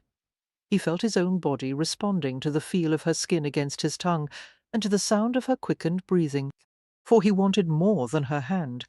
He wanted much more than any young lady would permit upon such short acquaintance, however bold she tried to be. If he allowed this to go any further, he might truly scare her away, and that was something he was not willing to risk. He kissed her palm once more, then reluctantly pulled the glove back down her hand. He released her, then gently brushed the back of his fingers against her cheek, as if his hand could kiss her for him. "Your cousin will be wondering what has become of us," he said softly. "Will she?" she asked, as if lost in a dream. "She will, and she's likely half frozen by now, which serves her right for pretending to be hurt." He stood and helped Vivian to her feet. I do not regret that she did. Good gracious, Vivian said, looking down at her gloved hand. "I had never thought of such a thing happening to my hand." He laughed and laid his own hand over hers in the crook of his arm, for he felt hopeful, and giddy with it. A quiet voice warned that it was wisest to go slowly, that it was too soon to know if they were right for one another, but he ignored it. For this one moment he would allow himself to hope. Chapter 5. December 27th. The feast of St. John the Evangelist. "Vivian, my dear," Mrs. Twitchen said, "I am so glad to have found you alone." For Vivian was curled into a corner of a window-seat, pillows beneath and around her to ward off the chill through the glass, a book in her lap to make it seem she was otherwise occupied than watching the drive in hopes that Lady Sudley and Mr. Brent might come to call. Penelope was upstairs, fussing over whether or not to change the trim on her white presentation gown. She had forestalled all her mother's attempts at speaking on the topic of Mr. Brent, but as Mrs. Fortwitchen sat herself down on the window-seat, Vivian felt no quiver of foreboding. Richard had already explained about Sarah and William's mother, in more detail than Mrs. Twitchen would share. She could understand why Mrs. Twitchen had been concerned, but she thought that she would, in time, be able to overcome the discomfort the thought of that fallen woman brought her, for jealousy nibbled at her heart when she thought of the woman he had loved, and who had given him children who were the centre of his world. By his own admission, the woman was beautiful and charming, and though he discounted those traits as valueless, she knew she would be tempted to hold herself against them in weak comparison, and to wonder if Richard had any last ember of feeling for the woman. She would be strong, though. She would not let such thoughts destroy her confidence. For it was, as Penelope had said, he would value Vivian, as Vivian valued herself. She would not let thoughts of the former mistress destroy her chance at happiness. To let the past eat at her would be to invite a lifetime of distress if it should happen that she and Richard were to wed. The woman, having not had the good grace to die or move to South America, would be making regular, if infrequent, appearances in Sarah's and William's lives, which meant, if Vivian became Mrs. Forbrent in her own life as well. It was not a pleasant thought. Neither was it an undigestible thought. There was much she could swallow if it meant becoming Mrs. Brent, and she was almost embarrassed to admit that a fair deal of the persuasion had been done by Richard's mouth on her hand. She had relived a dozen times his seduction of her hand, and with each remembrance her body flushed anew with pleasure, her blood warming and tingling in intimate places. For she schemed in her mind for how they might next find a private moment together, when he could again take her hand and ravish it, or ravish all of her. Let him have her. Then they would have to marry, and she would rush to the prize without having to play all the steps in the game. Only the prize was no longer marriage for the sake of marriage, but was Richard himself. For she saw his tenderness for his children. She saw his vulnerability that he hid behind his blunt words. She saw that his scandalous decisions regarding his children were the only choices that had true honour to them, not the false honour of society. He was a good man, with a true and gentle heart, and he made her body feel things she would not speak of to Penelope or Mrs. Twitchen for all the cakes in France. For she was so consumed with thoughts of Richard that she had eaten only half the gingerbread on her plate. It sat now in a pool of lemon sauce on the small table with her cold cup of tea. "Is something amiss?" she asked Mrs. Twitchen, as the woman sat next to her in the window seat. She pulled up her feet to make more space. "Nothing so far, I do hope, and it is my duty to prevent what I may. Only this is so very awkward and embarrassing, Mr. Brent being a relative of sorts, and from such a good family. One hesitates to say anything against him. Yet I feel I simply must warn you away from him." "Is it the mother of his children that distresses you? You know about that, then?" the lady asked, surprised. "He told me himself. Then he told you as well about the other woman, the young lady of good family whom he jilted." Vivian sucked in a breath, taken by the same surprise with which one slips and falls on the ice. "I see he did not," Mrs. Twitchen said, "for, dear me, I do hate telling such tales, and about one almost in my own family.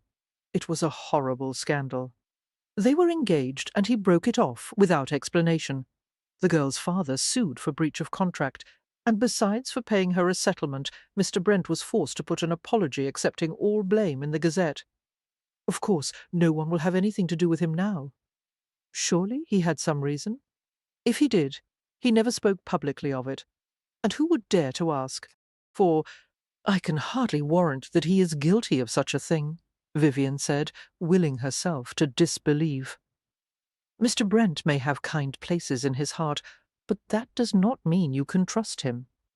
Men are not always what they seem when they have their eye on a young woman and are pursuing her. Remember, even a tyrant like Napoleon probably had one or two good traits amidst all the rest, and I imagine he could be as charming as any other when he pleased." "Mr. Forbrent does not seem like such a man," Vivian said faintly, her view of him turned upside down, tumbling away from the image she had built, all her growing affections now in peril of destruction. "Be careful, my dear," Mrs. Twitchen said. My husband and I are in agreement. We don't want to see you hurt, or what chances you have at making a match ruined. Thank you, Vivian said. She spent the remainder of the afternoon staring out the window at nothing and eating gingerbread. For Chapter 6, December 28th, the Feast of the Holy Innocents, the great hall at Haverton rang with the excited shouts and laughter of children. The puppet show had just finished, and now the 30 or so children were going at the sweets and the games. Adults milled among them, imposing the barest sense of order. It's a Sudley tradition on Innocents' Day, Penelope said, standing beside Vivian as they observed the chaos. I remember coming here as a child, myself, for all the children of the parish are invited, no matter who their parents might be.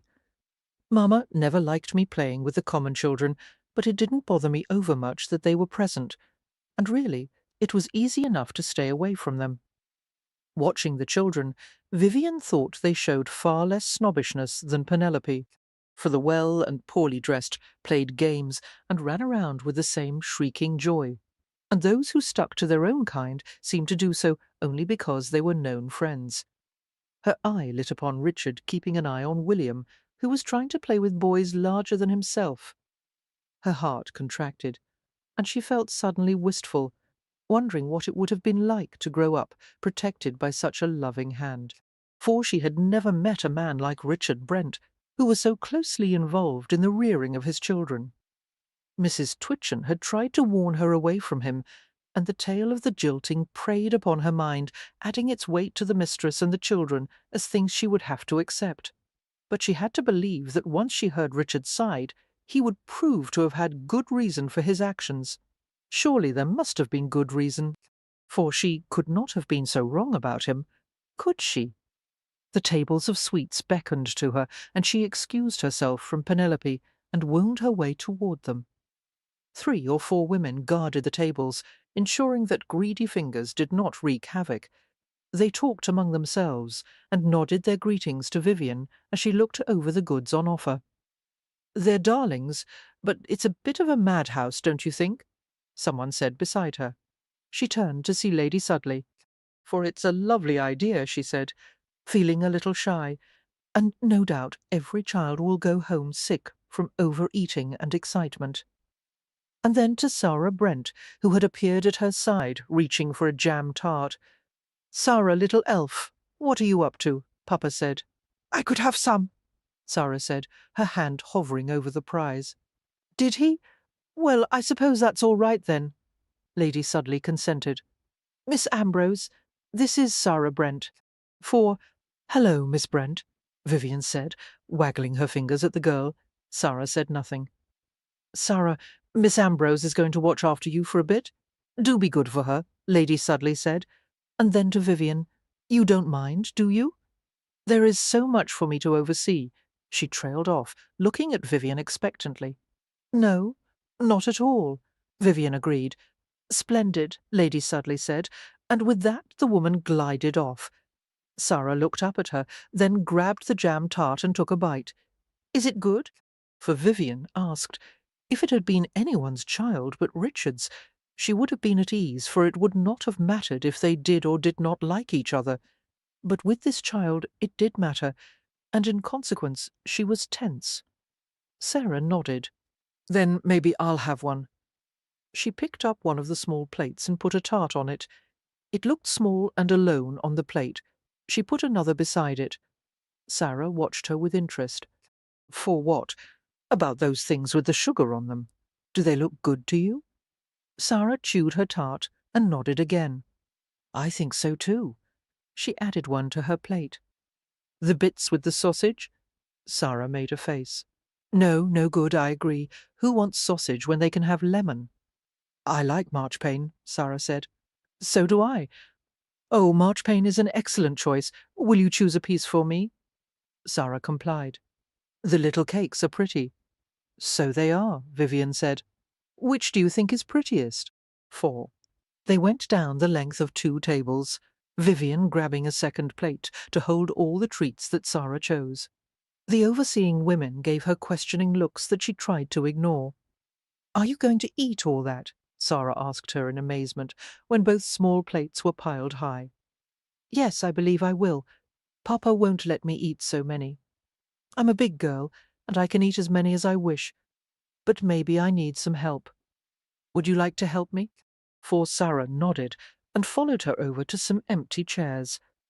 There the girl soon began directing Vivian in which to eat when, and nibbled 2 or 3 treats herself. The plates were nearly empty, and she and the little girl, she thought, were on fine and comfortable terms when Richard found them. Papa, Miss Ambrose ate this many. Sarah said, holding her 2 hands out, the fingers spread. She ate more than Stinky. Stinky. Vivian asked. For our old greedy dog at my house in Wiltshire, Richard explained. Stinky ate my supper, and he ate Willie's pudding, and he runs around the floor going snort, snort, snort, Sarah said, imitating the grunting dog. He'll eat anything, even green meat. I think Miss Ambrose understands, Richard interrupted, biting his lip. Cook yells at Stinky. He goes to the kitchen and steals things. He's a very bad dog. He eats horse poo. Oh, I see, Vivian said. Then he licks my face, Sarah said. For ew, oh, blub, blub, blob. But you love Stinky, don't you?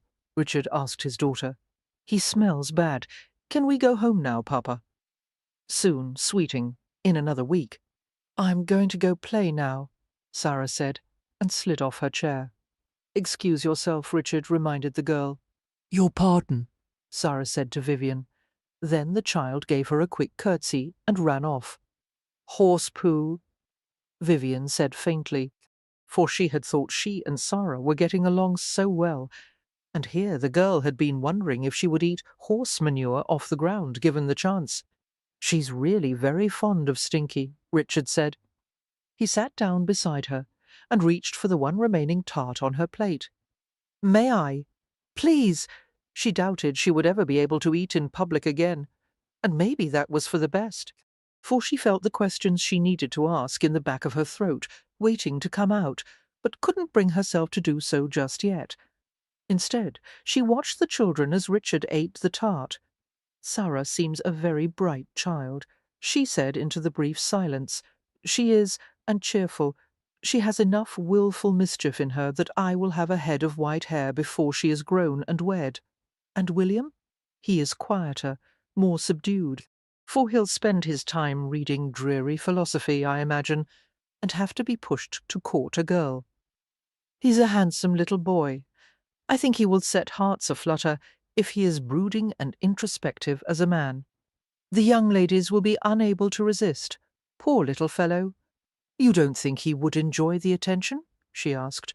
Perhaps he might surprise me. Richard was quiet for a long moment, his gaze on the playing children, for there are times my heart almost breaks, thinking of them growing up and suffering the pains the world has to offer. Their hurts now are so small, and so easily soothed compared to what they will endure when they are older. They will have you to help them, she said, lightly touching his arm and drawing his attention. And while their hurts may grow greater, so will their strength. He laid his hand over hers on his forearm. You had to quickly grow strong, didn't you? For when your parents were killed. She dropped her eyes, not eager to share that pain that she thought deeply buried, but which at times like this could emerge as easily as if it were just beneath the surface. That was more than any child should be asked to bear. She made herself smile and met his eyes again. But I survived. He lifted her hand off his arm, raised it to his lips, and, heedless of the room full of people, let his lips graze her knuckles before releasing her. And you are beautiful in your strength, he said. The look he gave her seemed to say a million things, all of them new to her, and oh, so wonderful. She clasped her hands together in her lap to keep them from trembling, and felt her cheeks and neck heat with embarrassment. She was falling in love with this man. The realization hit her fully, and it scared her, for she had no experience with romantic love, but she felt herself teetering on its brink, and with her fall would go any last vestige of sense or practical hesitation. She did not want to ask about the woman he had jilted. She wanted to assume the best of him, But if she was wrong, it might be her own heart that would be crushed in reward for her ignorance. For as she felt her heart opening to love, she felt how very fragile and defenceless it was. She had only herself to guard and protect it.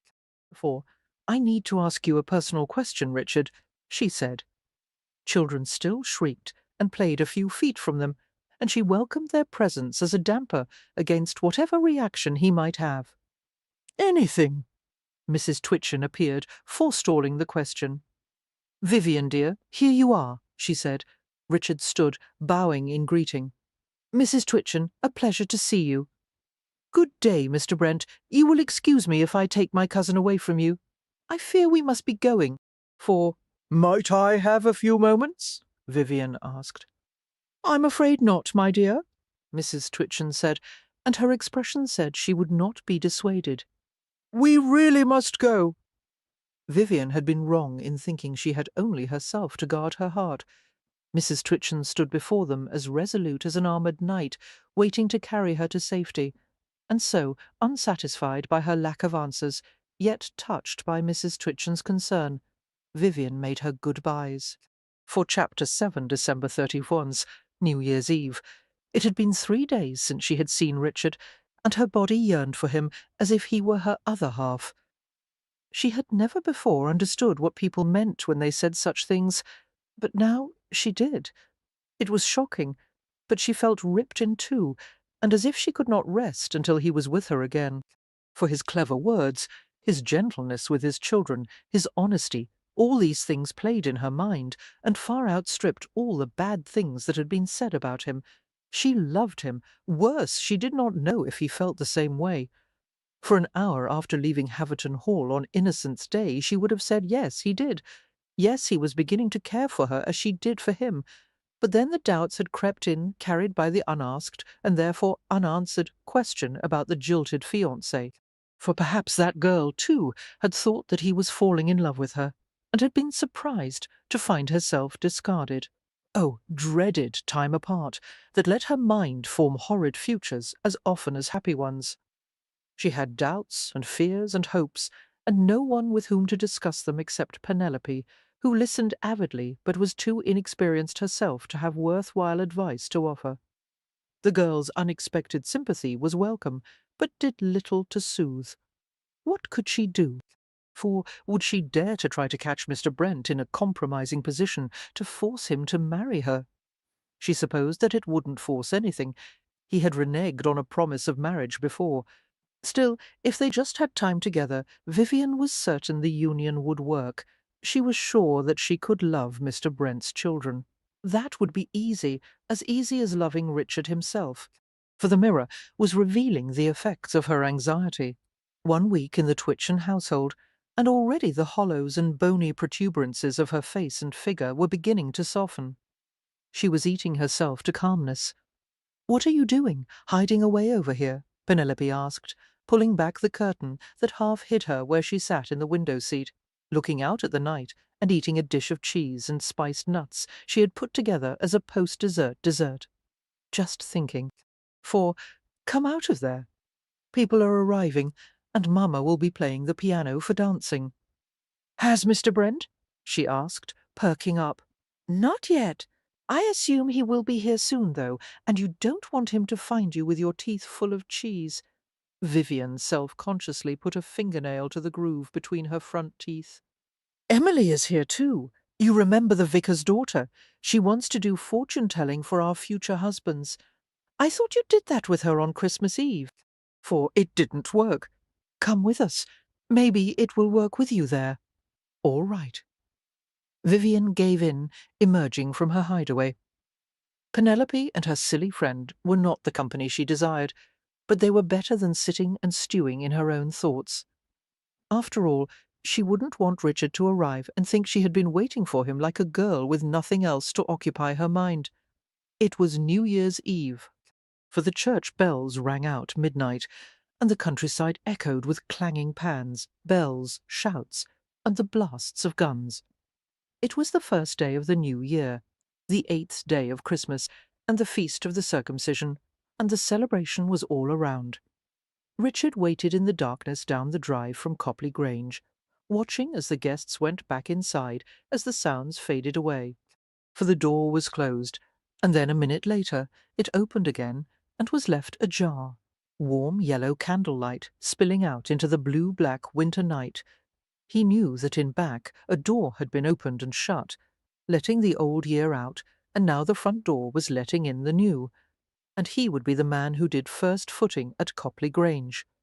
The first visitor through the door in the new year, if a dark-haired male, would bring good luck to the house, according to the superstition. For he double-checked his satchel with its required gifts and headed up the drive. A smiling maid closed the door behind him when he entered, and he made his way to the drawing-room. "Hurrah!" The cheer went up when he stepped inside. The enthusiastic greeting surprised him, and he felt a flush of surprised embarrassment. It had been so long since he had felt truly welcome in any home but his sister's, he had forgotten what it felt like. He grinned and gave a courtly bow. For in stately manner he walked up to Captain Twitchen, standing by the fire, and drew out of his satchel the first of the gifts, a hunk of coal. "To keep your home warm," he said, handing the captain the black lump. "Here, here!" The gathering cheered. Richard turned to Mrs. Twitchen and took out the next gift, a round loaf of bread. "To keep you fed." Mrs. Twitchen curtsied and accepted, amid another cheer. "For, and lastly," Richard said, putting his hand into the satchel and holding it there for a moment, building the suspense, although they all knew what was coming. He pulled out the bottle of whisky and held it high, then bowed again and presented it to Captain Twitchen. "For your happiness and your health throughout the new year." The final presentation was met with a final cheer and a round of applause, for Captain Twitchen slapped him on the back, then went to work opening the bottle and sharing the blessings with the male guests, still feeling self-conscious in a way his usual bluntness never made him feel. Richard cast his eyes over the room, his gaze lighting upon Vivian. She was smiling, her eyes sparkling, her face aglow. He would like to think it was a glow for him, for she was the reason he had persuaded himself to this display of good fellowship, in hopes of impressing her with his long-dormant social graces. Sarah had not been able to stop talking about Miss Abrose, who had impressed her greatly with her sweet tooth. He himself had been content to let Sarah prattle, his own thoughts on how close he had felt to Vivian as they sat and talked on Innocents' Day, for he had known Vivian for only a week, and yet his hopes were quickly growing that this Christmas he had been gifted with the wife he wanted. What did the shortness of the time matter, when you had found the one with whom you were meant to be? He made conversation with those near him, listening with half an ear as Captain Twitchen, the whisky bottle turned over to another for distribution, jingled a purse of coins that he then gave to his wife. "Money for pins, my dear," the captain said, for would that next year he himself had a wife to whom to give pin money, a wife who would laugh and thank him as Mrs. Twitchen thanked her husband now. Vivian. He moved through the guests, shaking hands and exchanging pleasantries until at last he found his way to her.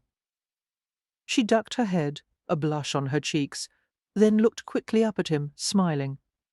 "When will you stop being shy with me upon greeting?" For he asked, feeling his own heart pick up its pace, his growing attachment to her leaving his heart vulnerable to the slightest sign of rejection. To want was to risk being denied. "I could not say. You have surprised me tonight. I would never have expected you to be first through the door." "You cannot have thought I would let the new year begin without seeing you," he said, then waited an eternity in the space of a heartbeat for her response. "I had hoped you would not," she answered quietly, for he laughed with relief. He put her hand in the crook of his elbow and led her to a quieter end of the room, where they stood near a bust of a long-dead Twitchen ancestor, pretending to examine it. "There's a cobweb in your hair," he said, spotting the wisp of grey and brushing it away with his fingertips. "What have you been doing?" "Fortune-telling in the cellar. Penelope and the vicar's daughter insisted I come with them." "Why the cellar?" "For my guess is because it is dark and cold and suitably unnerving." They had a silver dish full of water, in which they dropped a ring, and we sat around it in the light of single candle, waiting for— "Waiting for," he prompted. "For the faces of our future husbands to appear," she said, as if embarrassed to admit it. "Some day Sarah will do the same thing with her friends, I imagine." "And did his face appear?" he asked, moving slightly closer. "I don't know, for it was so dark and cold, and we sat for so long, my mind began to wander." "Where did it wander?" "Everywhere," she said. "Did it wander to me?" She met his eyes. They were as wide and wary as he knew his own to be. "Would you want it to?" He reached down and took her hand, and after a glance around the drawing-room to check that none were watching, led her through a nearby door that went to the library. She came willingly, for the chamber was dimly lit by candles in wall sconces, and it was cool after the body-heated warmth of the drawing-room. The voices from the party were but a murmur through the heavy door. He slowly backed Vivian up against a wall of books, standing with his feet to either side of hers, close enough to touch, but not doing so. "I want your mind wandering to me in every free moment of your day. I want you to think of me upon rising in the morning, and to find me in your dreams at night. For you're already there," she whispered, and the words sent a joyous thrill through his heart, frightening in its intensity. He knew it was foolish to rush things, that he risked scaring her away, but he had to know for certain, to know the depth of her feelings, to know if she was the one. He bent down his head and kissed her. No lady concerned with appearances would stand for such in the middle of a party, for at first her lips were motionless under his. She was likely shocked, but as he continued the kiss, she responded tentatively, mirroring his own movements. He pressed up close against her, gently pinning her to the bookcase until he could feel each soft curve of her body against his own. He deepened the kiss, and she made a small noise in the back of her throat. He lifted his mouth from hers, his hips still pressed against her lower belly. "Are you all right?" For, "Oh, yes," she said, and her slender arms wrapped around his neck. She wanted him. Against all possibility, all doubt, she wanted him. He had found the place he belonged, and was finally free. The joy of it sent him wild. He let loose the reins on his desire, exploring her mouth, her neck, the exposed swell of her breasts, each touch making him hungrier for the next, for he breathed in the warm, faintly musky scent of her, and then trailed his tongue up to the hollow at the base of her throat, where he pressed gently until he could feel the beat of her heart with his lips. She was his heart, his desire. He worked his way up and let his tongue play at the sensitive place behind her earlobe, while his hand went down to cup her buttock and pull her against him, where he could press the firmness of his arousal against the softness of her body. For her breathing was a soft panting against his ear, and he could feel her trembling even as she pressed herself to him. He fastened his mouth over hers once more and thrust with his tongue in frantic substitute for how he longed to thrust inside her. She made a soft sound of pleasure, and he felt her fingers working their way into his hair, gripping tight. He pulled her away from the bookcase and backed her slowly to the library table until she bumped up against it, for he boosted her up the few inches until she was sitting on its surface. "What are you doing?" she asked in a whisper. "Exactly what I wish." Good, had she said that, or sighed. He wasn't sure. He chuckled and parted her knees so he could stand between them, then brought her tight against him. Her eyes widened, and then she wrapped her arms back around his neck and pulled him down on top of her, for he had one hand lost in her hair, the other on her bare thigh, his mouth sucking at her breast, and her legs wrapped around his still-clothed hips when the library door opened. The sounds of the party flooded in upon them, accompanied by an outraged gasp. Vivian heard it as well, and reacted with the reflexes of a startled cat, thrusting Richard off her and scrambling to disentangle her legs from his person as he helped her to pull down her skirts. For a quick glance told him it was Captain Twitchen who had discovered them. There could have been no worse or better person to walk through that door. Richard felt a perverse happy satisfaction stirring within him. "Mr. Brent!" Captain Twitchen spotted, then shut the door behind him, blocking off the sounds of the party and the possibility of witnessing eyes. "How dare you, sir? How dare you? My deepest apologies, sir. A guest in my home, and this is how you repay my hospitality." For Vivian gave a soft whimper. Richard put his arm around her, pulling her to his side, concerned for her embarrassment. He would not let her be shamed. "It was a transgression against the kindness you have always shown me, and unforgivably ill-mannered," he said. "I hope that you will allow me to make the proper amends." Captain Twitchen seemed not to have heard. "I never listened to the rumours about you, never let them cloud what I thought I saw before me. But damned if I shouldn't have paid attention. Mrs. Twitchen was right, and even if you are my nephew's brother-in-law, you are unfit for decent company. Vivian, go to your room, girl, and stay there." Richard felt her start under his arm, but he held her more firmly. "What we have to say concerns her as well." He saw he'd made a mistake when the captain's face, already red, took on a deeper, almost purple shade of rage. For his feeling of satisfaction and confidence assumed the barest quiver of uncertainty. "Contradict my orders, will you? In my own house? My own house? I should go," Vivian whispered. He did not want her to have to stand here and suffer as a target of Captain Twitchen's fury. The man might say something hurtful. "Perhaps for the moment," he whispered back. She started to slip away from him, and he bent down and pressed a quick kiss to the top of her head. "Not to worry, for you'll be called back down within the hour. I promise." She cast him a quick glance. Was it one of hope and uncertainty? And he smiled in reassurance. Once she was safely from the room, Captain Twitchen lent full force to his ire. "Now, sir, are we going to settle this like gentlemen? That is indeed my intention. Pistols or swords?" Richard felt a sinking in his gut. Soothing Captain Twitchen was going to be more difficult than he'd thought. For an hour passed, and there was no call for Vivian to come down. She paced her bedchamber.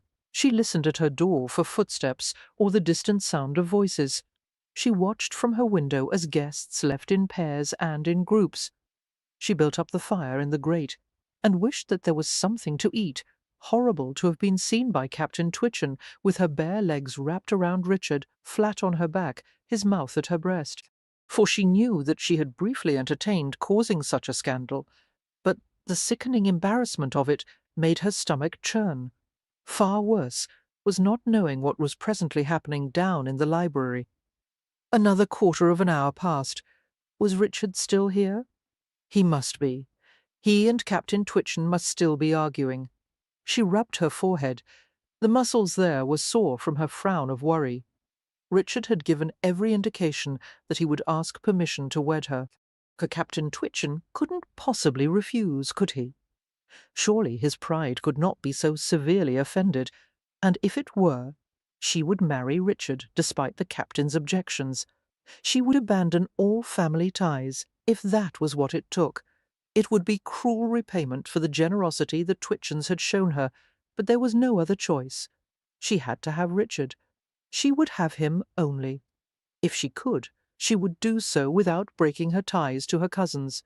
She found herself surprised, for in the short time she had been with them, she had grown fond of them all. Mrs. Twitchen with her social ambitions and motherly heart, Captain Twitchen and his blunt good cheer, even Penelope had become something of a friend, despite her selfishness. But the one thing Vivian knew about this life was that caring ties to others were more precious than gold, more precious than titles or gowns or beauty. She would not easily give up even the meagre ones she had with the Twitchens. And she would never give up the one she had now with Richard. Never. Another half-hour passed.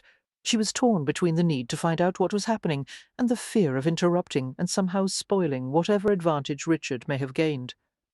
She went to the window and gazed down at another pair of partygoers as they departed. She could feel the cold of the night seeping through the glass. A knock on her door turned her around, and Mrs. Twitchen entered. For she rushed towards her cousin, then stopped as she read the distress upon the woman's face. "Is Mr. Brent still here?" she asked. He is, but not for much longer, if Captain Twitchen has anything to say about it. Tell me, what is happening? This is a fine mess you've managed to get yourself into, Mrs. Twitchen said in a stern voice that quavered on the last word. A fine mess, for I can only be thankful that we are yet in the country, and that it was the captain who came in upon you, and not one of our neighbours, else I don't know how we would have been able to save you from a future with that man. The captain hasn't refused Mr. Brent, has he? Surely he could not have. Mr. Brent has nearly caused my husband to fight a duel. That's what he has done, the foolish man. Mrs. Twitchen wrung her hands and then burst into tears, sinking into the chair by the fire. For Vivian didn't know which man Mrs. Twitchen meant was the foolish one, but she felt a wave of guilt wash over her at the sight of the woman's distress. She went and knelt by her side and laid her hand on the woman's knee. "Hush, now, hush," she said. "Mr. Brent would never engage in the nonsense of a duel. Nonsense! This from you, sitting there with your honour in shreds." Mrs. Twitchen dropped her hands from her wet and reddened face. "Captain Twitchen has more honour in him than Mr. Brent could ever dream of, and knows a coward and a sneak when he sees one. We won't be letting you throw your life away on such a man, that we won't." Vivian sat back on her heels, taking her hand from Mrs. Twitchen's knee. She steadied herself to disagree. "Mr. Brent is the most honourable man I have ever known. It may be a peculiar sort of honour, but it is true and deep, and I love him for it.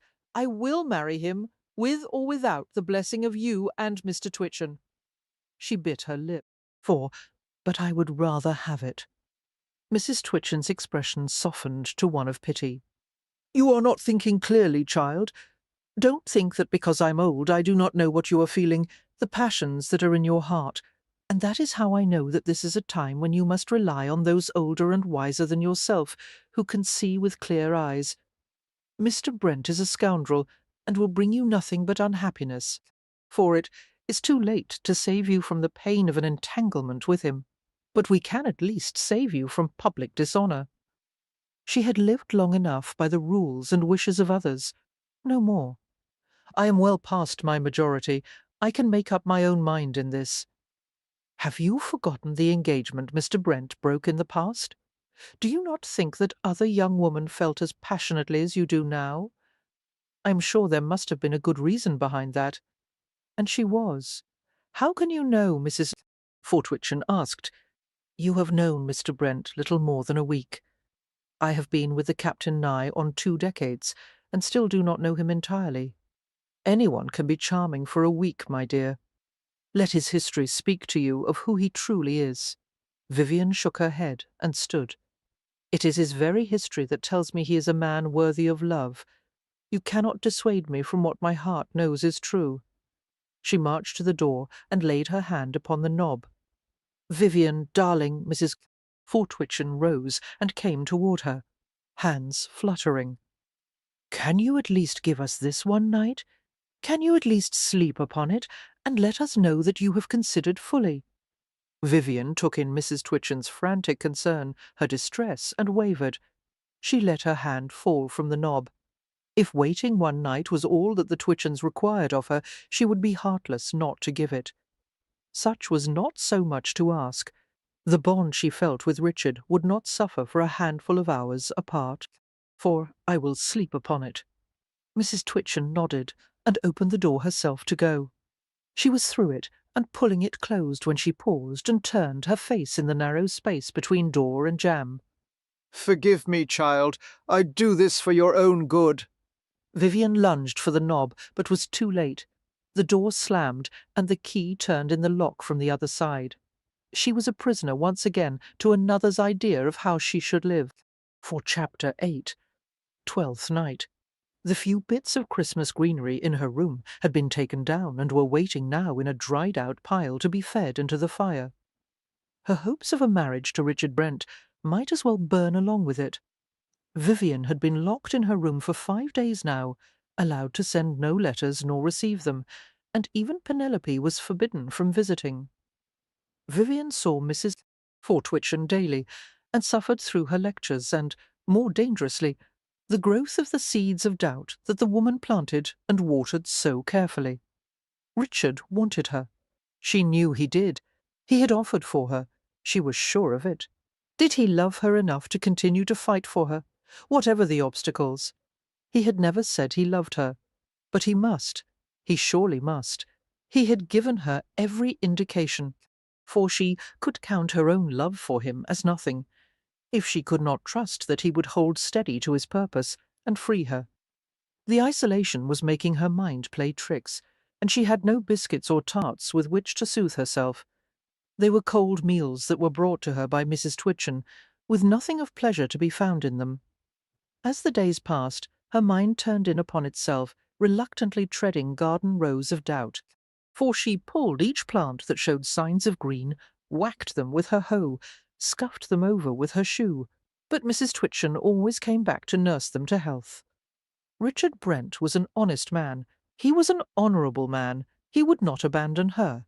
She must hold tight to that truth, for from her window she had twice seen him come to the house, and leave shortly thereafter, always pausing to gaze up at her window, where she stood with her fingers against the glass, as if she could reach through and touch him. But then Captain Twitchen would emerge from the manor and shoo Richard away, preventing any exchange of words between them. She had not seen him for 2 days now. Was he himself beginning to doubt the wisdom of pursuing this course? For had the captain convinced him that it would be better for her to marry another, that she would be happier with a man with an unsoiled reputation?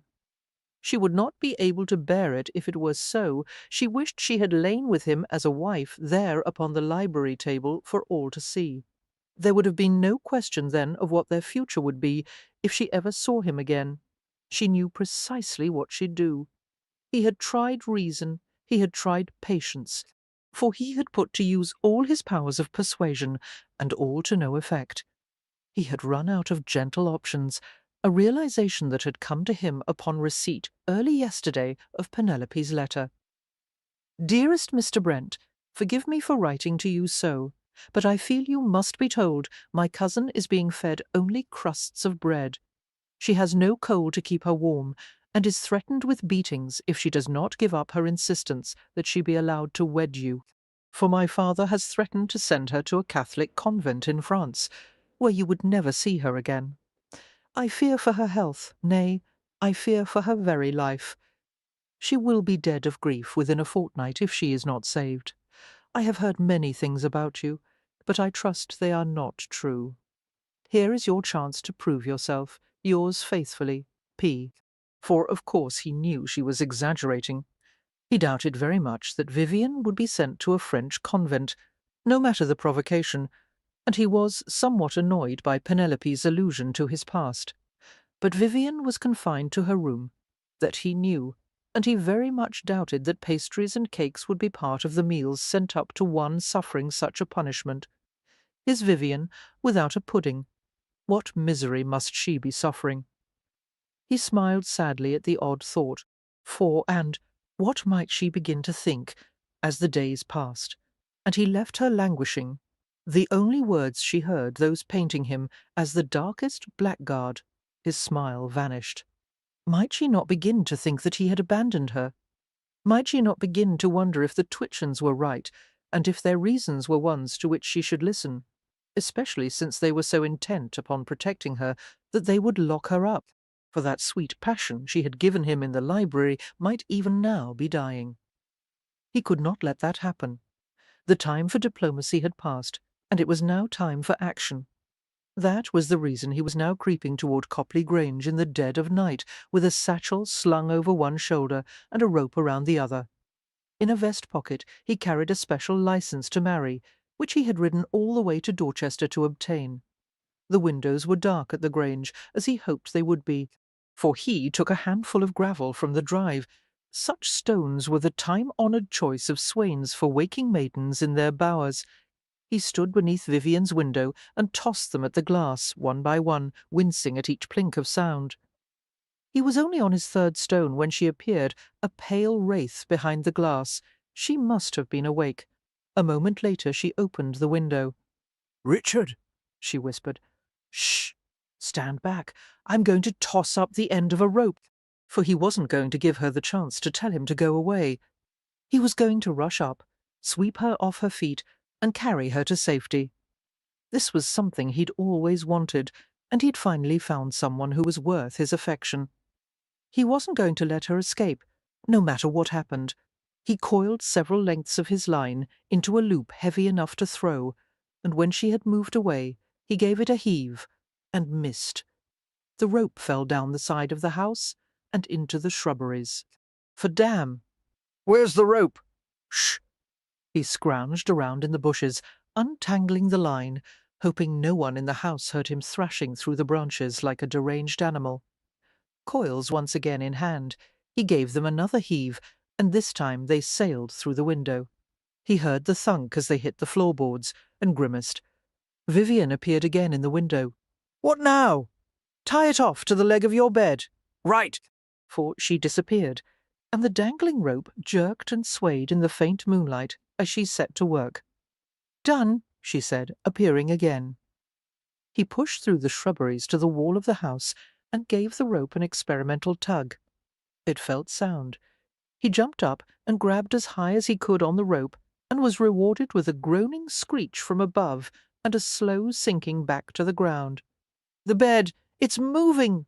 Vivian whispered. "Damn! Is there anything heavier in the room?" No, nothing. But wait, I think I can brace it.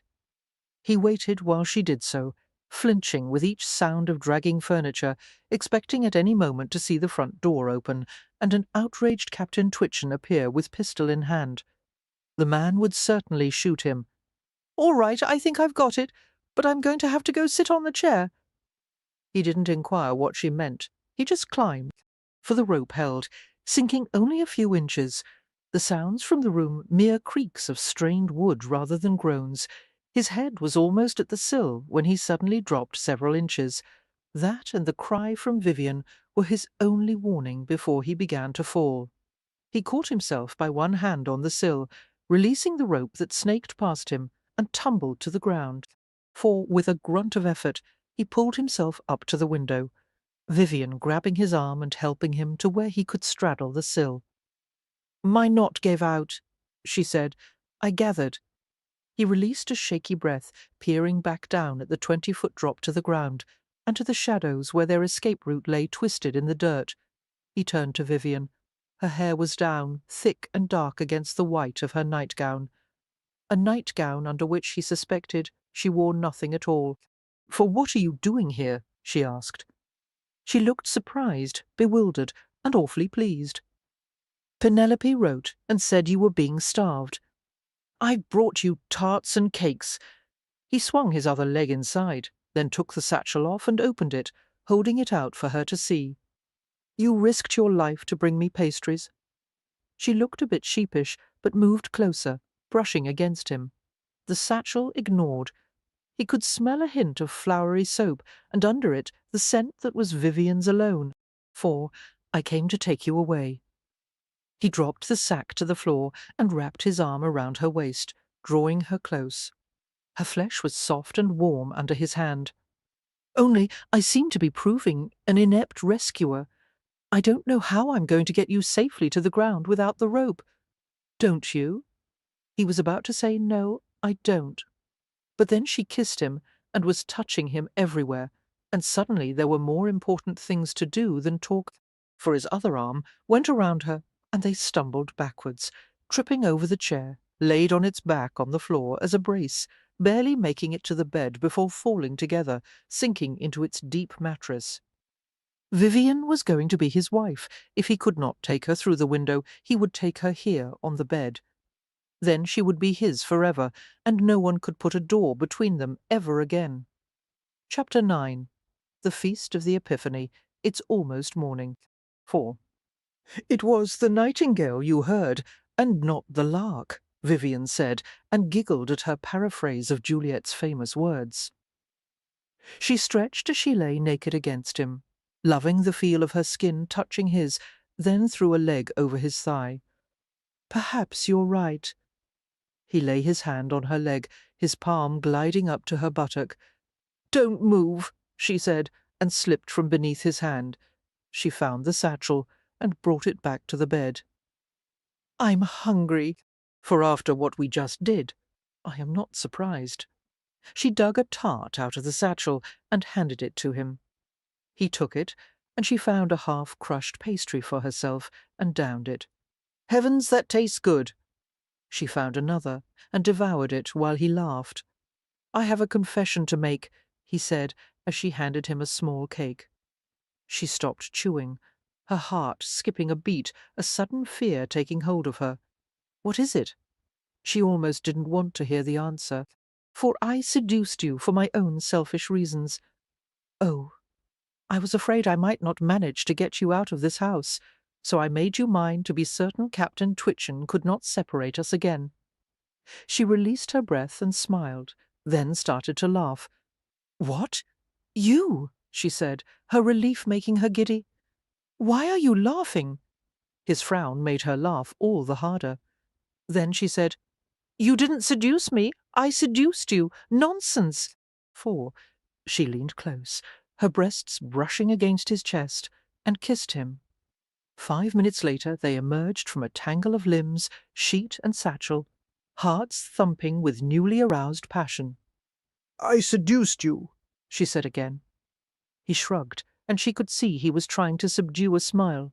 "All right, but why would you try?" "For the same reason you gave, and—" she started, and then cut herself off, not knowing if she should continue. "And what?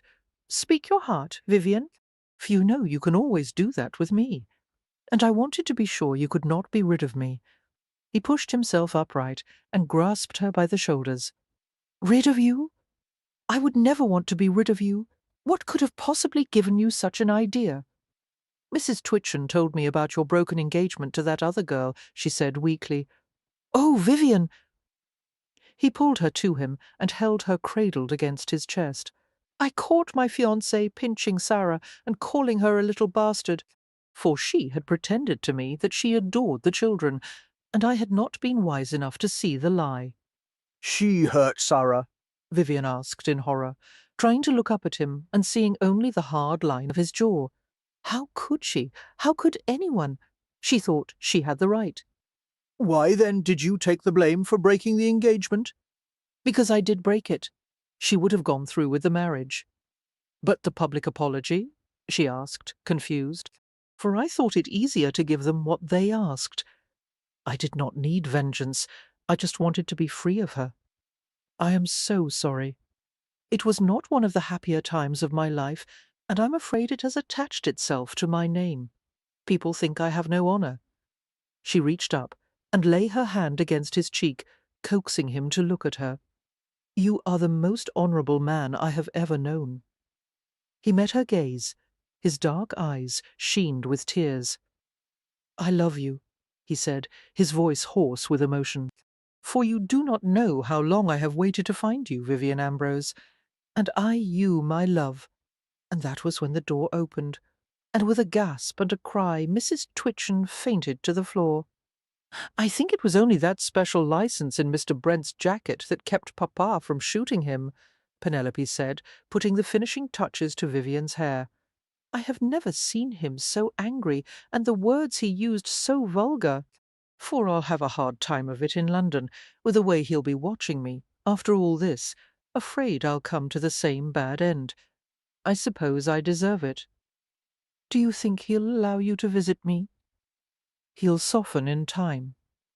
Mr. Brent is, after all, a good catch once you overlook a few small details." She paused to examine her work. "There, all done.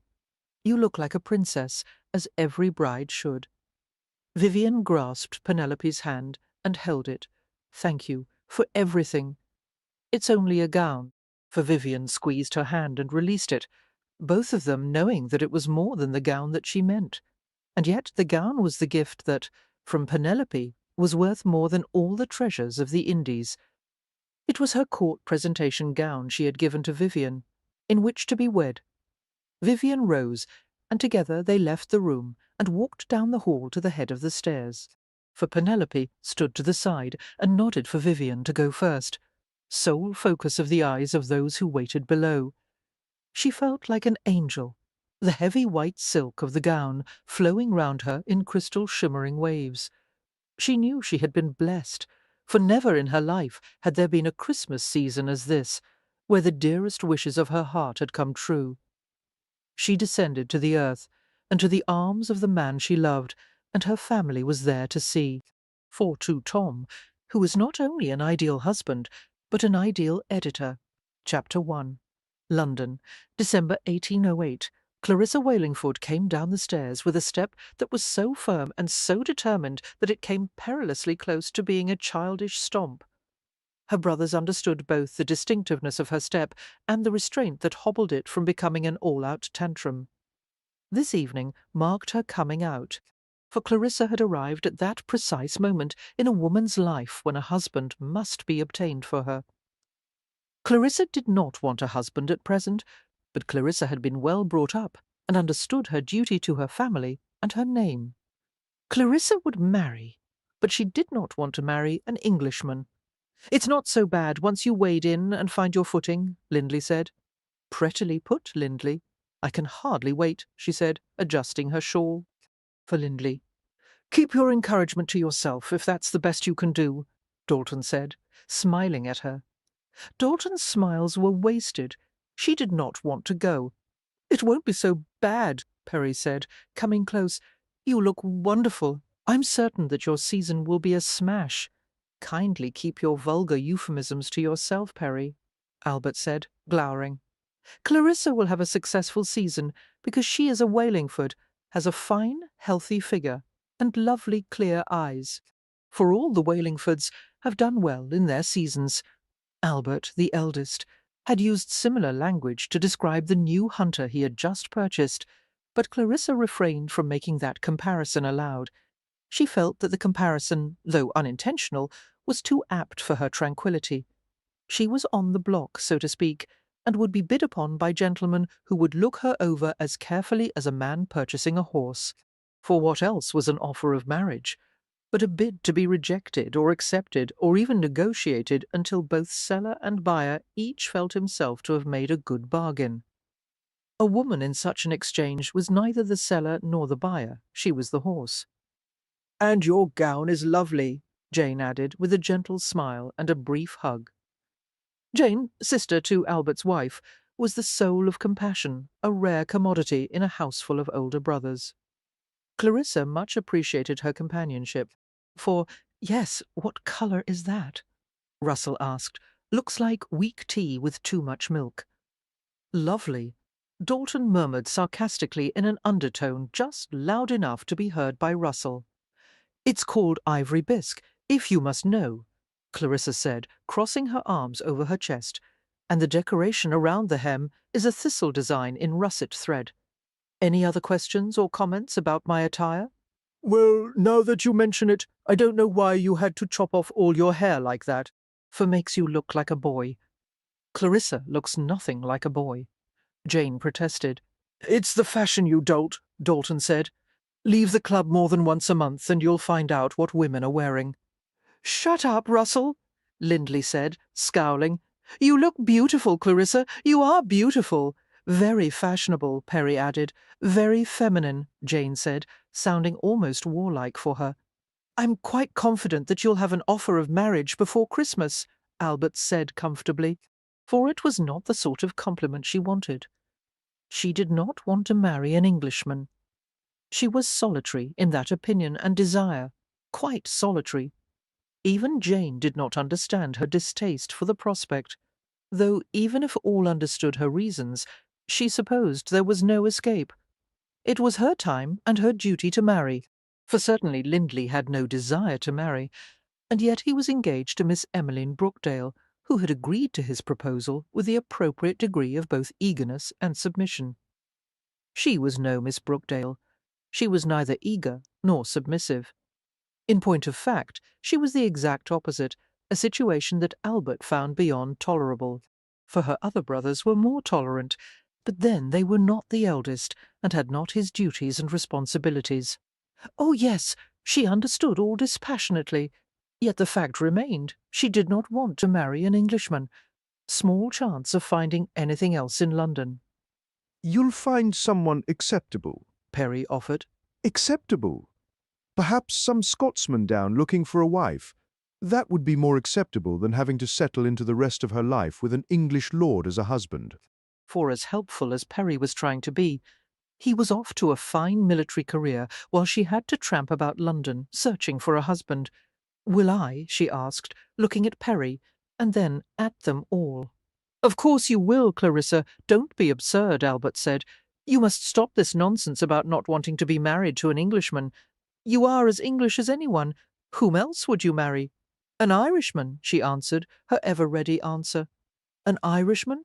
For when all the owners of land and title in Ireland are English," Albert said gruffly.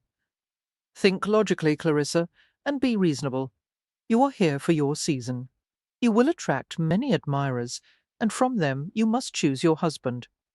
It is all quite simple." Yes, it was all quite simple, and there was no avoiding it. Albert, as head of the family, would always have his way in all things. For the carriage was waiting, and they went in, Lindley, Perry, and Jane, accompanying her on her first of many parties in London. It was a mild night, and all that was needed was her shawl, which was somewhat unfortunate, as she would have liked to burrow her face into the folds of a cloak and have a private sulk. Unfortunately, all within the carriage could read her mood well enough. Albert is quite right, you know. For there is no point in pining for Ireland when we hold all the land worth having, Lindley said.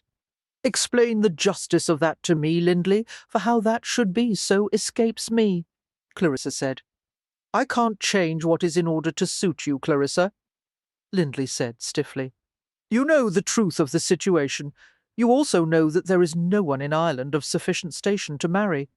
"You will find someone, Clarissa," Perry said, taking hold of her hand. "For you will be the girl of the season, and will have your pick." "Yes, my pick of Englishmen," she grumbled, squeezing his hand in gratitude before she released him. "Who holds the land in Ireland, girl?" "How do you think to regain Ireland if you dismiss the means to grab hold?" Lindley said. She bit back a reply, forcing herself to consider. Lindley was surly and stubborn half the time, but he had made a valid point. For it was beyond question, no matter how unpleasant the prospect, that she would marry an Englishman. Perhaps an Englishman could be found who had an Irish estate. He would, of necessity, remain in England most of the year, while she could live out her life in Ireland. He could come to visit, or he could not. She would not demand his presence, if only she could reside in Ireland again. Ireland was home! For England, with her destructive policies and disregard for Irish ways, with her planting of British troops on Ireland's soil, was the enemy. And all England's men were English, arrogant and cold, proud and cruel. She understood them well by the soldiers sent to subdue the Irish. Albert was correct. She was English by birth, but her blood and her heart belonged to Ireland. What English husband would understand that? "Stop scowling, Clarissa," Lindley admonished. "We have arrived. It was true." For the carriage slowed to a stop, and the door was opened by a footman. Lindley exited first, followed by Perry, who then turned to offer a hand to Clarissa. She hesitated, against her better judgment. She had few options. In truth, she had none. It was time to marry, and the only dignity left to her was to put a good face upon it, and not disgrace herself or her family.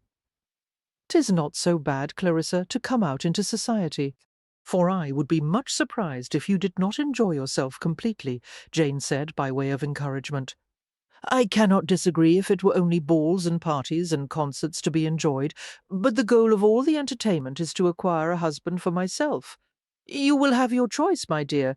None shall force a decision upon you," Jane said softly, taking her hand. "You are correct in that, and I take what comfort I can in it," Clarissa said, for she had to marry, but her brothers knew well enough that she would do her own choosing. "Perhaps 'twill not be so vexing if I can but remember that I do have a choice." "Clarissa," Lindley called, clearly impatient. A choice she surely had, but Lindley was eager for her to make it, without another word to either bolster her courage or delay the inevitable. Clarissa stepped down from the carriage and walked up the steps into the brick town house on Grosvenor Street. For host and house had been amply prepared for a small gathering of 25 or so, all friends to greater or lesser degree of the host. Jane was an old friend of their hostess, Lady Morland, and it was to her good grace that Clarissa owed her invitation. Good breeding required that she be polite anyway, for Lindley and Perry disappeared readily enough after being greeted by Lord and Lady Morland, leaving Clarissa and Jane and Lady Morland, or Fanny, as Jane called her, in an intimate conversation of three, two of whom were happily engaged in conversation, one of whom was pretending to be. "A lovely gathering," Jane said to Fanny. "The candlelight looks so well against these walls. When did you repaint?" "In the autumn," Fanny replied. "For I found myself dismally bored with the green, and chose this tawny gold instead, just for the warmth and light it seemed to offer." "It is wonderful, very daring," Jane said.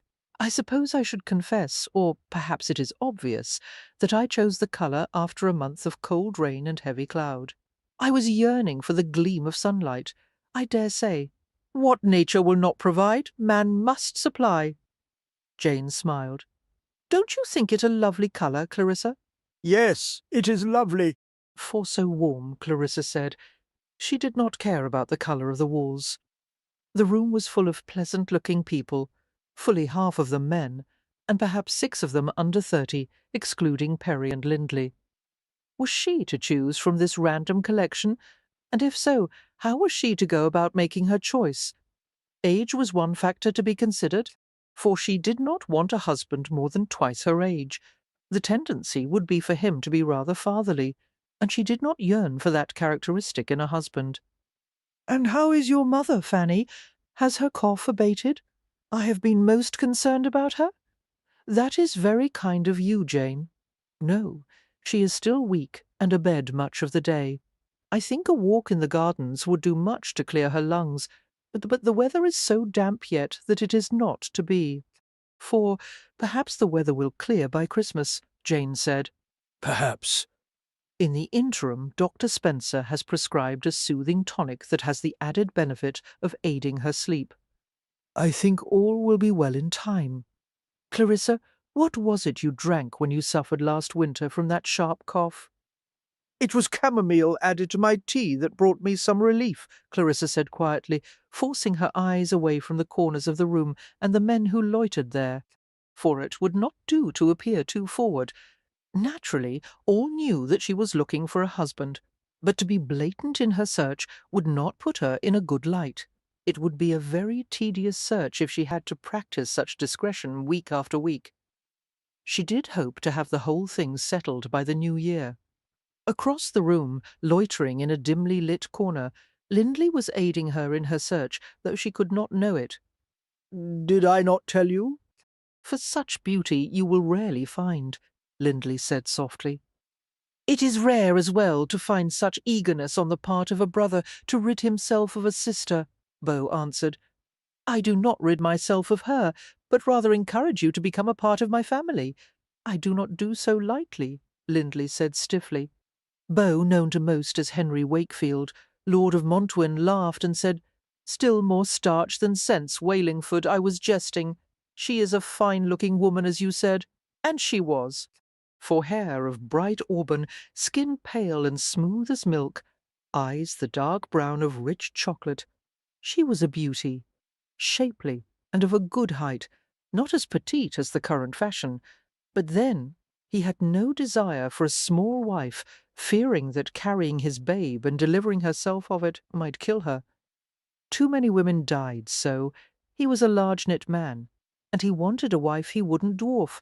She is just come out, so the field may well be yours if you do not hesitate," Lindley said. "For you are eager, aren't you?" Beau chuckled. "Well, the season is early, and I do not fear a more protracted interlude before the rigours of matrimony." "Do not mistake me," Beau said into Lindley's frown.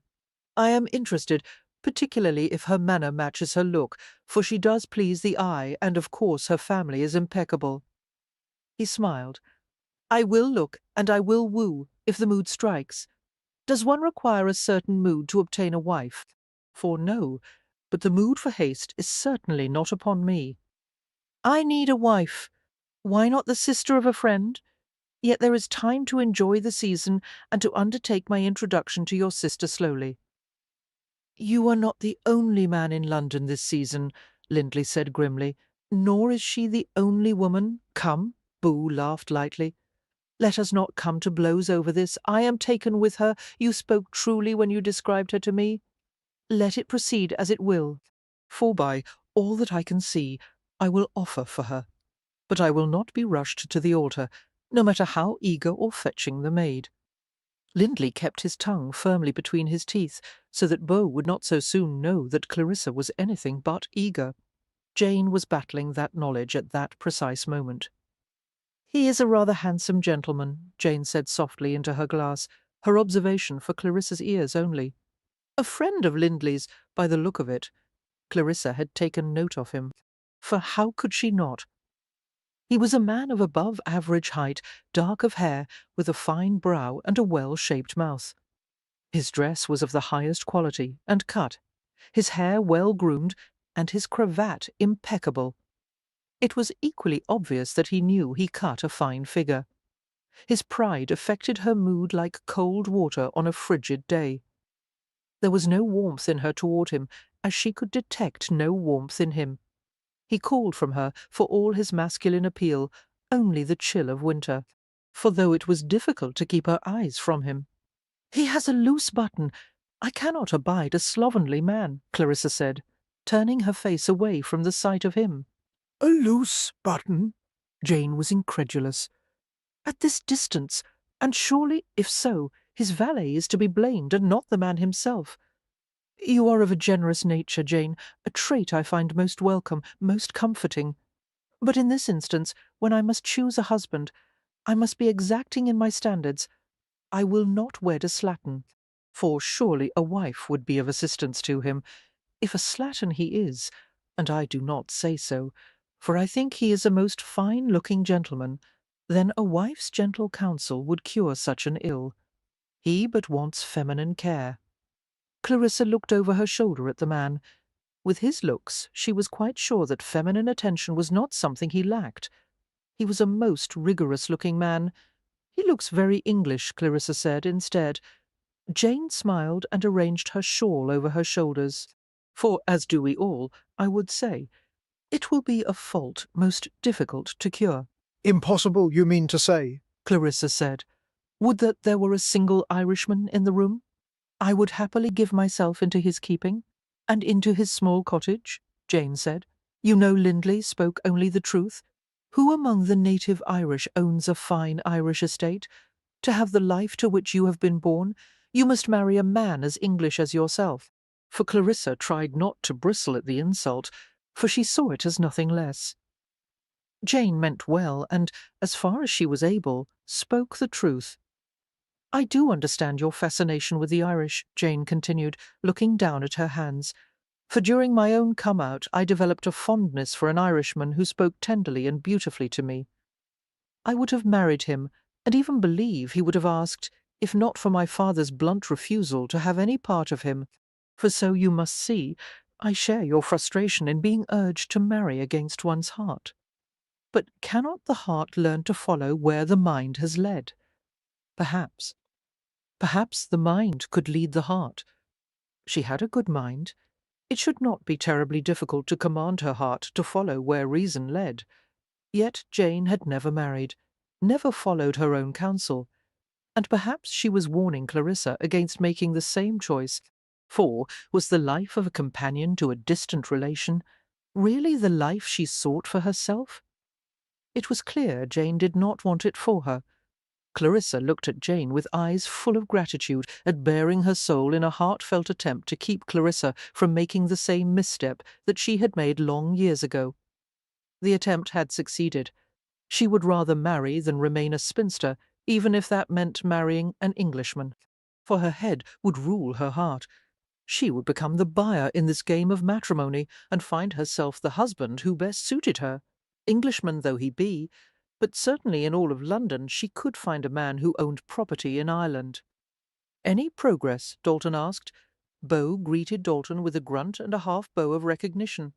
"I thought to find you well engaged with perhaps half a dozen women simpering at your elbows by this hour. What have you been up to be standing here alone?" For Dalton persisted. Alone? "I am hardly alone. I have my thoughts, my speculations, my plans to abide with me," Bo answered.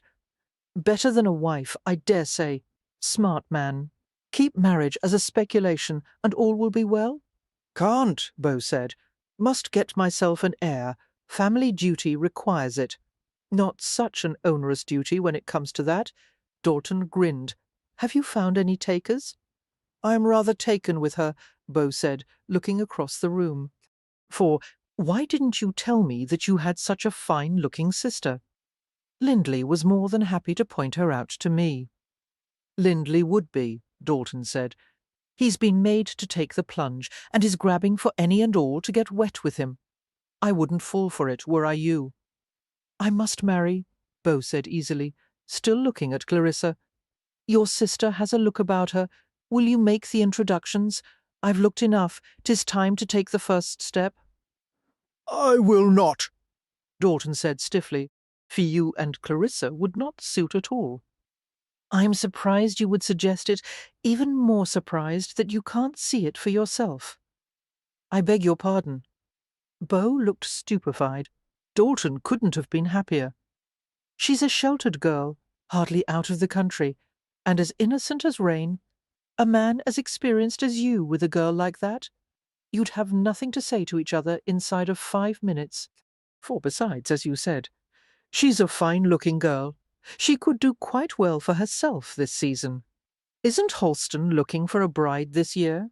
He's got Haverley to offer. Must be worth more than Montwyn Hall is no shabby cottage on the edge of a field." Dalton, Bo cut in. "And Halston is almost 40. You'd encourage a match with a man twice her age? And why not?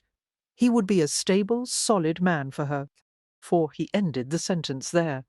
But both heard the unspoken insult to Bo's maturity, solidity and stability. "I'm certain he would be," Bo said coldly. With a bow, he excused himself from Dalton's company, his anger plain. Dalton watched him go with the faintest of smiles. Leave it to Lindley to play his hand openly, boldly encouraging Bo to offer for Clarissa. He pursued a darker course, one less plain. For nothing would set Bo after Clarissa-like opposition. The man was as bored as he was himself in a sea of smiling and submissive girls. A squall would make him sit up and check his ropes. Dalton had stirred the breeze, and if he knew Clarissa, which he did, she would do the rest. If all went well, not only would Bo offer for her, he would be fairly determined to have her and none other. For Dalton smiled again at the thought of the two of them together, and ducked his head until he had composed himself. He liked Bo, he truly did, and he would be a splendid match for Clarissa. Bo had an estate in Ireland, after all, determined not to indulge her sense of injustice and outrage about her inescapable fate as the wife of an Englishman. Clarissa decided to enjoy herself as well as she might in such company and circumstance. She had much to do if logic was to triumph over sentiment, for with Jane beside her, they circled the room, mingling. He was rather moist, was he not, Jane? "I do not think that I should have to tolerate a damp husband. All the upholstery would be ruined in a month," Clarissa said softly, as they moved away from Lord Dalrymple and his sister. Clarissa! Jane gasped. What? She replied. It is not seemly to say. He cannot hear me, and I do say that I should be allowed my own opinion on the matter of my husband and his odours, Clarissa said. "For now shall we join Lady Woolling and her son? He looks a likely sort, though a tad small for me. I should hate to outweigh my husband. Most difficult. I foresee very small and fragile children, and if they are boys, well, perhaps we should simply bypass Lady Woolling altogether." Jane nodded to Lady Woolling as they passed, her eyes alight with embarrassment and horrified humour. "Although now I do ponder it, I do not think that man capable of siring boys. For, oh, well," Clarissa said cheerily, "on to Miss Wartom and her sister Eliza. No, never mind. I cannot stop to mingle with mere ladies. I must be about my duty to find myself a husband whom I can tolerate. A most difficult dilemma, is it not? Really, Clarissa? Jane began, her cheeks flushed and her brow as white as chalk. Ah, but who is that in the corner with Perry? He's a likely-looking young gentleman, tall, well-dressed, dry. Why, he may be the very thing. For, good evening, Lady Jane, he said with a bow. Good evening, Lord Stanson, Jane said. Perry said, May I introduce my sister, Lady Clarissa Walingford, to you? This is her first trip to London this season. My lord. Clarissa curtsied modestly. Lady Clarissa, Stanson answered, your first London season? And how are you finding it? An amusement, one hopes. Oh, yes, I have been often amused, Clarissa said, smiling. Stanson spoke with a slight lisp. For really, she had never heard her name pronounced so delightfully in her life. How lovely, he answered. And what sights have you seen thus far? He was not bad to look upon, though he had a mole near his nose, and of course that lisp. Only the dressmakers thus far, my lord, and whatever amusements can be found within this room, she answered. Perry grinned and took a quiet sip of his drink. Jane coughed and fussed with her shawl, for Clarissa stood with complete composure, looking up at the Lord Stanson and all the amusements he offered her. She only came down last week, Perry offered into a silence that was stretching out uncomfortably. I imagine that she'll be out more now that her wardrobe is set. Perry, a woman does not care to have her wardrobe deficits discussed in public, Clarissa said, even if those deficits are now cancelled. London has so much to offer, does it not, Lord Stanson? For, yes, the best shopping in all the world, I dare say. Have you tried Lackington's shop? The best bookseller in the city. He even carries the most popular novels, which are an especial favourite with my own sisters, Stanson said. Really? Clarissa smiled too sweetly. I shall stop there tomorrow. If you will excuse us, Lord Stanson, Jane said, steering Clarissa away. I see Lady Morland, and must compliment her on the sweetness of her tarts. For it is not her tarts that concern you, Clarissa said when they had left Stanson behind, to resume his conversation with Perry. No, it is the tartness of your tongue. Were you going to tell him that you do not read novels? Jane asked. Why would I be so rude when he was only trying to help me find proper London amusements? Clarissa asked in return. Really, Jane, you must think me a horrid child to have such fears concerning my deportment. Well, Jane huffed, I do apologize. For it is only that you do seem to be possessed of an uncertain temper tonight, when the evening is so lovely. Temper? I have no temper, Clarissa said somewhat stiffly, and the scar on Braden's hand did not come from the cup you threw at him. Clarissa lifted her chin in annoyance. If all my childhood indiscretions are to be laid at my feet, I shall surely stumble. But do not all children fight, Clarissa? It was but 2 years ago, Jane said dryly. And I was sorely provoked, if you will also recall, Clarissa defended. Braden, home on leave from his regiment, had thrown her cat out of the window for making a bed for itself on his sleeping face, and she was the one accused of having a temper. Your pet was fine. She landed on her feet, as cats will do. I do not see how it pertains. It was most unreasonable of him to react so violently to a sleeping cat.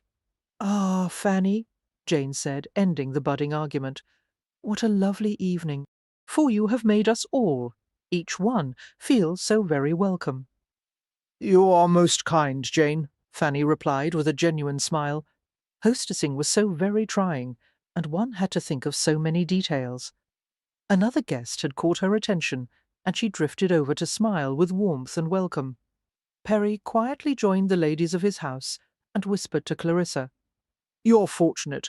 Stanson did not realize that you mocked him. If he is as obtuse as all that, then I am fortunate in finding out so soon, for I will not wed a dullard. You will not wed at all if you follow your inclinations.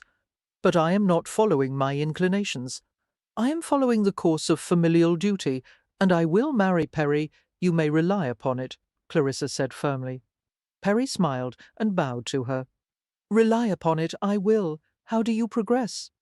Not well, she said bluntly. But it has been only an hour, and I am not discouraged, for I never buy the first hat I try, and I don't imagine shopping for a husband to be a matter of less consequence than a hat. Clarissa, Jane remonstrated.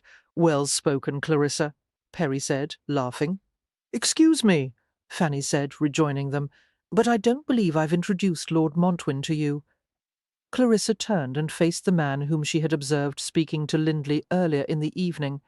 He was more forbidding when seen at close quarters, and more handsome, for he knew it too, and such arrogance, such pride, was more tempting a target than she could bear to turn from. He bowed, she curtsied, and she waited. Such a man would feel it his right to speak first. She would allow him that, for it was she who would have the last word. "You are new to London, Lady Clarissa?" he said. "I am. Does it show?" she answered. Perry snorted in amusement, while Jane gathered breath to fuss and apologize. For actually, yes, he answered, his smile as light and bright as a rapier. Looking up at him, at his dark brows and his deep green eyes, his very unrepentant eyes, Clarissa felt herself smile, finally a worthy adversary. Really, She responded. would it be terribly gauche of me to ask how I have exposed myself? If you will excuse me, Lord Montwin, Clarissa, Jane said, I will visit with Miss Walburn. Montwin bowed at her departure, and then turned back to Clarissa and Perry. For, let us not say exposed, but rather revealed. Really, I cannot say I approve of this conversation, Perry interrupted. I'm certain that Lord Montwin would not expose me to any conversation, not within the bounds of correct London etiquette. Would you? She said. The bounds of etiquette shall be observed, naturally. I would do nothing to damage your reputation, Lady Clarissa. My brother will be relieved to hear it, she said. But not you? Montwin asked. For I guard my own reputation, Lord Montwin. And she does a fine job of it too, Perry added. But this is London, Lady Clarissa. Montwin said, his eyes twinkling. And you are inexperienced. Rather say I am new to London, sir. I am not inexperienced. No. He smiled. But that is how I knew you were new to town. Your naivete lights you like a candle. Clarissa took a breath and felt herself grow still at the raw sting of his insult. For this man was different, and it was not London that made him so. His pride lit him like a bonfire, and while the light drew the eye, the heat of him was oppressive. I am certain you are mistaken. My education has been most complete. Yet, how else to explain my knowing that you were new to town? Perhaps, she smiled, because you visit every house that will open its door to you. You were invited to Lord and Lady Morland's tonight, were you not? For I am certain that Lady Morland is too refined to have anyone thrown out. She is a most welcoming hostess. Well done, Clarissa, Perry chimed. Not many can stand against my sister in verbal warfare, Lord Montwin. I commend you for your bravery. Is that what this is? Montwin asked calmly, studying her boldly. Most aggressive, even for an Englishman. Not appealing at all, but compelling. A most disturbing thought. She would not tolerate it or him. For hardly, Clarissa said, affecting boredom with Lord Montwin and his superiority. I am looking for a husband tonight. Tomorrow I shall shop for books and a new pair of boots. A shopping trip to London, Montwin summarized. Precisely, Clarissa said, looking him in the eye, communicating her disdain. Really, Clarissa, Perry sputtered. I apologize, Lord Montwin, for my sisters. Unnecessary, Montwin cut in. I am here for the same reason. I need a wife. For he looked down at her while he said it, and she felt the weight of his words, and his intent hit her like a stone. He was not put off. He should have been. He was not the sort of man she was looking for, though her eyes continued to look. Masculine power emanated from him with every breath, confusing her purpose. She searched for an acceptable husband. Montwin commanded a response from her heart that was completely unacceptable. Then you'd best circulate and find one, Clarissa said sharply, for I am not an impulsive shopper. I like to take my time over my selections, Montwyn said, holding her eyes. How odd, Clarissa spat. I can tell at a glance if a smock or even the merest bit of embroidered linen will suit. I know my own tastes and inclinations. Good evening, sir, she said, and turned to go, her arm resting on Perry's. Call it not a rout, but a wise retreat. She had to put distance between herself and Montwyn. But I am shopping for more than fripperies, Montwyn said to her, retreating back. Or would you disagree? Clarissa turned and said over her shoulder, Only you can know your own intent. I would share it with a willing ear, Montwyn said with a smile. Again, I say, circulate, sir, to find what you seek. Beau Lord Montwyn watched her walk away, her bearing regal, her head proud and high, the long line of her torso as graceful as a sapling in the wood. For no need, miss, he said softly to himself, for I found what I came to London to find. Chapter 2. It was a complete waste of time, Clarissa said to Albert the next morning, while helping herself to a cup of tea and a scone. Albert sat up straighter in his chair and tugged at his waistcoat. Kindly explain yourself, Clarissa. Do you mean to tell me that Lord and Lady Morland invited only women to their party last night? For they may as well have, Clarissa said over her cup, if what I saw last night represents the best England has to offer. I will not marry either a runt or a sweaty, odorous beast to fulfil my family obligation, and if you were a loving brother, you would not ask it of me. Since Henry Wakefield, Lord of Montwyn, is neither a runt nor odorous, Perry said, coming into the room, I would hazard that you have not made mention of your meeting with him. No, I have not. For let me add him to the list. He is a boor. You seem to be enjoying your conversation with him last night, Perry said. At least I was. Most entertaining. Most entertaining indeed. At first, yes, she had thought so, but then his countenance had seemed to her to be so proud, so overbearing. Such a man, no matter his fine form, would not do, for he was a bear of a man who would crush her for his own amusement. Or perhaps it was better said that he would try to, for she would not be cowed so easily by mere rudeness, no matter the level of his offences, or attraction. He had been attracted to her, that much was obvious, and perhaps she could even find something admirable in his boldness. She had not frightened him. He had made that plain enough. But he was not the sort of man she had in mind, and it was her mind that would decide her future, not a pair of shining green eyes. You at least were entertained, she said to Perry. I was not. He will not do. How is it that an earl will not do? Albert asked, rising from his chair. Oh, he would do. Perry chuckled. If Clarissa had not prodded him unmercifully, she baited the man and then ran from him when he growled back. I did not run. He did not growl, she snapped. For good heavens, Clarissa, do not tell me that you have made a spectacle of yourself in London society, Albert said sternly. You will not take that way out of your proper duty to marry and marry well. A union with Montwyn would be most advantageous to this family. And would it be advantageous to me, Albert? She asked. Besides, we would not suit. His temper is uncertain. Oh, I would say his temper is most certain, most predictable, Perry said with a smile. Oh, Perry, do keep your remarks to yourself, Clarissa said. Do not say that you antagonized Lord Montwyn, Lindley said, coming into the room. I say no such thing, Clarissa said. 'Twas I who said it. Perry grinned. Couldn't you have been civil to the man? Lindley grumbled, fetching himself a plate. I was more than civil. She was, Perry agreed. She was blatantly entertaining. At least I was entertained. And Montwyn, was he? Lindley asked. For I thought he was, when she said she was in town shopping for a husband. Perry volunteered. Albert and Lindley were silent, their faces as dark as gloom. Dalton, having just come in, laughed. Clarissa was not grateful for it. Well done, Clarissa, Dalton said. If a man can't stand a little ribbing, he'll make a sorry husband. I shall remind you of that sentiment when you are shopping for a bride, Lindley said, his dark eyes glowering at Dalton. 4. Do you think you can remember it for that long? Dalton smiled sharply at Lindley. Dalton would not be pushed into marriage, no matter what Albert threatened. Enough!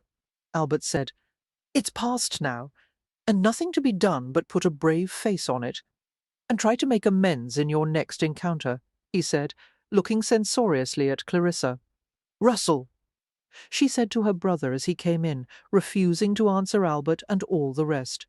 The best path for her at the moment lay in a controlled retreat, for there seemed to be too much of that in her life of late, and Montwyn was ever the cause. "Will you please accompany me to Lackington's? I am book-shopping today." "Of course, Clarissa," he said agreeably. She knew beyond a doubt that he had been out all night and had just had time to change out of his evening wear. Russell would not want to stay and risk his own encounter with Albert's censure. For at her departure, the room broke up quickly, for none cared to stay and face his own comeuppance with Albert. If he had been a man of milder and softer temperament, he might have evoked pity, but he did not. He had been the head of the family, a family that consisted of 9 younger brothers and Clarissa for 10 years. It was a burden he was accustomed to, one that he had been trained for all his life, if only his siblings would take to their traces as he had taken to his. For Jane entered, as he stood in silent contemplation, his dark eyes studying the view of the garden through the glass. All was cold and grey and wet, yet the sundial gave the garden form and weight when all was leafless and bare. He had once enjoyed planning gardens before he had been required to oversee the lives of his brothers, and Clarissa. Wild, impetuous Clarissa. "Tell me your thoughts, Jane," he said softly, his face still to the glass. What of Montwyn? For Jane shrugged, and he saw the faint reflection of the gesture in the wavering glass. "You are worried? You need not be. You heard what she said to him?" "No," Jane said cautiously, "but I did observe them from my place near the fire, and the air between them did not seem hostile." "Not hostile when she blatantly told him that she was shopping for a husband?" Jane swallowed before she answered. "Lord Montwyn seems a capable, forthright man. I do not think such bantering will dissuade him." For dissuade him. Albert turned to her. "Was he that interested? And so soon?" "Let me not misspeak," she said softly. "I think him a man of firmness, of maturity. I think that if Lord Montwyn is at all interested in Clarissa, a few thoughtless words from her will not subdue that interest." "You have always been observant," he said. "Let us hope you are right. I would not have her season so quickly spoiled." "Nor would I," she agreed. With a nod, he gazed back out at his frozen garden. For Jane, without another word, left him to his contemplation. In Lackington's, Beau spotted her immediately. Her dark red hair shone like bright embers against the dark green of her coat. But it was not her hair that drew him, it was her manner. Bright and sharp, feminine and soft, quick and proud, all mixed and blended to such confused refinement that he was able only to smile in bemusement at the contradiction of her. He wanted her, for it was too soon for such a conclusion. Yet it was no thoughtful, logical, intellectual process that brought him to the knowledge. It was instinct, desire, passion. Poor yardsticks when choosing a wife. Yet so he found himself. He wanted her. With such a woman having her required marriage, for her he was willing to pay the price, though it was high.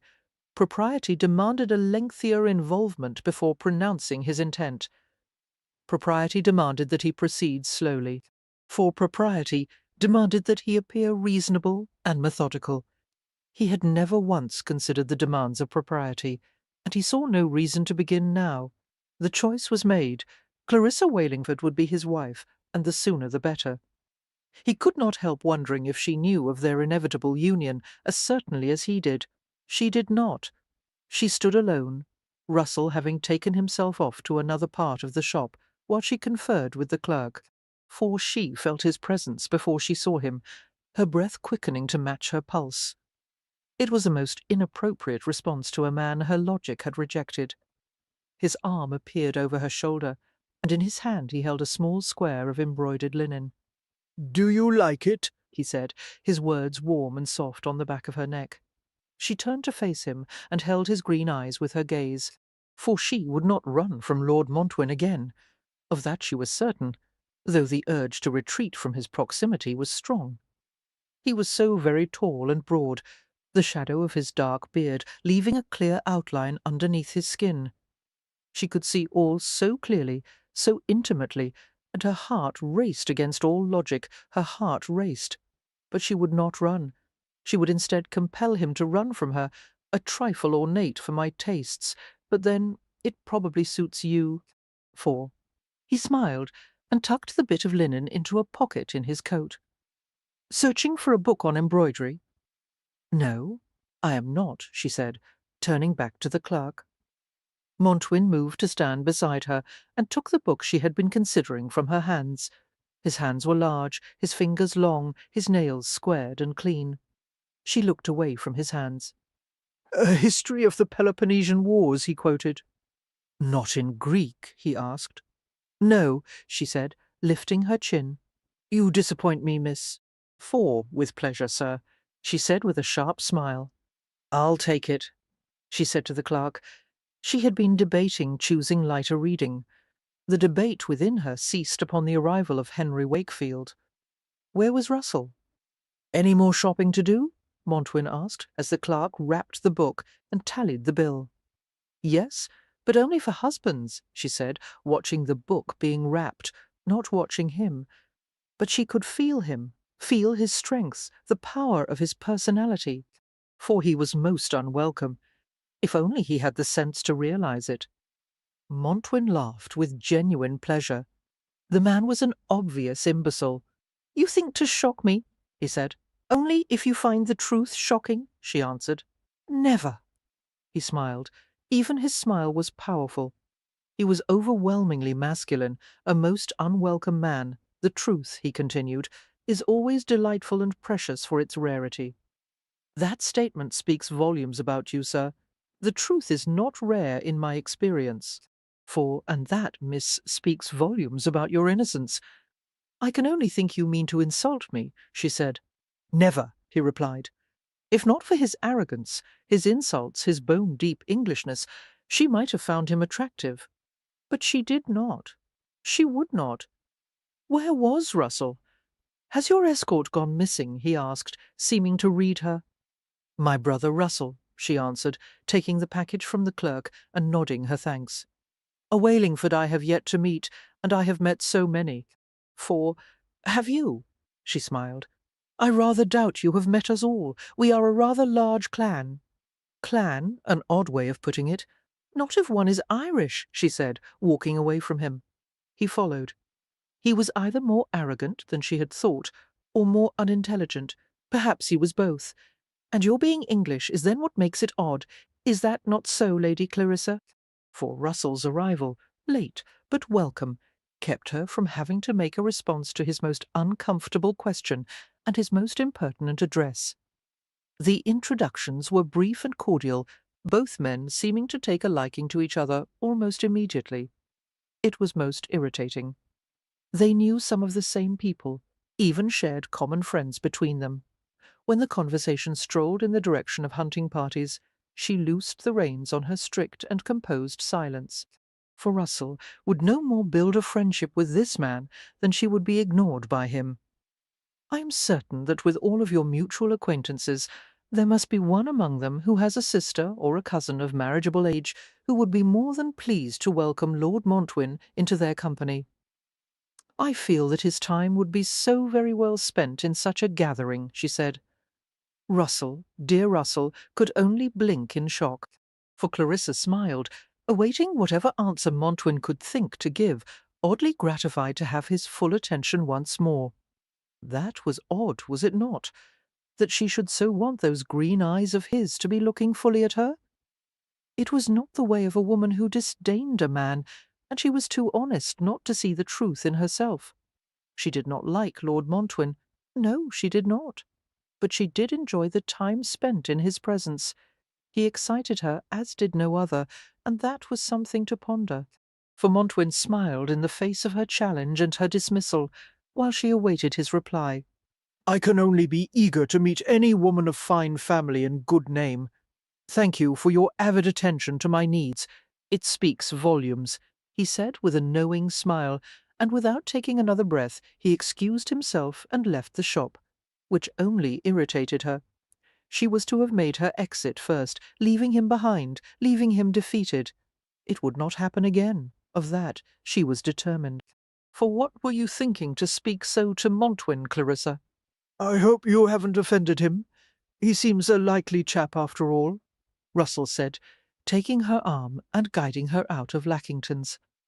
Clarissa smiled and said with rueful respect for such a stellar exit, Worry not, Russell.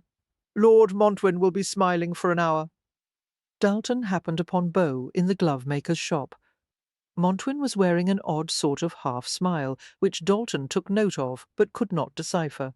For whatever it was, Beau looked well pleased with himself, and, knowing Beau as he did, Dalton could only conclude that Montwyn thought he had Clarissa well in hand. Such a conclusion would not do. An easy victory would only bore him. Of that he was certain. Clarissa, nobly doing her part to cause Beau to trip at every turn, needed his help. He was only too glad to give it.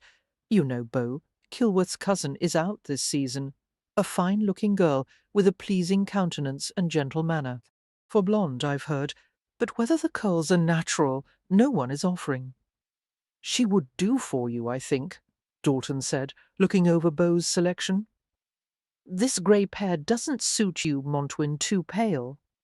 Beau looked at him askance and tossed the grey to the clerk with a nod, making his selection. You know that I've been rather taken with your own sister, Dalton. Why fob off Kilworth's cousin on me? Just hate to see you settle in so soon, that's all, Dalton said. For plenty of girls out this season. Clarissa isn't right for just any man.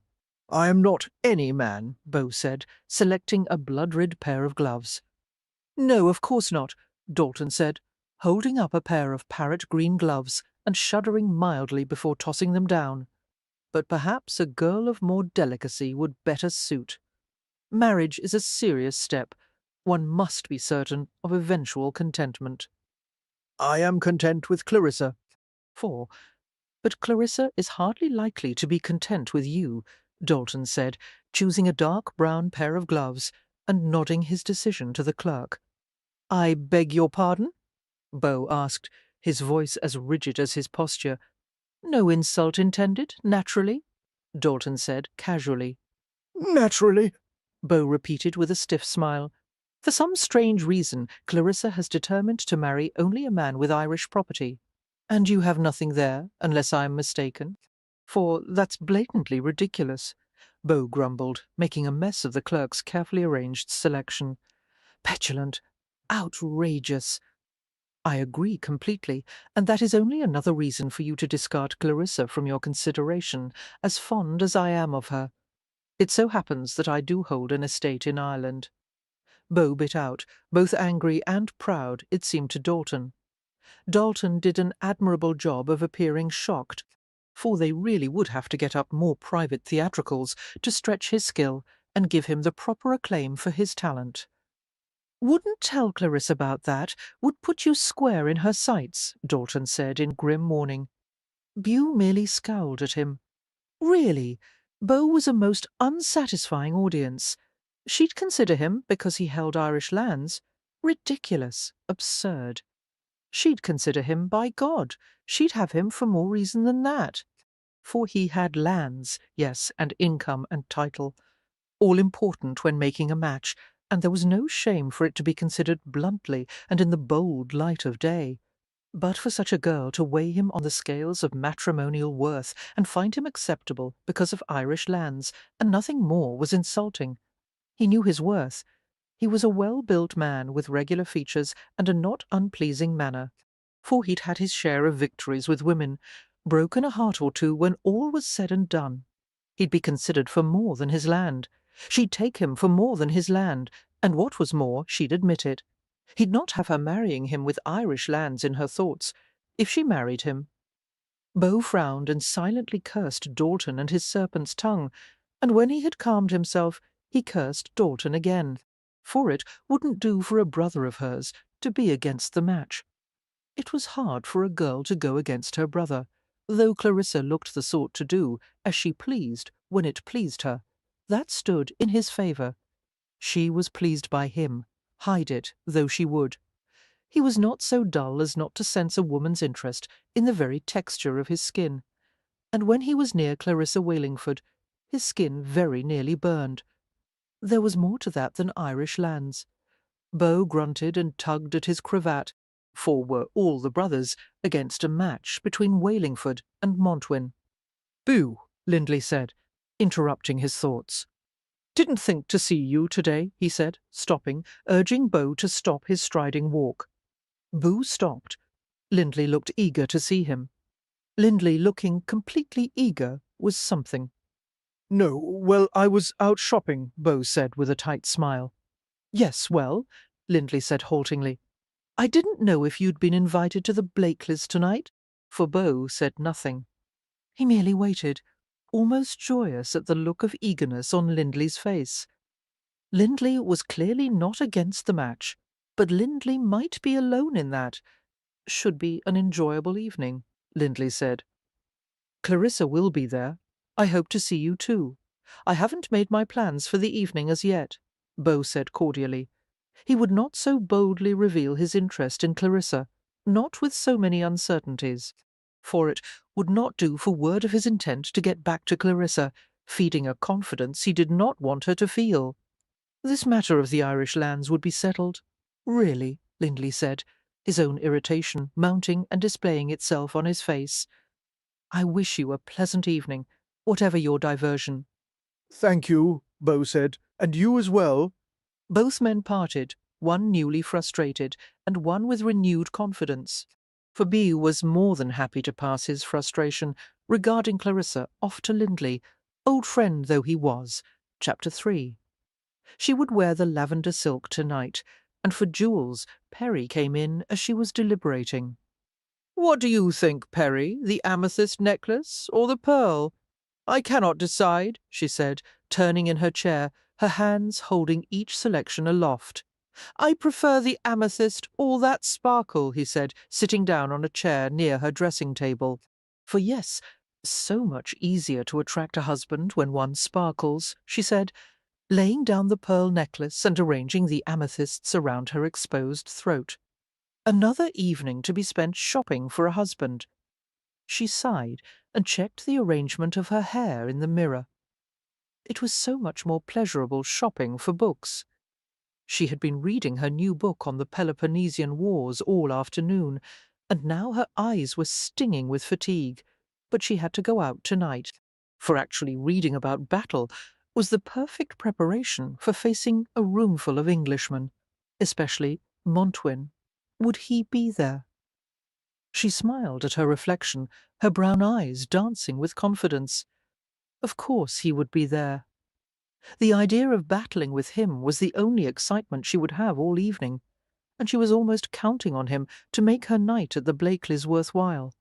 She could entertain herself with him while looking elsewhere for a husband. "For you sparkle enough, without the aid of any jewels, Clarissa," Perry said. "Montwyn seems fairly dazzled. He did, actually, and she hid her smile of satisfaction in the drawing on of a glove. "Did you see him today?" she asked casually. "Montwyn, you mean?" She gave him a cross look for his clumsy attempt to rile her. Perry shrugged and said, "Sorry. Yes, actually. Jane and I bumped into him on our way to the milliner's.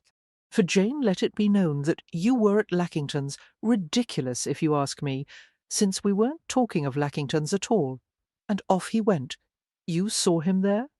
"Yes," she said, standing and smoothing her skirt. "He was at Lackington's. He must be interested if he ran off there on just a word from Jane." "Of course he's interested," Clarissa said with a smile of satisfaction. "But you're not," Perry said, standing with her, his face serious.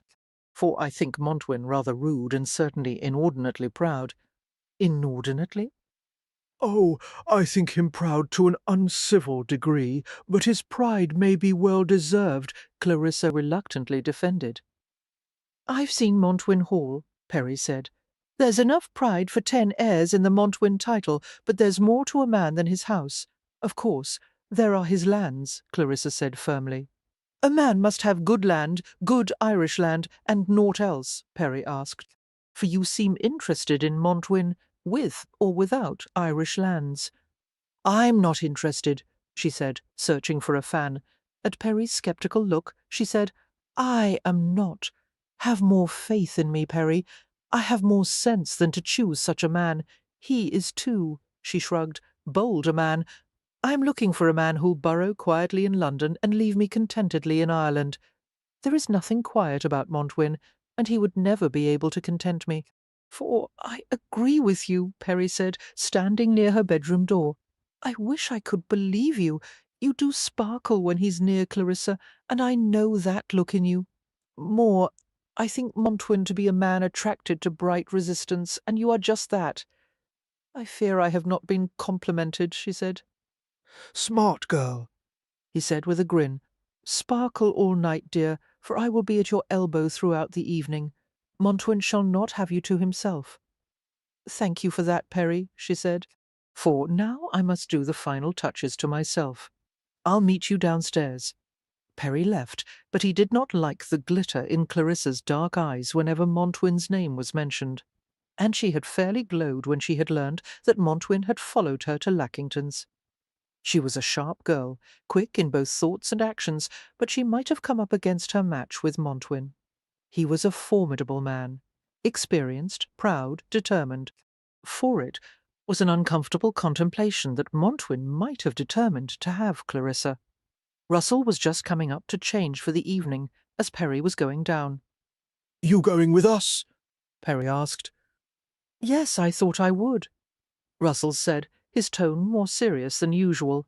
Stabbing in the dark, Perry said, You saw Montwyn today? Russell looked startled for a moment, and then nodded. I did. When I was with Clarissa at Lackington's odd, the way they spoke to each other. Rude? But they seemed to like it. Perry, only a year younger than Russell, nodded and then shook his head in worry. What do you make of him, Russell? Russell rested his hand on the banister and studied the ceiling plaster. I've made discreet inquiries. He's a bit wild, or was until he came into his title. Gets out a bit. Travels. Has seen hard duty in his regiment, but Lindley could tell you more since they met when they both wore the uniform. Not quite a regular man, they say. Harder, prouder, for perhaps even fierce, in a quiet sort of way. Not the sort I'd choose for Clarissa, Perry said. Nor I, Russell agreed. It's that wildness that concerns me. Doesn't do for a man to leave his wife at home while he carouses. But he's not married yet, Perry said, and you know him from your own carousing. True, Russell grinned. But would he want me to marry his sister if he had one? Probably not. You've seen them together, Perry stated. She's different with him. No, I don't agree, for she's completely herself. Completely, Clarissa. Exactly, Perry said. Why? She hardly knows him. Why would she be so bold with him, unless she's drawn to him, feels something? Not all bad to feel something for the man she might marry. Marry Montwyn? I don't think so. Steel against steel, the two of them. And I think he may be scaring off other suitors, leaving her with little choice but him. He's scaring off the suitors. She's not scaring off herself. Russell laughed. Perry shrugged and said reluctantly, Point taken. She is not showing her best to the London lads, as she calls them. Yet Montwyn isn't put off by her manner at all. Perry finished. Perry and Russell looked into each other's eyes in full comprehension, and with no comfort. The evening's entertainment was a ball, and it was lovely. The music, the candlelight, the colours of gowns and jewels and bouquets were all lovely, memorable.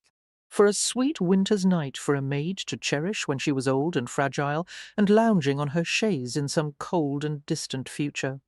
Clarissa knew it would be so. She would remember this night, this beautiful night of dancing and music, for years. It was so sad that upon such an evening she was compelled to shop for an English husband, for Dalton had disappeared almost upon their arrival. Perry was whispering with the niece of their host, quite a distance from her side. Russell was caught in what appeared to be a serious game of cards, and Lindley was at her side, his vigilance as constant as his advice. "If you would only restrain your temper and be civil, you would make much headway," he said, not bothering to disguise his exasperation. "I am always civil," Clarissa said, her eyes glittering more sharply than her jewels.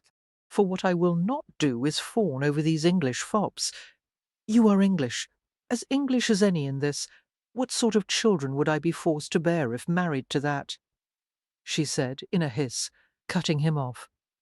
She used her fan to indicate Lord Darnell, as fat as always, and in need of a hair trimming. "Has any one of you considered that?" Darnell was all jowl and bristle, revolting. "I could do little worse in the barnyard. And does the ram bring in £20,000 per annum? For he is no ram, Lindley," she said bluntly. "Would you bind me to a porker for even half that amount?" She rejoined angrily. "Shall we speak of the kitchen mouse to whom I have pledged?" Lindley said in a growl, his eyes as fierce and as bright as hers. "Miss Brookdale is no mouse," Clarissa protested, with Ridgehaven in tow. "No woman is a mouse," he said, calming himself. "At least it shall not be admitted aloud." For Clarissa felt guilt tugging at her heels and could not run fast enough to escape its touch. She was churlish. Everyone married for money and position. She was not the first, nor would she be the last. It was childish to be so contrary. Lindley had done his part for the family, and she could do no less. "Is it the porker you have in mind for me?" she asked with a wry smile. "Never," he smiled back, their argument over and done.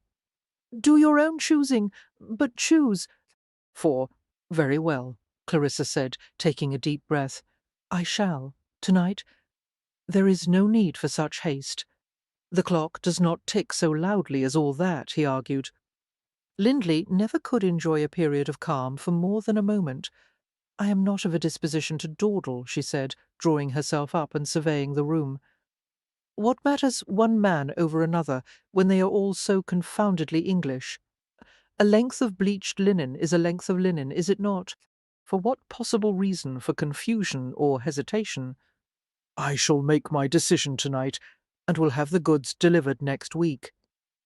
"Confound you, Clarissa! You know there is no such need." She laid a hand upon his arm and looked up into his eyes. "I would rather have it behind me, Lindley. The matrimonial blade gleams quite wickedly over my neck. I would the sooner have it drop." Now it was guilt that dogged him. She could read it in his eyes. But she had spoken truly. She had no will to delay what she knew was her family duty. To delay meant to feed the illusion of choice, and she had no choice. She must marry, and marry well. Lord Montwin, joining their company, ended the argument, which was just as well. "Good evening, Beau," Lindley said with a bow. "A pleasure to see you, as always." "Good evening." Montwin bowed, his eyes lingering on Clarissa. She returned his look after her quick curtsy. "For I had hoped to see you tonight," he said. Of course he had.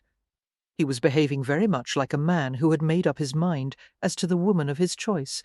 She knew enough of men to know that, and she knew Lindley well enough to know that her blatant perusal of Montwin was making him uncomfortable. That was a pity for Lindley.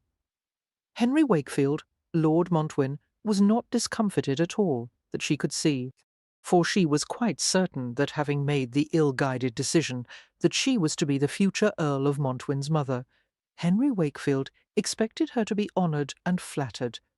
He truly was an imbecile. "You are called Beau, Lord Montwin?" "I was told your given name was Henry," she said.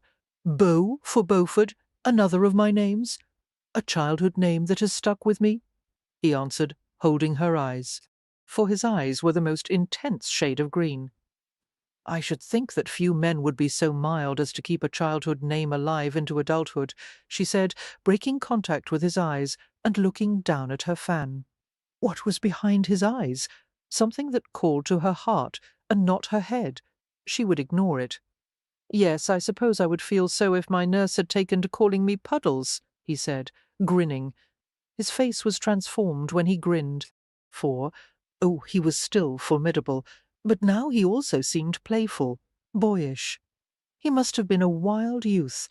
She did not know but that he was a wild man, and foolishly the thought did not dismay her as it should have. He was bold, yet she could be bold as well. "Did you make any other purchases at Lackington's today, Lady Clarissa?" Montwyn asked. "Didn't you watch?" she said. Yes, she could be bold, and would be. It delighted him, she knew, and delighting him just for the moment amused her. "For, please excuse my sister," Lindley began, his cheeks red with fury. She knew she had pushed him past mere embarrassment. "There's no need," Beau interrupted. "She's quite right. I did watch one book, no husband," Clarissa completed for him, smiling up at him. His eyes were like emeralds, deep and sparkling, almost blue in the candlelight. "Come, Lindley," Jane said, approaching and drawing Lindley off. "Miss Whaley insists on hearing of your exploits with your regiment, for it seems her cousin has just bought himself a commission." Lindley let himself be taken off, for the most part because Clarissa made it clear that she wanted him to go. "You enjoy embarrassing him?" Beau asked when they stood alone. "Not at all. I simply enjoy speaking my mind," she said, still holding his gaze. Beau studied her, this bold girl, and decided again that he liked what he saw. She had a tongue in her head, and he'd always had an appreciation for redheads, for good family, good name, good looks, and she was not immune to him. He could read her fascination easily enough, and none of it had anything to do with his Irish estate, not with that glowing eye and flushed cheek. A girl could well like Ireland and not have that sort of response. No, she had an affinity for him. That was plain, and she was not afraid of him. So many of these girls this season appeared overawed. But not this one, this girl who so boldly declared herself to be shopping for a husband this year. Beau smiled deeply and decided she was the one. He'd make an offer for her tomorrow morning. It should all be settled by next week, by Christmas, in fact. Convenient, that. He liked to be at Montwyn Hall for the holidays. It would be good to get it all settled and behind him, and every Englishman has the right to speak his mind, he answered. "You will find no hindrance here, Lady Clarissa." For she bristled as if poked. Had he insulted her somehow? Damned if he knew. He had insulted her. The dolt. Instantly his facility at amusing her vanished. Really, there was so little logic in allowing herself to find enjoyment in the company of a moderately handsome man of marginal intelligence. Her heart thumped an entirely different summation of the man, but her heart and her eyes as well had no part in this. "Excuse me, but I have promised this dance to another, for I should like to see you again this evening." He bowed, his eyes never leaving hers. Arrogant fop. Words of insult crowded her tongue and threatened to smother her judgment. She had been better brought up than to bow to uncivilized urges. "Enjoy your dance, Lord Montwyn," she said. "Oh," he turned to her, "but it is more than a dance, is it not? I am shopping for a bride. You attempt to shock me," she said, furious with him as completely as she had been delighted by him a moment before. "For all you have accomplished is to illustrate the degradation of your manners and, perhaps, your morals by speaking my mind," he said with a smile, tormenting her with her own choice of words. "Good evening, Lady Clarissa. I hope to see you again soon." He left her then, his smile as wide, arrogant as a fox. He was a boor. She hated him. He was the most arrogant and insufferable of them all. He was also the one her eyes followed. Stupid thing, eyes. For one didn't need them to make a marriage contract. She forced herself to look away from him and survey the rest of the room. He did cut a splendid figure, though his height being an advantage few could lay claim to. She forced her eyes to obey her will and studied the other men arrayed for her consideration. What she needed was a list of net worth, annual income, and, most important, Irish holdings. For that would be the measure of the man she chose, not green eyes and a devilish manner, for she would return to Ireland as mistress of her own domain and destiny. Let her husband, whomever he was, wallow in London. In fact, she would prefer it. For Chapter 4. The next morning, in the privacy of her room, with a cup of chocolate to sustain her, Clarissa sat amid a haphazardly organised pile of papers and lists, all necessary research materials in her attempt to compile her list of men suitable to fill the position of husband.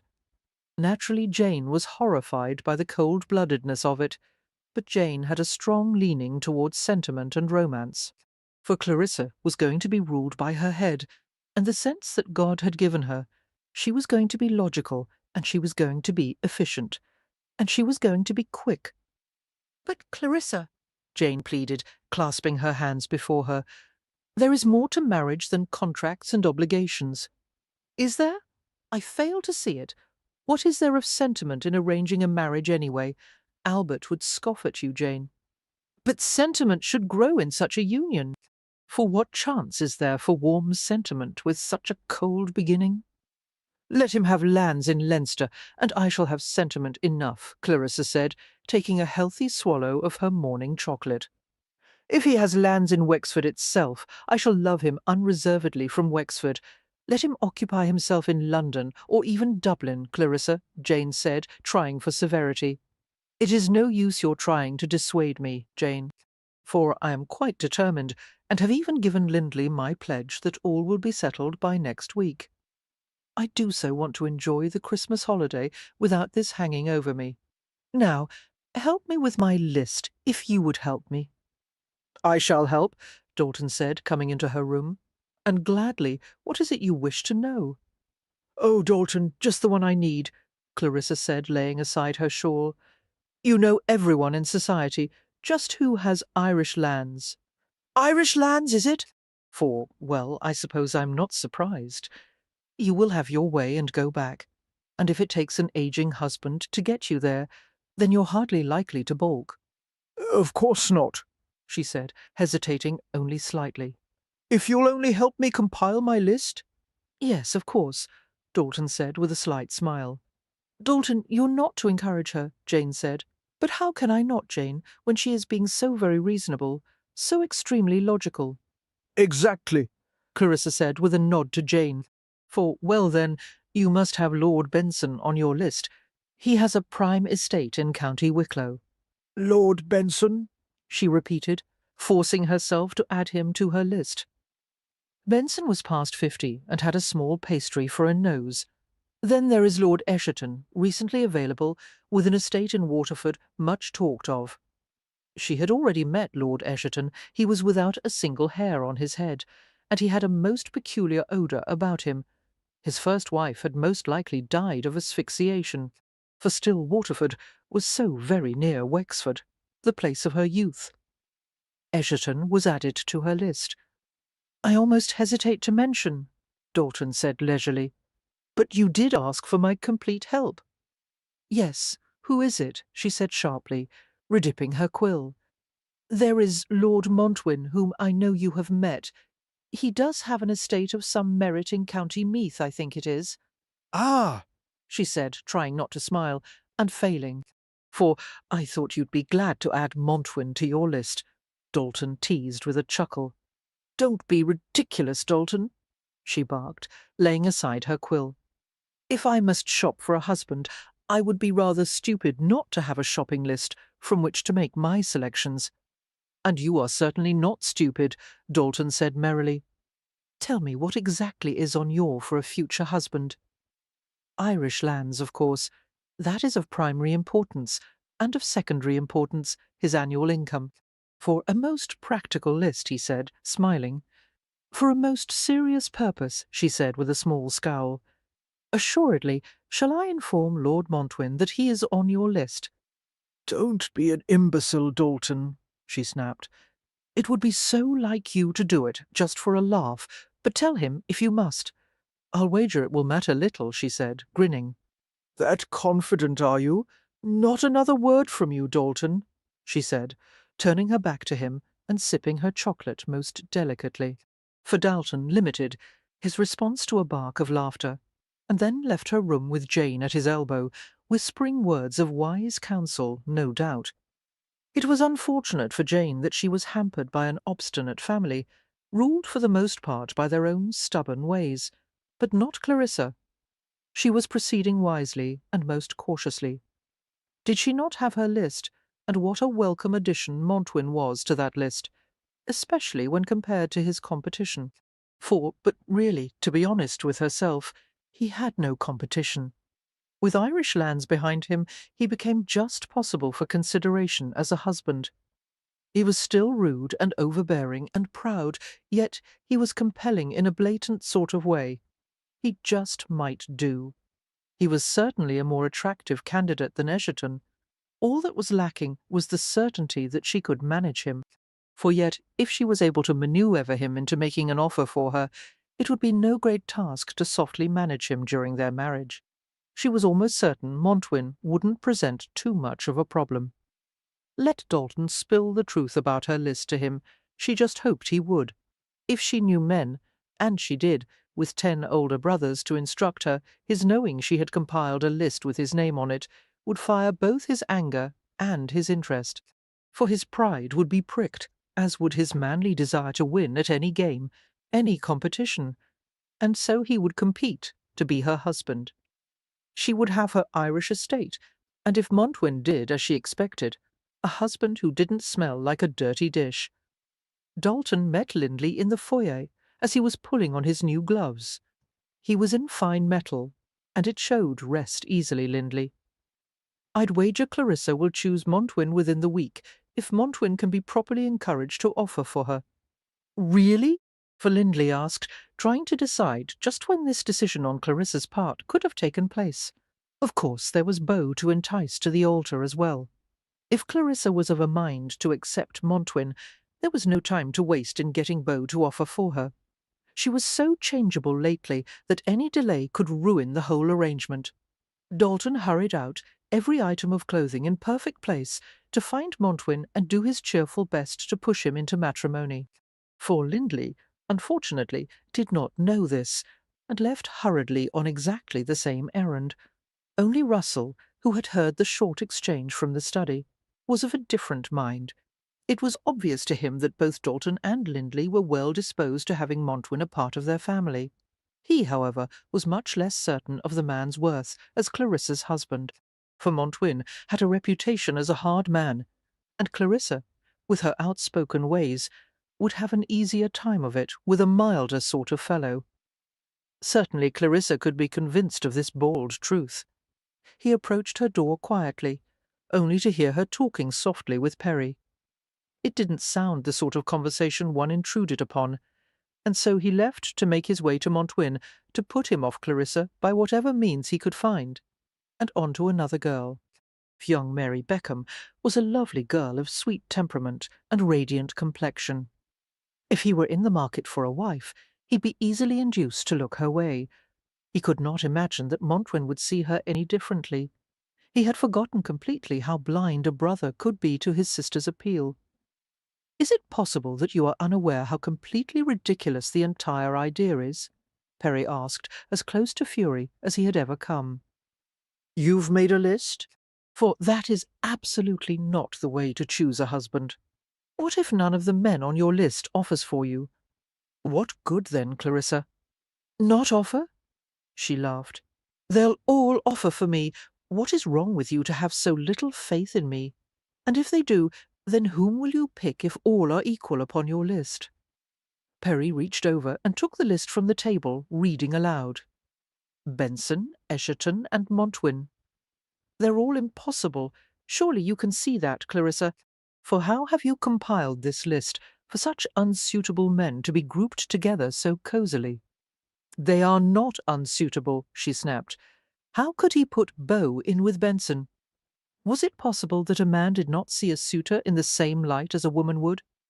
Could any man, even Perry, be that blind? And I've compiled my list by priorities. My priorities. Land in Ireland is my first concern. His owning an estate in Ireland is more important than anything for it. It must be for Montwyn to appear on your list. Why else would he be there? She said stiffly. I simply must return to Ireland, Perry. You, of all people, should understand that. Perry sat down next to her and took her hand in his. I don't want you to go back, he said gently. I don't want it to be so important to you. But it is, she said, stroking his hand. I must go back. Perry dropped his head and sighed. Are you still having the dream? For images jolted into her mind's eye at the question. Unwelcome images of red coats and bright blood and blazing fire. Swirling and unwelcome shades of red burned behind her eyes, and then screams and gunfire and explosion. The sounds of war and battle and pain. All were viewed from above, as if she had no part in it. But she was a part, had been a part, could not forget. She would never forget the screams of a dying man, the eyes of an English soldier. For she forced herself to keep her expression calm, as she answered, Not as much. Perry, it seemed, was unconvinced. You should stay here, he pronounced, and not for the first time. All her brothers were in agreement on that. Keep Clarissa out of Ireland. If I am in Ireland again, the dream will leave me, she said, standing and escaping his touch. She felt trapped and hated it. She should not feel trapped by Perry. He loved her. I don't know why it would, he said, his eyes never leaving her. For it just would, she insisted. I must go back. Albert will never allow it. It will no longer be Albert's decision, she said, softly, hiding her triumph. Your husband will leave you in Ireland while he lounges in England? Perry asked mockingly. At her nod, he said, It is at moments like this that I wonder how well you truly understand men, Clarissa. I understand them well enough, she said, and then laughed, breaking the sombre mood. For each one of these men will offer for me by year's end. And at that she was being conservative. She doubted it would take even 2 weeks. She would be married by Christmas. Even Montwyn? Perry asked. Clarissa smiled. Even Montwyn. Especially Montwyn. Lindley called upon Beau at his home on Grosvenor Street and managed to catch him in. Well done, Beau, he greeted, upon being directed into Beau's handsome library. For Beau rose from his chair at the greeting and said, While I enjoy praise as earnestly as any man, for what am I being congratulated at this hour of the day?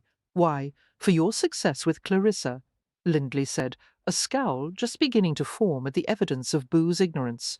Whatever you have done must be working quite to your advantage, because she is more than half prepared to accept an offer of marriage from you. Really? Beau said, with a bemused smile. She was prepared to accept him, for she'd be a damned fool not to, by his reckoning. He was quite aware that she was attracted to him.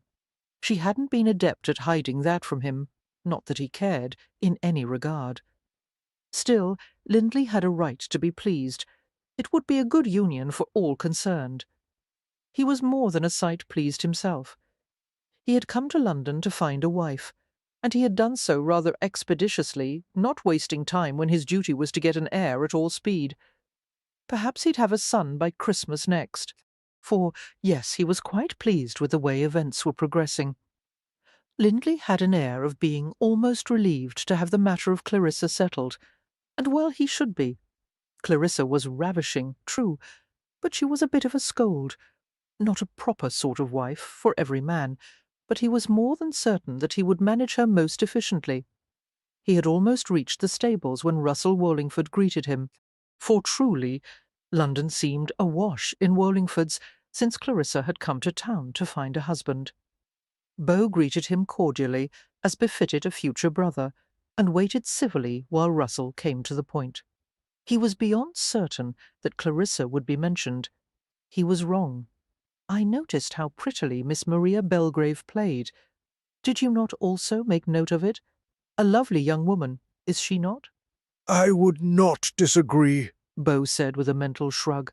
For so many young women to meet this season, Lord Montwyn, Russell said, pressing the point. Delightful parties and splendid dinners abound, wouldn't you say? A shame for a man to cut himself off, so to speak, so early in the season. Cut himself off? Beau repeated heavily. I do not comprehend you. Have you not met Lady Mary Beckham? A most delightful girl. She is to be at the Mongrave dinner, to which I am certain you have received an invitation. For is that where the Walingfords will be spending their evening? Beau asked. Russell cleared his throat before answering, I do not believe so, but you should avail yourself of the invitation. Mary is a stellar woman of rare beauty and pleasing deportment. Then allow me to encourage you to attend the Mongrave dinner, so that you may better enjoy the company of Lady Mary, Beau said, striving to maintain his cordiality. It was your own enjoyment that prompted me, Lord Montwin, Russell said, for you would be rewarded in pleasure by spending time in Mary's company. How much more pleasure he would have received if he had not understood Russell's intent.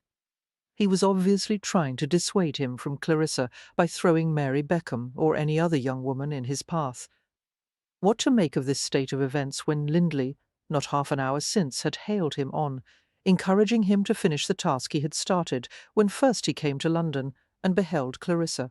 For according to Lindley, Clarissa was his. According to Russell, he should look elsewhere, but perhaps Russell was not privy to Clarissa's thoughts, and perhaps Lindley was not either. Perhaps it was only that Lindley voiced his own wish. Blast! These Walingfords were a bedeviling lot, Clarissa the worst of all with her bold talk and mischievous air. He should forget her and give Mary Beckham a look, find a wife of a more demure nature and submissive demeanour. He should, but he would not. For how could he, having met Clarissa? He had excused himself rather abruptly, if he must admit it, from Russell and proceeded to the stables. A good ride in the park was just the thing to clear his head and illuminate his resolve. His mount was reliable and of an easy temperament, and just as eager for a run in the cold winter air as his master. Beau gave him his head and threw out all thoughts but the pure joy of riding a good horse. Clarissa and her brothers would be managed in their own time, for the moment he wanted to be free of the responsibility of making a good marriage and the necessity of producing an heir to secure Montwin for future generations. It was a burden that had belonged to his older brother, William, and William had borne it cheerfully. But William had died of a fever without issue, his widow had remarried, and now it fell to Beau to carry on. He had never wished for the duty. He had taken up a commission in the regiment and found joy there, for he had resigned his commission and taken up a life of gaming and women, and found joy there. He was now called upon to resign his life of decadence and assume the role of Lord of Montwin. He only hoped he could find some small measure of joy in it. Meeting Clarissa had given him hope. He had to marry, and to marry a certain type of woman, of certain family and certain position, and such women were generally of the same type, quiet, demure, and biddable, for certainly there were benefits to having such a woman in a man's life, but the drawbacks gleamed more brightly. He did not want to share his life with a woman of little more spirit and fire than a babe. He suspected that such a woman would drown a man with her constant need for guidance and direction, and for all that it was unfashionable, he wanted a wife with whom he could converse. Clarissa had a tongue in her head, and the brain to wield it in a most entertaining manner, for he did not think he would ever grow bored with Clarissa. He was certain Clarissa was the ideal choice. He was equally certain, most of the time, that Clarissa saw him in the same light. Of what could she complain? He was well propertied, well titled, well fixed, and he did not want her to want him for those reasons blast. But he would have her wanting him for himself, and not what he brought to the union, though it went against all logic for him to wish it. For should he even want a woman who would throw all sense aside to listen to her heart? No, and yet he did. And no matter what Russell said, he was certain that she wanted him for those things that could not be listed on a clerk's ledger. That is, he was certain most of the time. All good intentions aside, he had not been able to leave Clarissa and her brothers behind him on his ride. Still, it had been good to get out into the air. He felt better for it. for until he saw Dalton waiting for him at the stable as he returned his mount. "I hate to say it, since I consider you a friend," Dalton said with a huge grin, "but you seem to be something of a fool, Beau." Beau dismounted and handed the horse off to the groom. "In the name of that friendship, I will refrain from calling you out," Beau said with the barest hint of a smile. Dalton bowed. "Thank you, Lord Montwin, but you have been fool enough to let it be known that you were in the possession of an Irish estate, and that has put you firmly on her list." "List?" Beau said as he walked out, Dalton matching his stride. "Oh, yes. Let me inform you of the method that my darling sister is implementing in her quest to obtain for herself the ideal husband." "You mock her, yet it shows sense," Beau said. Perhaps his personal attributes were mentioned on the list. "For, oh, good sense, I will agree," Dalton said, laughing. "At the top of her list is the necessity for her future husband to be the lord of an Irish estate.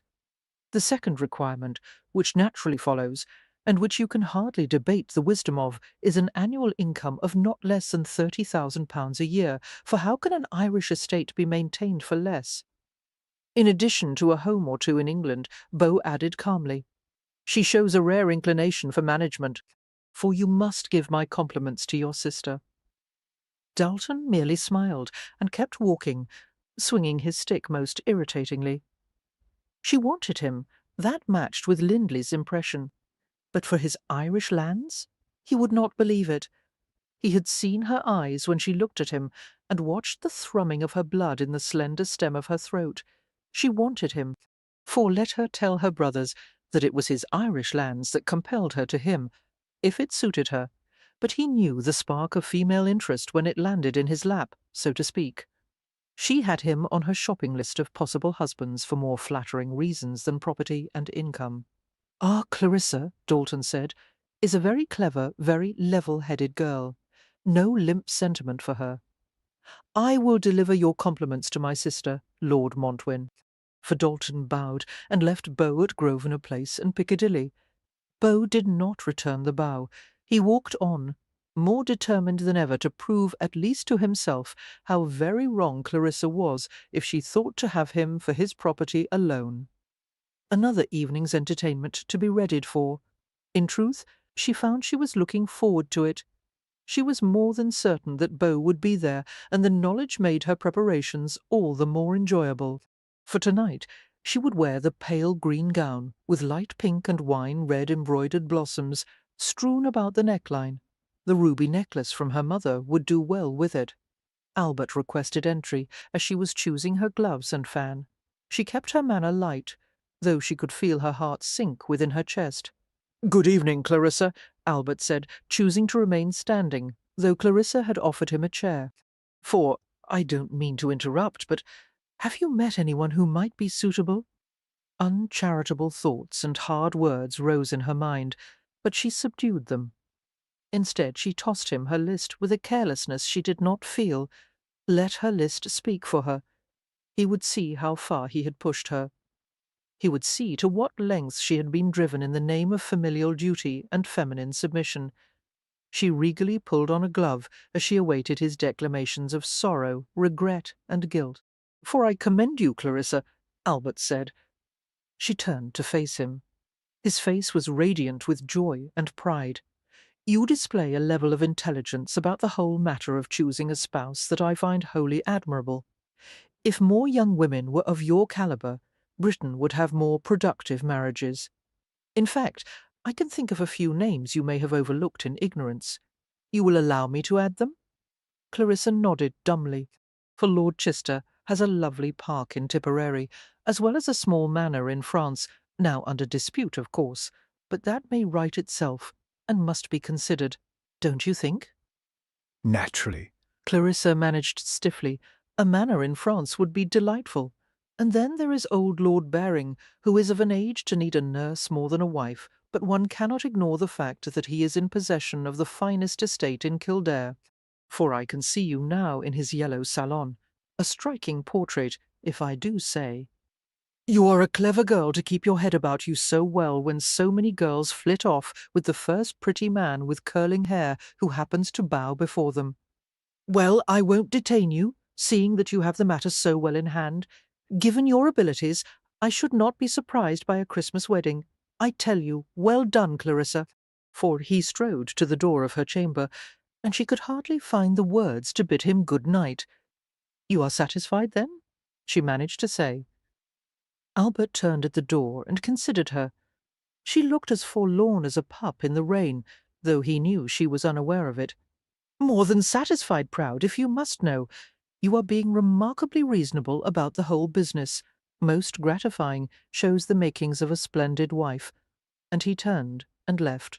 For once, in the privacy of the hall, Albert gave in to the laugh he had been swallowing for the past 10 minutes. Gad, that should do it.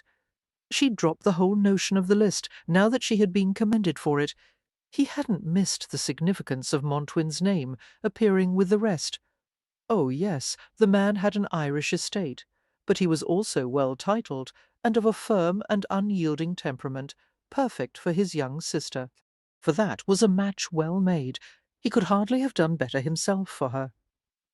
Resuming his characteristic stoic demeanour, Albert retired to his study to await the eventual, one could almost say inevitable, arrival of Lord Montwyn. One truth he had spoken, he anticipated a Christmas wedding. To be sure, Montwyn, from all that he had heard of the man, was not one to dally. For Chapter 5. The dinner was sumptuous, the company pleasing, the house spectacular, and Clarissa was trying very hard to appear to be enjoying herself. It did not help that the man seated to her right was Lord Baring, who was not only the possessor of the finest estate in Kildare, but of a very poorly designed set of false teeth. He was making quite a mess of his capon. She was trying desperately not to hear him wetly gumming the small bones of the bird in his mouth, for most unappetizing, even if his estate was glorious. Matters were not helped in that Beau was seated halfway down and across the table next to a very pretty blonde woman, Lady Elena Montaigne, who appeared from this distance to be absolutely captivated by every utterance of Lord Montwyn. And Lord Montwyn appeared most gratified by her blatant attentions. Clarissa felt the beginnings of a headache behind her right eye. Small wonder, for each of her brothers in residence had felt it imperative to impart special instruction, counsel and advice into her ear before she left for the evening. Lindley had urged her not to be a lackwit and let Montwyn slip by her. Dalton had stopped her to point out that Montwyn's Irish lands were very fine, and that she wasn't the only young woman out for her first season who would enjoy an estate in Ireland, or Montwyn himself, for that matter. For Russell had been considerably gentler when he had reminded her that Montwyn was well known as a guest at some of the more questionable house parties, in season and out, something he well knew, as he was often at the same parties. Perry, her most devoted brother, had warned her not to allow Montwyn to get so firm a hold on her attentions that all other possible suitors would bolt before the game had been played out. For though each bit of advice was as different as her brothers were different, the common thread was Montwyn himself. Had the field narrowed so drastically and so soon then? Had it really all come down to Henry Wakefield? Past the slippery sound of Lord Baring's crunching, she watched Beau. His dark hair was thick and shining, his brow noble and high, his eyes intelligent. He was a most handsome man. Tall, broad in the shoulder, trim in the waist, and powerful. He was a most powerful man, for he was magnificent, and, of course, he had those very necessary Irish lands. Lady Elena, wrapped at his side, laughed sweetly at something he said, and Beau smiled his response to her. Awareness surged through her as completely as a shiver. She wanted that smile to be for her. She wanted those eyes to look only at her. She wanted his attention and his conversation and his regard, and as she was filled with wanting, Beau looked away from his dinner companion and stared straight into her eyes. For unerringly he pinned her with a look. Unreservedly she returned it. Feminine awareness took hold and set its roots deep within her for the first time in her life. She understood his look, understood the wanting behind it, the power that drove it, the determination to fulfill its demands. Such a look of hunger for her, and recognition that it was she and she alone who could meet his need, filled her with a sense of joy and power such as she had never known. She held his look, wanting it, for wanting the desire she saw glimmering just beneath the surface, understanding that she aroused him, glorying in the knowledge. And then the look was broken. It was just a glance, really, nothing more. Yet she had read all that in the short moment it took for a brief meeting of their eyes. She had read something of his heart in that glance. The list could be burned. Montwin was her choice. The only thing left to do was let him know of his good fortune, for their after-dinner entertainment was supplied by Lady Elena of the Sweet Smile. She played the pianoforte, and she played it very well. She would make someone a very pretty wife, but not Montwin. Montwin was to be hers. She could not see him from her position on the couch, but she knew that he was somewhere behind her. Where behind her, looking fondly at Lady Elena, imagining her playing the pianoforte in Montwin Hall. For Clarissa turned her head as casually as she could manage, in order to look into the dim corners of the capacious room. She did not have to look so far as that, for Beau stood just behind her and met her eyes as she turned. Green eyes sparkled into deepest brown. She did not look away, but took in the sight of him, knowing that he had been looking at her and not at Elena. The glance, growing into a stare of awareness, did not break. She could feel the power of him through his eyes, for she could see him smile in self-satisfaction. Oh yes, that was what it was. She had 10 older brothers. She knew the look well. Clarissa turned away and fanned herself gracefully, pretending to listen to the crescendo of Elena's piece. Beau grew more confident by the hour, and such confidence, since it was directed at her, did not sit well. It was stupid to delay the inevitable when it would only gratify his arrogance. She would not be coy or flirtatious with the man she had chosen to marry. For to what purpose to pretend hesitation or uncertainty? She had made her selection. All that was left was to pay the bill. Elena concluded to a round of warm applause at her skill and her general prettiness. Beau left his position at Clarissa's back and went around to the pianoforte, bowing low over Lady Elena's hand and murmuring words that only she could hear, and that caused a most delicate blush to rise in her cheeks. Clarissa watched all with a cold eye and a trim smile of amusement, for let him play at seduction. He was already hers. She was certain he knew that as well as she, for she would never have chosen a man of low intelligence or dull sensitivity. After escorting Elena back to her seat, Beau approached Clarissa. She rose so as to meet him standing. She had known he would return to her. It was inevitable. His eyes searched hers again, and again she held his gaze. For she was not insensible to him, hardly that, for he made the blood grow thick in her bosom, and her legs felt as soft as pudding. But she would not be the timid miss for him. He would not want that, and she did not want it for herself. Let them meet as equals in this matrimonial excursion, and let them both willingly and openly pay the price of union. "You've made your selection," She said softly, her bosom heating as she said the words. Why encourage her to think otherwise? Have I? For, he whispered, staring down at her. He was such a tall man, so broad, with such bearing. It came to her mind that she should be the slightest bit in awe of him. She rejected the thought as illogical. "You would like to play out the farce?" she asked, "when we both know the finale." "Are you as bold as you seem?" he said, almost in an undertone for his own ears. "Is it boldness you see in me?" Clarissa asked, wanting him to see more. "Assuredly," he said. "Not astuteness, not discernment." For he took her arm in answer, and they left the light and noise of the salon behind them. Lord Wingate and his sister were being encouraged in a duet. Beau closed the door behind them and led her into the wide central hallway. It was well lit, with the noise of the party and the bustle of servants surrounding them. Yet the quiet and seclusion, the intensity of his presence, made all seem intimate and clandestine.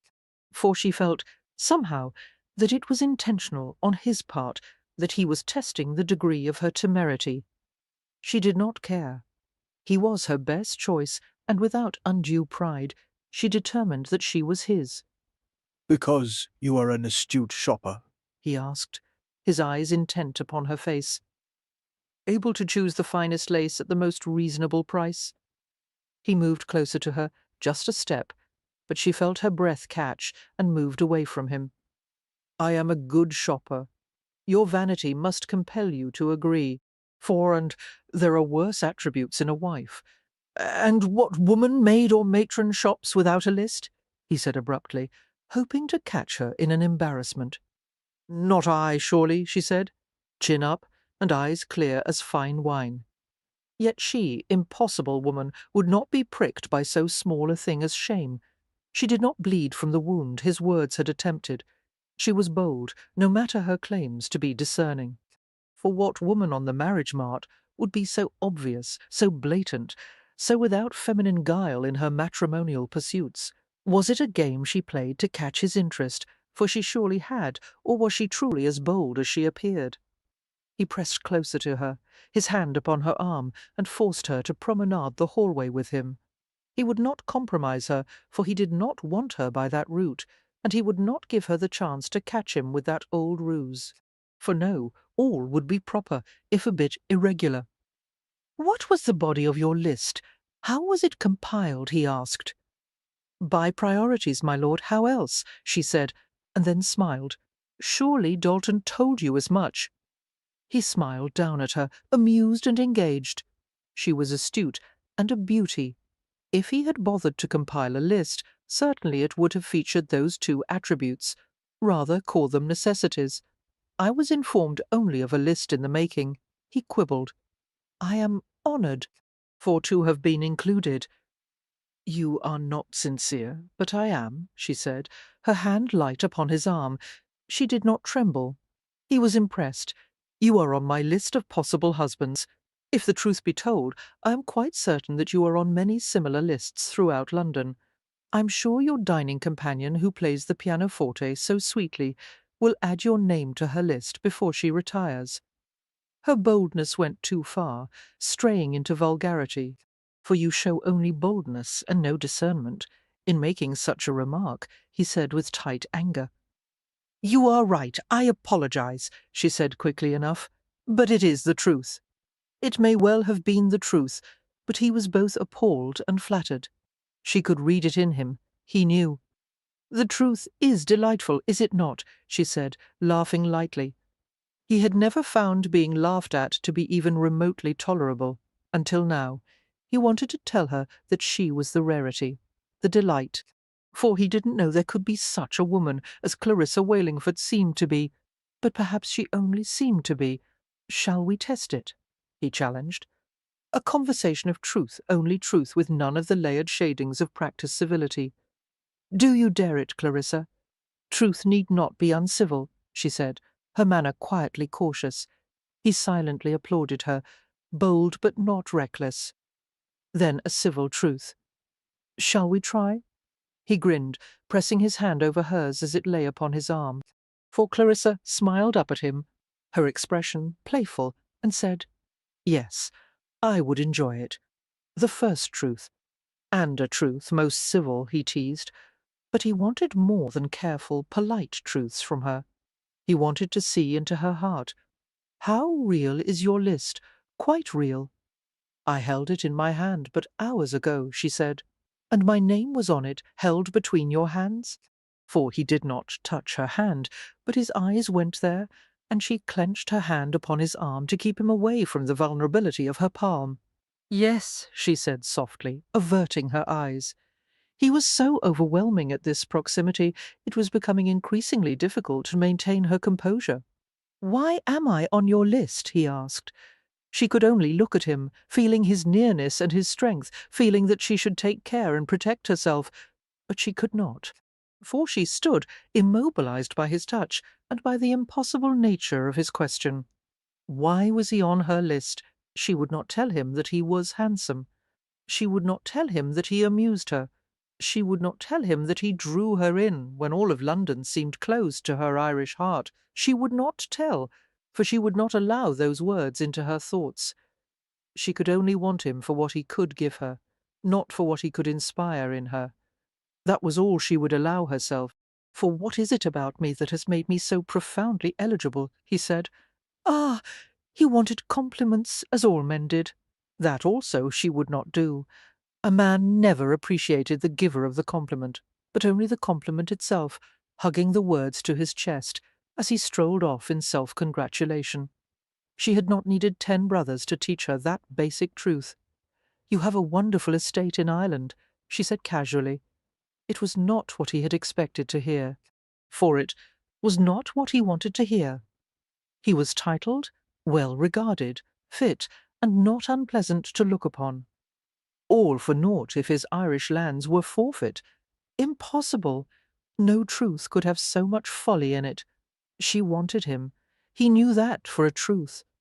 "Dalton mentioned as much to me. I assumed in jest," he said, turning her for the walk back down the hall. It was much quieter here, which did not suit him at present, as it made the sound of his shattering vanity ring more loudly in his ears. For it is no jest. I can see that it is not. Why Ireland?" he asked. He had been wondering. It was a strange prerequisite for a betrothal. "Ireland is home," she said, in all simplicity. "I want to go home." "Ireland is home. When were you last there?" 10 years or so. I miss it very much. I would say that you could hardly remember it. Then you would be wrong. I remember it well," she said, her voice firm and strangely resolute. He doubted the truth of that statement, for she must have been a young girl when she had left, not above 10 years. But he could see that she believed her words. As it was to be a discussion of civil truths, he would not argue the point with her. "Why do you want to marry me?" she asked into his silence. "Have I said I do?" he replied, just a bit flustered. What sort of woman asked such a question? "Is this not to be a conversation of truths?" she asked, her words biting into his manhood. Were the truths all to be my own? "For I blush," he said, almost comically. "You shame me," he grinned, and granted her a brief bow. "Very well. I do want to marry you. Have I just proposed?" "If you need to ask me, then no, you have not. I would not be so unfair." But he would not call it unfair to achieve union with such a woman. She was enchanting, completely out of his experience. Delightful. He was more than ready to ask her for her hand. He was not to have the chance that evening, for Perry and Jane, obviously concerned over her lengthy absence and not put at ease at finding them in such relative seclusion, interrupted their conversation. It would not be resumed that night. He was to have no such liberties with Lady Clarissa again. His eyes followed her throughout the remainder of the evening. He could not even think to play at his amusement with Lady Elena. In all the room there was only Clarissa. They had not finished their conversation, not yet. For tomorrow he would call upon her. The thought was a fever in his blood that he welcomed as warmly as a brother. "Has he proposed yet?" Jane whispered as they donned their cloaks. "Tomorrow?" Clarissa said softly, with a smile of pure anticipation. "He will tomorrow, at the hour of 3, which was when Beau felt it appropriate to make his appearance at the Walingford town house. Everyone in the house, including the pastry chef, knew he was there to propose marriage, for her brothers were especially jubilant. After all, Clarissa might have an imperfect understanding of politics, but she understood the way a man's mind worked well enough. With 10 tutors, it was hardly likely that she'd be less than proficient at it. They were damned proud of her, too. Montwyn was a good match for them. She'd done well. For privacy, it was agreed that they be allowed to stroll the garden together. Clarissa looked fetching in a lilac pelisse with a matching bonnet. For Dalton, watching from a third-floor window, could only smile. Montwyn had been spoken for. One could only wonder if he realized it yet. However, the more interesting question was whether Clarissa understood that Montwyn would never let her plop herself down in Ireland without him. The garden was barren of leaves, but the privet hedge provided structure, as did the stone bench on the back wall, for it was a pretty garden. The bricks laid in a herringbone pattern around a sundial that amply demonstrated how cloudy a day it was. Fortunately, there had been no rain for a week. It was a pleasant place to linger, even in December, and they had all the privacy they could wish. "Shall we continue?" Beau asked, looking larger than usual in his greatcoat and hat. "You like truth very well, it seems," she said, smiling at him. I do. He nodded with a smile, for I may well have contracted a daily need for it. Clarissa held her tongue. She would not put the words in his mouth to spit back out at her. He would do this on his own. "Do you play coy now?" he asked. "No," she said pleasantly. "Let us return to my question of last evening. Why do you want to marry me? Why—" He blustered, clearly taken aback. It was most amusing. "Why does any man want to marry? For heirs?" she said. "Any woman could do that for you?" For he really was blushing now, but she would not relent. She would not bind herself to a man because he found her amusing or entertaining. Let there be more to their union than that, even if she dwelled in Ireland alone. But with this man would she be left alone? "You are the most confounded woman," he grumbled. "I suppose I am, and it's best you know it now. Perhaps if you ask me to marry you, our conversation will progress more smoothly," she suggested, giving up her earlier transigence. For he turned to face her, stopping them on the path. Her feet were cold. It didn't matter. He was the most beautiful man she had ever seen, the most masculine, the most marvellous. His eyes, so green in the grey world of winter, demanded something of her. Pity, she supposed. He looked a man beset and just a bit bewildered. A man on the brink of matrimony would have such a look. Lindley had looked so when he had offered for Miss Brookdale. It must be the way of men to have to be hounded to the altar. For she felt completely calm. She knew what she wanted. She only waited for him to say it. Let me ask you instead why you so clearly want to marry me, he said, adjusting his hat when it was already set perfectly upon his head. When she paused, he crowed, "You see, it is not so simple a question to answer. No one should be put in such a position. I withdraw." "No," she interrupted him. "I want to answer you, for this is more in the matter of a practical arrangement, and I believe we should be truthful about both our purpose and our expectations. Come now. I expect no such answer. This borders on incivility. I disagree. Let us be honest with each other at the very least, even if this is to be our last conversation." At his silence, she only smiled. He had not liked hearing that gently voiced threat. "I have come to the point in my life when marriage is expected," she said, her voice grave. "For I have a duty to my family to marry well. Your title and your income make you quite desirable."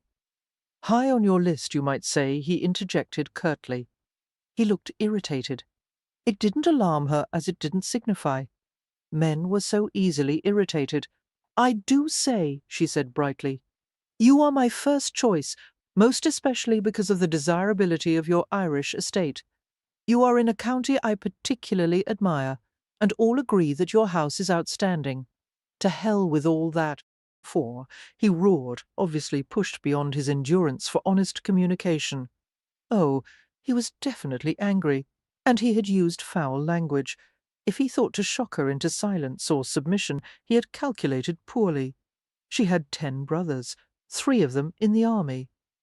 "My lord, I am not accustomed to such speech," she said tartly. "Can you not refrain? This is a point I had not considered. Is such intemperance a permanent feature of your character?" Apparently it was. For Beau, his face a mask of barely controlled frustration, pulled her into his arms. He was not gentle. She was not afraid. She felt lost against the size of him, lost and then found. "There is more to me than my estate, Clarissa, and more between us than titles," he said in a growl, his mouth bare inches above hers. "That is a truth you shall not deny." He kissed her then, and bold as she was, she welcomed it. It was a hard kiss, an angry kiss, a kiss of threat and promise. For she felt only the promise. His mouth was hot and heavy upon hers, yet she did not turn from it, for there was passion too, and she was hungry for his passion. She knew the truth of his desire for her in his kiss. She could not, would not turn from that. Dalton, appearing at the entrance to the garden, ended it. Bew lifted his head from hers, his eyes green points of fire in a face chilled by winter. She felt burned and shivered. "For I'm afraid I'll have to insist that you marry her now, Beau," Dalton said, cheerily enough. "All things considered, you certainly have fixed yourself." He almost laughed. "I had already asked your sister to marry me," Beau said, pulling Clarissa to his side and holding her there. This was her answer. Oh. Dalton grinned. He didn't believe a word of it. The marriage took place on Friday of that week, a small affair of family only. Still, they filled the salon. For Chadwick and Braden, both in the army, were unable to attend. Leighton was busy in Ireland and couldn't make the crossing in time, and Alston and Harden were touring the continent, trying to avoid trouble, they wrote, so only Albert, Lindley, Jane, Dalton, Russell, and Perry attended the ceremony from her side. All wore smiles. On Beau's side was his paternal grandmother, Lady Clare, a delightful woman with the same green eyes as her grandson. For Bew still looked a trifle angry, which puzzled Clarissa completely. Oh, well, that would pass. He had the wife of his choosing. She had done her duty to her family and married well without a whimper of complaint, at least not in the last week. During the wedding breakfast, she sat quietly congratulating herself as the conversation flowed around her. Bew was oddly quiet as well. Perhaps he was equally self-congratulatory, for they had made a good match, each of them, and deserved a small moment of victory. Before the breakfast was quite over, she had hardly finished her tea. Beau announced to the room that they would be leaving immediately on their wedding trip. It seemed a bit precipitous to her, but she was not of a mind to cause any commotion over it. She was eager to see Montwyn Hall. Naturally Jane would accompany her, for naturally Albert had to stop her, as she was entering the coach, to congratulate her once more on her excellent judgment.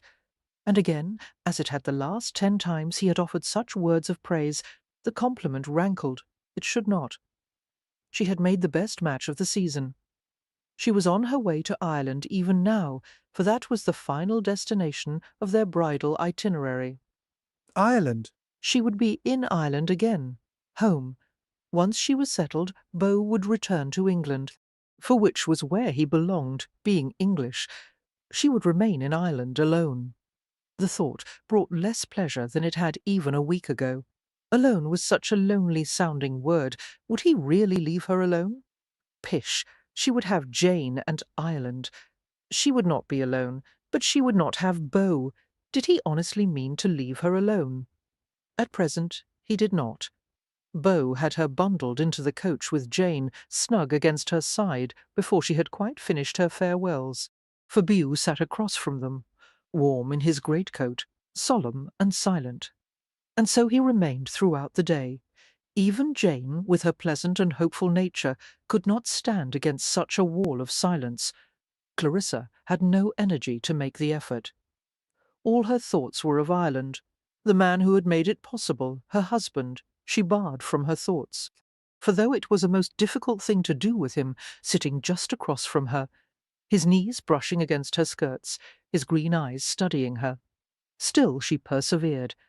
It was to be only the first of many barriers she would set between them, because ultimately she would bar him from her life. She had married well done credit to her family, acquired access to an Irish estate, and once she'd produced a child or two giving him his heir, their paths would hardly cross again. For just what was required to produce an heir she did not dwell upon, and so the journey was spent in silence, a silence as heavy and cold as winter itself. They arrived at Montwyn Hall just at dusk. It was impressive, most impressive manicured woods, bare now, limbs reaching toward the growing darkness, lined the gravel drive, which swept in a graceful arc to the front of the hall.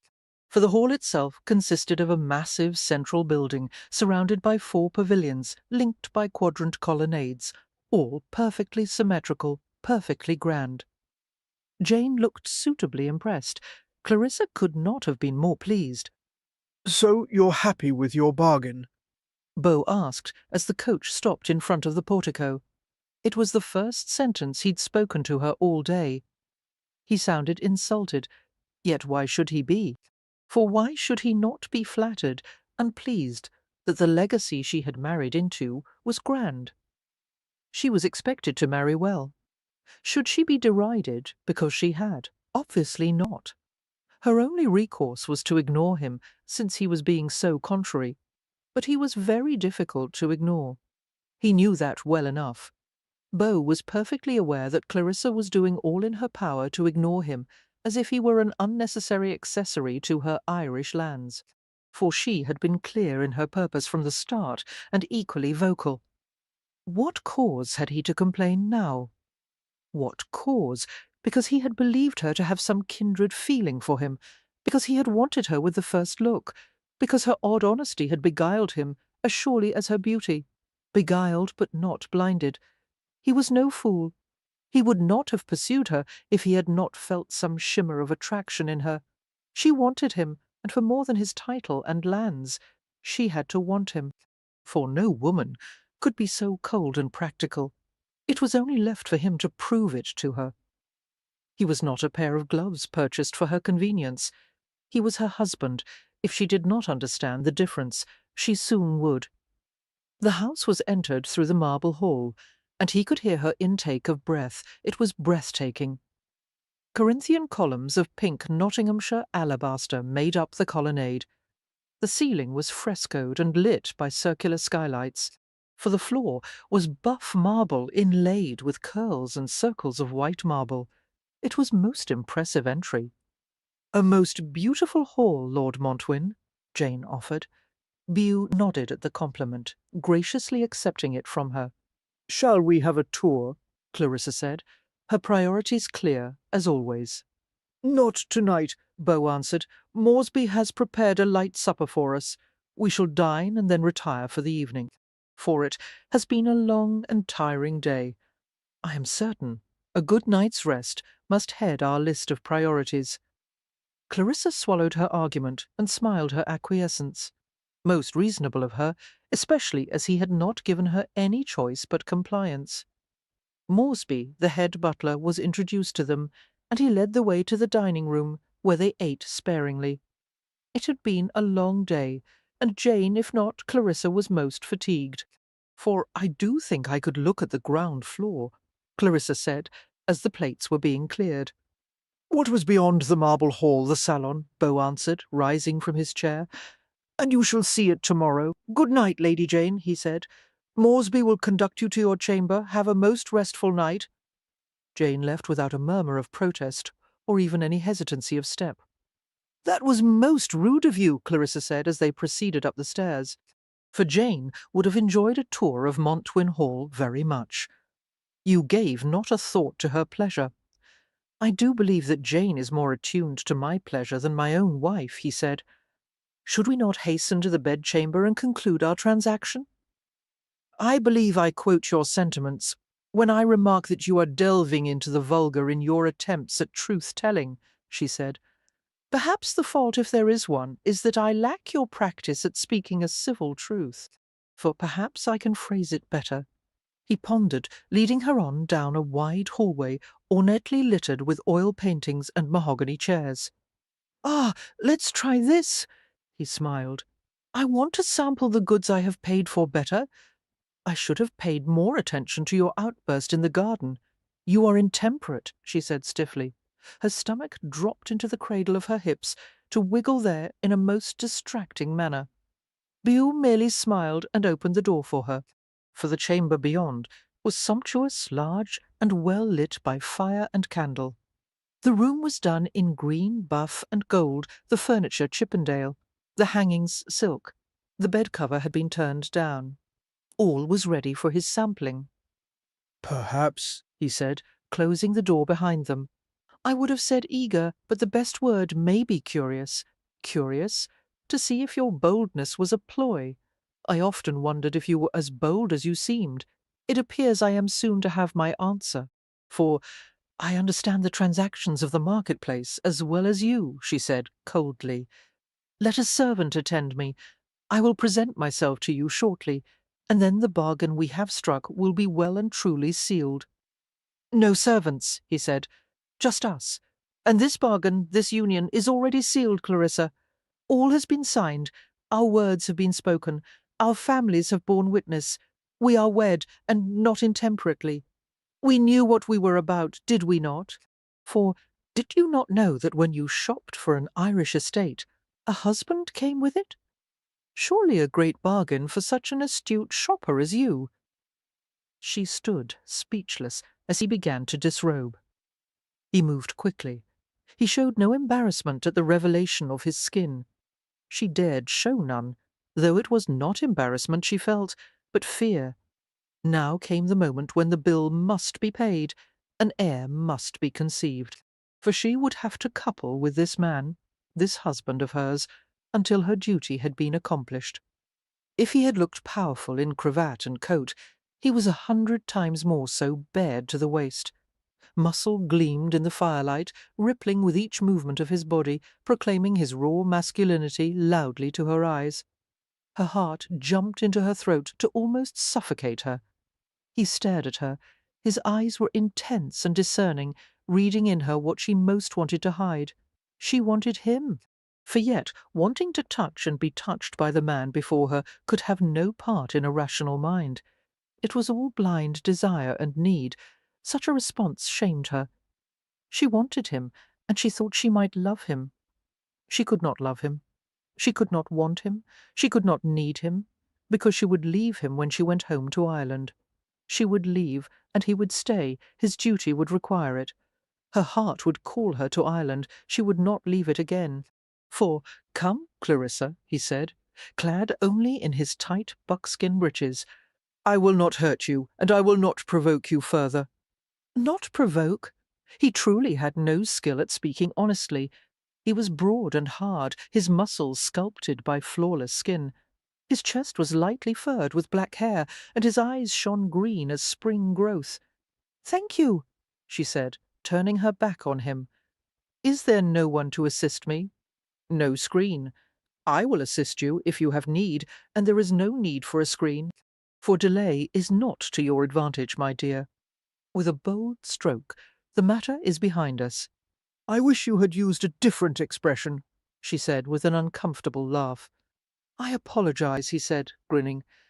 "Do not rebuke me for my lack of skill in truthful communication. I will learn now. If you had been a different sort of woman, I would have resorted to my old ways of sparkling civility and polished pretense." "Really?" she asked, sitting to remove her shoes. "And what would you have said?" For he knelt at her feet and removed her shoes for her, his hands on her feet and ankles, his position submissive, his manner valorous. I would have told you that since I first beheld you with your vibrant hair curling around your face, I was captivated. I needed no brothers to commend you to me. My own eyes would have borne the task lightly. Her shoes were removed. With a gentle and subtle hand, he inched his way up to the top of her stocking, for her limbs shook, and she could not stop her trembling. His eyes held hers, green as the darkest yew branches. She could not look away, and could not find a reason to want to. I would have told you that, having seen you, I was halfway to offering for you. Hair as red as embers, eyes as deep and lustrous as a doe's, skin as flawless as satin. What man would not want such a woman for his own? 4. His fingertips touched her thigh, his skin cool next to her heat, and very gently he slipped her stocking down to her ankle. Over her foot he slipped it, his fingers caressing her arch and the delicate back of her ankle. She shivered and looked down into her lap. "But what you speak is pretense, is it not? We have agreed upon that," she said, not looking at him. With bolder hands he reached up and carefully slid down the other stocking. She felt strangely nude, yet she was fully covered, for he touched her face with the tips of his fingers, tracing her. "You taught me that truth need not be uncivil. I teach you now that civility need not be pretense. He raised her to her feet and stepped behind her, loosening her gown. He did it without an overt air of seduction, yet it was seductive, simply because it was Beau. Just knowing he was in the room made her heart pound erratically. To know that he was disrobing her, she felt light-headed and her vision blurred. And when I spoke to you, he continued, slipping her dress down to her feet, leaving her in her tissue-thin undergarments. When I first understood that you had a tongue in your head— Of course I have a tongue, she interrupted, crossing her arms over her breasts and moving away from him. What did you expect? I can see that you have not been shopping for a bride, lady, or you would not ask, he said with a chuckle. Not lately, she said, turning to him again, her smile soft. For he had not taunted her for her retreat from him, and for that she was grateful. He had every right to see her, to touch her. The deal had been struck. I have been rather busy shopping for a husband. Tell me, what is the market in brides like this season? Grim, lady, he said, sitting on a chair by the fire to pull off his hessians. Silent and still when it is known you are looking for a bride. For the women are demure and submissive, showing their best qualities first, I suppose, and then, when the dance has been shared and the turn in the garden has been taken, the truth comes out. Truth is always good, she said, kneeling before him to help with his boots. She would be logical and not fearful. The marriage must be consummated. Not in my experience, he said, for the truth is they have nothing to say. Demure silence is their only recourse when nothing intelligible comes forth. For perhaps they are overawed by you, she said, succeeding with one boot. Undereducated and lacking spirit, rather, he argued, succeeding with his second boot. He should have looked rather harmless, sitting in a chair in his stockinged feet. He did not. Beau Wakefield was not the least bit harmless, sitting or standing, naked or clothed. Naked, they were almost naked. Clarissa shot to her feet and stood by the fire, logic deserting her. For you, my wife, he said, rising to stand near her. Never lacked for spirit. I may disappoint you, she said on a whisper. His mouth was just above hers, his body massive and pulsing with heat. He would kiss her. She knew, and it would be a kiss, nothing like their winter garden kiss. There was no anger in Beau now, only desire. She was more comfortable with his anger. You will never disappoint me, he said softly, as his mouth took hers. He was gentle when she had expected raw passion, for she was grateful, for bold he might call her, but she was afraid. His arms wrapped around her and held her tenderly, warmly, welcoming her into his embrace. She sighed away her tension and her fear as his kiss lifted her up to meet his desire. With ease he held her in his arms, kissing her face, her throat, her mouth, murmuring words she could not understand beyond his intent. He wished to soothe her, to arouse her. He was succeeding, and, with that thought, she realized that she wanted him to succeed. His success would be hers. She wanted his arousal. Had she not realized that before? She wanted him to want her, and he did, and in wanting her he fed her own desire for him, for she did desire him. Bold as she was, she let him know it. I want you, she said against his throat, her arms wrapping themselves around him, her mouth hot against his skin. For he could feel her nipples pushing against the thin lawn of her undergarment, feel the tension of fear leave her to be replaced by the tense demands of passion. She wanted him. The words settled upon him like golden netting. She wanted him for more than his Irish lands, and her decision to wed him had been grounded in more than hard practicality. In his heart he had known it. But how sweet the words! Good, he said to her, laying her upon the bed and lying atop her. For she was soft and firm and willing. Praise God for a willing virgin on the bridal bed. But he had not expected less from Clarissa. Fear and timidity would never rule her. He cupped her through her gown, and she spread her legs wide for him, moaning her willingness. She was already wet, but he would not rush her. Her skin was white as cream and as smooth, her eyes dark and full in the flickering light, her mouth open and panting. "Bear yourself to me, Clarissa," he commanded, sitting back from her. For a moment she paused, and then she smiled. "If you'll do me the same courtesy, my lord." With quick hands they slid off their remaining clothing. Naked on the bed they studied each other. He was darkness to her fire and light, and they wished only to combine and consume each other. "Beautiful," he said softly. His eyes scoured her, and she shivered in response. He reached for her, pulling her to him by the back of her exposed and slender neck, and then urged her down at the foot of the bed. "For do it quickly," she whispered. "I don't want to hurt you," he said, looking into her eyes. "Don't hurt me," she said, "but do it now. I cannot bear the waiting." No, that would little suit her. Bold action was her way. Hands on her breasts, he touched her, arousing her, pleasuring her, thinking only of bringing her to such need that his taking of her would be a release, and not a fear-filled memory to cloud their future together. His mouth moved everywhere upon her, for her skin was hot and soft, her limbs twitching with flares of passion as they surged through her. She was a most willing bride, trusting him to protect her and please her. He would do nothing less. He spread her, and she sighed. When he touched her, she groaned and pulled him to her breast. His mouth found her nipple, and he teased her to the next level of desire. "Please, hurry," she said in a moan, thrashing beneath him. "For a truth I was most anxious to hear," he murmured against her skin. "It will be uncomfortable at first," he said. "I will do all I can to keep you from pain." Yes, do it, she said, breathlessly. She was wet and ready, and he slid just the bare tip of himself into her. Oh, She grunted, her limbs tightening against him. He kissed her mouth, his tongue gliding over hers, learning the inside of her. With his finger he pressed into her, whitening her slightly. She was very tight, for he did not know how to keep her from the pain of lost virginity. She pulled her mouth from his. "It's going to hurt, isn't it?" Her brown eyes were full of fear and trust. He did not know what to tell her that would ease her. "Tell me the truth," she said. "Yes," he said. "Then do not hesitate," she begged. "Let me get beyond it. Help me to be past it." Yes, he understood her, and he marvelled. She was a remarkable woman, as bold and astute as she had appeared. For he could only do as she asked, though it pained him more than it would her.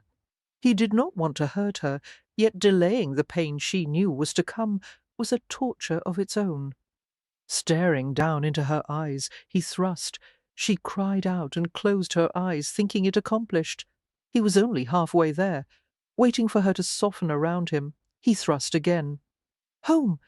She choked out a smothered scream, and then instantly was still, for he looked down at her tense and expectant face, at her eyes pressed shut, and felt her soften around him still more. home at last. 'Tis done, Clarissa. The worst is done, he said, kissing her mouth softly. Good, she said. Is it over now? Bose smiled. "No, not yet." Oh, She frowned slightly. "It gets better," he said, poised above her, holding himself still. oh, she said, Trying to look hopeful. Bose smiled and slowly withdrew, for he ignored her look of relief and pumped back into her. Again, she was soft and wet, again. oh, Clarissa said, her hands clenching against his back. Beau grinned in male satisfaction and bit her throat gently. He reached down and fingered her, pleased to hear her gasp at the contact, more pleased when she groaned and strained against his hand. Again he withdrew, and again he plunged into her. Harder now. She met him, her hips lifting again, and again, for he wrapped her legs around his hips, opening her further, plunging deeper. He kissed her, stealing her breath, breathing her scent and her cries until he merged with her completely. His hands roamed her breasts as he thrust into her, holding back his release until desire consumed her. "Hurry, harder," she cried, panting. More. He gave her more. With a scream she shattered, and he fell against her, breaking, feeling her release, pulsing against her spasms of fulfilled desire. For slowly she put her arms around his neck. and her breathing slowed. With a sigh of surprised contentment, she kissed his cheek. It was the sweetest kiss in all his life. "Thank you," she said into his ear, and then she softly bit him on the lobe. He chuckled and said, "Did I manage to drive all thoughts of Ireland from you tonight?" "Stop talking," she said dreamily, still managing to scold. "You will ruin it." He laughed and slid out of her, and then nestled her into his arms, for they lay in a tangled and easy embrace, content. He ran his fingers through her hair, red even in the dim light of the curtained bed. "We'll go soon?" He knew no explanation would be necessary. There was only one place she wanted to go, and all the world knew of it. "Good," she said. "But I want to see Montwyn Hall first, all of it. You shall. For let's spend Christmas Day here. We'll invite your brothers if you like, and then we'll go to Dantry House, which I think should please you, for the turning of the year. It will be a rough crossing, but as eager as you are, I don't think you'll mind it." Mind. I would fly there if I could, she said. "Not necessary. We'll sail, thank you," he said lightly. Thank you again. She whispered, squeezing his hand. "You are most welcome," he replied. "Consider it a Christmas gift, for I shall be giving you the first item on your of husbands, a fine Irish estate." "It's a home you've given me," she said, "and nothing less." "I think you'll love it," he said softly, feeling her begin to fall asleep in his arms. "I know I shall," she murmured on a sigh, slipping into sleep, thoughts of Ireland accompanying her into the darkness. Her skirts were dirty, her shoes muddy, her bonnet hanging down her back, held only by the ribbons at her throat, for she could feel them pressing against her throat. She was not supposed to be here. Her father had forbidden it, but she was with Perry. It was all right if she was with Perry. The smell of burning was strong, and she wanted to press a hand to her nose to keep out the smell. The sound of gunshots ripped against her ears, and she had to press her hands there to deaden the retort. Sobs came at her through the air, but she could not see for all the smoke. She was high in a tree, for Perry had pushed her into the tree, and he stood at the bottom, crying, surrounded her from all sides. A cold wind swept by her, making a path through the smoke, and she could see. She did not want to see, but she did not know how to keep from seeing. She should not be here. Red cloth, soldiers' coats, fire and smoke. Redcoats and fire. A man, an Irishman, his head coated in pitch, was lit on fire by a British soldier. Pitch-capped. He ran, screaming, tearing at his skull, for his only salvation was to tear off his own scalp. He tried. He screamed. She watched. Where was Perry Redcoats? Came toward her, shouting. One soldier saw her. Perry was beneath her, pulling at her foot, shouting at her, shouting something. She should not be here. The soldier who'd spotted her shot the Irishman who had been lit like a torch. He fell. He stopped screaming. The soldier ran toward her. He did not shout. He was quiet. She could not move, even with Perry's pulling, for she should not be here.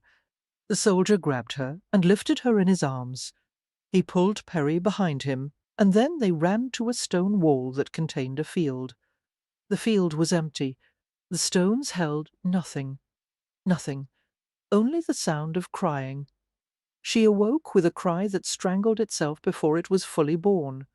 Beau jerked upright beside her and reached for her. In the firelight, she looked into his eyes, the dream still as real as her last heartbeat. And when she looked into his eyes, so green and so full of concern, she recognized him. He was the one. "You," she squeezed out past lungs, still choked by remembered smoke and fire. "What is it? You were crying," Beau said, folding her into his arms. "You," she repeated, jerking away from his touch. "You're the one. He was the one, the monster from her nightly torture. He'd haunted her for 10 years, and now she shared his bed. It could not be, Clarissa," he said slowly, not touching her. "For have a sip of wine. Calm yourself. It was you. Don't deny it. I recognize you now," she said, the tears starting to press at the backs of her eyes. "You were there. You were in the regiment. Yes, with Lindley, he said.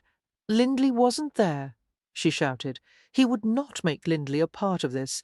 Lindley had no part in it, only she. Where, Clarissa? He asked. Where? Where her dreams took her, almost nightly, where it had happened. Wexford, she murmured, for it was like saying the name of a demon in the dark of hell. At the name, his eyes went carefully blank. He knew what had happened in Wexford. I was there. I saw you, she accused, sounding like the 8-year-old girl she had been and was again every night, in the darkness alone. Logic had no place in this memory. All was pure emotion, catching her up and tossing her about like a storm wind. Her only companion, the terror she had known and still knew every night. For you, he said, his face a mask. You were the girl and the boy that was Perry. Yes, it would have been, he said carefully. All emotion bled from his voice. I saw you. You killed him. You murdered him. No, he said, grabbing her by the arms. She jerked away from his touch, but he would not let her go, just like before. He would not let her go. He was dead already. Do you think he wanted to die like that, burned and mutilated? I showed him mercy. That was all. For you killed him, she said, her voice as hard as stone. You wore the coat. You're one of them. Who? The English. The English did it. Clarissa, you're English. No, I'm not. I'm Irish. I'm not like that. I can't be like that. Bew jerked back the blankets and dragged a resisting Clarissa out of bed. He put her in one chair by the fire and seated himself in another. Naked, they faced each other, the glow of the fire lighting only half their faces, leaving the other side in deep shadow. For the first time, he saw all of her, and understood everything. Ireland was home because she had to be Irish, because she could not bear to be English. The English pitch-capped, the English murdered, the English set ablaze the houses of the innocent. She could not be part of that, and so she renounced her culture and her race, seeking an innocence she did not feel. But the Irish were not innocent, not as she thought. Wexford had been a nightmare of careless cruelty. But what of Enniscorthy, where Irish Catholics had burned Irish Protestants by the hundreds? None had been innocent in the events that led to the union of Ireland with England. What could a girl of 8 know of that? A woman sat before him, her face set and angry, but in her Irish heart she was a child still, a child scarred by what she had seen, a woman tortured by memory. For yet he had faith in the ultimate strength of Clarissa and her practical mind. Clarissa would not be ruled by the tyranny of raw emotion, not willingly. He had only to convince her to let go the pain of memory and grasp the cool peace of reason. Clarissa, you did nothing wrong. The man who set the pitch-cap was wrong. He was drummed out. I reported him myself. I did nothing wrong when I shot that man, for I do not know if he was innocent of wrongdoing or guilty, but I know that I shortened his suffering, and I am not sorry. When she would have spoken in protest and argument, he was certain, he continued. What? Of what I, an English officer, did for you? I was trying to save you. I saw a small girl and her equally small brother in a place where no child should be. I took you away. I kept you safe. I did not know you. I did not know that one day I would see you again as the woman you are. For he stopped and studied her face, delicate and stubborn, and pulled into a frown. He had known it from the start. She was soft femininity and strong determination rolled together. He had known he loved her at her first volley of smiling insults. There was no one like her. I did not know that I would one day love you. I don't believe you, she said coldly. Which part? He asked, smiling. Any of it. All of it, she said. You are just trying to soothe me. For, yes, I am trying to soothe you, but that does not mean that I am not being truthful. How much truth is there in you, Clarissa? You are English whether you want to be or not, and Lindley was a soldier, and Perry is about to buy his commission. Of what are they guilty? Some Irish murder, other Irish, and some Irish never kill anyone. It is not nationality that determines a man's acts, but the man himself. But you killed someone, she whispered. And you watched, he said. I'm sorry for that, for I was sorry then. But would I shoot him again? Yes, it is an uncomfortable truth, but it is the truth, and I believe that you want nothing less. Did she? Some truths were very ugly, very painful. What sort of truth did she want? Only the truths that pleased her or served her. She would not be that sort of woman, but this truth was very hard. It challenged all that she had believed for a lifetime. For yet, if what she had believed was half lie and half childish terror, what was gained by clinging to it? Yet what she felt in her heart was not so simple as that. Choosing a husband by cold logic was one thing. Choosing a memory was quite another. And how much logic had there truly been in her choosing of Beau? She loved him. Englishman though he was, I do not think I can do this, she whispered. I know you can, Beau said, his voice warm with confidence. For this pain is not so easily dismissed, she said, looking at the fire. I think I may, after all, disappoint you. Never? He said. Never. And when she looked into his eyes, he smiled his belief. It will take time to forge a new memory and lay aside the horror of that day. But you will succeed. You are a woman ruled by reason and not emotion. Does any other woman compile a list? He smiled gently. We will attack this together, and we will win. 4. They looked at each other, hope beginning to reign over her features, confidence riding his. Do you believe me now? He asked, reaching out his hand to hers. Any and all of what I declare. His hands were large and strong, the fingers long and graceful. Those hands had carried her to safety when she was a child. They would not drop her now. I'm not certain, she said, slowly taking his hand, feeling the hard warmth of him. You did you not say you loved me? I did. He nodded. For were you sincere, or were you just hoping to calm me? Clarissa, when a man tells a woman he loves her, he is not hoping to calm her. He loved her. Was it as simple as that? He loved her. There was nothing simple about it. When did you know? She asked. Beau collapsed in his chair with a groan and tugged her over until she sat on his lap. Now is not the time for conversation, truthful or otherwise. But I only want to know, and I want to know if you love me, my dear, or in this conversation of truths to which you are so addicted, are the truths to be all my own? I believe I have quoted you accurately, and I not only want to know if you do love me, but when you first realized it, and what it is about me, exactly, that you find so admirable beyond my Irish estate.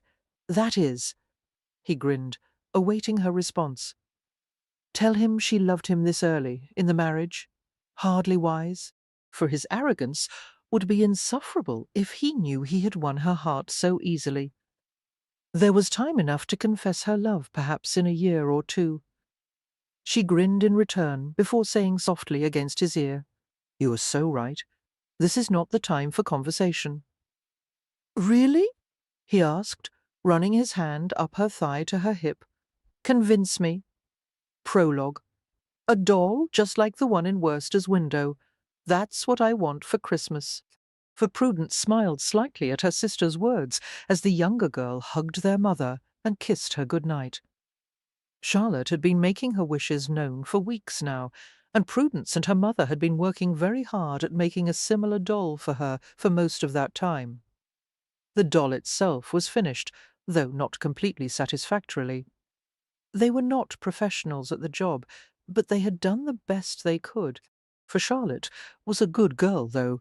She would love it, no matter its imperfections, especially since they were making tiny little dresses for the doll that matched each of the girls' own gowns. Prudence was positive the child would be pleased. "Good night, Prue!" She gave a grunt as her younger sister launched herself at her, hugging her hard before spinning away to rush out of the room. For Prudence watched the little whirlwind go with affection, then glanced at her mother, frowning when she saw the unhappiness on her mother's face as she peered out the window. "What would you like for Christmas, Mother?" she asked after a moment, hoping to distract her from whatever thoughts troubled her. Meg Prescott remained silent, so Prudence moved to her side to peer out and see what distracted her so outside. Two men stood on the front stoop arguing with Bentley. For the last of their male retainers, the older man served as butler, valet, stablemaster, and anything else that was required. His wife, Alice, was their last female servant. The two did their best to keep the house running as smoothly as possible, but if things did not soon change, even they would have to be released. Prudence watched sadly as the older man doggedly shook his head and finally sent the two men on their way. For creditors, she muttered with disgust as she watched them go, though who the disgust was, for she couldn't say. She could hardly blame anyone for attempting to get funds owed them. If her father would just— "All I want for Christmas is for your father to stop his gambling before he sees us in debtor's prison." Prudence glanced at her mother's strained face. Apparently she had heard the question after all, for her gaze returned to the two men as they went through the front gate, and pulled it closed with an angry clang. Creditors were starting to arrive at the door every day now, and there were a lot of them. Her father, of course, was never available. When he was home, he was sleeping off the drink from the night before. When he was awake, he wasn't home but off drinking and gambling them closer to ruin. Bentley had managed to turn away the creditors so far, but soon they would not be brushed off, for debtor's prison was becoming a very real possibility. Why could her father not see what he was doing? She glanced at her mother again and felt her heart tighten at the weary grief on her face. Things had been bad since Prue's brother John had died in a carriage accident. He had belonged to the Four Horsemen's Club, where the sons of nobility went to race carriages. They really didn't have the skill to drive, for he had died when his carriage lost a wheel, and he'd been sent flying into a tree and broke his neck. That was when their father, Edward Prescott, had started to drink and gamble. He had taken the loss of his oldest child and only son poorly. "That is all I want for Christmas," her mother said now, "and I pray to God for it every day." For a moment, Prudence felt sadness weigh her down. Then she grimly straightened her shoulders, for her mother was of the old school, where a wife did not question her husband or his behaviour. Prudence was of the firm belief that when the husband was destroying his family, someone needed to alert him to the matter. Besides, it had always been her opinion that God helped those who helped themselves, which left it up to her to see if she could not help God wrap this Christmas wish up for her mother. For Chapter 1. Prudence accepted the hack driver's assistance to alight, paid him, then turned to stare at the front of Ballard's. The building was clean and stately-looking, with windows on every level. It looked like a home. No one seeing it would know that it was a gaming hell where men gambled away their lives and the lives of the family members they were supposed to love.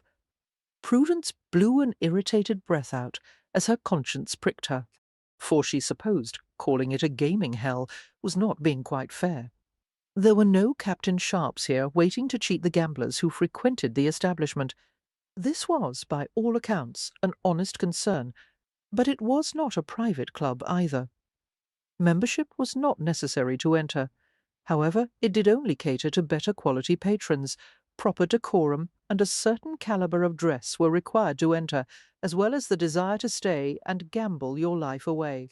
Four fingers tightening around the handle of her umbrella, Prudence scowled at the building, then glanced to the main door and the three men entering. "Two men," she corrected herself. The third appeared to be the doorman. He nodded, held the door for the other two, then closed it and settled in. Arms crossed over his barrel-like chest, an intimidating expression on his face. Prudence felt her heart sink. She very much suspected that the man was not going to let her enter, for it might not be a private club, but that didn't mean women were any more welcome. Except as servants, she amended. Prudence had heard that Lord Stockton, the owner, had taken the innovative step of hiring female servants to serve the food and drink that persuaded clients to stay longer and lose more money. But those were the only women welcome inside. Nay, the man guarding the door would not be eager to allow her entry. To be honest, Prue wasn't enthusiastic about the idea herself, for it certainly wouldn't do her reputation any good. Not that there was much to worry about. She, her mother, and her whole family had already been as good as ruined, or would be the moment it was revealed the depths to which her father's gambling had brought them. It would be only a matter of time, she thought unhappily. The rumours and gossip were already beginning to flow. The difference in the way that Tunn in general responded to the Prescott family was already notable, for they were starting to distance themselves, not shunning the family openly yet. That would wait until the rumours and gossip were proven true, but invitations to balls had all but stopped, and no one spoke to them at those they did attend. Prue supposed that was why her mother now prayed that her father would stop before they were in debtor's prison, and not before the family was ruined. It was too late for the latter. For still, it was one thing for her father to see them ruined, quite another for Prudence to throw her reputation away, which was what she was doing with this visit. But this was the only way she could think of to get to see her father. Talking to him at home would have been easier, of course, but Edward Prescott had developed the inconvenient habit of leaving the house the moment he awoke each day, leaving his daughter little opportunity to speak to him. Perhaps that was why he did it. The hack she had hired to get her here began to pull away, the clip-clop of the horse's hooves drawing her from her thoughts. Standing about, staring up at the building like a scared ninny would not get the task done, she reprimanded herself. Action was what was needed. Straightening her shoulders, she forced her chin up and marched forward. For Prudence hadn't really considered how she would get past the doorman zealously guarding Ballard's entrance, but taking him by surprise seemed her best chance. That being the case, she started out walking parallel to the building, as if she meant to walk past it. She moved at a quick clip, as quickly as the slippery walk allowed. It had been unseasonably warm and had rained earlier, which was why she had her umbrella with her, but the temperature was dropping now that night had fallen, and ice was forming, making walking treacherous. She waited till the very last moment. Then, when she was directly in front of the entrance, Prudence veered sharply to the right and straight for the doors. She nearly smiled upon seeing that the man was distracted, talking to a new arrival, and that her path was clear. Tasting victory, she picked up her speed and barreled ahead. For that speed almost saw her tumbling backward onto her fanny when the doorman suddenly stepped into her path. He was a solid wall of human flesh, and Prudence crashed into him, the air rushing out of her with an oomph, then bounced backward, grabbing frantically for something, anything, to keep her feet. She ended up with a handful of his shirt front clutched in one hand, the other waving her closed umbrella rather wildly as she fought to regain her balance. "Ain't no women allowed," for Prudence grimaced at the growled announcement as she found her footing. Releasing her hold on the man's shirt, she took a step back, tipping her head up, way up. The man was huge, unnaturally tall, she decided, as her neck began to complain at the distance it was being forced backward. Finally, able to focus on his face, she forced her prettiest smile. Good evening. His already smallish eyes went even smaller, signifying unpleasant suspicion in his bulldogish face. Evening.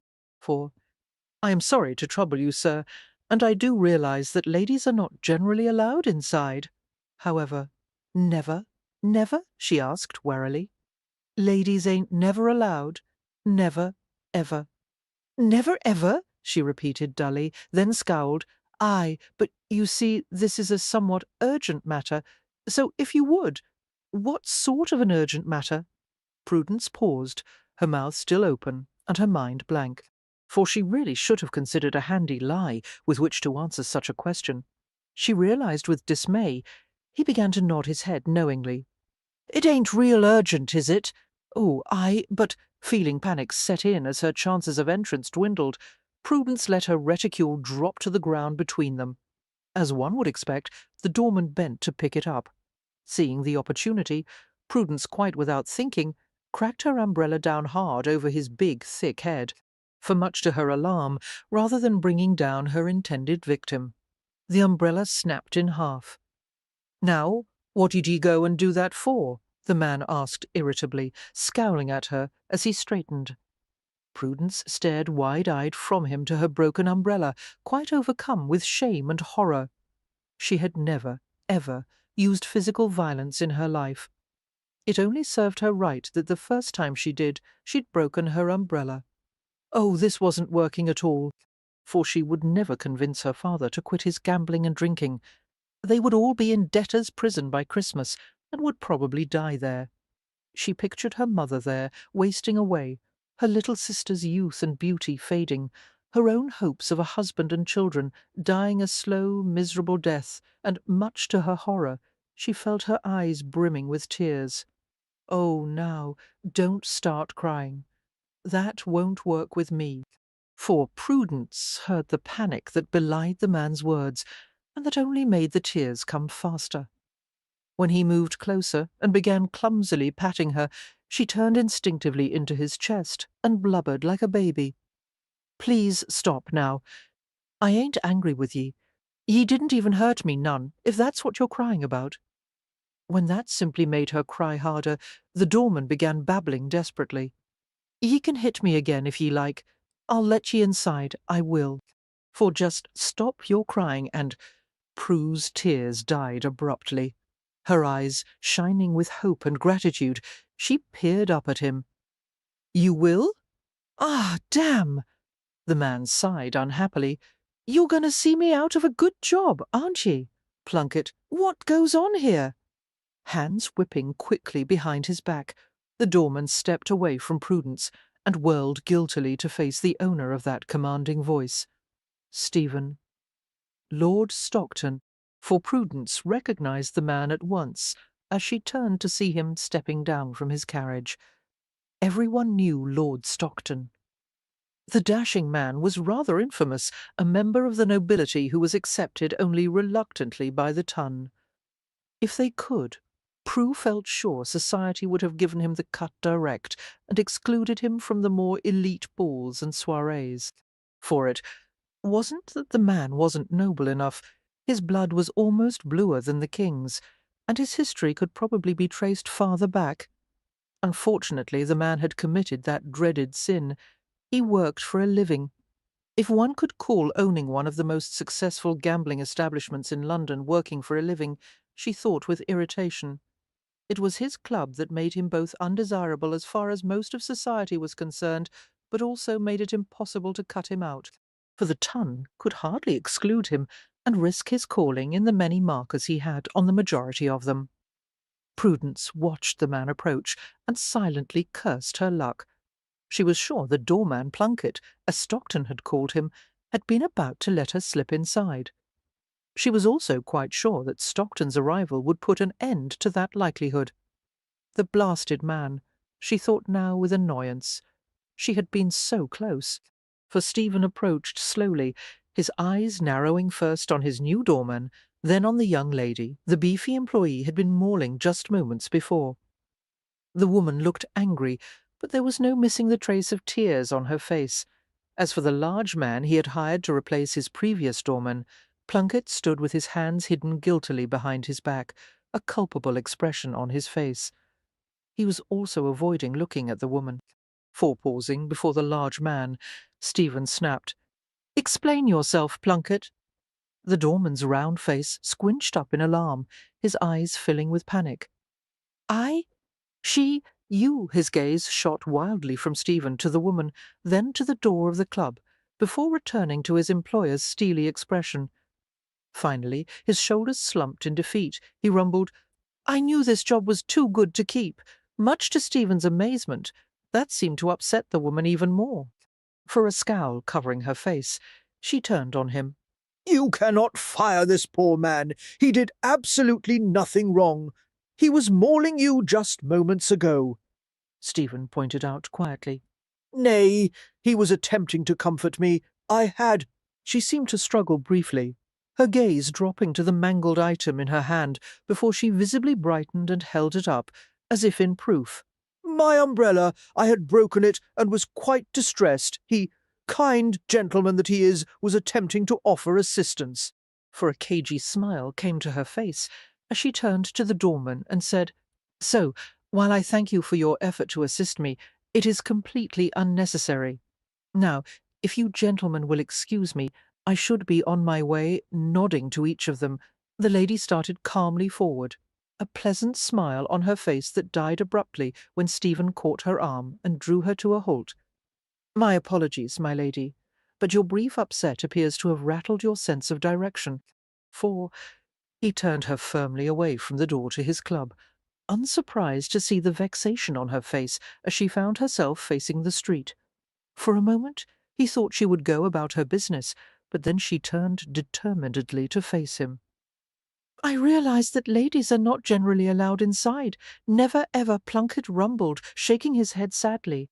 For the woman bent a brief, irritated glance at the doorman, then continued, "However, this is a somewhat urgent matter, and—" "What sort of urgent matter?" Stephen asked. "What sort?" she echoed, looking annoyed. "Watch out for her umbrella," Plunkett warned in an undertone, drawing Stephen's confused glance. "Her umbrella?" The giant nodded solemnly. "If she drops her reticule, watch out for that umbrella." "I will not drop my reticule," the woman said through her teeth, making the man shrug. "For you did before." "That was purely accidental," she told him firmly. "Uh-huh. And I suppose breaking your parasol over my head was an accident too," the larger man added. The accusation seemed to distress the woman further, and she began to twist the broken parts of her umbrella in agitation. It was an accident. It slipped. She was a poor liar, Stephen decided, and he nearly let the amusement building inside him escape in a laugh. The woman looked like she would like to hit his doorman again, for she also looked vaguely familiar. He spent a moment searching his mind for where he knew her from, while his doorman continued his argument with the woman. "It slipped," Plunkett said doubtfully, "and cracked in half over my head? That is where it slipped to." "It was an accident," she insisted, but in the pool of light from the lanterns on either side of the door, her face appeared to be as red as a ripe cherry. "Uh-huh," Plunkett nodded slowly, "for just like your getting inside is an urgent matter." "It is an urgent matter," she said firmly. Then, looking unhappy, she added, "to me," deciding he had heard all he cared to, and that Plunkett could handle the situation well enough on his own. Stephen shook his head and turned to enter his place of business. He had barely taken a step in that direction when the woman grasped his arm and tugged. Her expression, when he glanced impatiently back, was imploring. "Please, Lord Stockton, I beg you, for it really is important." Stephen hesitated briefly, then, wondering why, even as he did so, turned back to face her. "So what is this urgent matter?" He was more irritated than surprised when she looked hesitant and glanced uncomfortably toward Plunkett, then down at the freezing walk. Stephen opened his mouth to repeat the question, but paused impatiently as a carriage pulled up behind his own, spilling several young dandies out onto the street. For as they headed for the entrance to Ballard's, he took the woman's arm and urged her away from the door. Now, why do you wish to get inside my place of business? I need to speak to my father. Stephen blinked at her quiet pronouncement. Your father is inside and you wish to speak to him? She nodded, her expression bleak. Why? Why? Why? Stephen repeated firmly. My mother. When she hesitated again, he prompted, "Has she been injured? Fallen ill?" For the question seemed to startle her, and she quickly shook her head. Nay, she— This time, when she paused, he had the distinct impression she was mentally berating herself for not grasping at that excuse. Apparently, deciding it was too late, she said, "Nay, as you might know, my brother died last year." "I am sorry for your loss," Stephen said quietly, peering closely at the woman. Her words assured him that there was a reason she looked familiar. Apparently he should know her, for unfortunately he couldn't place her name or title. It was quite hard to tell what she looked like, too, with that prim little hat she wore and the way she kept ducking her head. "Thank you. But you see, it hit my family hard.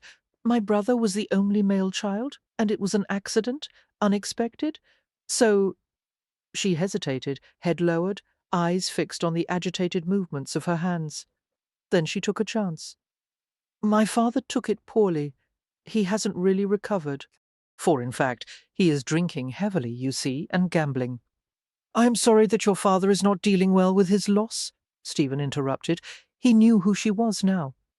The part about the accident a year ago and her father dealing with it by drinking and gambling had cleared up the matter. Her father was Lord Prescott, a regular at Ballards. The moment he recalled the man, he recognized his daughter. This was Lady Prudence Prescott. But you have yet to explain this urgent matter, that. It is all she wants for Christmas?" Prudence blurted over his voice, and Stephen frowned. "Who?"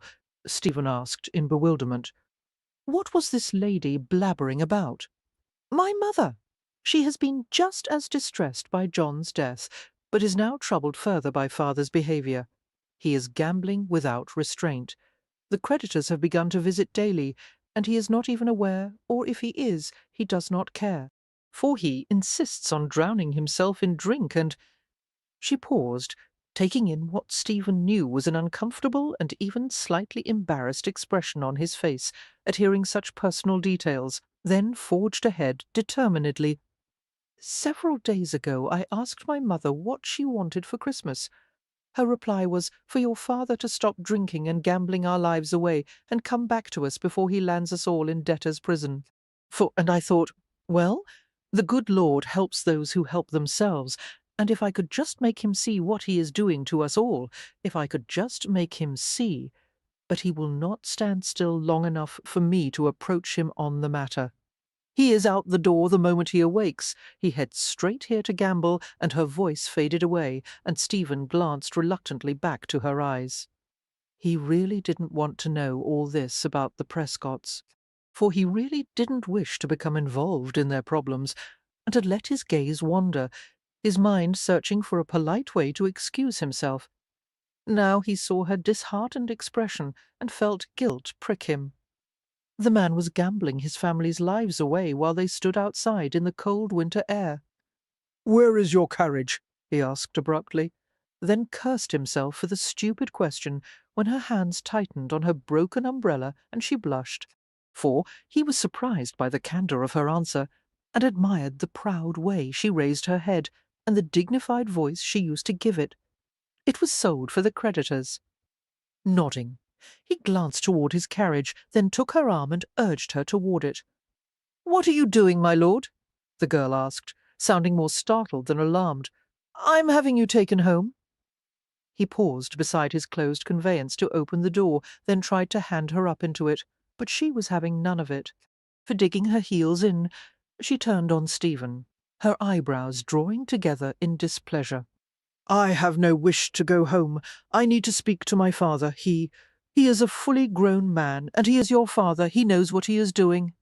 "Nay," she said quickly, "that is not so, for if he knew the effect his gambling was having, he would give it up and return home to sit by the fire singing Christmas carols, as a good man should." Stephen finished wearily, then glanced away from the stricken look on her face. After a moment of silence he peered back, a sympathetic expression on his face. "Nothing you say shall stop him, you know. You cannot change his behaviour. He must do that on his own. I must at least try." Stephen's mouth tightened at her determination, for there would be no reasoning with her. She was desperate. "Then you shall have to try at home, Lady Prescott. Ballards is no place for a woman." "It is no place for a man either," she replied quickly, and he felt his guilt replaced by annoyance. He was much less sympathetic when he said, "Ladies are not allowed inside Ballards, and I shall not help you ruin your reputation by making you the exception now in you get."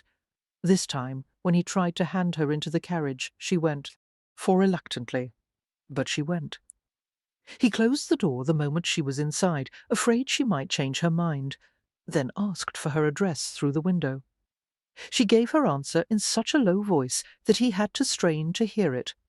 Nodding, he tipped his hat the slightest bit in respect, then moved to give the address and his orders to his driver. A moment later, the carriage was away, and Stephen was left to watch her pale face grow smaller as she peered out the window of the departing carriage, for he was annoyed to find that the image haunted him for the rest of the night as he oversaw his club, mingled, drank, and gambled with his guests. Prudence sat on the expensive upholstery of Lord Stockton's carriage seats, rage pulsing through her like a living thing. She was furious and frustrated, and knew exactly who to blame for it. One Stephen Ballard, Lord Stockton. He was the one who owned the club where her father was tossing his family's lives away. For he was the one who wouldn't let her in to speak to her father, and perhaps turn him from his destructive path. So ladies are not allowed in Ballards. No exceptions, she said to herself as the carriage rolled to a stop before her home. Then I suppose I shall have to go as a man. Chapter 2. Tugging the carriage curtain aside. Prudence swallowed as she saw that they were nearing her destination. She had thought this such a good idea when she came up with it, for confronting her father in the club would have to be successful. Edward Prescott could not walk away and leave his daughter inside. He would not want the scandal. Prudence would finally get the chance to say what needed saying. But the closer the carriage drew to Ballards, the more she was positive that this was a huge mistake. Terrible folly, and she had to wonder how Ellie could have possibly allowed her to go through with it. Ellie. Eleanor Kindersley. For Prue's tension eased slightly at the thought of her best friend. She had visited the other girl for tea that afternoon, and proceeded to rant about her father's behaviour, her fears about what it was doing to her family, and her failed attempt to get into Ballards the night before. For the other young woman had listened sympathetically, offering to help Prudence in any way that she could with the matter, and when Prue had revealed her plans to gain entrance to the club that night disguised as a man, Eleanor had applauded the brilliant idea, and had even volunteered to accompany her. Prudence had quickly refused that offer, unwilling to risk the other girl's reputation, but had accepted the proffered use of her friend's private coach. For, well, it was really Ellie's father's coach, she admitted, hoping that Lord Kindersley would not be too upset at his daughter for lending it out. Eleanor was always doing good and generous things like that. She was a dear friend. Eleanor is an excellent friend, but really she should have dissuaded me from this folly, Prudence thought with regret, for realizing that she was terribly close to giving up, and telling Jameson, the Kindersley's driver, to take her home. Prudence released the curtain and forced herself to lean back on the plush cushioned seats to take a deep, calming breath. Unfortunately, she didn't feel much better when at last the coach rolled to a stop.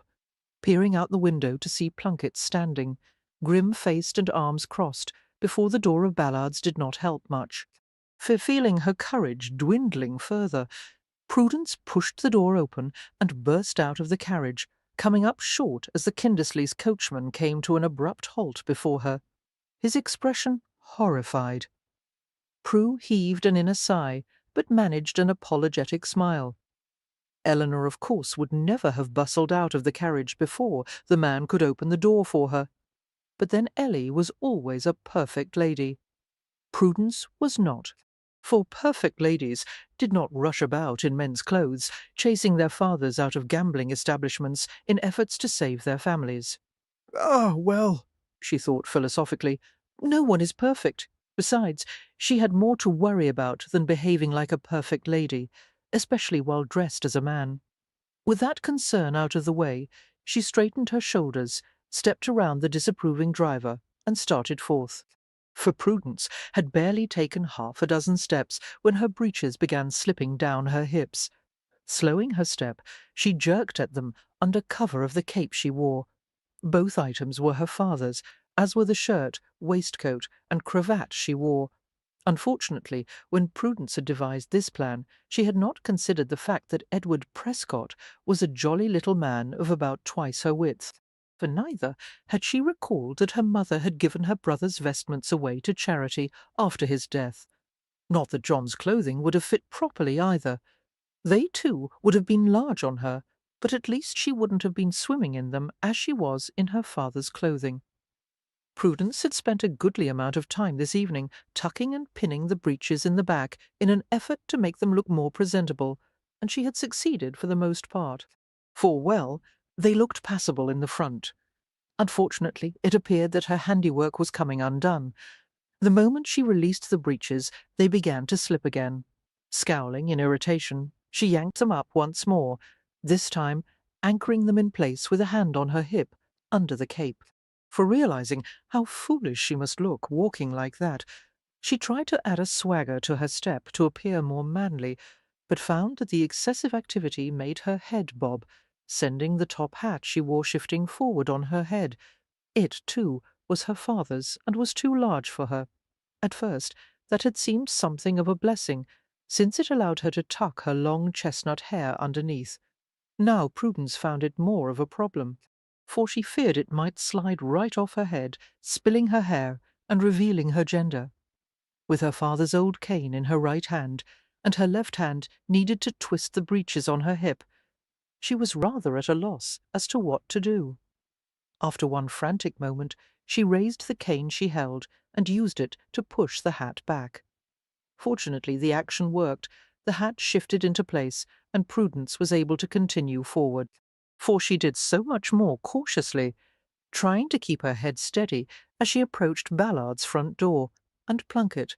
Prue hadn't really plotted this part of her plan. She supposed she had just assumed that the man would open the door and step aside for her to enter. He apparently had other thoughts.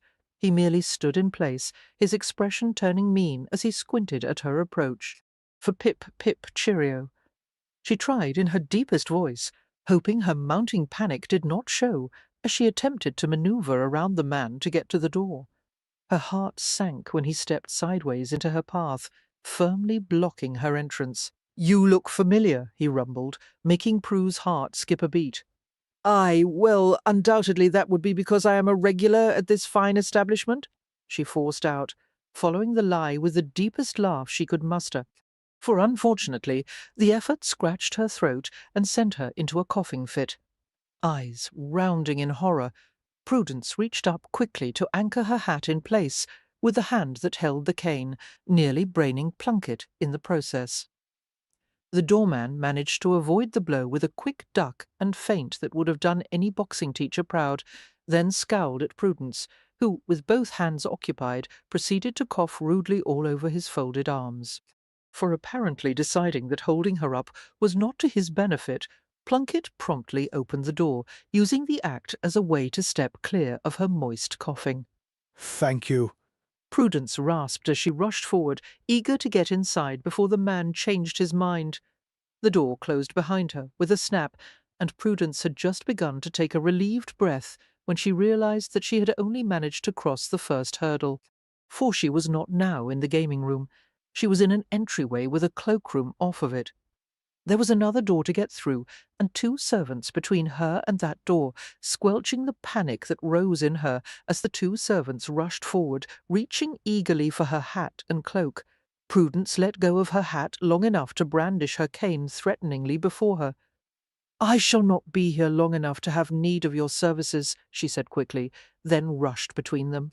For pushing through the door, she raised her hand to moor her hat as she did. It worked.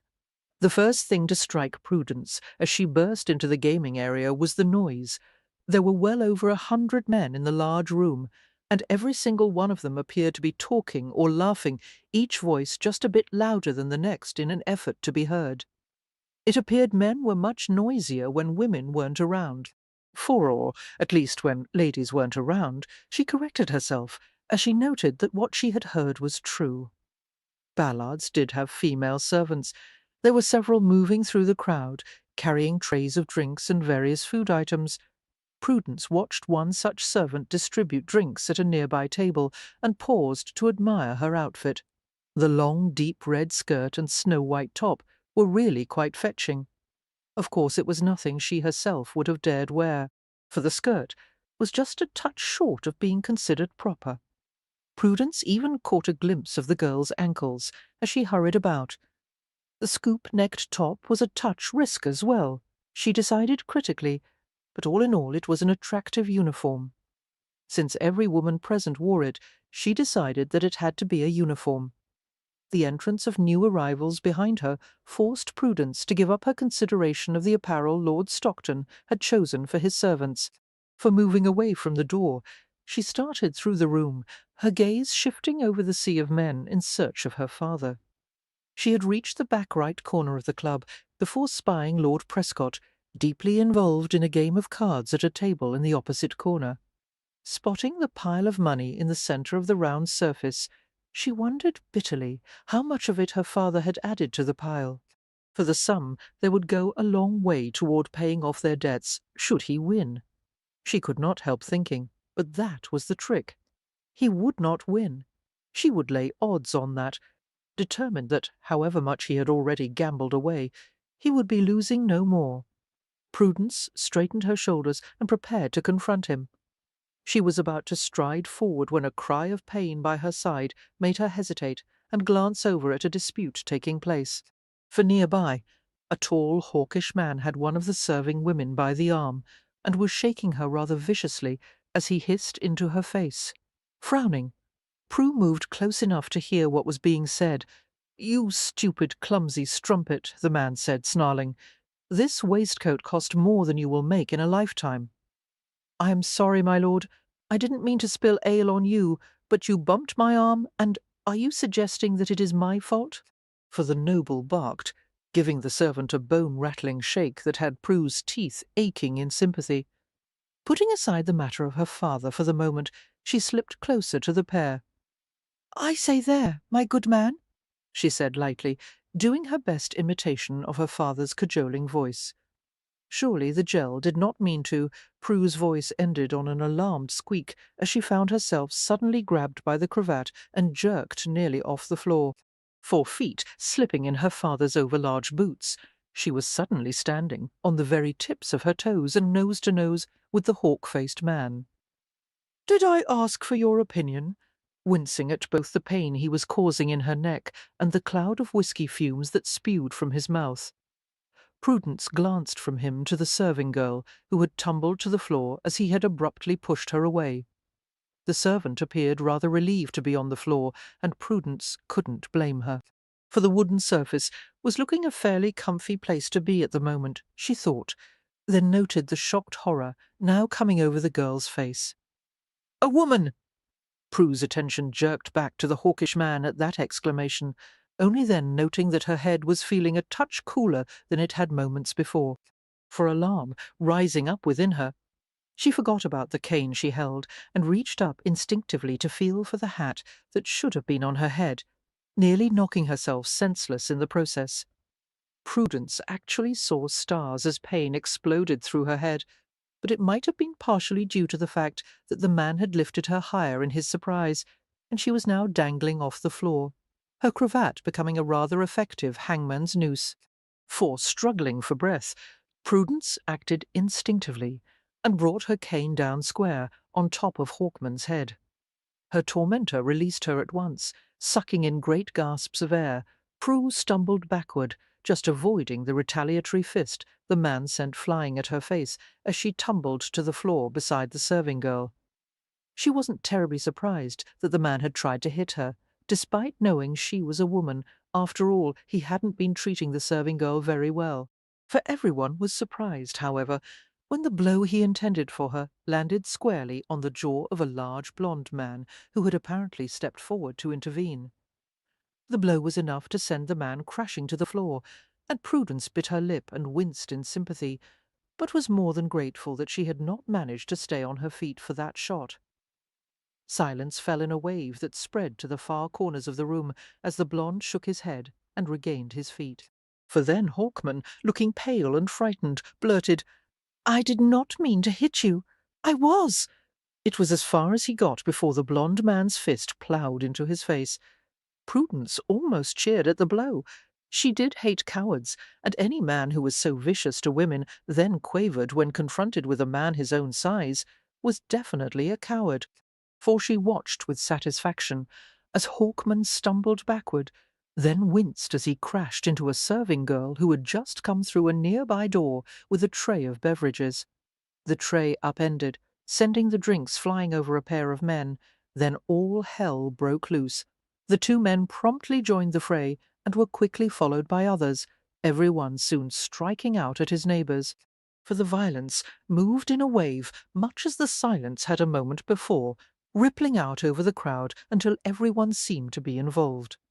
Prue pushed herself up to a sitting position and gaped at the riot breaking out around her, then scrambled up to rescue her father's second-best top hat from between two combatants' feet. Unfortunately, she was too slow, and the hat got slightly dented and compressed. For Prudence scowled at the damaged item, then glanced to the side a bit wildly when someone tugged at her arm. "Come on!" the serving woman cried, then promptly shifted to her hands and knees and began to crawl away through the legs surrounding them. Prue stared after her in amazement for a moment, then, afraid of being left to fend for herself in the midst of the mob, shifted to her hands and knees and scrabbled after her. She started out trying to crawl while holding her father's cane in her hand, for that was a painful endeavour, as she found herself grinding her fingers between the hard object and the floor with her weight on it. Leaving the item reluctantly behind, she found it easier going, and was able to make much better time, despite having to pause every few feet to yank up her breeches. Crawling about left her with no hands to hold them up, and the activity seemed to drag at them. "Do you not think we would move faster on our feet?" For she asked breathlessly, dodging between a couple of flailing legs to catch up with the woman, whose path was blocked by a pair of men rolling on the floor, fists flying. "Sure, if you don't mind a fist to the face," the servant answered over her shoulder as she changed direction to crawl around the battling pair. The words sounded practical enough to Prudence, but she couldn't help thinking that she might prefer a fist in the face to a boot in it. For Prue had barely had that thought when she got a boot to the stomach as someone tripped over her. It was more a knock than a kick, but was enough to startle an oomph out of her and make her decide she would risk the fists. Pausing, she started to draw her knees up to rise, only to find herself assisted to her feet by someone grasping the back of her collar and jerking her upward. Closing her eyes instinctively, Prudence clutched at her drooping drawers and winced against the blow she felt sure was coming. She was spun on her feet to face her assailant. "You?" Opening one eye cautiously, Prue nearly groaned aloud. "Lord Stockton!" She silently cursed her luck. Then, deciding that bravado was her best option in the situation, she beamed at the man as if he were a dear friend she had run into unexpectedly in the middle of a crushingly overcrowded ballroom. "Oh, for good evening, my lord. What a pleasant surprise. And how are you this evening?" Watching the red suffuse his face, darken, then turn to purple as his mouth worked silently, Prudence considered that bravado might have been the wrong choice. "You?"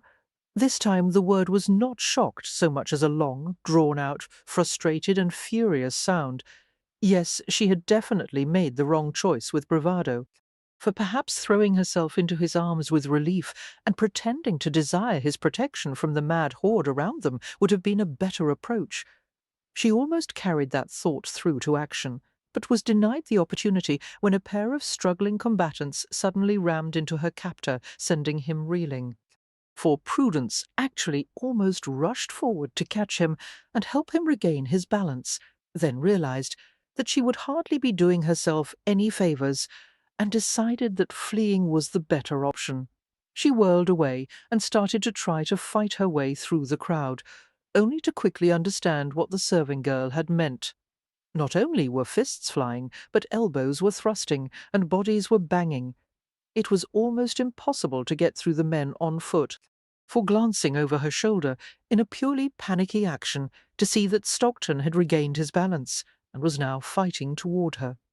Prudence returned to her hands and knees and began to scramble past, around, and even sometimes through the pairs of legs, shifting and stumbling around her, sometimes hopping along like a three-limbed dog as she was forced to yank at her damned breeches.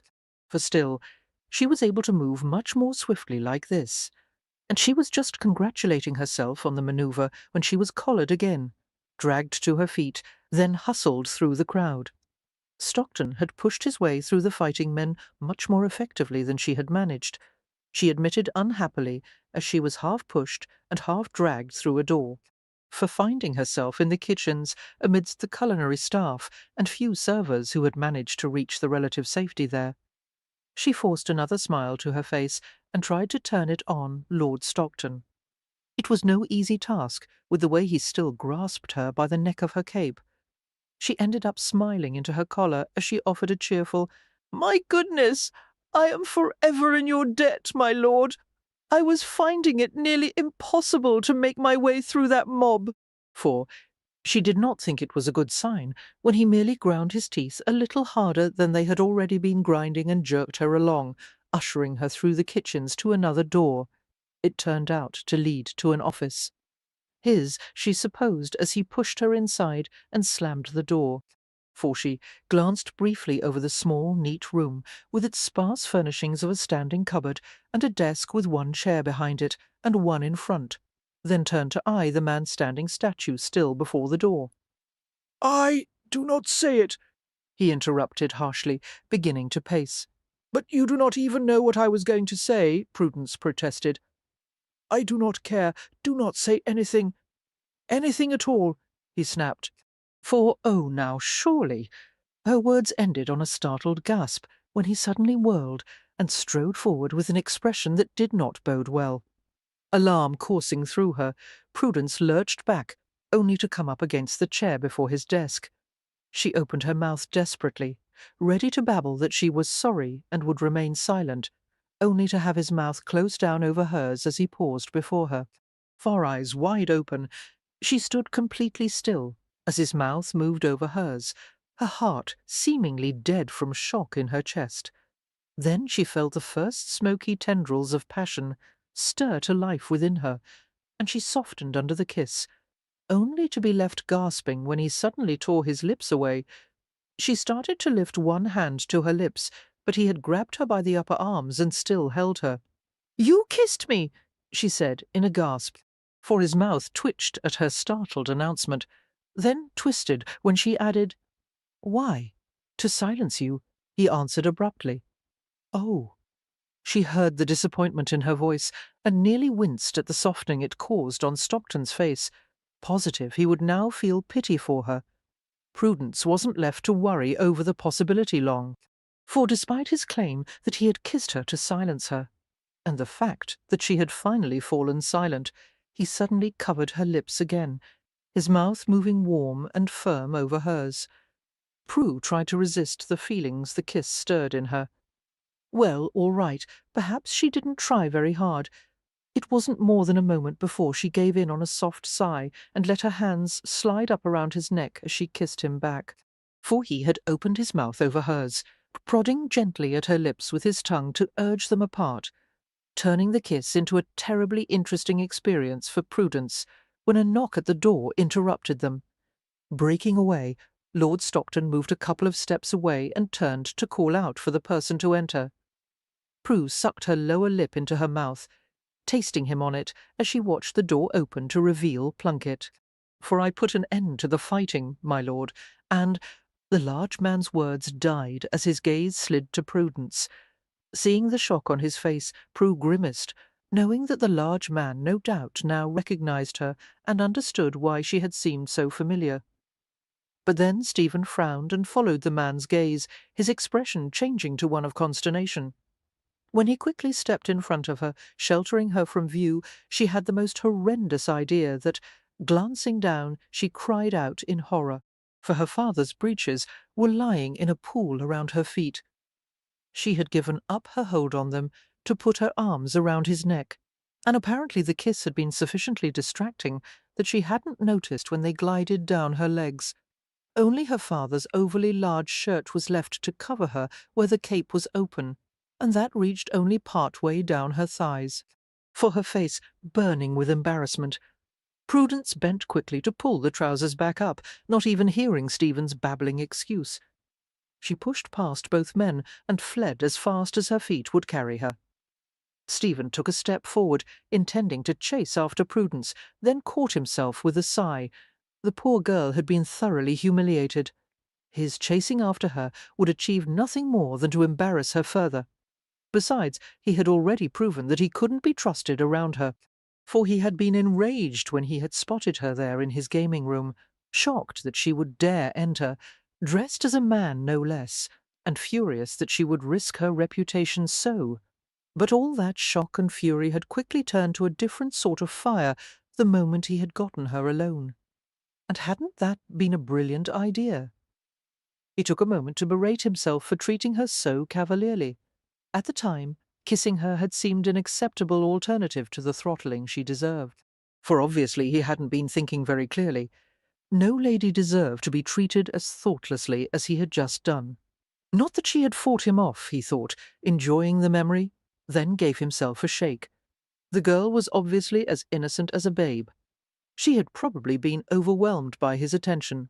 Hell, he had been overwhelmed himself, but his behaviour had been simply unacceptable. A quiet shuffling drew his attention, for Plunkett still stood just inside the door, but his stunned expression at the sight of Prudence with her drawers on the floor had turned to grim disapproval that the man was directing straight at his employer. Stephen felt himself straighten defensively. I had nothing to do with her trousers falling down. The words came blurting out without his volition. He really had no need to explain himself to his staff. For still, the words came out. And when Plunkett looked doubtful, as anyone would, after seeing the red, swollen, obviously just kissed state of Prudence's lips, Stephen felt compelled to explain further. Well, I did kiss her, but it is not as if we have not been introduced. We have met at various balls. That wasn't strictly true. Stephen had attended several of the same balls as the Prescotts, and always noted their daughter's presence. Prudence was a lovely woman, for her beauty was the sort that shone through like a collection of snow-white daisies in a mixed arrangement, not screaming for first attention like a red rose with its hidden thorns, but subtly drawing the eye with its soft loveliness. Of course, with his precarious situation in the ton, he hadn't ever approached the woman until just recently, for it was only when the rumours and gossip had begun to circulate about the state of the Prescott finances, when the rest of the ton had begun to draw away, that he had dared ask for a dance or two. He had not wanted to sully her with his reputation, but with the ton acting as they were, it had given him the perfect opportunity. He had approached under the guise of saving her from being a wallflower, something he had done in the past with other shy young ladies. For that had been the ruse under which he had made his polite request, and he had found himself drawn to the girl with her soft voice and quick wit. The only reason he hadn't recognized her right away that first night outside his club was because of the darkness, the unexpectedness of her presence there, that silly hat she had been wearing, and the way she had been bundled against the cold, foreaware that Plunkett was still glaring at him like a father who had caught him mauling his daughter. Stephen shifted impatiently. "You say the fighting has ended?" Plunkett spent another moment looking down his stub of a nose at Stephen, then nodded slowly. "Had to clear out the club to do it, though. The place is empty and the doors locked. Should I open 'em up again?" Moving behind his desk, Stephen made a face and shook his head. He dropped wearily into his chair. No. For that was enough excitement for one night. "Is there much damage?" A couple tables broke, and a couple of the serving girls got roughed up. Sally took a nasty poke to the eye. It's swollen shut and blackening bad, and I think Belle's got a cracked rib or two. Stephen scowled. For all that he had been in this business for years, it still startled him to see how a little drink and a game of cards could bring out the worst in these supposed men of nobility. For some nights he was ashamed to be counted a member of them, and those nights were coming more and more frequently. Stephen had always loathed the weakness that shone through as he watched desperate men gamble away what little they had left in the hopes of making a fortune. But more and more often of late he was also bearing witness to a cruelty hidden beneath some of those men's suave exteriors. It wearied his soul and made him think that perhaps it was time to get out of this business, for he had even looked into several alternative ventures, but had not struck on anything as lucrative yet. Once he did, shrugging his thoughts away, he turned his attention to the matter at hand. "Take Sally and Belle to be tended, then see them home here." Unlocking the drawer of his desk, he retrieved a sack and tossed it to his doorman. "Split this between them and tell them not to come back until they are recovered." For nodding, the large man turned and left him alone to his thoughts, which promptly returned to the woman he had been kissing only moments before. Damn, she had looked fine in breeches, even sagging, baggy breeches, but he thought with a small smile she had looked even better with them pooled around her ankles. Chapter 3. Oh dear is right.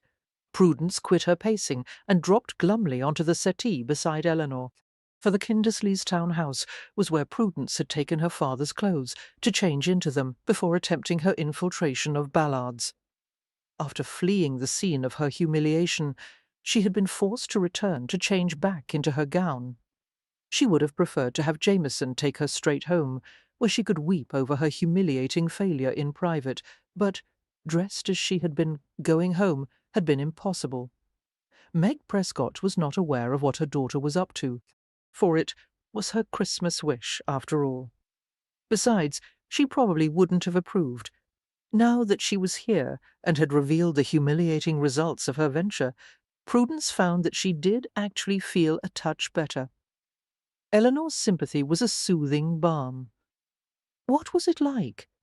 Prue turned a confused gaze to her friend. What?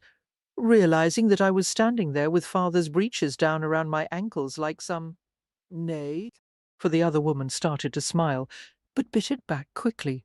Prudence noticed. Nay, she repeated, I meant the kiss. What was his kiss like? Prudence glanced away, her mouth twitching and twisting before she could control it. She wasn't at all surprised to find her friend curious about that.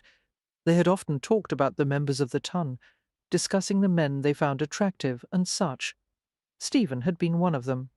He was terribly handsome and debonair, and she and Eleanor were not the only ones who thought so. The older set among the ton might have resented having to admit him to society, but the younger ladies were more than happy to have him around, and they often vied for his attention. Eleanor and Prudence had never been among those who vied, but they had certainly noticed the man, and would not have said nay had he asked for a dance, or the opportunity to fetch them a refreshment, for it wasn't just that he was attractive, but he had shown his kindness on several occasions. It was well known that he had a tendency to befriend those the ton saw as just barely acceptable, and there was never a wallflower so long as he was in attendance. He made a point of being introduced, and of making everyone feel included. Prue and Ellie had both appreciated that, especially Prudence, who just lately had found herself in need of being rescued from being a wallflower, for she rarely attended social functions, but had on one or two occasions under pressure from Eleanor. Unable to afford a new gown, she had been forced to wear last season's fashions. The fact had been recognized at once by all, and the fact that it meant that the family's wealth was now failing had been understood. There was nothing the ton fled from faster than those whose wealth was dwindling, for Prudence had found herself in the uncomfortable position of being avoided by most people, as if she had the plague. And absolutely no one had asked her to dance, except for Stephen once, at each of the events. No, he might not have recalled her upon their meeting, but she had had no problems remembering him. If she were honest with herself, Prudence would admit that after each affair she had wasted several minutes lying abed at night, fantasizing that they had shared more than a dance. For she imagined that she had seen a certain something in his eyes as they had moved about the dance floor, and that he would some day sweep into her life and save her from the embarrassing situation her father was dragging them all into. But that had been before she learned that he actually owned the establishment her father favoured for his destructive behaviour. For, she had known that he owned some sort of hall, but she hadn't realized it was one where gambling took place, or that it was the exact one her father spent most of his time at. Prudence had stopped fantasizing about the man the moment she had learned that. Well, all right, so she hadn't stopped fantasizing about him, but she had taken to berating herself most firmly afterward for doing so. Well, Prue turned her attention back to Eleanor at her friend's impatient prompting and shrugged. For it was a kiss, Eleanor. Just a kiss. Just a kiss that distracted you enough that you did not even notice you were losing your trousers. Prudence felt her face flush with remembered embarrassment, then shifted impatiently and got up to pace again. Can we not concentrate on my problem? What am I to do now? Plunkett will not let women in, and would not be fooled by my being disguised as a man again. I must find another way to get inside. For, can you not just confront your father at home, Prue? Surely that would be easier than— Nay, he leaves the moment he arises. Catch him on his way out, then. I have attempted to do so, but he continually evades me. Yesterday, I waited outside his door for 2 hours. I left to visit the privy for just a minute, mind, and he slipped out while I was gone. I think he must have been watching out his keyhole and waited for me to leave. For they both fell silent as Eleanor pondered this news. Then she murmured, "Perhaps you should try a different approach." "What do you mean?" Prudence stopped her pacing and turned to eye her friend with interest. "Well, you have said that he drinks first, then gambles." When she nodded at that, Ellie suggested, "Well, if you could prevent his drinking, he might stop gambling." Prudence considered that briefly. "Think you that would really work?" "Well, the one does seem to follow the other. For, does it not, I?" The other girl shrugged. "So, if you stop him from drinking, mayhap the gambling will seem less appealing." A smile slowly blossomed on Prue's face at her friend's logic. It seemed sound to her. "Eleanor, you are brilliant," she pronounced at last, making the other girl flush with pleasure. "But how? How? How am I to prevent his drinking? He does most of his imbibing out of the house." "Oh!" For Eleanor fretted over the problem briefly, then suddenly got to her feet and hurried from the salon. Prudence watched her go with confusion, and even stood uncertain whether to follow her friend or not. But before she could reach the door, Ellie was rushing back into the room, a book in hand. "What is that?" Prudence asked. "One of my mother's books of general advice. It includes a medical dictionary. I thought to see what it advises regarding imbibing intoxicants." For leading Prudence back to the settee, Eleanor settled there, waited until Prudence had arranged herself beside her, then held the book between them and began riffling through the pages, muttering under her breath. "Intoxicants, intoxicants, intoxy. No intoxicants, but they do have intoxication," she said with quiet excitement, and lifted the book closer to her face to read. For although literally meaning poisoning of the blood by alco. "Skip over that part, Ellie, and find what they suggest to rectify the problem," Prudence urged impatiently. Suggestions. Eleanor scanned the long paragraph, reading various words aloud as she went. "Imagination is excited. Symptoms delirium." She scowled impatiently. "Nay, all they say is that in cases of poisoning vomiting should be induced by a subcutaneous injection of apomorphine." "Apomorphine?" "For an emetic," she explained. "Oh, but your father hardly drinks to the point of poisoning himself." Prudence snorted. "Nay, not himself, just our lives." She was silent for a moment, misery making her slump. Then her head slowly lifted, scheming obvious on her face. Eleanor eyed her warily. "I know that look. It usually precedes trouble. Prudence, what are you thinking? Think you that there are such things as oral emetics?" Ellie slammed the book closed, alarm clear on her face. "Prudence! For it is perfect," she cried excitedly. "A bout or two of drinking that leaves him hanging over the chamber pot ere he gets too sotted might cure him of any desire to drink and thereby end his gambling."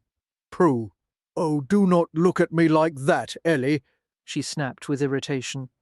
"I am desperate. I no more wish to end up in debtor's prison than you would. He will ruin us with his drinking and gambling. He has been doing both steadily since John died. For I'm sure that if we could but keep him sober for a day or two, he would regain enough of his wits to realize what he is doing to our family. But how would you feel if it were your father?" Eleanor fell silent. Prudence watched several expressions flit across her friend's face until resignation settled there. Placing the book on the settee between them, the girl stood and silently left the room.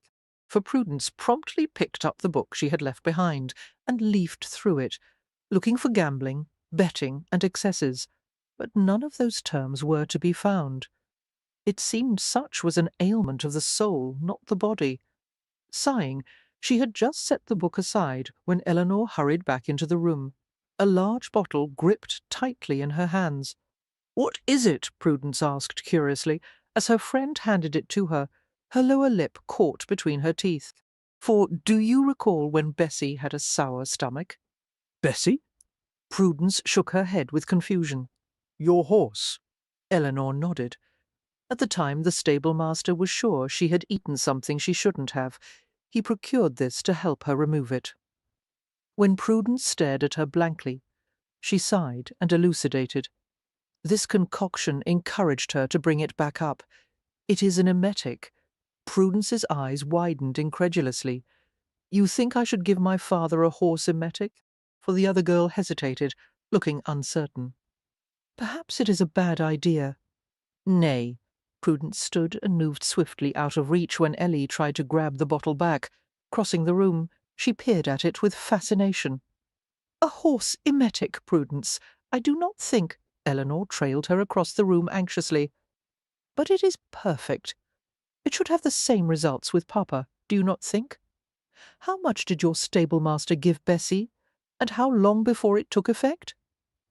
Ellie grimaced. For a couple of spoonfuls. It took effect immediately, but a man is much smaller than Bessie. I do not think more than a drop or so should be used. Oh, Prudence, I do not think it should be used at all. This was a terrible idea. Please just give it to me, and let us forget this. And shall you visit me in debtor's prison? Prudence asked quietly, turning to face her friend. Eleanor paused, a struggle taking place on her face, until she gave in with a sigh. How will you administer it? For your plan to work, if it is going to work at all, she added dryly. He must receive it while he is drinking. He does that at the club, for the most part. You just finished regaling me with your last foray into ballads. After tonight, Plunkett will be on the lookout for you.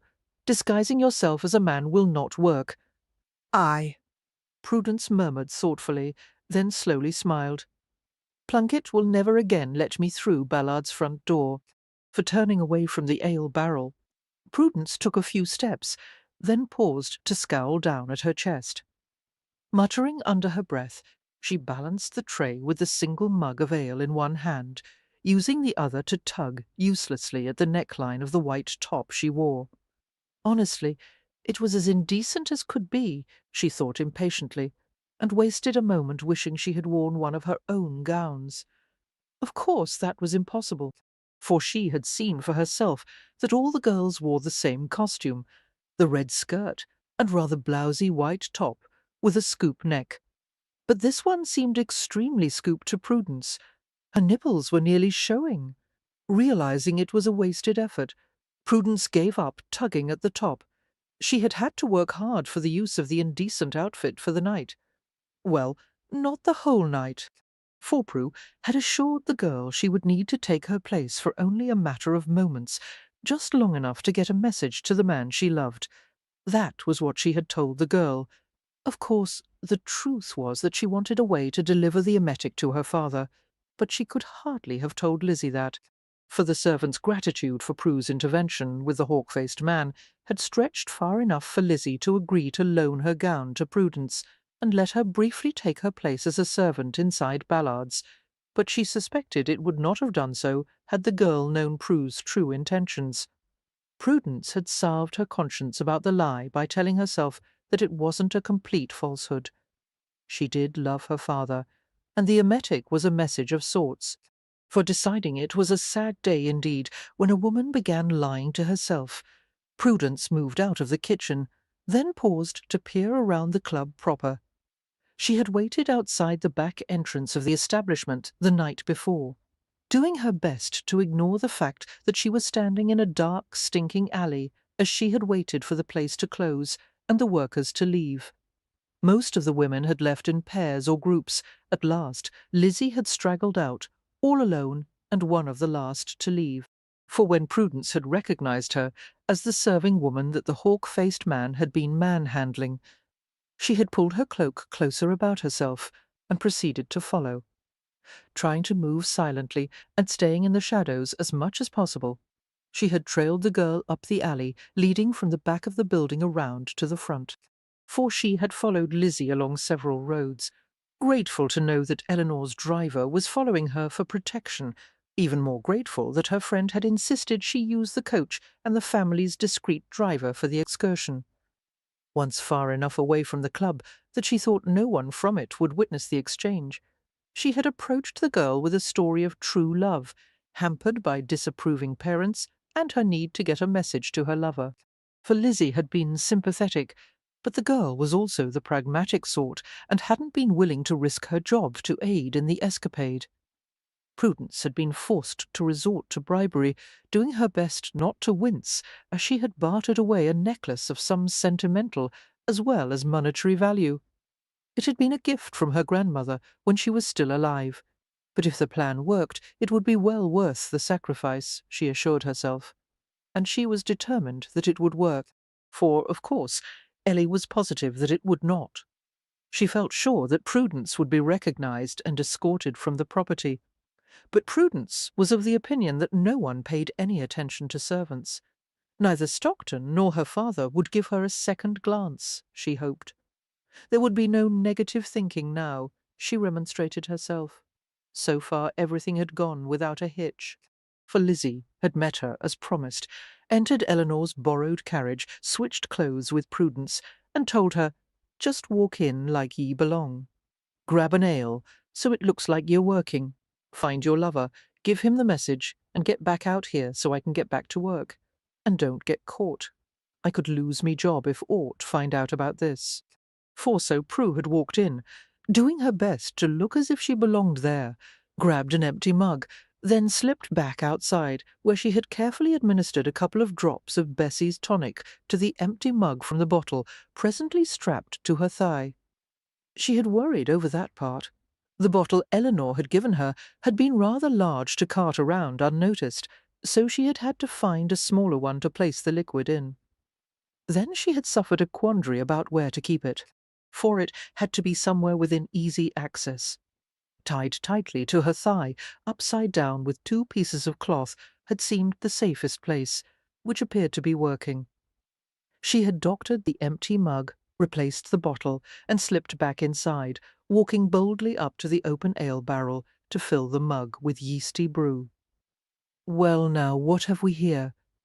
Prudence had just spotted her father at one of the tables when her view was blocked by a rather large leering man. Forcing a smile, she tried to step around him, only to find her path blocked and herself manoeuvred up against a wall. "You must be new. I do not recognize you." Prudence nearly groaned aloud, but caught herself.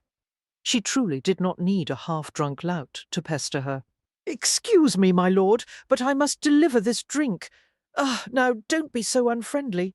For the man gave her a smile that Prudence forced herself to return. But then he moved in and reached around to grope her behind in far too familiar a fashion. A squeak of alarm slipping from her lips, Prudence immediately grabbed at his hand. "I just happened to be in need of a drink myself." She glanced at him, her mouth open to demand he unhand her, when she realized he had taken the mug from her tray and was lifting it to his lips. "Oh no, do not!" Prudence paused, her mouth agape, for the irritating patron had poured the drink down his throat with one gulp. He wiped his mouth with the back of his hand and smiled at her. "That was refreshing. Thank you, Louve." Prue snapped her teeth closed with vexation, then snatched the empty mug from him. "You are not welcome. Now I shall have to fetch another." She tried to step around him, but found him immediately in her path again. Now, none of that, Lord Setterington," a deep voice said quietly nearby. For you know patrons are not allowed to bother the girls. Recognizing the voice, Prudence stiffened. "Lord Stockton." Panic rising within her, she stiffly kept her face forward and moved around the man Stockton had addressed. This time the odious man did not try to prevent her, and Prue was able to rush back to the safety of the kitchens. Once there, she frowned at the sight of how busy the ale barrel was. There were 3 women awaiting their turns at it, for unwilling to risk one of the other servants recognizing that she didn't belong. Prudence turned back and cracked the door open to peer out to where Lord Stockton and Lord Setterington were still conversing. The 2 men seemed rather chummy, which didn't bother Prudence as much as the fact that Setterington didn't appear the least bit affected by the tincture she had put in the ale, for she watched for several minutes, turning her head away and moving to the side occasionally as servants entered and left the room. Members of nobility might not deign to notice servants, but servants surely noticed each other. After several minutes she gave up waiting on her unintentional victim to show signs of taking ill and glanced back to the barrel. There was no one by it, even the cooking staff was gone. But then they had finished their shift and left before she had arrived. For Prudence had planned it that way, finding out what time the kitchen staff finished, and arranging to meet Lizzie after that. Reaching down, she felt along her upper leg for the bottle, holding the emetic, then glanced out the door again. Setterington and Stockton were still talking, and no one appeared headed in the direction of the kitchens. It seemed safe to fill the mug again. Letting the door slide closed, she turned and hurried to the ale barrel, for she started with the drops first, for fear that someone might interrupt if she did it the other way around. Setting the mug on the half-lid that had been left on the barrel, she quickly rucked up her skirt and slid the bottle out. Letting her skirt fall back into place, she undid the bottle, held the lid between thumb and finger, and slid the other 3 fingers of that hand through the handle of the mug, lifting it to put in a couple of drops of the potion, for she hesitated a moment, then dumped a good splash of the liquid in. The 2 drops she had put in the other drink were taking too long to work, if they were working at all. Obviously more than that was needed to affect a body. Prudence started to try to put the lid back on the emetic then, but with a mug, lid and bottle all in hand, it was awkward, and she ended up dropping the lid. For clucking her tongue in disgust, she set both the mug and the small bottle on the barrel, and knelt to look for her missing lid. It, of course, was nowhere in sight, thinking that it must have rolled into the shadows against the wall behind the barrel. Prudence shifted to her hands and knees and crawled around, then swept her hand over the dark floor between barrel and wall, for she heard a deep male voice say something, but didn't really catch what it was, so was wholly unprepared for the sudden slap on her backside.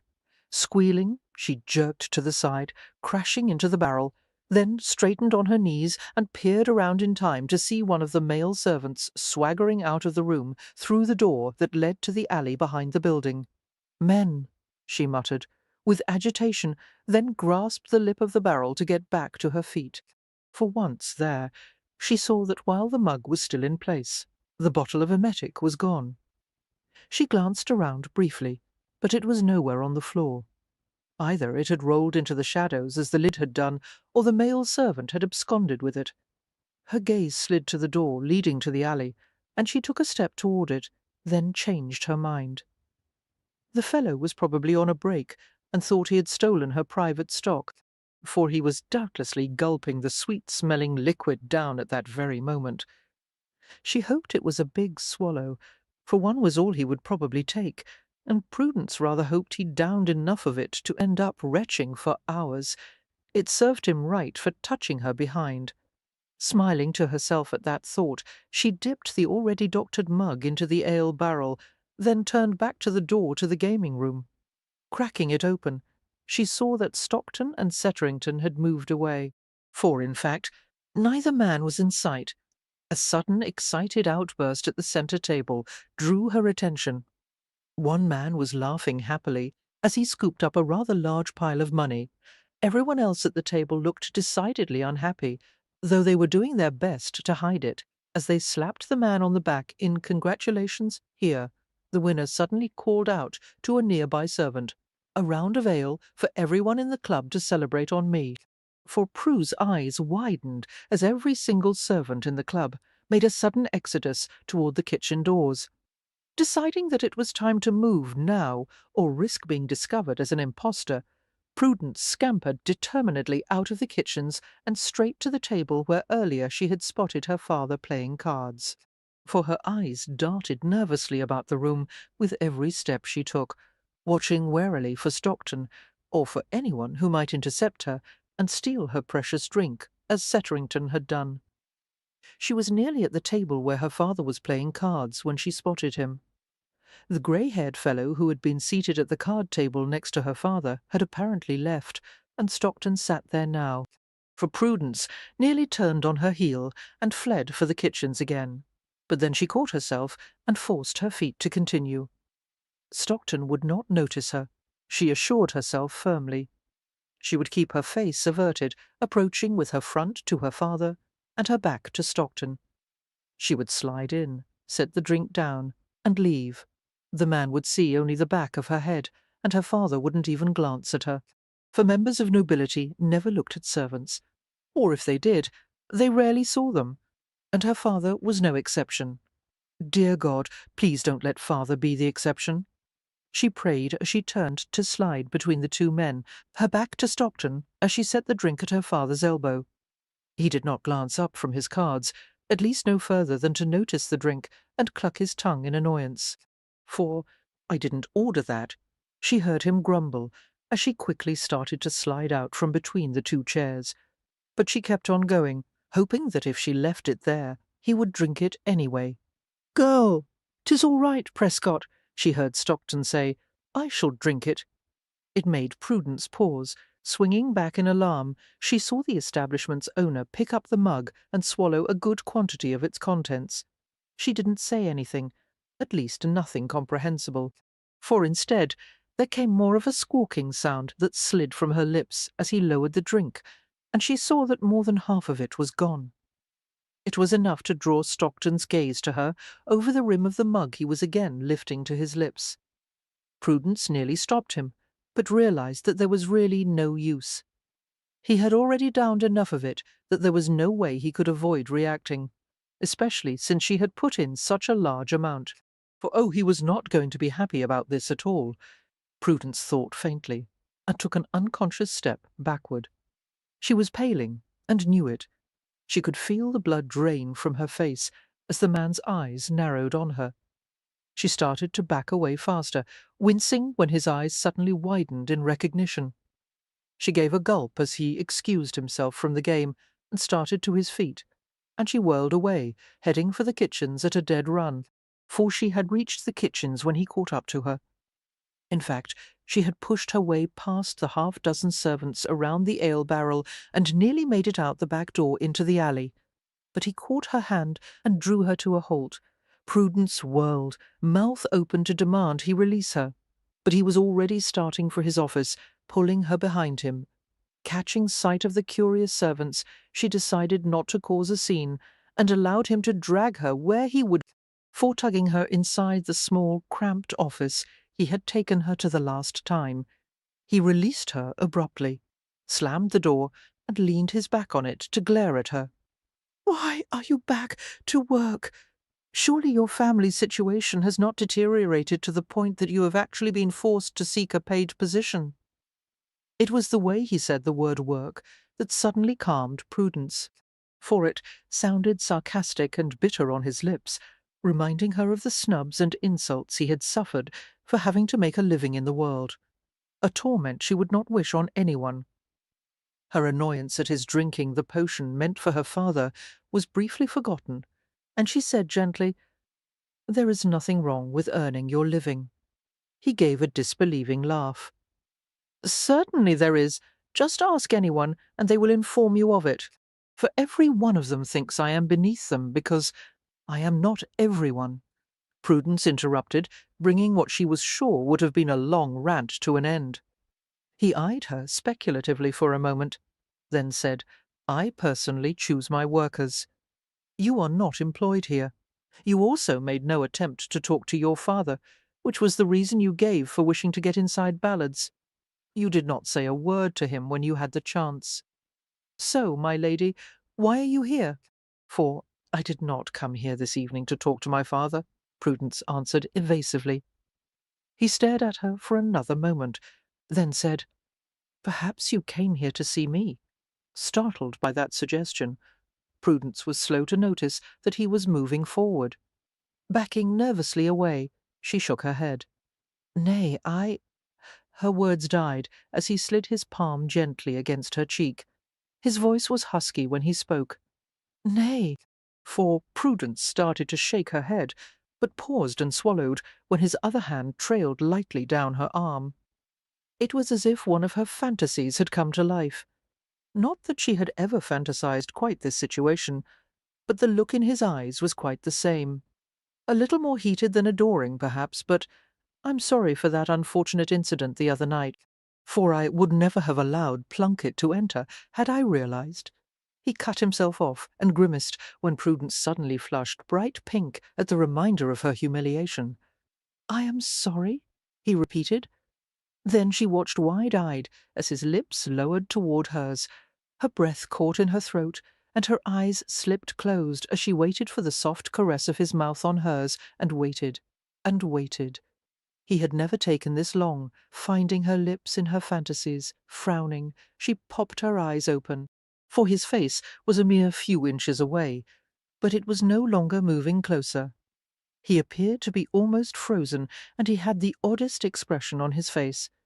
"Is there something amiss?" she asked with concern. Lord Stockton heaved, recalling that he had downed her father's dosed ale.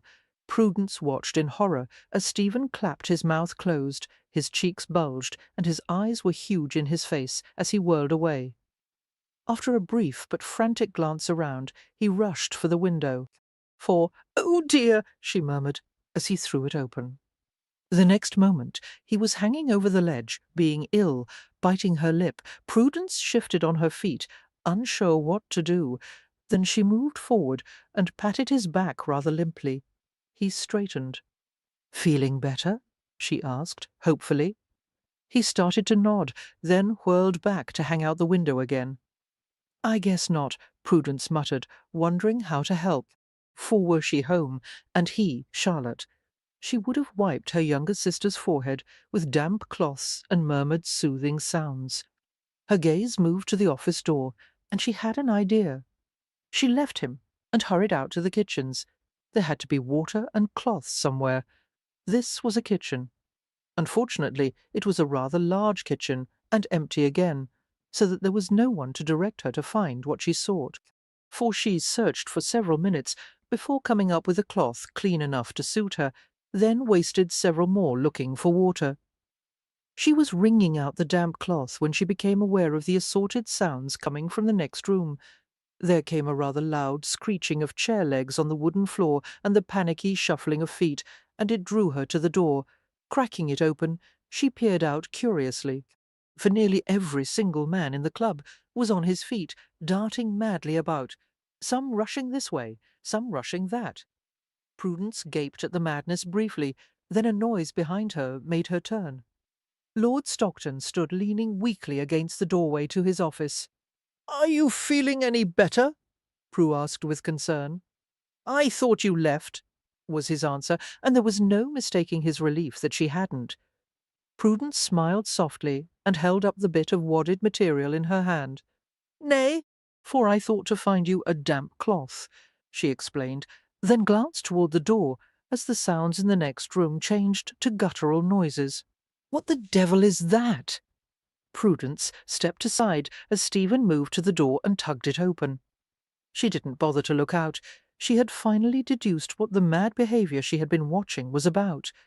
The sound she was now listening to was the almost symphonic noise of nearly 100 men being sick. The club was full of vomiting patrons. Dear God! For Stephen said faintly, then shouted, "Stop, man! What the hell is going on?" "I don't know, my lord," someone answered, probably a servant, Prudence decided, since the voice sounded hale and heave-free. "Everyone is tossing their innards out. Bad batch of ale'd be my guess." "Well, find out, damn it," Stephen said in what was probably supposed to be a roar, but came out too weak to be considered one. Prudence bit her lip guiltily as she watched him sag against the door-jamb, for then he turned and gestured for her to follow him as he staggered back toward his office. Prue hesitated. her gaze going to the door to the gaming room, then to the barrel of ale. She understood what had happened, of course. The bottle of emetic had not fallen on the floor or been stolen by the male servant who slapped her behind. It must have fallen into the ale, probably knocked there when she crashed against the barrel. She was what had happened to Ballard's patrons. Fortunately, Lord Stockton didn't appear to be aware of that. He was putting it down to a bad batch of ale. She was relatively safe if she stayed for a bit, which she wanted to do, purely to be of assistance, while he felt so poorly, she assured herself. After all, she was the reason he was sick. She really should do what she could for him. Having reasoned the matter out thusly, Prudence gave up her position by the door to the gaming room and followed Lord Stockton, for he was slumped in the chair behind his desk when she stepped into the office. Moving to his side, she peered down at his closed eyes, then gently began to mop his face with her now warm but still damp cloth, cooing soothing noises as she did. His eyes flickered briefly at her touch, but they remained closed, his face slowly relaxing. She was beginning to think he had fallen asleep when he suddenly caught her hand, and his Prudence found herself blushing when his eyes opened and peered into hers. For she tugged her hand free after a moment of silence had passed, then turned away. I shall fetch you a drink. Not from out there. Prue hesitated at the door and glanced uncertainly back to see him gesture to the cupboard along the wall. There is whisky in there. After a moment, Prudence nodded and moved to the cupboard. Opening the door, she found a bottle of whisky and 2 glasses inside. She took one and filled it, then carried it carefully back to the desk. Thank you. For Stephen accepted the glass, took a mouthful of the golden liquid, swished it around, then stood and moved to the window to spit. He did that twice more before allowing himself to swallow the next drink. Then he glanced at Prudence and smiled. "Thank you." His voice was raspy, but still soft as he raised a hand to caress her cheek. "I appreciate your care." Prudence felt her face flush, for she was not sure herself whether it was with pleasure at his touch or with embarrassment at being praised when she had been the cause of his ailment. She did know she was disappointed when his hand slipped away from her cheek and he turned to pick up his glass again. He had just taken another swig when a knock sounded at the door. Swallowing, he set the glass back on his desk, then moved around her to shield Prudence from view. "Enter," he called out, for Prudence heard the door open. Then a male voice announced, "This was found floating in the ale barrel." By lifting up on her tiptoes, Prue was able to just see over Stephen's shoulder and glimpse what was held out by the man in the doorway. Her bottle, she saw with a wince. The man added, "It looks a deliberate attempt to poison our patrons." What? There was no mistaking the shock in Stephen's voice. For why would anyone wish to poison our... Prudence backed away as he suddenly spun to glare at her. Forcing a smile, she exclaimed, "I am sure whoever it was had no intention of poisoning your patrons. They most likely meant to poison one particular patron?" he asked coldly. "Such as your father, perhaps. That mug I drank from was meant for him after all? You poisoned my ale?" For he moved toward her, his repressed fury evident, and Prudence did the only thing she could think to do. She made a run for it. "Do not let her get away." She heard Stephen shout, but at that point the devil himself couldn't have caught her. Propelled by fear, Prue was running so fast she wasn't even sure her feet were touching the floor. She was out the door and racing along the alley to the front of the building in a trice. For Jameson, bless his heart, either heard the rapid tap-tap of her feet or saw her approaching. Whatever the case, he was off his seat and had the door open when she got there. "Get us away from here, Jameson, quickly," she cried as she lunged into the carriage. The door was closed behind her before she even landed on the seat. "What happened? Ye haven't lost me my job, have ye?" Lizzie cried as the carriage shifted under the weight of Jameson remounting the driver's bench. For Prudence grabbed at the seat and waited until the carriage had lurched forward before answering. Chapter 4. Poisoning the punch, are we? Dropping the dipper in the punch bowl. Prudence whirled to find the owner of that silky voice, eyes wary as she met Lord Stockton's mocking gaze. She hadn't seen the man since the night of the little accident at his club. Well, all right, the night she had poisoned his patrons, which had been 2 nights ago. For Prue had considered sending him a letter of apology, explaining the situation, but had decided against it, thinking that such an apology really should be given in person. But here was her chance, and she wished she had sent him a letter, or that she had refused to allow Eleanor to talk her into coming tonight. Forcing Prudence to attend her mother's ball had been Ellie's attempt to cheer her friend and distract her from the Prescott family's mounting bills. For Prudence was neither distracted nor cheered. She was terribly conscious of the fact that she was wearing a borrowed gown, and nothing could make her forget the subtle snubs she was receiving, or the fact that no one had asked her to dance. "You have yet to answer my question," Stephen said, drawing her attention back to him. "Are you poisoning the punch?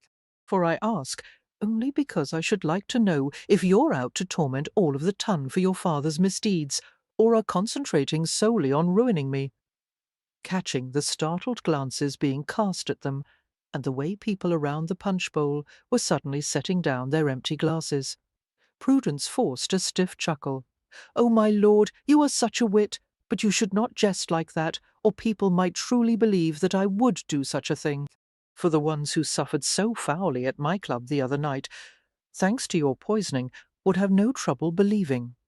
Prudence cut him off by grabbing his arm, jerking him away from the table of refreshments and toward the balcony doors. She had no delusions about her strength. The only reason she managed to drag him out of the ballroom was because he let her. Since it suited her needs at the moment, she could only be grateful for his docility. For Prudence pulled him outside, shivered as the winter chills struck her skin, then led him along the wall of glass doors until they reached those leading into Lord Kindersley's office. Ellie's father didn't like anyone in there, but it was too cold to stay outside, and she needed privacy for this confrontation. "So, what plans have you for tonight?" Stephen asked, as she entered the gloomy room and turned to face him. "You have already both started a riot and poisoned a large crowd. For perhaps you intend to start a fire to roast all of—" "Please stop," Prudence said wearily. She was not surprised by his irritation, but with all the troubles plaguing her, did not have the energy to fend it off. "I did not intend to start that riot. I was attempting to protect one of your serving women from a rather nasty client of yours." "I know." Stockton's mouth was a bit tight, but some of the tension had left his body. Prudence felt some relief at that, for she was even happier to see the last of that tension leave him, as she explained, "Neither did I intend to poison your patrons. The bottle of emetic must have fallen into the barrel while I was searching about for the lid on the floor.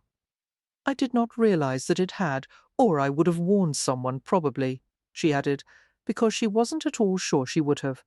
She had been so determined to see her father out of Ballard's. She still was, for that matter. Emetic? For he grimaced with distaste at the realization of what had forced him to hang out his office window. "I take it the emetic was meant for your father."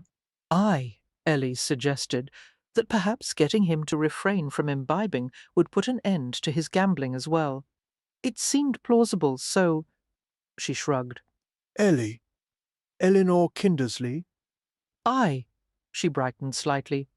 "Do you know her?" "She is the daughter of our host," he pointed out gently, "and I do know that she is your friend." "Oh," for Prudence accepted the information. Then, recalling a suggestion Eleanor had made earlier that day, managed a pleasant smile and raised her hand. "Well, I vow here and now, my lord, that you need no longer fear my disrupting the workings of Ballard's. I will not attempt to gain entrance again." He considered her doubtfully. "Never again, eh?" For "never ever," Prudence teased lightly, mimicking Plunkett's deep voice, and felt optimism rise within her when a reluctant smile began to pull at the corners of his mouth. Then he forced it away, a scowl coming in its place. "You do realize that you have caused me a good deal of trouble?" "I am sorry for that." "That may be, but my clientele has taken a dip." She peered repentantly down at her feet and waited, relieved when at last he sighed. For, well, I'm sure business will pick up again soon enough, and I realize that you did not mean the harm you caused. At least, not on the scale you managed. Besides, I tried a similar trick or two on my own father when he was gambling us to ruin, but I feel I should tell you that such tricks will not work. Your energy would be better spent picketing to get the laws changed and all gambling establishments closed down, your father. Prudence interrupted him, for his mouth turned down in displeasure, and he moved away. Realizing that it was likely a sensitive issue, Prudence gave him a moment to compose his thoughts and glanced around the darkened room. The remains of a dying fire smouldered in the fireplace. That was the only light. Obviously guests were not intended to be here, and she felt slightly guilty. She knew Lord Kindersley was so jealous of his privacy that he did not even allow servants in here to clean, for had Ellie not told her that, the layer of dust and many cobwebs would have. Thinking of spiders and shuddering, she followed Stephen to a large statue in the corner of the room. It was in the Greek style, a 7-foot woman in a toga reaching toward the sky, her arms turning into the branches of a tree over their heads. For deciding that Lord Kindersley had atrocious taste, Prudence turned her attention to Stephen as he brushed at a spiderweb spun between 2 of the marble branches and finally spoke. "My father did the same thing your father is now doing. He drove us to the edge of ruin with his gambling. He did not drink, however, just gambled, and he did not start suddenly as a tonic to distract himself from the death of his son and heir. He was always a gambler, but the longer he did it, the worse it got. For I used to." He paused abruptly, and Prudence moved a step closer, laying her hand gently over his now fisted one in a silent effort to soothe him. He glanced down with surprise, then his expression softened, and his hand opened under hers, moving to gently clasp it. How did you convince him to stop? Prudence asked after a moment of silence. A harsh laugh burst from his lips, and his fingers tightened around hers. For she didn't think he realized that he was crushing her hand. But she hesitated to draw his attention to the fact because she desperately wanted to hear the answer to her question. If he had managed to make his father stop, perhaps she could save her father the same way. Those hopes were shattered when he said he stopped himself. He gambled everything away but the Stockton estate. He could not touch that. For so, he came home that night, after gambling the last of everything else away, and shot himself. Prudence flinched at his cold admission, horrified. She had a sudden vision of her father taking one of grandfather's old dueling pistols, and "Do not look like that. I should not have told you. I am sorry." Prudence focused on his troubled expression, only then becoming aware of his hand on her cheek. He smothered whatever she would have said by covering her mouth with his lips. For Prudence stayed still for a moment under the assault, a variety of unexpected responses rushing through her, then kissed him back. She told herself that she was doing so just because she was eager to erase the image of his father's death from her mind, but she knew she was lying to herself. She had wanted him to kiss her again ever since that first time in his office. Perhaps she had wanted him to kiss her even before that, for she had fantasized about him, sweeping her up at some ball and rescuing her from her troubled life, since that first time he had saved her from being a complete wallflower, since the first time she had seen him. Really, he was terribly handsome, and his basic kindness showed through his dissolute air that, she was sure, was only a defence against the cold-cut society directed his way. For she had always seen him as some sort of martyr, for she had never seen anything truly wrong with the fact that he chose to run a gambling establishment. Well, until she had seen how the vice affected her family. Oh, Prue! He breathed against her cheek, surprised by his familiarity, but warmed by it. Prudence moaned as his lips trailed down her throat, leaving a blistering trail. She leaned into him, her hands sliding over his shoulders, then into his hair. It felt so good to be held like this, for to let go of the constant tension of her worries, and let passion carry her away. For a few moments, to just feel. His hands clasped her breasts through her gown, squeezing gently, and for a moment it felt as if all the air had left her lungs. She was left gasping and arching, little sounds of excitement slipping through her lips until he muffled them again with his mouth. He kissed her, almost violently, and slid a knee between her legs, drawing the material of her borrowed gown with it. For borrowed gown. Eleanor's gown. Eleanor's advice, as quickly as that. Prudence's troubles crashed back down around her, abruptly dampening her ardour. Recalling what she had intended to do, she clenched her fingers in his hair and tugged urgently at it, trying to pull him away. "Wait, wait, my lord, His soft chuckle made her hesitate and peer at him uncertainly as he eased their embrace enough for her to slip her arms between them. "I think you can call me Stephen now, my lady," for his voice was husky with passion as he peered down at her through the dim light. "I believe we are beyond formality." Prudence offered him a strained smile. Well.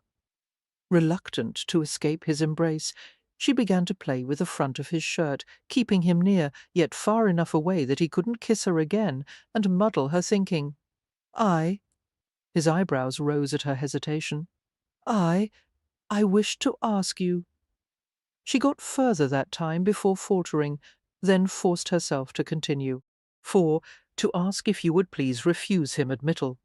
She said the last with her eyes shut, horrified at how the request sounded. It had not seemed a bad suggestion when Eleanor had made it. "If you cannot keep him from going to Bollard's, the owner can.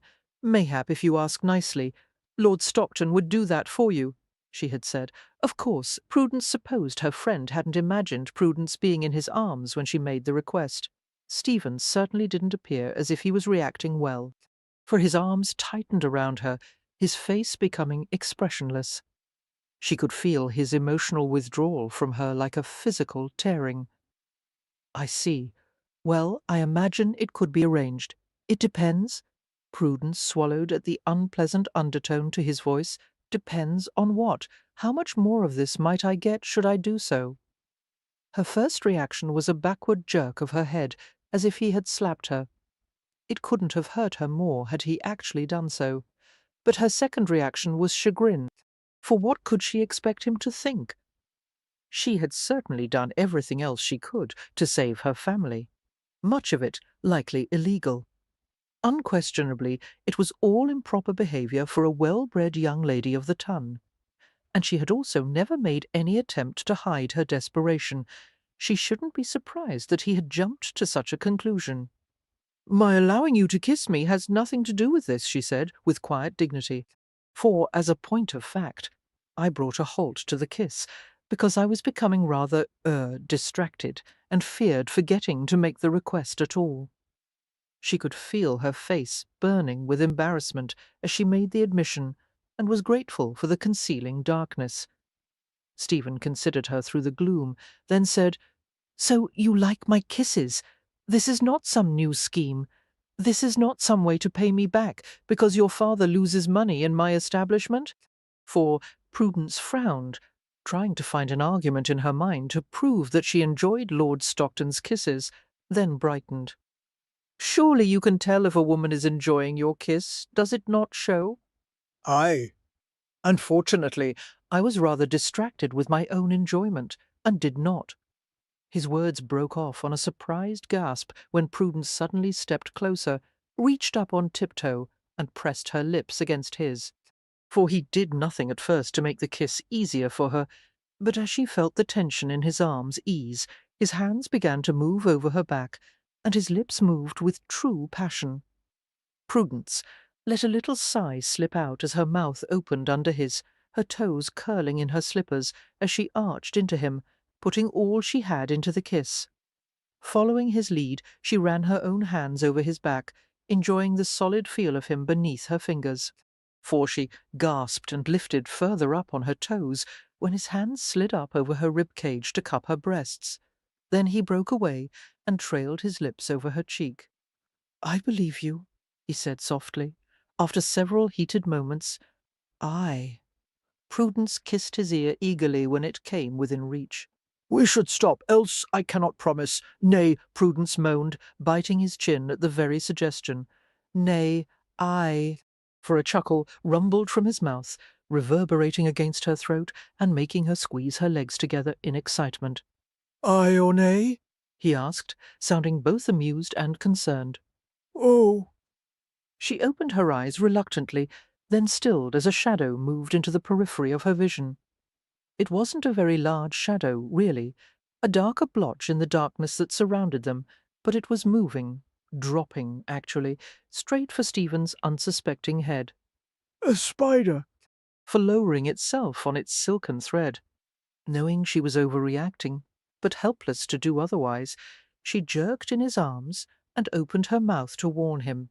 But suddenly the arachnid dropped the last of the way at lightning speed. Prudence instinctively lifted the fan that had been dangling from her wrist all evening and brought it down atop the spider and on top of Stephen's head. What, the releasing her at once? Lord Stockton covered the crown of his head and stepped back. For a spider, Prudence blurted, trailing after him as he moved warily away. Really, my lord? It dropped out of the marble tree and landed on your head? I was just— She gestured with her fan, her expression brightening as she spotted the dark blob that had been the spider on the light-coloured fan Ellie had given her. See! I got it! She thrust the fan out toward him, and Stephen stumbled and fell onto a couch to avoid it. Really, there was a spider on your head. For Prudence let the fan drop and swung around at that concerned call.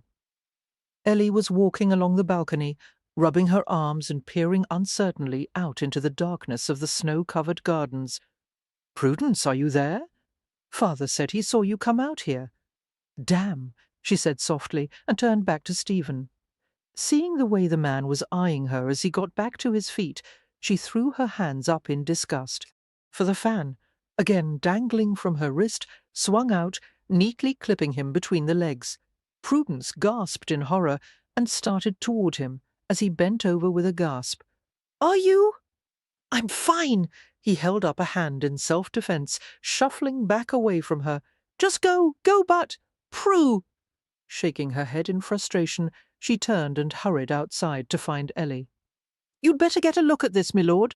For Stephen glanced up from the books he was balancing to find Plunkett in the open door of his office.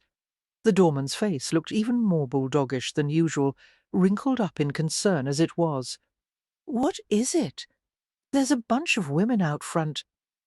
Frowning at the vague announcement, Stephen stood and followed the man through the kitchens and out into the gaming room. His expression tightened at the sight of the few patrons seated about the room. For business had dwindled more and more with each of Prudence Prescott's antics. There had been a slight dip in the number of clients the night after the riot she'd caused, and the numbers had cut in half after her poisoning. Now there were no more than a handful of men in the place. The damned woman had cost him quite a bit of money. If she were here right now, he would probably wring her lovely neck or kiss her senseless. Strangely, he rather thought he might enjoy the second option more. For as infuriating as her antics had been, and painful, he added as an afterthought, he spent more time imagining licentious pursuits with her than punishments. And the little episode in Kindersley's office, before he had taken the fan to the groin, had managed only to inflame his imaginings. The young woman truly intrigued him, despite her tendency to cause havoc wherever she went. Stephen pushed his thoughts aside when Plunkett stopped in front of him. For glancing up, he saw that they had reached the front entrance. His doorman swung the door open and stepped outside, holding it for him to follow. Stephen did, and gawked at the scene before him. What the hell? He asked, gaping at a horde of picketing women. Plunkett rumbled. They've been here for the last hour, and it's affecting business. A lot of the women out there are wives or daughters of regulars. It's scaring the men off. Her carriages pull up, then pull away just as quickly when the women move toward them. Stephen didn't really need an explanation. As he watched, a carriage with a Justerly crest on it drew to a halt before the building. He saw the Duke peer out the window at the picketing women. Then the protesters started toward the carriage, shouting, Save your soul, no more gambling. For Justily pulled abruptly back and let the carriage curtains drop closed. Then Stephen heard his shout to his driver to get them out of there. The coach lurched away, and the women cheered at their success in saving one more soul. Damn! Leaving Plunkett at the door, Stephen stormed out into the mob. You truly are out to ruin me, aren't you? Prudence turned slowly at those words, not at all surprised by Stephen's appearance, for she had actually expected him earlier, and thought it very forbearing of him to wait so long to kick up a fuss. "Good evening, my lord. How are you this evening?" How am I? He glared. "I'm suffering a financial setback in the person of one Lady Prudence Prescott. No one dares come near this place. I have a total of 10 guests in the club right now, all of them patrons who were inside before you and your league of sour-faced dowagers arrived. 4, and they are all terrified to leave lest one of their wives or mothers is out here picketing." "Is my father one of the men inside?" Prudence asked, with a frown. "Nay." She smiled in relief at his snapped response. "Then I suppose I can say that your plan is working. Thank you." My plan? Prudence nodded with a smile. "The other night at Ellie's ball you said that if I had such strong feelings about gambling, I should picket and get the gambling establishments closed down. 4, I meant that you should picket the House of Commons and get the laws changed, and—" He regained control of himself with some effort, then said very calmly, "All you have accomplished, my lady, is another step toward ruining my business, which will not aid your cause. Your father is gambling tonight, I guarantee it, just not in Ballards." Prudence looked startled at that suggestion. 4, of course he isn't. He had to give up his membership to the clubs. He favours your establishment. 4, you do not have to belong to the private clubs to get in. You merely need a friend to take you with him as a guest. Your father spends the first part of most nights at White's He. You are lying. I followed him here that first night, and both times I have been inside Ballards since. He was. Both times you were inside Ballards it was late evening, he pointed out firmly. Prudence frowned. What Stephen was saying was true enough. She had gone late deliberately, for when she had first gone disguised as a man, it had taken her a good portion of the night to tuck and pin the back of her father's breeches. Even with Ellie's help, it had been quite late when she had finally set out. Then, the night she had gone disguised as a serving wench, she had gone late to avoid the kitchen staff, thinking it might be less risky. If what he said was true, and her father did not only gamble here, then she was wasting her time, wasn't she? Ah, well, that is of no consequence. For the important thing here is that my father, like the rest of your patrons, will not show up here tonight. My picketing is still a success." Stephen glared at her in frustration, then snatched her hand and began dragging her along the sidewalk toward his carriage. "What are you doing? Unhand me, my lord." She started to bring her sign down on his head, but he caught it with his free hand and tugged it from her, tossing it aside with disgust. "Must you always carry something to brain men? For I do not carry things about with the intention of braining men," Prudence answered with affront. "Oh, what about that umbrella you broke over Plunkett's head? It was raining earlier in the evening. I brought the umbrella in case it started up again." Uh-huh. He sounded doubtful. "And the cane you clobbered Mershone with when you were disguised as a man?" "Mershone?" Prudence echoed with confusion, then asked, "Was he that hawk-faced fellow?" "I? What an awful man! For he was mistreating one of your servants, and deserved the coshing he got. But I only had that cane as part of my disguise. I thought it was most effective." "Most effective," she heard him mutter.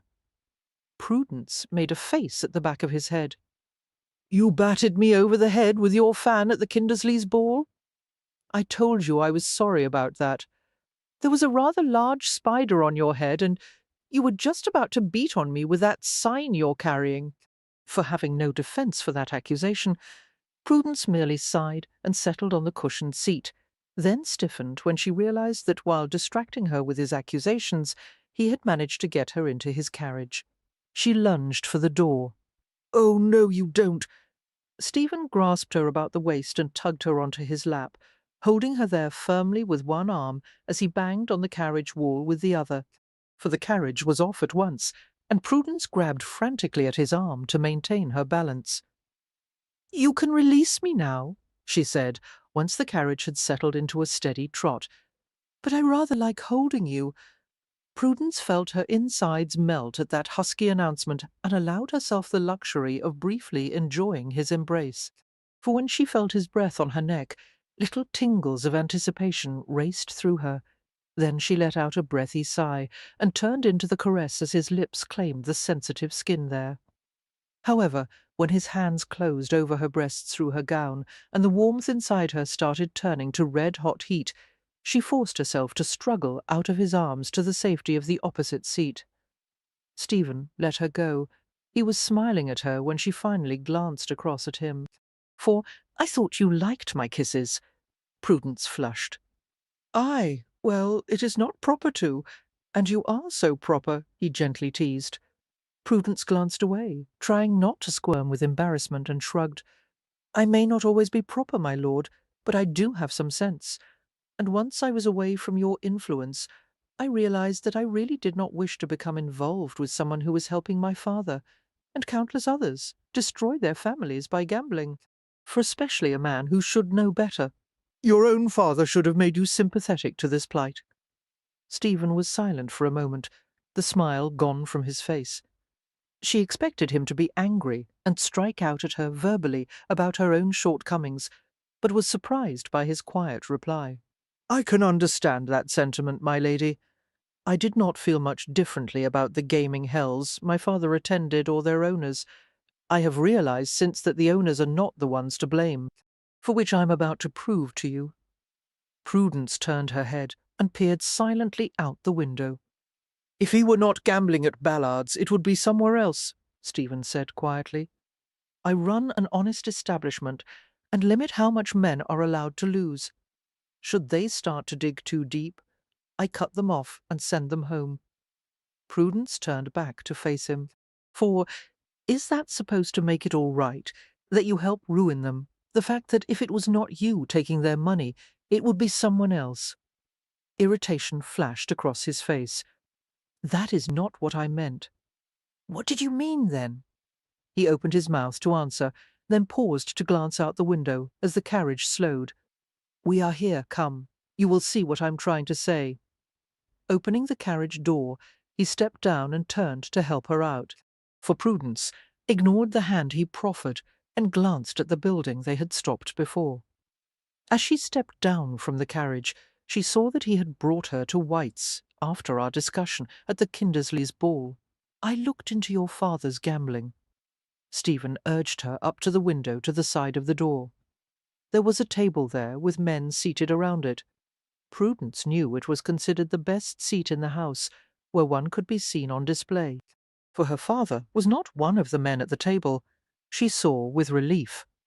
"As I told you, I do not allow my patrons to play too deep.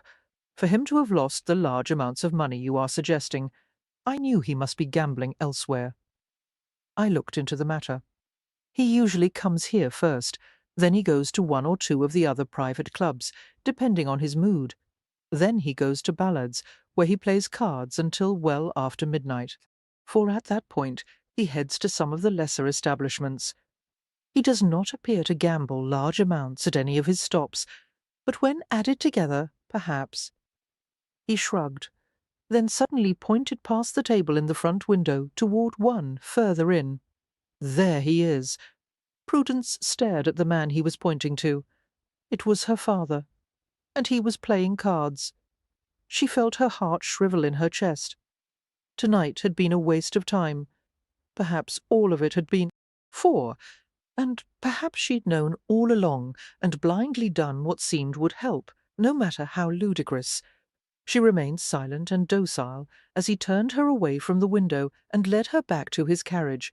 Getting inside automatically when the driver opened the door, she remained silent as Stephen gave his driver her address and instructions to take them there. Some part of her thought she should return to the picketing, for she had organised it, after all. But now there seemed little use, and she did not have the heart for it. They had all been so excited and buoyed by the fact that they were driving Ballard's customers away that she didn't want to be the one to tell them it was for naught. No doubt all their husbands and fathers were merely gambling elsewhere. You should give it up, Prudence. Your father simply does not wish to listen. Nothing you say will sway him. It is some sort of illness. Believe me, I know. For I know you do, she said quietly. Which is precisely why it is so hard for me to comprehend how you can now do to others what was done to your family. I'm not doing anything. I run an honest establishment. I do not cheat. You say that it is some sort of illness, a compulsion. Are you not then taking advantage of this illness? When he stared at her blankly, she turned her head away with a sigh. I am not foolish enough to think that I can make him change his ways. For our talk at Ellie's ball convinced me that I could not do that. Tonight's efforts were an attempt to at least slow his losses down. Perhaps I would have been able to keep my family intact, just a little bit longer, I thought. Hope to keep us out of the poorhouse until at least the new year. I see now that even that is not possible. Stephen pulled back sharply at her words, concern on his face. Surely it is not so bad, for Prue's answer was a painful silence, and Stephen frowned, taking in her broken expression. Prudence, please, he began, reaching out to caress her cheek. But the carriage stopped. They had reached her home. Pulling free of his touch, as the driver opened the door, Prudence stepped out of the carriage and walked through the gate to her home. Chapter 5. Stephen leaned back in his chair, the accounts open before him, all but forgotten. For his mind was not on what he should be doing, but instead taken up with thoughts of Prudence. He could not seem to get his last vision of her out of his mind. Her shoulders slumped. She had looked so defeated as she had walked away. That vision haunted him. She haunted him. Stephen hadn't known her long, but she had certainly made an impact on his life in a hurry. She had also livened it up. With her around, almost every day had been an adventure, for it had gotten to the point where he had wondered what would come next. The answer now was nothing. She hadn't tried anything for a week, not since he had taken her to White's. Pushing impatiently to his feet, he wandered through the kitchens of his establishment and into the gaming room. Servants were rushing about, cleaning up from last night's business and preparing for tonight's. It had picked up again now that Ballard's was no longer plagued with Prue's own particular brand of havoc, for he would trade it all to enjoy that havoc and her presence again. Shaking his head at that thought, he walked to the front door and opened it. Plunkett turned questioningly as Stephen glanced around the street's inhabitants. No one would be coming for hours, but Plunkett started work each day as soon as Stephen unlocked the doors. He was there to prevent anyone from sneaking in to steal things while the servants were busy. Any trouble? He asked, almost hopefully. Nay, my lord, for quiet as the dead. Stephen couldn't deny his disappointment. He missed her. He missed her presence, her smell, her smile, her apologetic looks as she created chaos and left destruction in her wake. Maybe ye should call on her, my lord. Startled by the unsolicited advice, Stephen glanced to his doorman and found the beefy man looking flustered by his own temerity in making the suggestion. But, as uncomfortable as he appeared, it didn't stop him from offering more. For I only say that because I've noticed how you've been hankering after her sort of low since she ain't come back. Everyone's noticed. Seeing Stephen's alarm, he added, Not that anyone would be blaming ye. She's one of them wormy sorts. Wormy sorts, Stephen echoed with amazement. Aye, one of them ones who worms under the skin by your heart and sticks there, kind of charming and naughty and good all at the same time, so's you don't know whether to spank her or kiss her. For Stephen considered the analogy solemnly, then nodded. It was somewhat scandalous for this doorman to speak so of a woman of Prudence's rank, but the man had the right of it. Aye, she is definitely one of the wormy ones. Stepping out onto the stoop, he let the door close behind him. Perhaps I will go call on the Prescotts. Are you not going to skate? Prudence smiled at Ellie's rosy-cheeked face and shook her head. You know I cannot. Ay, but you have your skates on, for I thought mayhap you were going to give it a go. You will improve with practice, Prue. That is what you said when we were 10. You do recall, do you not, the time I fell and nearly bit my tongue off? Ah, yes, the other girl grimaced. Well, why do you have your skates on then, in case Charlotte falls down and hurts herself or needs me? I wanted to be prepared. Oh, how sensible. There is no need to sound so surprised that I am being sensible, Ellie, for I am not a complete nodcock, you know. Nay, of course you aren't. I did not mean to make it sound as if you— Uh-oh. Uh-oh, what? Prudence asked, with a frown. Well, fancy meeting you ladies here. Prue stiffened at that cheerful voice, then turned to glance over her shoulder at Stephen as he joined them at the edge of the ice rink. She hadn't seen him since he had taken her to White's, and had missed him horribly, she admitted to herself, then berated herself for being an idiot, for she shouldn't miss him. He was helping to ruin her family, whether deliberately or not. She should loathe the man, but he was so damned handsome, and he had such a nice smile and sweet eyes, and damn! Without really considering what she was doing, Prudence propelled herself out onto the ice. Stephen gaped after Prudence in amazement. He had arrived at the Prescott home only to learn that Prue had taken her younger sister skating. For not one to give up easily, he had left the Prescotts, headed straight to the shops to purchase himself a pair of skates, then had come to find her. And find her he had, though he had to wonder at the state of his mind, for it was obvious the woman he was pursuing was quite mad. What the devil is she doing? He asked, watching her perform some sort of dance on the ice. At least, he thought it was a dance, though it was one he had never seen before. For it consisted of repetitive jerking, then skidding motions of her feet, and a wild swinging and flapping of her arms. She careened across the ice. Eleanor Kindersley murmured, consideringly beside him. I believe she is attempting to skate, my lord. She is. He let his gaze drift over the other people gliding around the rink. No one else appears to be skating like that.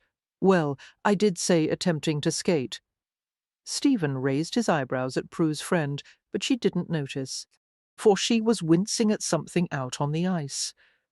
Following her gaze, Stephen winced as well. Prudence had taken a tumble and was now trying to pick herself up. She managed to get halfway back up before her feet slid out from beneath her, and she ended back on her behind. She doesn't appear to be very good at it. Nay, Ellie agreed quietly. But then she doesn't care to skate. In fact, she did not originally intend to skate today. She only wore her skates in case Charlotte needed her. For, I see, Stephen said softly, watching Prudence gain her feet only to do something like a pirouette and again land on her bottom. Shaking his head, he turned abruptly and moved to the nearest log. Settling on it, he began to undo his boots. "What are you doing?" Stephen glanced up at Eleanor Kindersley, then went back to what he was doing. Putting on my skates? Ah, you have never tied skate laces before, have you? Nay. He glanced up with surprise. How did you know? For you are doing it wrong, she explained. Kneeling before him, she took the strings. Here, let me assist you. Swatting his hands out of the way, she made quick work of the task. I hesitate to ask this, my lord, she said, stepping back as he got to his feet. But have you ever been skating before? He paused, looking uncertain, then nodded. Yes, I am sure I did as a child. At least I recall drinking hot cider in the cold. Oh dear, well perhaps you should remain here, for I am sure Prudence. She turned and fixed on something on the ice, following her gaze again. Stephen saw that a rather dashing-looking fellow had stopped to help Prue. There, you see. There is no need for you to. Cursing under his breath, Stephen did not stick around to hear more. He sailed out onto the rink in a manner rather similar to the way Prudence had done moments before, and no doubt looking just as mad as he wheeled his arms and pedalled his feet. Not that he cared, for he was more concerned with staying upright on the ridiculously slippery surface and rescuing Prudence from the randy bastard, presently using the excuse of helping her as a chance to maul her.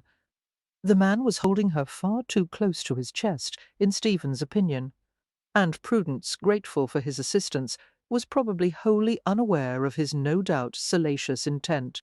For Letcher, Stephen muttered under his breath as Prudence started to slip again, and the man hugged her closer until they were chest to chest. When he got there he would. His thoughts ended abruptly as a young boy swished past, bumping him. Stephen promptly lost his precarious balance and landed flat on his back. Grimacing at the pain in his tailbone, he sat up, then glanced irritably around at a raucous laugh. For the young beast who had knocked him off his feet was now skating in circles about him, laughing uproariously. The little demon only reached the top of Stephen's head, where he sat on the ice, but he skated like the wind, deciding that if the little gutter-snipe could skate like that, he himself could. Stephen ignored the brat and started to his feet. He was halfway back up when his feet slid out from beneath him again. The second time he ended doing half a split, for deciding that he needed something to keep his first skate steady while he regained his feet. Stephen hesitated, slid his glove off, and set it on the ice before his right skate, then tried again. Much to his satisfaction, that worked nicely. The glove held the skate in place, allowing him to regain his feet. But then he teetered there, peering down at the glove, still lying on the ice. He knew without a doubt that if he tried to retrieve it, he would end up back on his butt, for after all the trouble he had gone to getting here, he wasn't risking falling again for one stupid glove. He would just leave it, he decided as he glanced over to snarl at the way the libertine was holding Prudence. It was indecent. If anyone was going to hold her that way, it was him and him alone. Stepping over his glove, he launched himself forward, careening across the ice at a rather satisfying, if terrifying, speed. He reached Prudence and her would-be rescuer in a trice. For unfortunately, once he was sailing along, he had no idea how to slow or stop himself. He was going to crash into the pair. Just moments before impact, he managed to adjust the angle of his skates, thereby sending himself hurtling into only the fellow. Stephen! It did his heart good to hear that concerned cry from Prudence as he crashed down on top of her would-be rescuer, for he gave her a reassuring smile over his shoulder, then glanced back at the fellow who had thoughtfully, if unintentionally, cushioned his fall. "So sorry about that," he apologized, crawling off and bracing his skate against the man's leg to get back to his feet. "I meant to come to Prue's aid. However, I'm just getting used to skates again. Need a little practice, I guess. Are you all right?" Taking the man's groan for a yes, Stephen nodded with satisfaction. Turning, he took Prue's hands. "Wait, for I do not think he is. He is fine. You heard him. Come along. We had best get off the ice before one or both of us suffers an injury." "Thanks again, young man," he called, then urged her away, both of them teetering and slipping across the ice. "Where is your other glove?" What?" He glanced down at the cold, bare hand she was clutching and grimaced. "Oh, yes. Well, I appear to have lost." He paused as Prudence suddenly tumbled to her knees, for Stephen stared down at her with a dismay that turned to chagrin as he saw the glove she was picking up, the one that had caught her skate and tripped her. "You found it!" Taking the ice-covered glove from her, he shoved it into his pocket, then took her elbow to help her to her feet. He managed to get her up without falling himself, then urged her to the edge of the rink, noting with some pride that he was actually almost skating. "What are you doing here?" For Prudence said in a hiss, pulling free of his hold the moment they stepped off the ice and onto the more stable snowy ground. "I believe I made it plain that I am uncomfortable seeing you when you're aiding in ruining—" "I know," Stephen interrupted, as he followed her to the log he had sat on earlier, to don his skates. "You were right about what, my lord? I did not really realize that when I started Ballards, I was desperate to regain some of the money my father had lost. for he left my mother and I in a bad way, and we needed income to survive. I found I was good at gambling, ironic, since my father was not.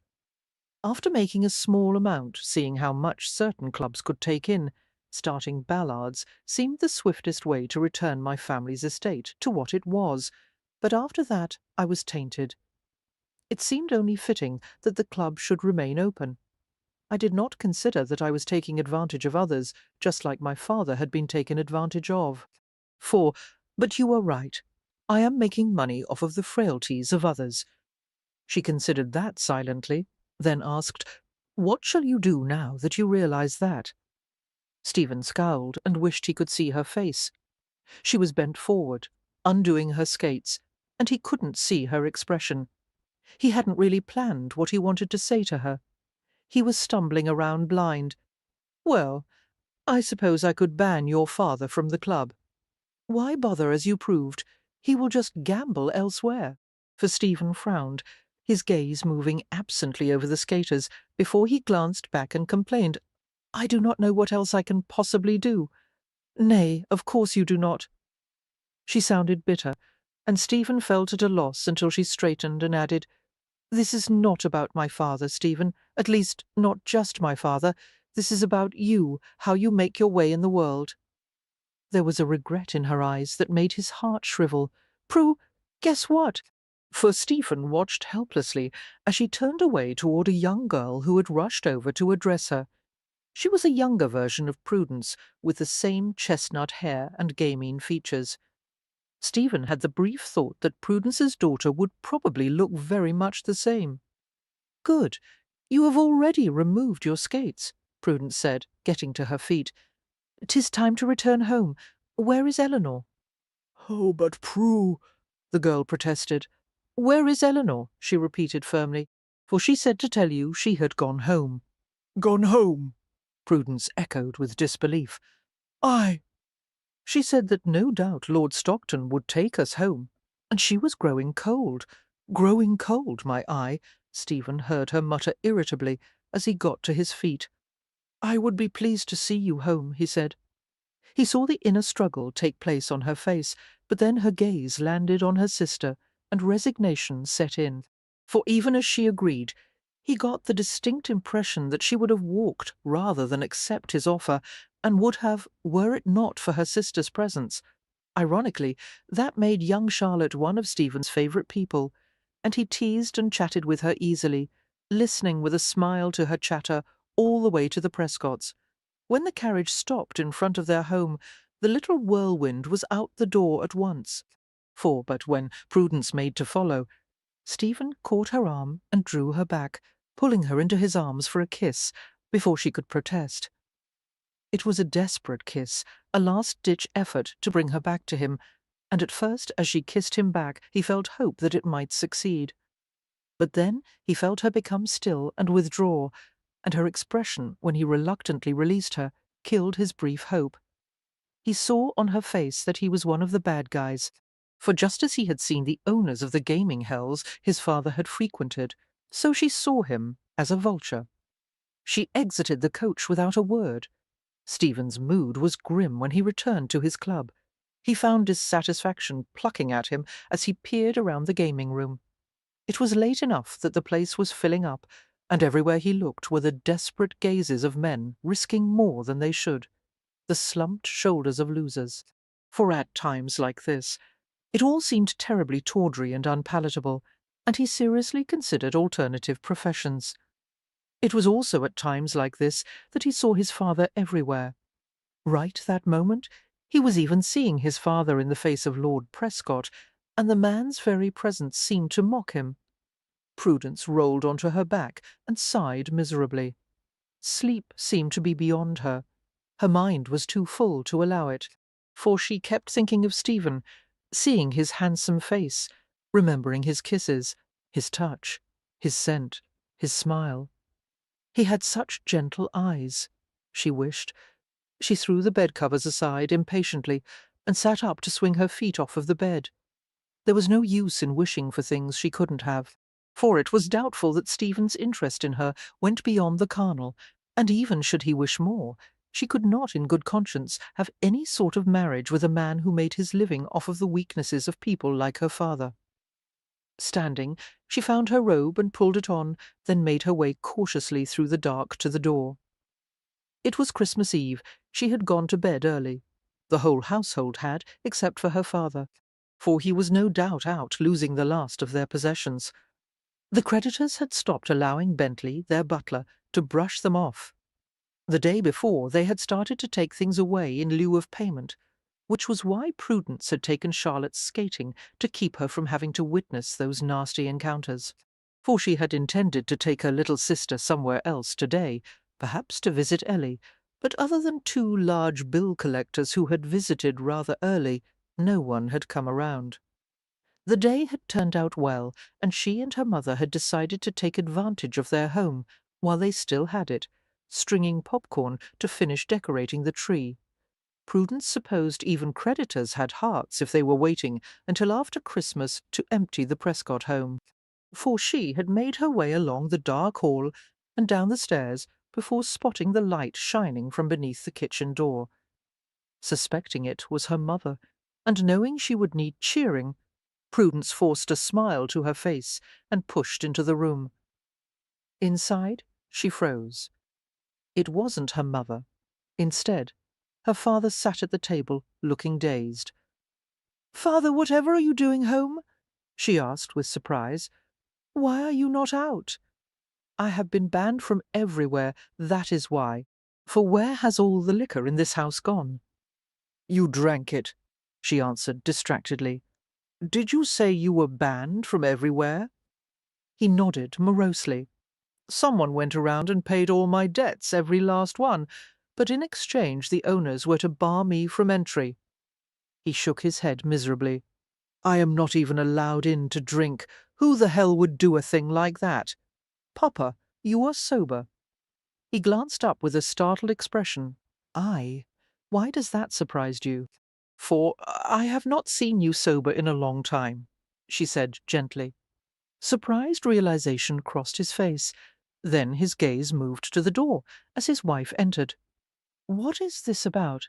she asked upon seeing her husband. Her face showed the same surprise at his presence that Prudence had felt.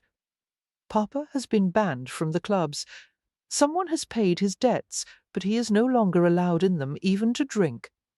Prudence spoke quietly, then rushed to comfort her mother as she burst into sudden tears. "For this is good news, ma'am. Everything will be well now." I know, the woman wailed. "It is just that I have been so frightened. When those creditors came and took, I feared we would be in the poorhouse by year's end. And, oh, Prudence, we are saved." She threw her arms around her daughter and held her tightly, sobbing into her shoulder, and Prudence peered over the other woman at her father, unable to keep the accusation out of her eyes. For it was not softened by the stunned and slightly horrified look on his face. He looked away from her angry eyes for a moment, then stood and moved forward to pat awkwardly at his wife's shoulder. "Ah, now, Meg, don't carry on so," he said uncomfortably. Things had not got that bad.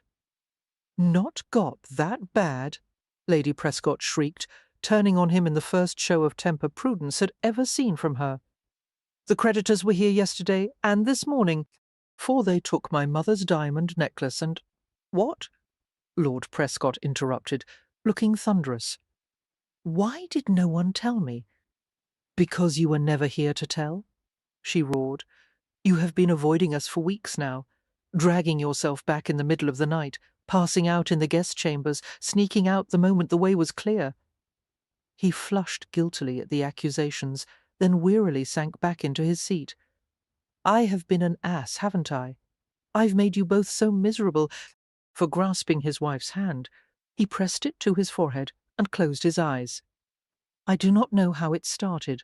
John died and I just didn't want to think about it. At first, the drink worked for that, but then it wasn't enough. I started gambling before I knew it. I had gotten so far in debt that I could not stop. For I kept hoping that the next hand would be enough to get me out, but instead I just kept getting in deeper and deeper and—" He shook his head. then opened his eyes and peered up at his wife. I am sorry. A sob breaking from her lips, Lady Prescott bent to hug her husband tightly around the neck. I know it was hard losing Johnny like that. I still ache over it as well. But dear God, Edward, this last while I felt sure we had lost you too. Nay. He patted her back soothingly. Well, mayhap for a while. But I am back now.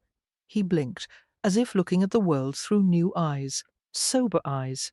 Thank you, God, Lady Prescott whispered, then added with a smile, just in time for Christmas. Christmas? Lord Prescott looked stunned, then vexed. Damn me, I forgot all about Christmas. I have no gifts for you. It does not matter.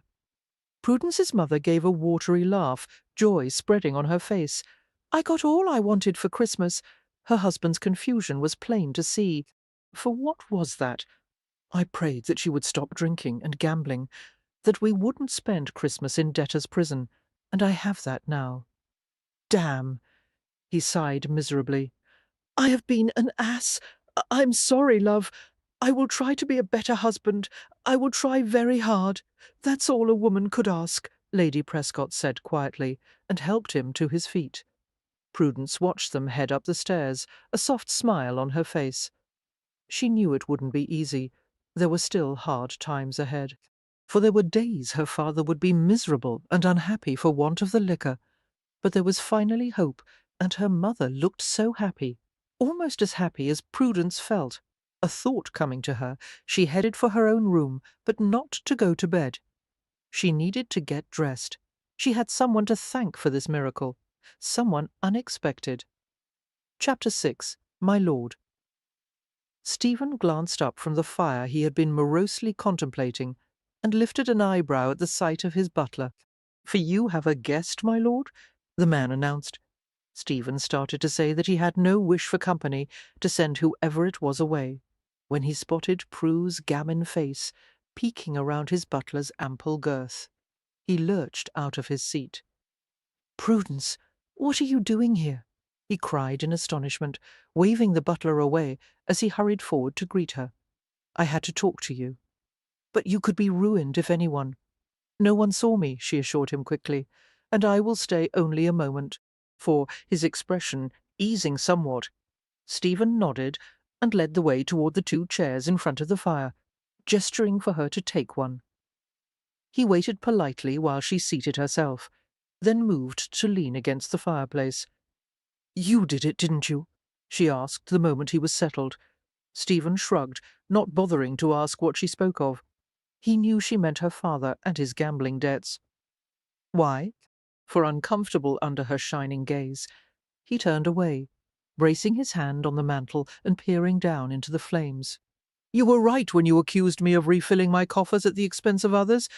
For some it is just gaming, good fun. But for others, like your father, they are suffering an illness, and as you pointed out, I was taking advantage of that. Once I admitted that to myself, I found I could no longer pretend I wasn't harming anyone." "So you paid off my father's debts?"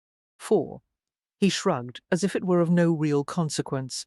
Then a smile tugged at his lips as he admitted, "I managed to save his reputation, I think. I gave a rather clever explanation as to why I was paying all your father's debts.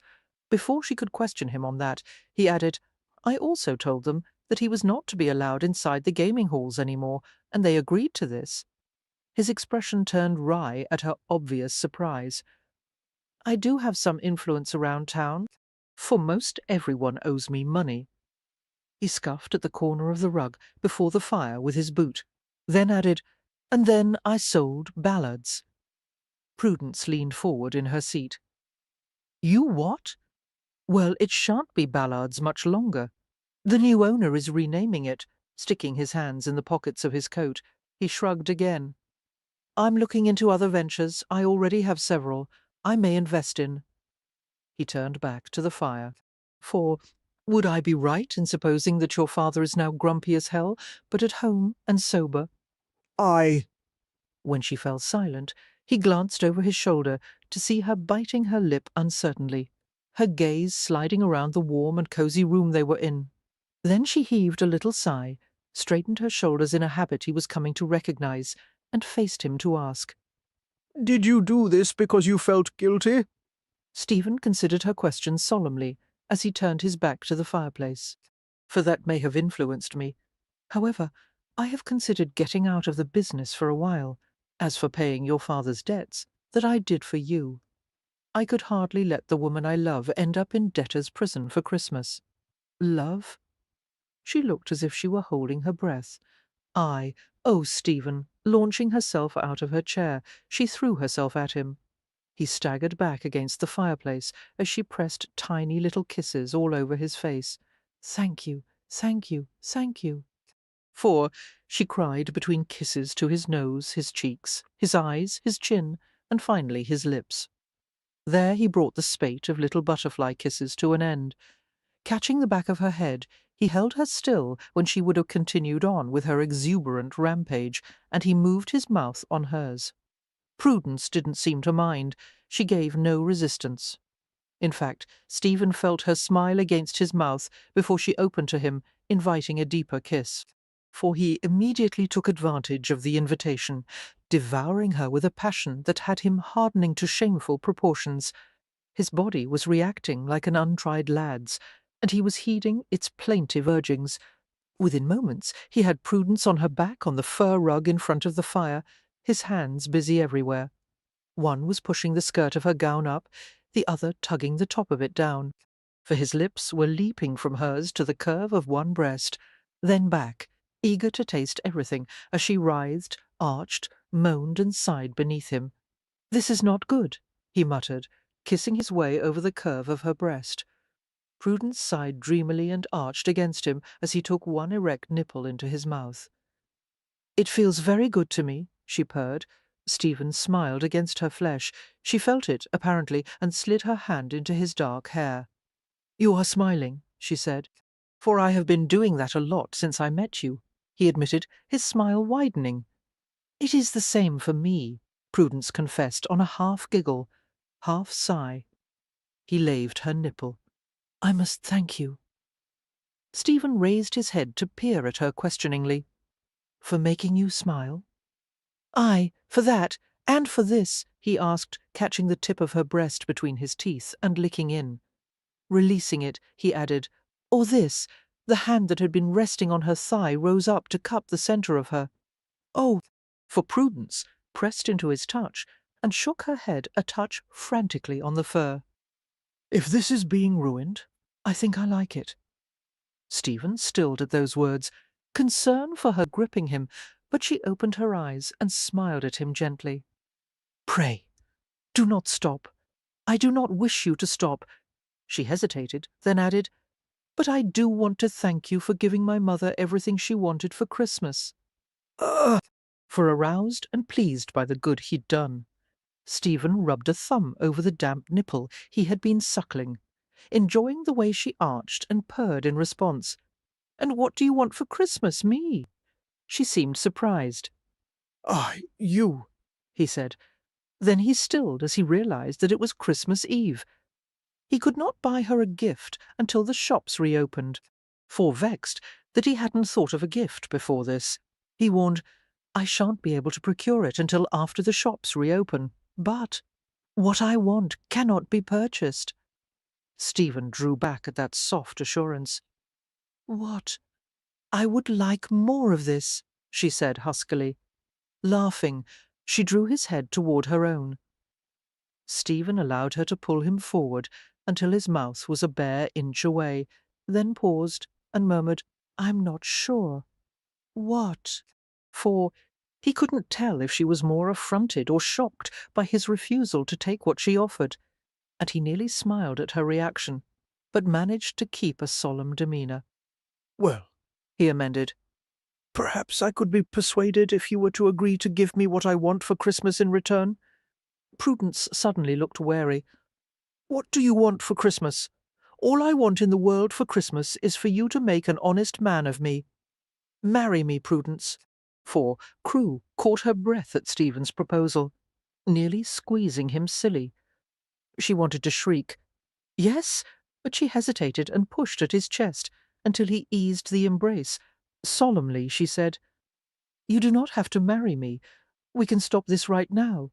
No one would ever know. I have escaped notice for far worse. You do not have to feel honor-bound to marry me. For on the other hand," he said slowly, "I could enjoy you now tonight on this Christmas Eve and every other night so long as we both shall live. I could share your life, have children with you who will look as sweet and be just as cussedly stubborn as you, and I can have you and your harebrained schemes to make the rest of my life an adventure." He smiled crookedly. "It is not a hard choice, truly, truly," he assured her. For, besides, that clever reason I gave for why I was paying your father's debts. Confusion covered her expression at the seeming change of subject. "Yes, I said it was because we were marrying and he had to save up for a huge wedding." "Stephen," she cried, slapping at his chest. He grinned unrepentantly and pulled her closer in his arms. "I do love you, Prue, and I want to share my life with you. What of you, me?" For she smiled crookedly at the uncertainty on his face as he asked the question, then made a serious face and tapped her chin thoughtfully. Let me see, Mary. My own personal hero? The man who saved my family?" "No," Stephen said at once. "I do not wish you to marry me for what I did. I do not wish you to marry me out of simple gratitude." "Ah." Prudence nodded her head with understanding. "Then how about because you make me burn? Raise my passions, test my mind, make me smile. Or because my heart sings when you are near? Because when you are away I think of you and wonder what you are doing. And when you are near, I wonder what you are thinking and wish you would touch me.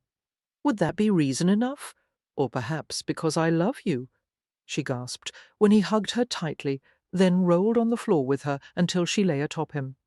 Pulling her head down, he kissed her until they were both aching with want. Then he leaned his forehead against hers and held her close. For doing so, he whispered, "I do love you. You make me very happy, Prue." "Ah," Prudence sighed in a quavery voice. "I have changed my mind." "About what?" he asked, brushing the hair back behind her ears, a loving smile on his face for her, and only her. "All I want for Christmas is for you to say that again," she murmured, a smile trembling on her lips. Stephen's lips widened. "I believe that can be arranged. In fact, lucky girl that you are, I think I can give you both things." And he did. For if you enjoyed the stories in Wish List, you'll love these novels by some of the same best-selling authors, The Wildest Shore, by Lisa Catch, available now.